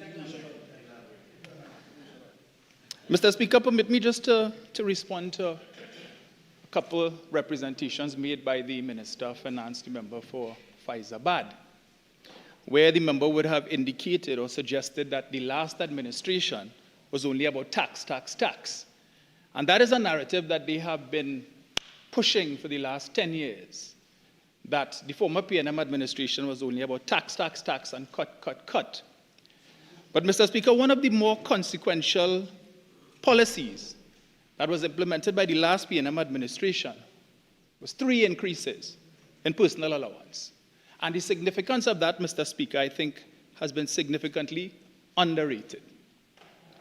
Because you see, Mr. Speaker, while there are persons who will argue that they are still on 2013 salaries, the quantum of that salary or the percentage of that salary that they take home is greater today than it was in 2015. Mr. Speaker, let me give the example. Somebody who was working, let's say a public servant who was working for $7,500 in 2015, would have been paying $7,500 a year in income tax, Mr. Speaker. So you were working for 12 months, but only getting paid for 11. So 1 month was gratis. You were paid. Mr. Speaker, please, if the member for Labrie would allow me. Mr. Speaker, with the 3 increases in personal allowance, that person, that individual, no longer pays income taxes. So that is an additional $7,500, Mr. Speaker, in disposable income that now goes to that household. If you have 2 persons living in that household, Mr. Speaker, who earn $7,500 or more, that is an additional $15,000 in disposable income that would have gone to that home.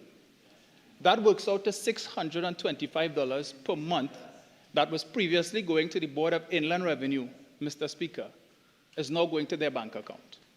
That $625 represents an increase in take-home pay of about 8.3%, Mr. Speaker.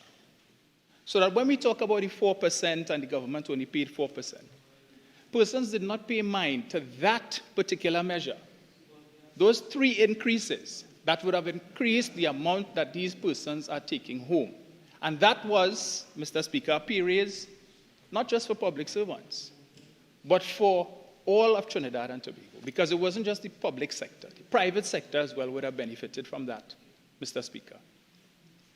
Mr. Speaker, the member for Barataria San Juan mentioned that they built hospitals, plural. Mr. Speaker, they built one hospital, the famed Couva Children's Hospital. The other 5 were built by the People's National Movement, despite the representation. The sword, Mr. Speaker, for the Arima Hospital was turned on the 7th of May, 2015, 4 months before the general election. So unless that is the Arima Hospital is a prefab hospital, or it was built for ants, Mr. Speaker, they did Mr. not Speaker, 48-1, relevance. This is to debate the TTRA. He has made his point on the hospitals, but you cannot go at length to discuss the hospitals and prefab. You cannot go so far, Mr. Speaker. Let's have a measure of proportionality. I will allow the member to proceed, but briefly, but proceed. Mr. Speaker, I was just responding to something that was said by the member for Barataria. In addition. San Juan. The member for Barataria San Juan also spoke about a $30 million loan that was given to the toilet paper factory. Mr. Speaker, that is not correct. What the paper factory, Grand Bay Paper, would have received was a US $5 million loan guarantee to the Exim Bank, Mr. Speaker. And if one would look, Mr. Speaker, there's a difference between a guarantee and a loan. The government provided a guarantee. That same business, that same company, Mr. Speaker, within the space of 1 year was able to secure $1 million contract in Cuba. So when the member said that the government gave a loan for $30 million and it wasn't paid back and so on, that is not true, Mr. Speaker. So I just wanted to put that on the record. Now, we know, Mr. Speaker, that the repeal of the TTRA is a fait accompli. We know that. Members opposite have been repeating that all night. But it's important for us to really focus on what were some of the issues, the deficiencies that the TTRA was trying to correct. Because if we listen to members opposite, we get the impression, Mr. Speaker, that the concept of this revenue authority only came into being after September 7, 2015. Mr. Speaker, since 2008, the Revenue Authority has been in the lexicon of the public of Trinidad and Tobago. Since 2008.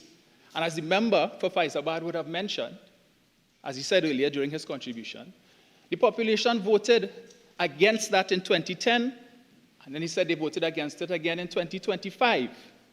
So he acknowledges, Mr. Speaker, that the issues, the deficiencies that would have given rise to the Revenue Authority would have existed prior to 2010.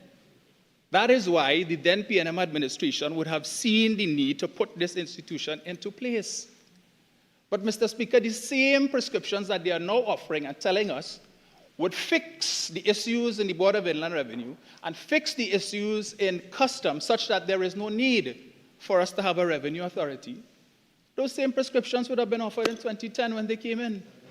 Between 2010 to 2015, what was done to correct or to fix these deficiencies?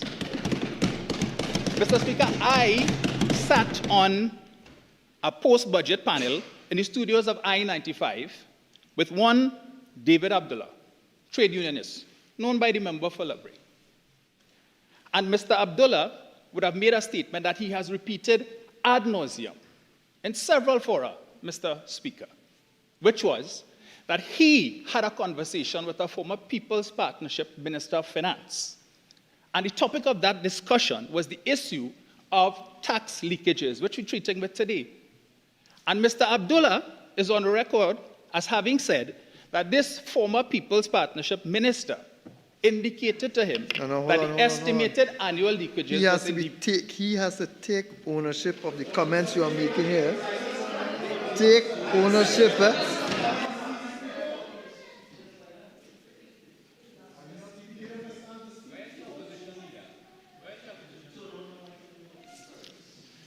Mr. Speaker. Mr. Speaker.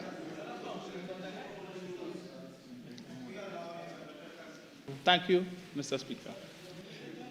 Mr. Abdullah would have indicated, Mr. Speaker, that the former People's Partnership Administration Finance Minister would have told him that the estimated annual leakages... Mr. Speaker, Mr. Abdullah, nor the third person who we do not know is not in this house. He cannot be put on the Hansard. That cannot be put on the Hansard. You cannot reference somebody who do not know, Mr. Speaker. I think, members, come on.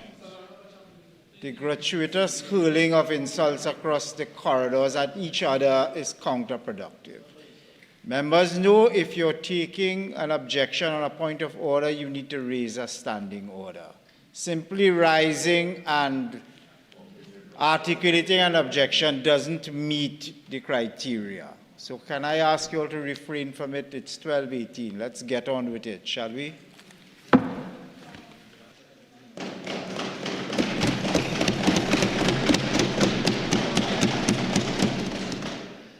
Mr. Speaker, as I was saying, I sat in the studio with Mr. Abdullah, right? And he made the statement that this former People's Partnership Minister of Finance would have indicated to him that the estimated tax leakage at that time was $7 billion, Mr. Speaker. $7 billion. It has now grown to 10, as we've heard today. So these leakages existed between 2010 to 2015. And if the prescriptions that the Minister of Finance is telling us would work today to fix the issues with the Board of Inland Revenue, why were those prescriptions not implemented between 2010 to 2015? Because had it been done, Mr. Speaker, today we would not be quoting figures of 10 billion. If it is that these prescriptions are so great and could fix the problem so well, why did it not work then? Perhaps the member could tell us what was done between 2010 to 2015 to address the issue, Mr. Speaker. Yes, we are in 2025. We are in 2025, Mr. Speaker. And we're still dealing with the issue of these tax leakages. Mr. Speaker, but what are some of the issues, what are some of the deficiencies that the Revenue Authority was seeking to address?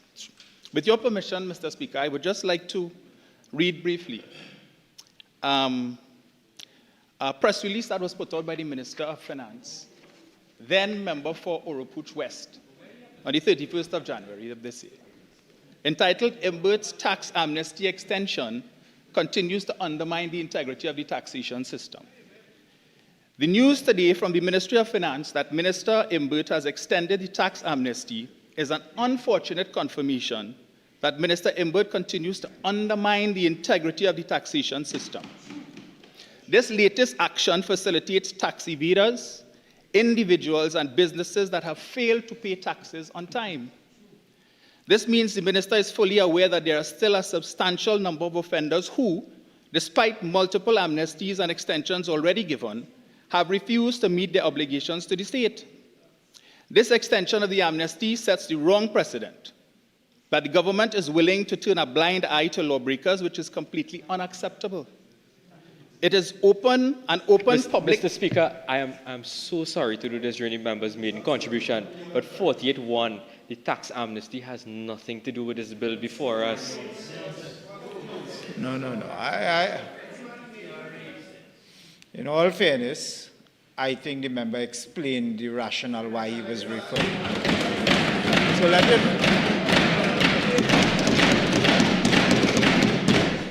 Thank you, Mr. Speaker. It is an open insult to civic-minded persons and businesses who have diligently abided by the law and filed their tax returns and made their tax payments on time. Imbert's priority should be on creating new and sustainable revenue streams. Instead, he continues to facilitate delinquent businesses in a desperate act to scrape up any change he can. And I challenge the minister to provide a list of these delinquent businesses who are effectively defrauding the tax-paying citizens of this country. Further, the minister should advise the country of how much money is still outstanding, due, and why legal action has not been taken to pursue these It is unacceptable that tax evaders continue to get a bly from this government, while average citizens are being threatened with illegal action, fines, and even seizure of their properties if they do not pay the PNM property tax. Mr. Speaker, that press release didn't age well at all. You know what they're saying a few moments later? Well, a few months later, the member who issued this press statement is now in the hot seat. He is now the Minister of Finance. And he would have announced just recently that this very same tax amnesty that he was against, he extended to August 2nd, Mr. Speaker. So everything, all of these deficiencies that exist, the minister quoted here is asking about legal action being taken against those lawbreakers. Has the member taken action against these lawbreakers, Mr. Speaker? Has he indicated any intention to take action, legal action against these lawbreakers, Mr. Speaker? Has he indicated with all of these prescriptions that he has mentioned to us on how they plan to strengthen the Board of Inland Revenue? What is the timeline for that? We haven't heard that. What was that? We haven't heard that. We're still waiting for the timeline, Mr. Speaker. Mr. Speaker, 2025 is not 2010. We do not have the luxury of time to wait for the implementation of these prescriptions. Whereas between 2010 to 2015, we have the boast from that side that they would have enjoyed the highest energy revenues in the country's history, Mr. Speaker. Highest energy revenues. So they had a little time to play with. We see the country's economic circumstance right now, Mr. Speaker, so we don't have the luxury. So perhaps the member could tell us when exactly these prescriptions are going to be implemented and what is the timeline we're looking at. You know, Mr. Speaker, when I looked at the order paper and I saw that we would be debating this particular legislative measure, I was a bit confused. Because when one looks at all of the legislative goodies that was promised to the population by the other side during the election campaign, legislation such as Stand Your Ground law, legislation to make it easier for law-abiding citizens to be able to load up the Matic, legislation, Mr. Speaker, all of these particular legislative measures that would have appealed to the voting public. Foul of 49-1. Mr. Speaker, I was making... I think you're running afoul of 48-1 now. Can I just advise you that, in my view, you're running afoul of 48-1? I was making the point, Mr. Speaker, that this particular measure, the repeal of the Revenue Authority Act, Mr. Speaker, is pretty low down on the totem pole in terms of its appeal to the electorate. But having listened to the Minister of Finance, we understand that this is really meant to be, Mr. Speaker, a concession prize, a consolation prize to the members of the PSA. Because for the last 6 weeks, we've heard about bus route passes, we've heard about who was benefiting from state housing, we have heard about ghost rentals, Mr. Speaker. But what we've not heard about is the 10% that was promised. Haven't heard that.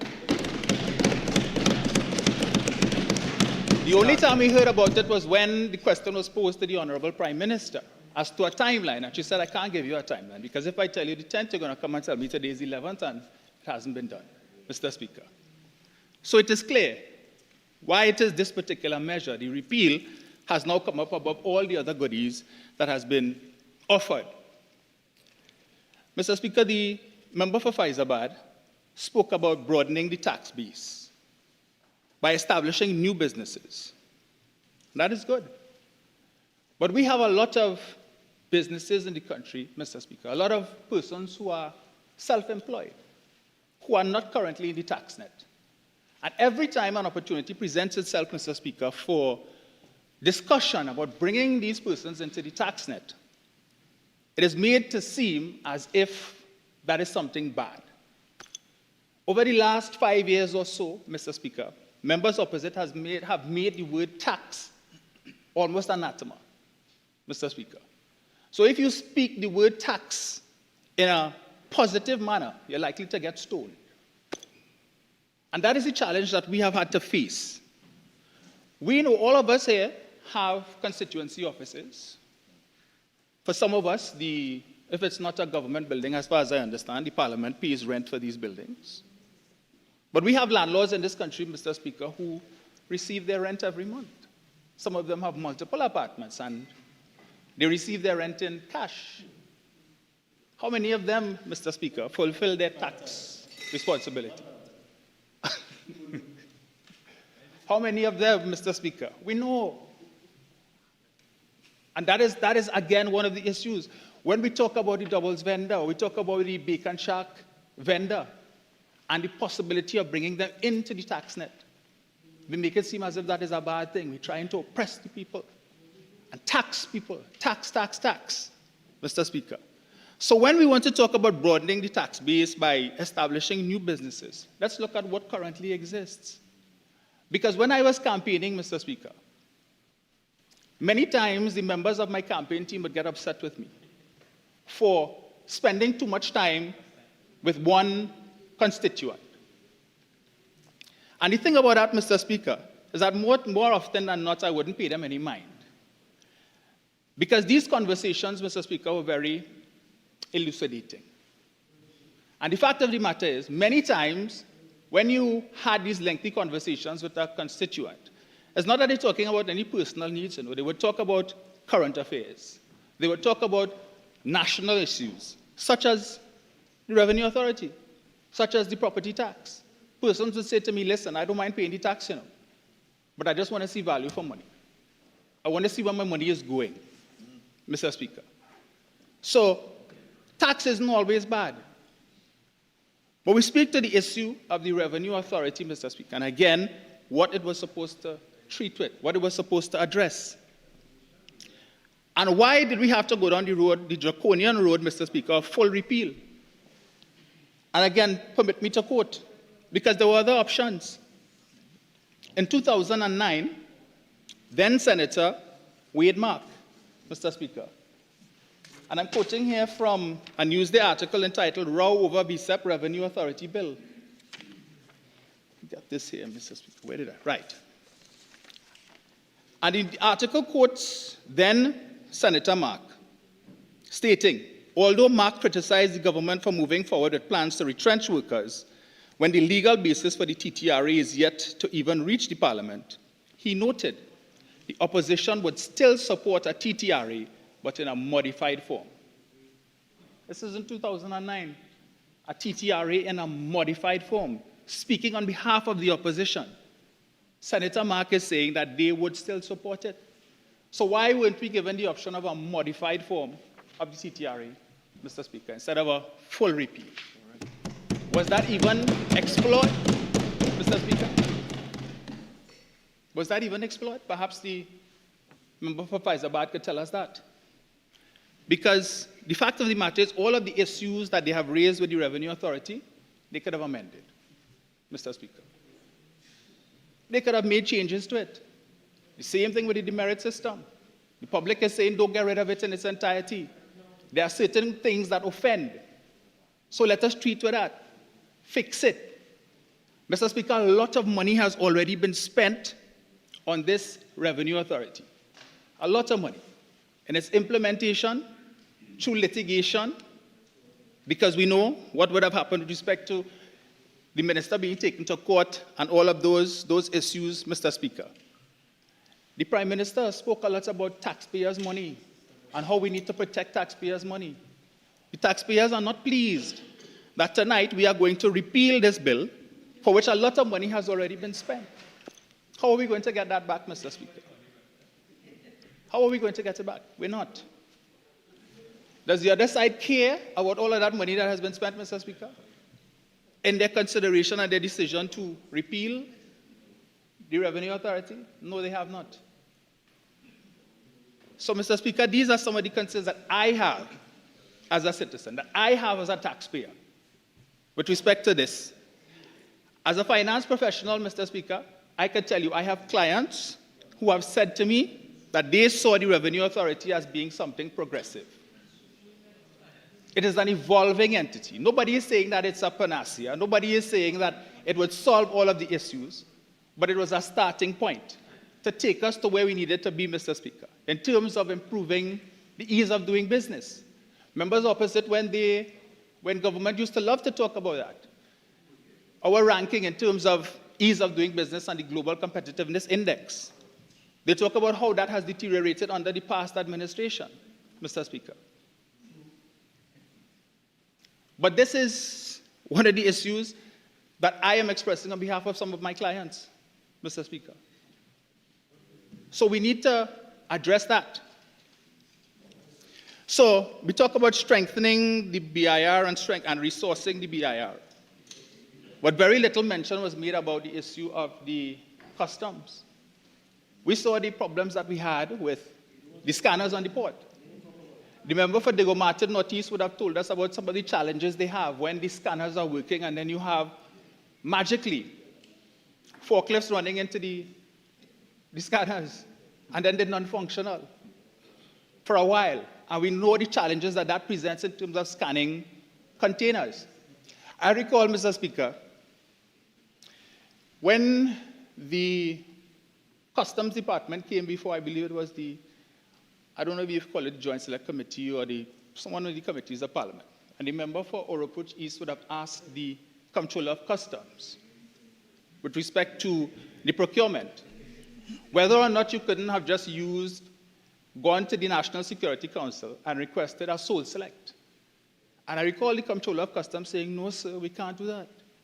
We have to follow the rules of procurement based on the central tenders. This was before the implementation of the OPR.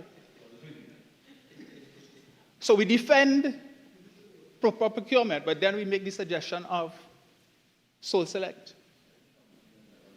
So that has some of the issues again. So I'm not hearing much about the Customs Department, Customs and Excise. I'm hearing about Board of Inland Revenue.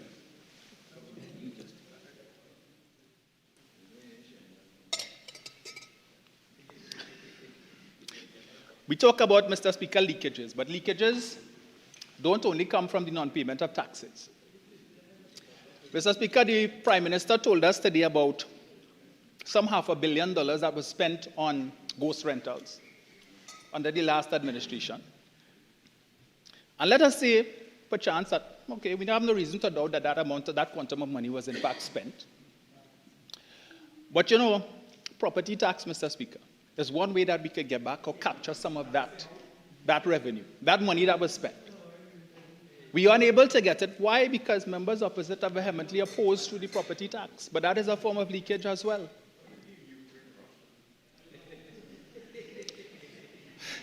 Mr. Speaker, the point I am making with respect to that whole issue, right? $400 and almost $500 million that would have been spent on rentals, so we are told. And the question must be asked as well. Was the relevant taxes, the income taxes, the corporate taxes that should have been paid on these rentals, was it paid? We don't know. Again, these are some of the issues and some of the challenges that we need to address. But what I'm hearing from the member for Faizabad in terms of what they are proposing to be able to treat with these issues, Mr. Speaker, it just doesn't gel. The member for Couva South, is it, said judge them by what they do, not what they see. That's a good point. I like that quote. So let's look, Mr. Speaker, what has been the track record of members opposite when it comes to legislation that is supposed to treat with the issue of tax efficiency. You know what happened in 2016 with the FATCA bill? They were opposed to the FATCA bill on the basis of the reciprocity clause, which, Mr. Speaker, would have given local tax authorities the wherewithal to be able to access information on a reciprocal basis from their U.S. counterparts with respect to locals who have assets in the United States and who maybe have interest to the tax authorities. They were vehemently opposed to that, Mr. Speaker, until civil society, until citizens as a whole started to clamor because of what the potential outcome could have been if we did not pass that legislation, and eventually they capitulated and they supported. We have the civil asset forfeiture bill, Mr. Speaker. They explain your wealth. They oppose that too. On the basis that the then administration would use the legislation to go after opponents Well, to go after the UNC and their supporters, Mr. Speaker. That is what they told the public. And then when the public started to look at them kind of sideways, they came with 63 amendments, mostly inconsequential. Change may to shall and so on. The government of the day accepted 5 out of the 63. And then we heard, Eureka, because of us, the law is now good. We presented 5 amendments. The government accepted it. We could now support the law, Mr. Speaker. But again, even the Prime Minister tonight, in talking about the Revenue Authority, talked about weaponizing the legislation against UNC. That has always been the claim. Whenever it is that legislation comes to deal with and clamp down on tax evasion, issues that are related to tax, we always hear that the government of the day would use the legislation to go after the UNC. Well, they are in charge now, Mr. Speaker. As we've been reminded constantly tonight, the laws will pass. They don't have to listen to us. We on this side have been constantly disrespected all evening, Mr. Speaker. Especially those of us who are new. We are being told. No, I'm not saying that you all disrespected those of us who are new specifically. But we are new, and this is what we have experienced. Half a minute of regular time. Yes, if I might take the extension, Mr. Speaker. Yeah.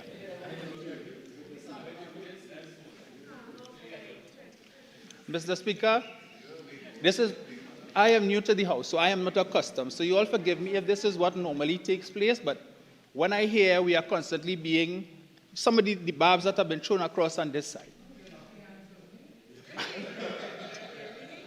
We heard just now that we are a 12-seater maxi and all of these different things, Mr. Speaker. Can I advise you to just stick to the topic rather than be distracted, and let's move on? Please don't allow yourself to be distracted. Stick to the topic, observe 48.1, and let's just move on. And I appreciate that coming from the member, Mr. Speaker. So, the member for Fyzabad would have given us a litany of woes facing the effective operations of the Board of Inland Revenue, Mr. Speaker. But the challenge that we face is we've still not gotten, to my mind, compelling arguments this evening that would move us to support this motion. As I said before, we know it's a fait accompli. So it's going to happen whether we like it or not, Mr. Speaker. But we are simply asking that they have, okay, let me not go down that road, Mr. Speaker. Let me not go down that road. But just to speak to the issue again, Mr. Speaker, of tax evasion, I am of the considered view that the Revenue Authority, had it been allowed to go through, had it been amended, or as Senator Mark would have mentioned, modified, that there could have been compromise reached. And I'm sure that the population of Trinidad and Tobago would have appreciated that. Because there wasn't much consultation with respect to this measure this evening, Mr. Speaker. When it is members opposite on this side, consultation was the order of the day. Consultation was the buzzword. Everything, we need to consult with the people. We need to hear from the people. The former administration was accused of being tone deaf, Mr. Speaker, to the views and the opinions of the population. TV6, CNC3 would have had their, if you want to call it, people meter.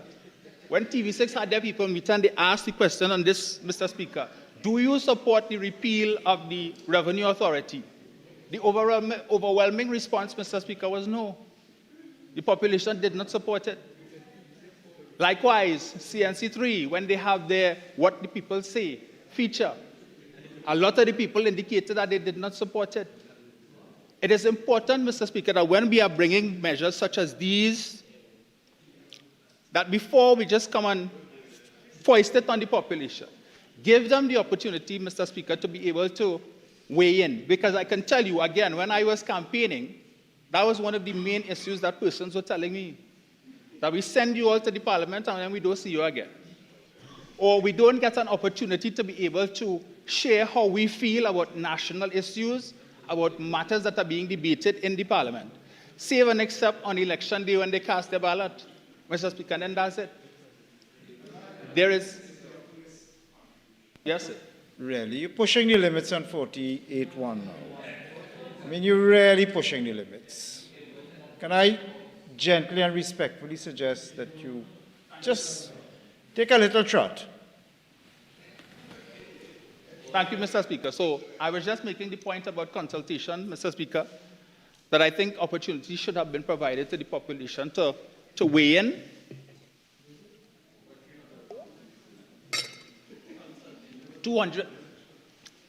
Mr. Speaker, members opposite know very well how to consult. Right? With the budget, they know they would go around the country and provide opportunities for members of the public to come out and share their views. And similar could have been done with respect to this particular piece of legislation, Mr. Speaker, to find some way to be able to give the population an opportunity to share their views, and perhaps it might have influenced their decision to take a second look. Mr. Speaker, as to how they should have proceeded with this. So, Mr. Speaker, I want to say, of course, there's a level of nervousness. This is, of course, my maiden presentation. And I suppose that as time goes by, Mr. Speaker, I'll refine and get a little better. But nevertheless, thank you. Thank you so much, Mr. Speaker, with those few words I raised.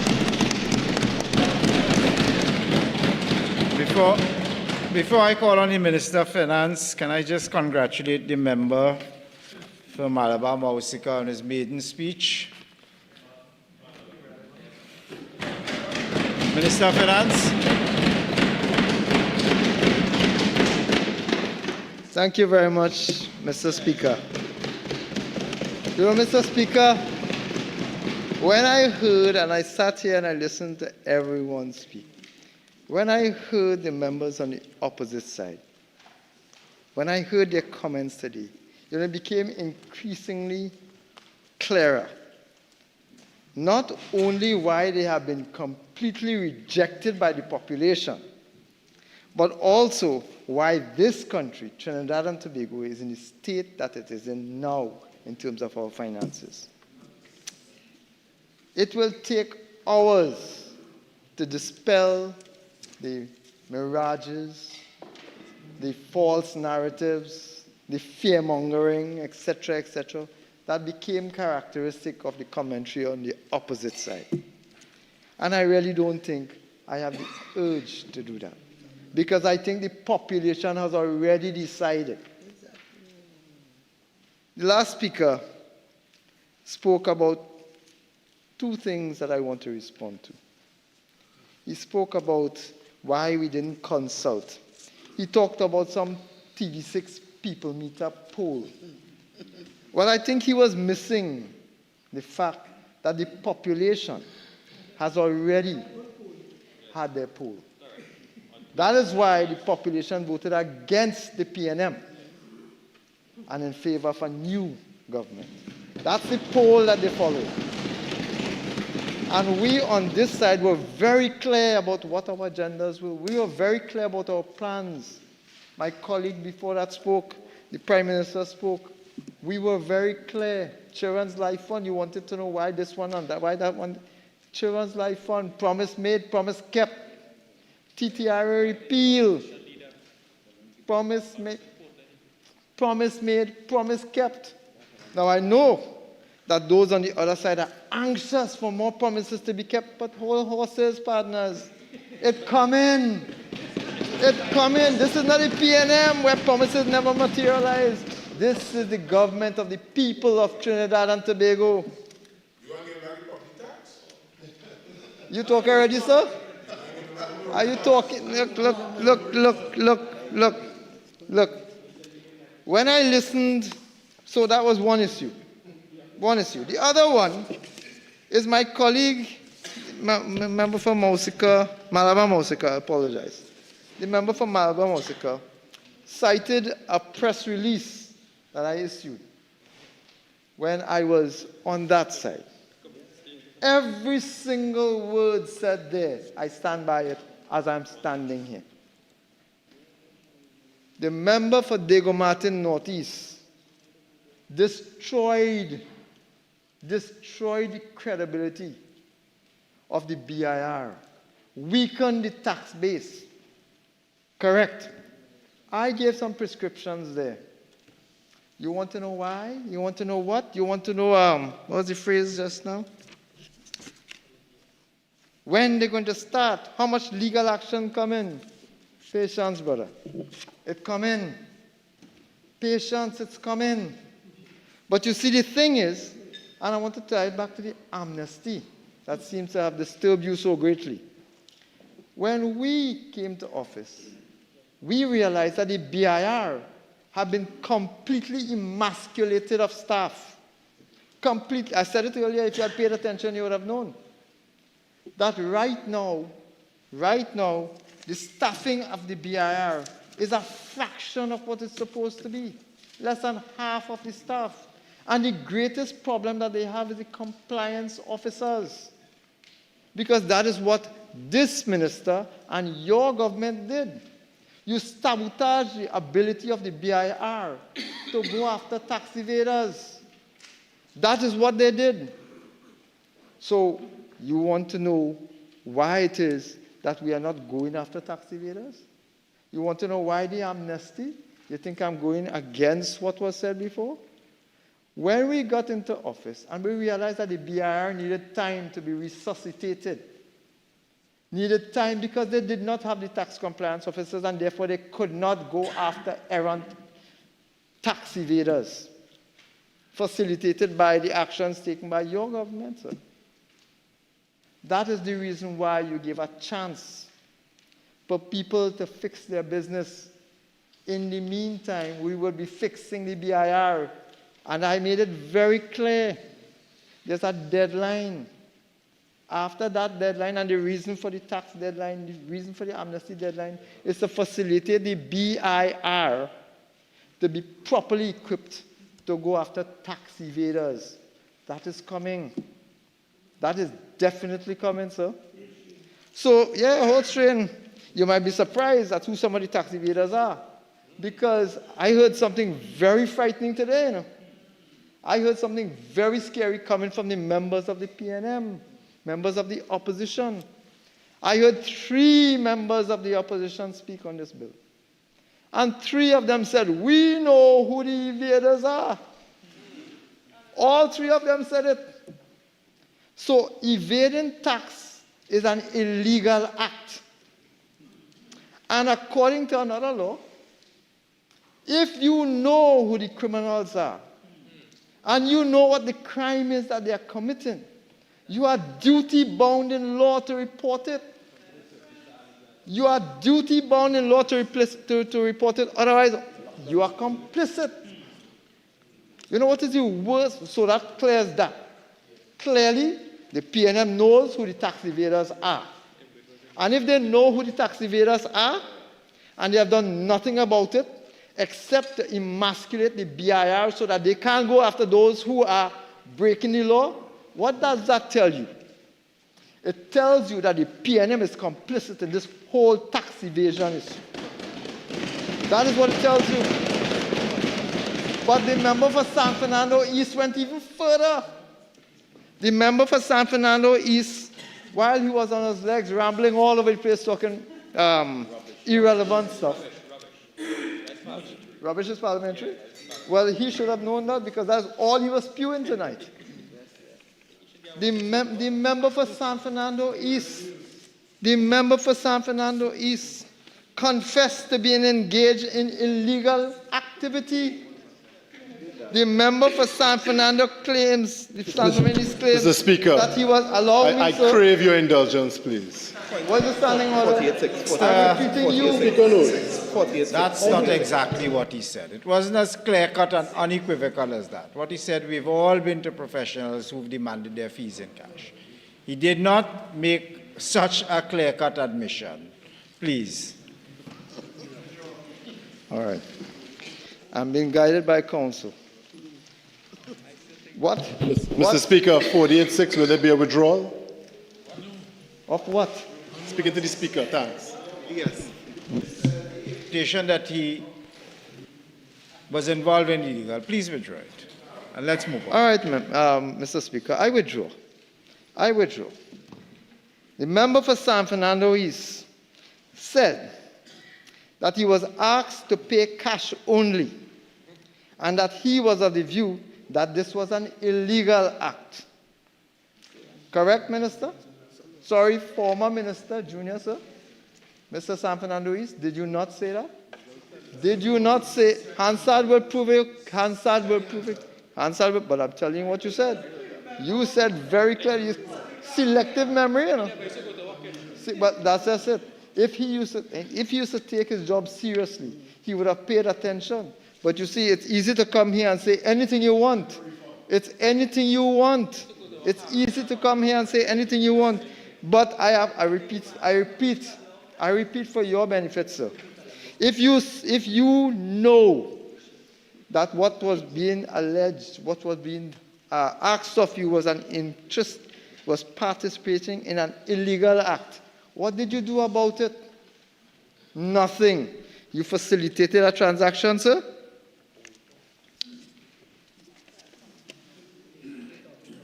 I had one more.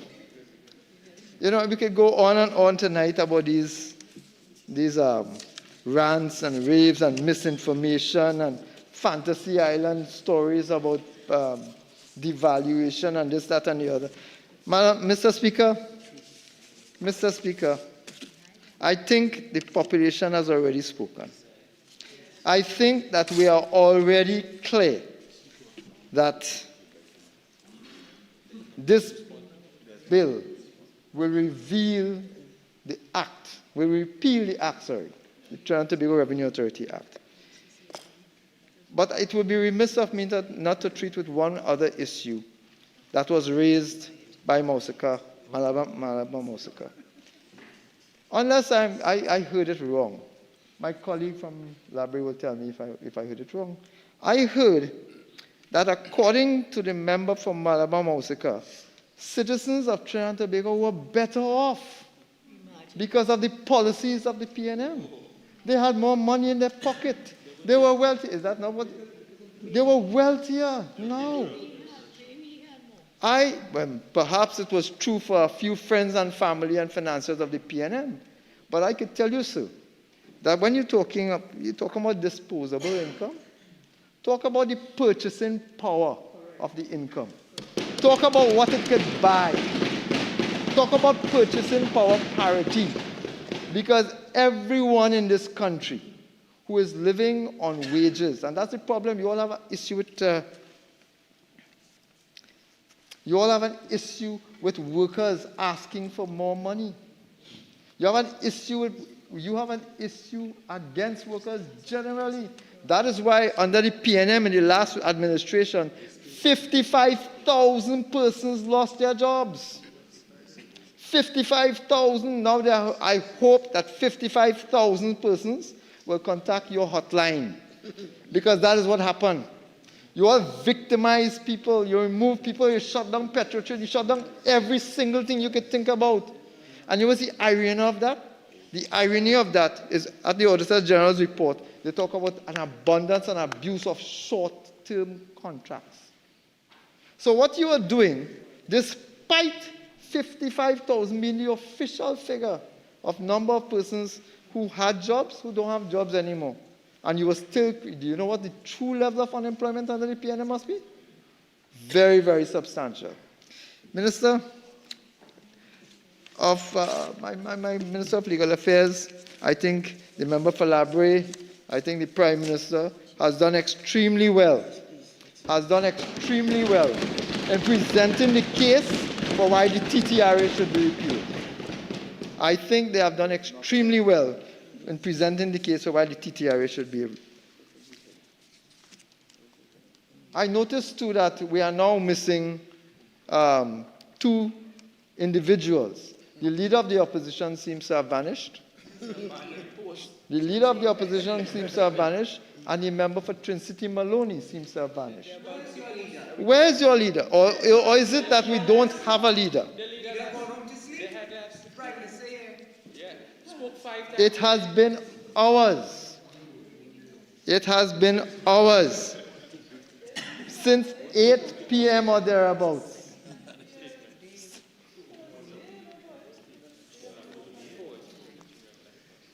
It is now, ladies and gentlemen, brothers and sisters, members of Parliament, colleagues all. It is now 12:57 a.m. And we are still working. Members of the government are here. Members of the government, led by the Prime Minister. Led by the Prime Minister. Every single member of the government is here doing the people's business. And the opposition leader, the leader of those on that bench, have vanished since 8 p.m. And she has not contributed despite the fact that there have been so many opportunities today. Not a word said in this parliament. Where's your leader?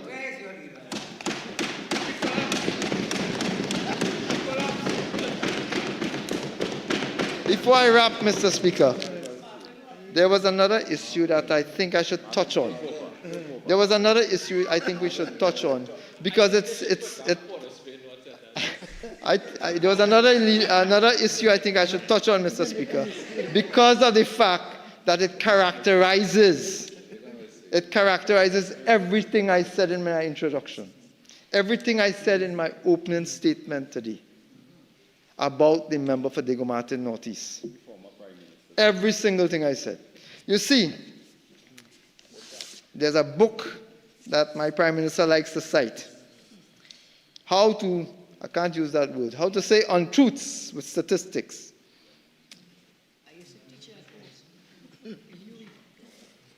But you see, I can't say it. All right. So, Mr. Speaker, we had a very unfortunate situation during this debate, and I think it must be recorded for Hansard. We had an opposition member stand up and insist that on a standing order, insist that a matter was sub judice. Insisted that we could not, that another member speaking could not continue in the vein that he was speaking because the matter was still, an appeal was still before the court. Insisted that it was still before the court. Mr. Speaker, I have a copy, thanks to my learned friend. I have a copy. My learned friend, I only have friends on this side. Those are not my learned friends. They are neither learned nor friends. The member for Tabakit, the Minister of Tourism. Sorry, Minister of Foreign Affairs. Who is a lawyer, I don't know what you are, who is a lawyer of great repute, has shared with me a document. Civil Appeal Number CAP268-2022 between the Minister of Finance and one Rohani Ramkisoon.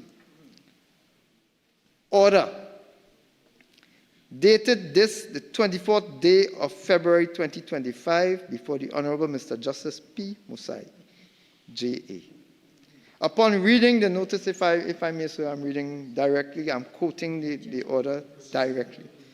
Upon reading the notice of application issued on behalf of the respondent and filed on the 20th of November 2024, an affidavit in the support of Christy Mohan sworn and filed on the 20th of November 2024, together with exhibits attached thereto. And upon hearing attorney of law for the appellant and the attorney of law for the respondent, it is hereby ordered that the appellant/defendant's notice of appeal filed hearing on November 16, 2022 is struck out. But it gets worse.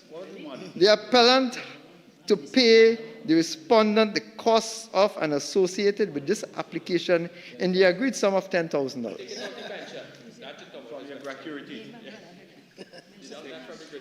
The appellant is the Minister of Finance, not this Minister of Finance, not this Minister of Finance, it's a member for Diego Martin Northeast.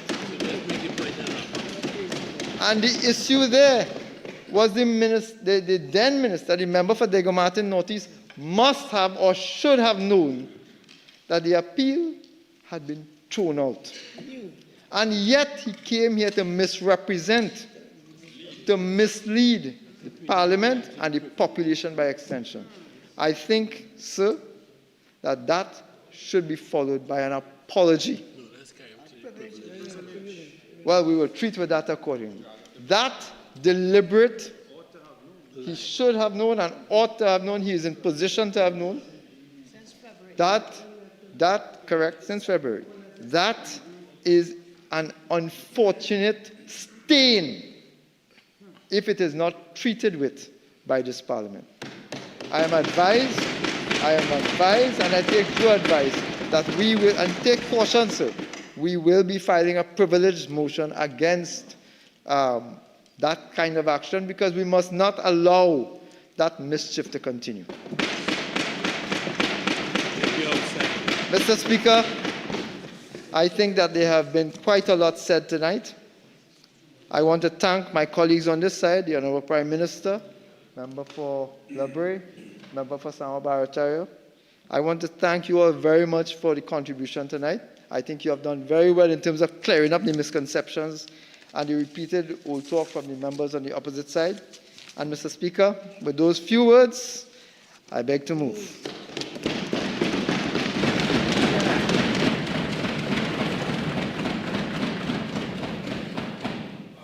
Honourable members, the question is that a bill entitled An Act to Repeal the Trinidad and Tobago Revenue Authority Act 2021, Act 17 of 2021, be now read a second time. Those in favour say aye. Aye. Those against say no. I think the ayes have it.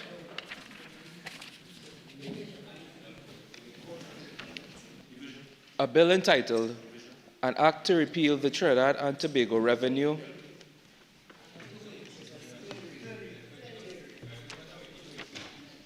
A bill entitled An Act to Repeal the Trinidad and Tobago Revenue Authority Act 2021, Act number 17 of 2021.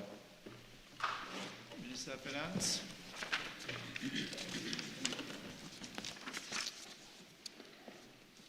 Mr. Speaker, in accordance with Standing Order 68.1, I beg to move that the Trinidad and Tobago Revenue Authority Repeal Bill 2025 be committed to the Committee of the Whole to be considered clause by clause. That the Trinidad and Tobago Revenue Authority Repeal Bill 2025 be committed to the Committee of the House, of the whole House, to be considered clause by clause. Those in favour say aye. Aye. Those against say no. I think the ayes have it. This House shall now go into Committee of the Whole to consider the bill clause by clause.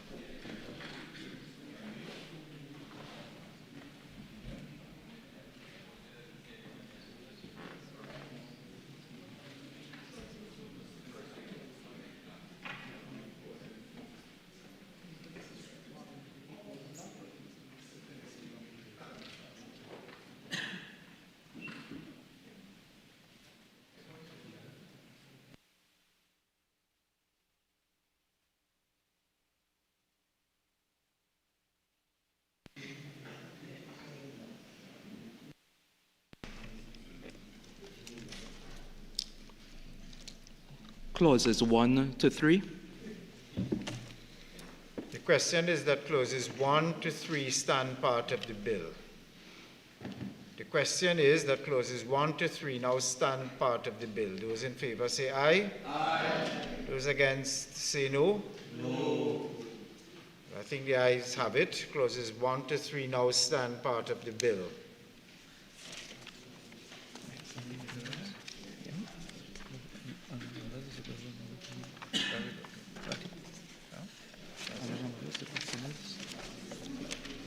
Honourable members, the question is that the bill be now reported to the House. Those in favour say aye. Aye. Those against say no. No. Right, I think the ayes have it. The bill will now be reported to the House.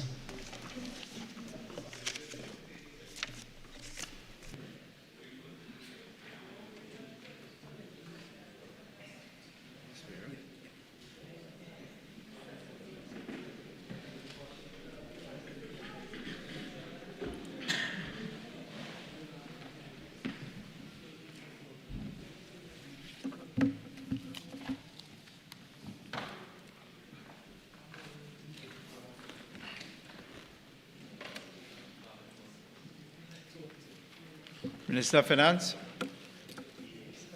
Thank you, Mr. Speaker. Mr. Speaker, I wish to report that the Trinidad and Tobago Revenue Authority Repeal Bill 2025 was considered in the Committee of the Whole and approved without amendments. I now beg to move that the House agree with the committee's report. Honourable members, the question is that this House agree with the committee's report on the Trinidad and Tobago Revenue Authority Repeal Bill 2025. Those in favour say aye. Aye. Those against say no. No. The ayes have it. Minister of Finance.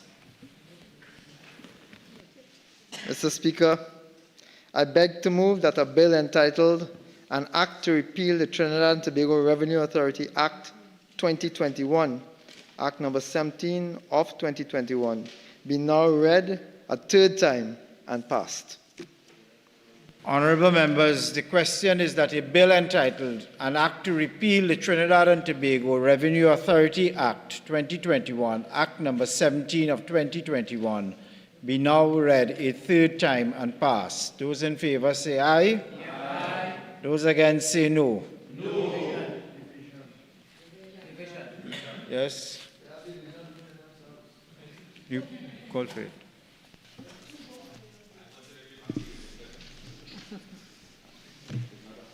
Mr. Padarath? Yes. Mrs. Persad-Bissessar, SC? Yes. Mr. Tancoo? Yes. Ms. John? Yes. Dr. Munilal? Yes. Dr. Lee? Yes. Mr. Hosein? Yes. Ms. Amin?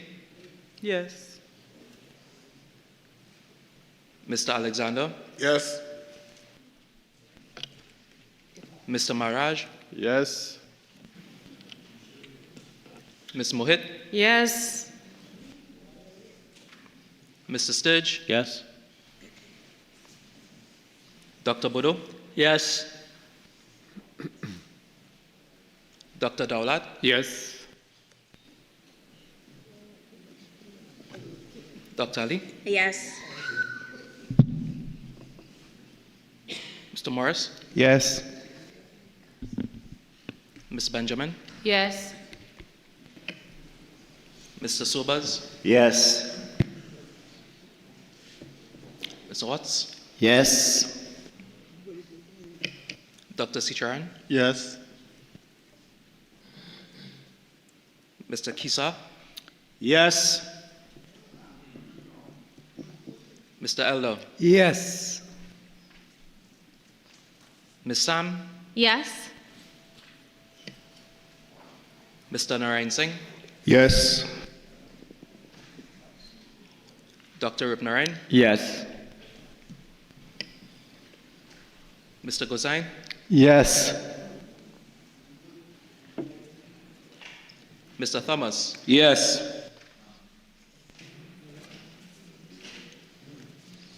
Mr. Gonzales? No.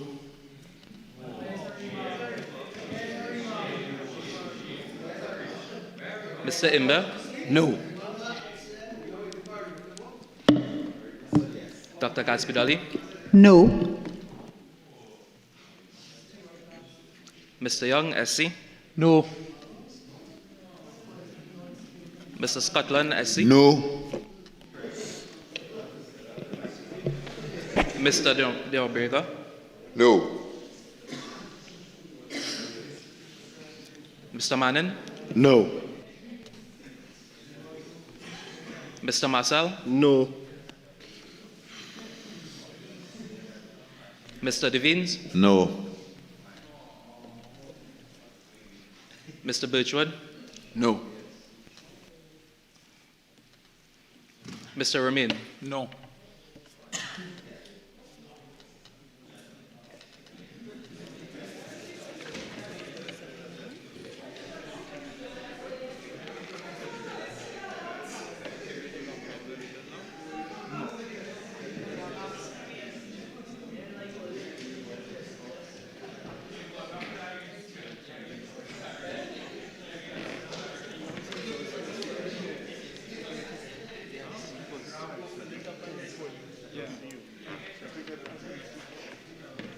Let's have some quiet, please. Some peace, some quiet. Mr. Speaker, the result of the division is as follows. 27 members voted in favor of.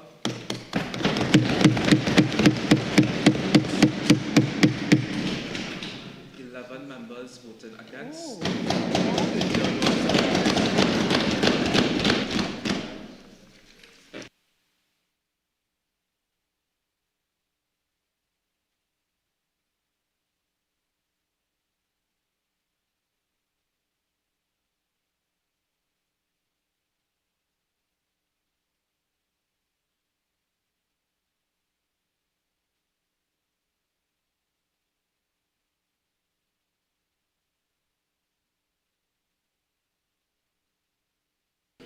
Honorable members, the results of the division is that 27 members voted in favor of the proposed bill, 11 members voted against, and there were no abstentions.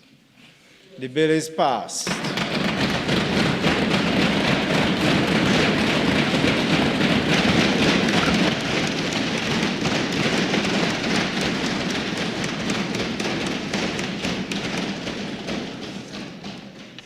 A bill entitled An Act to Repeal the Trinidad and Tobago Revenue Authority Act 2021, Act number 17 of 2021.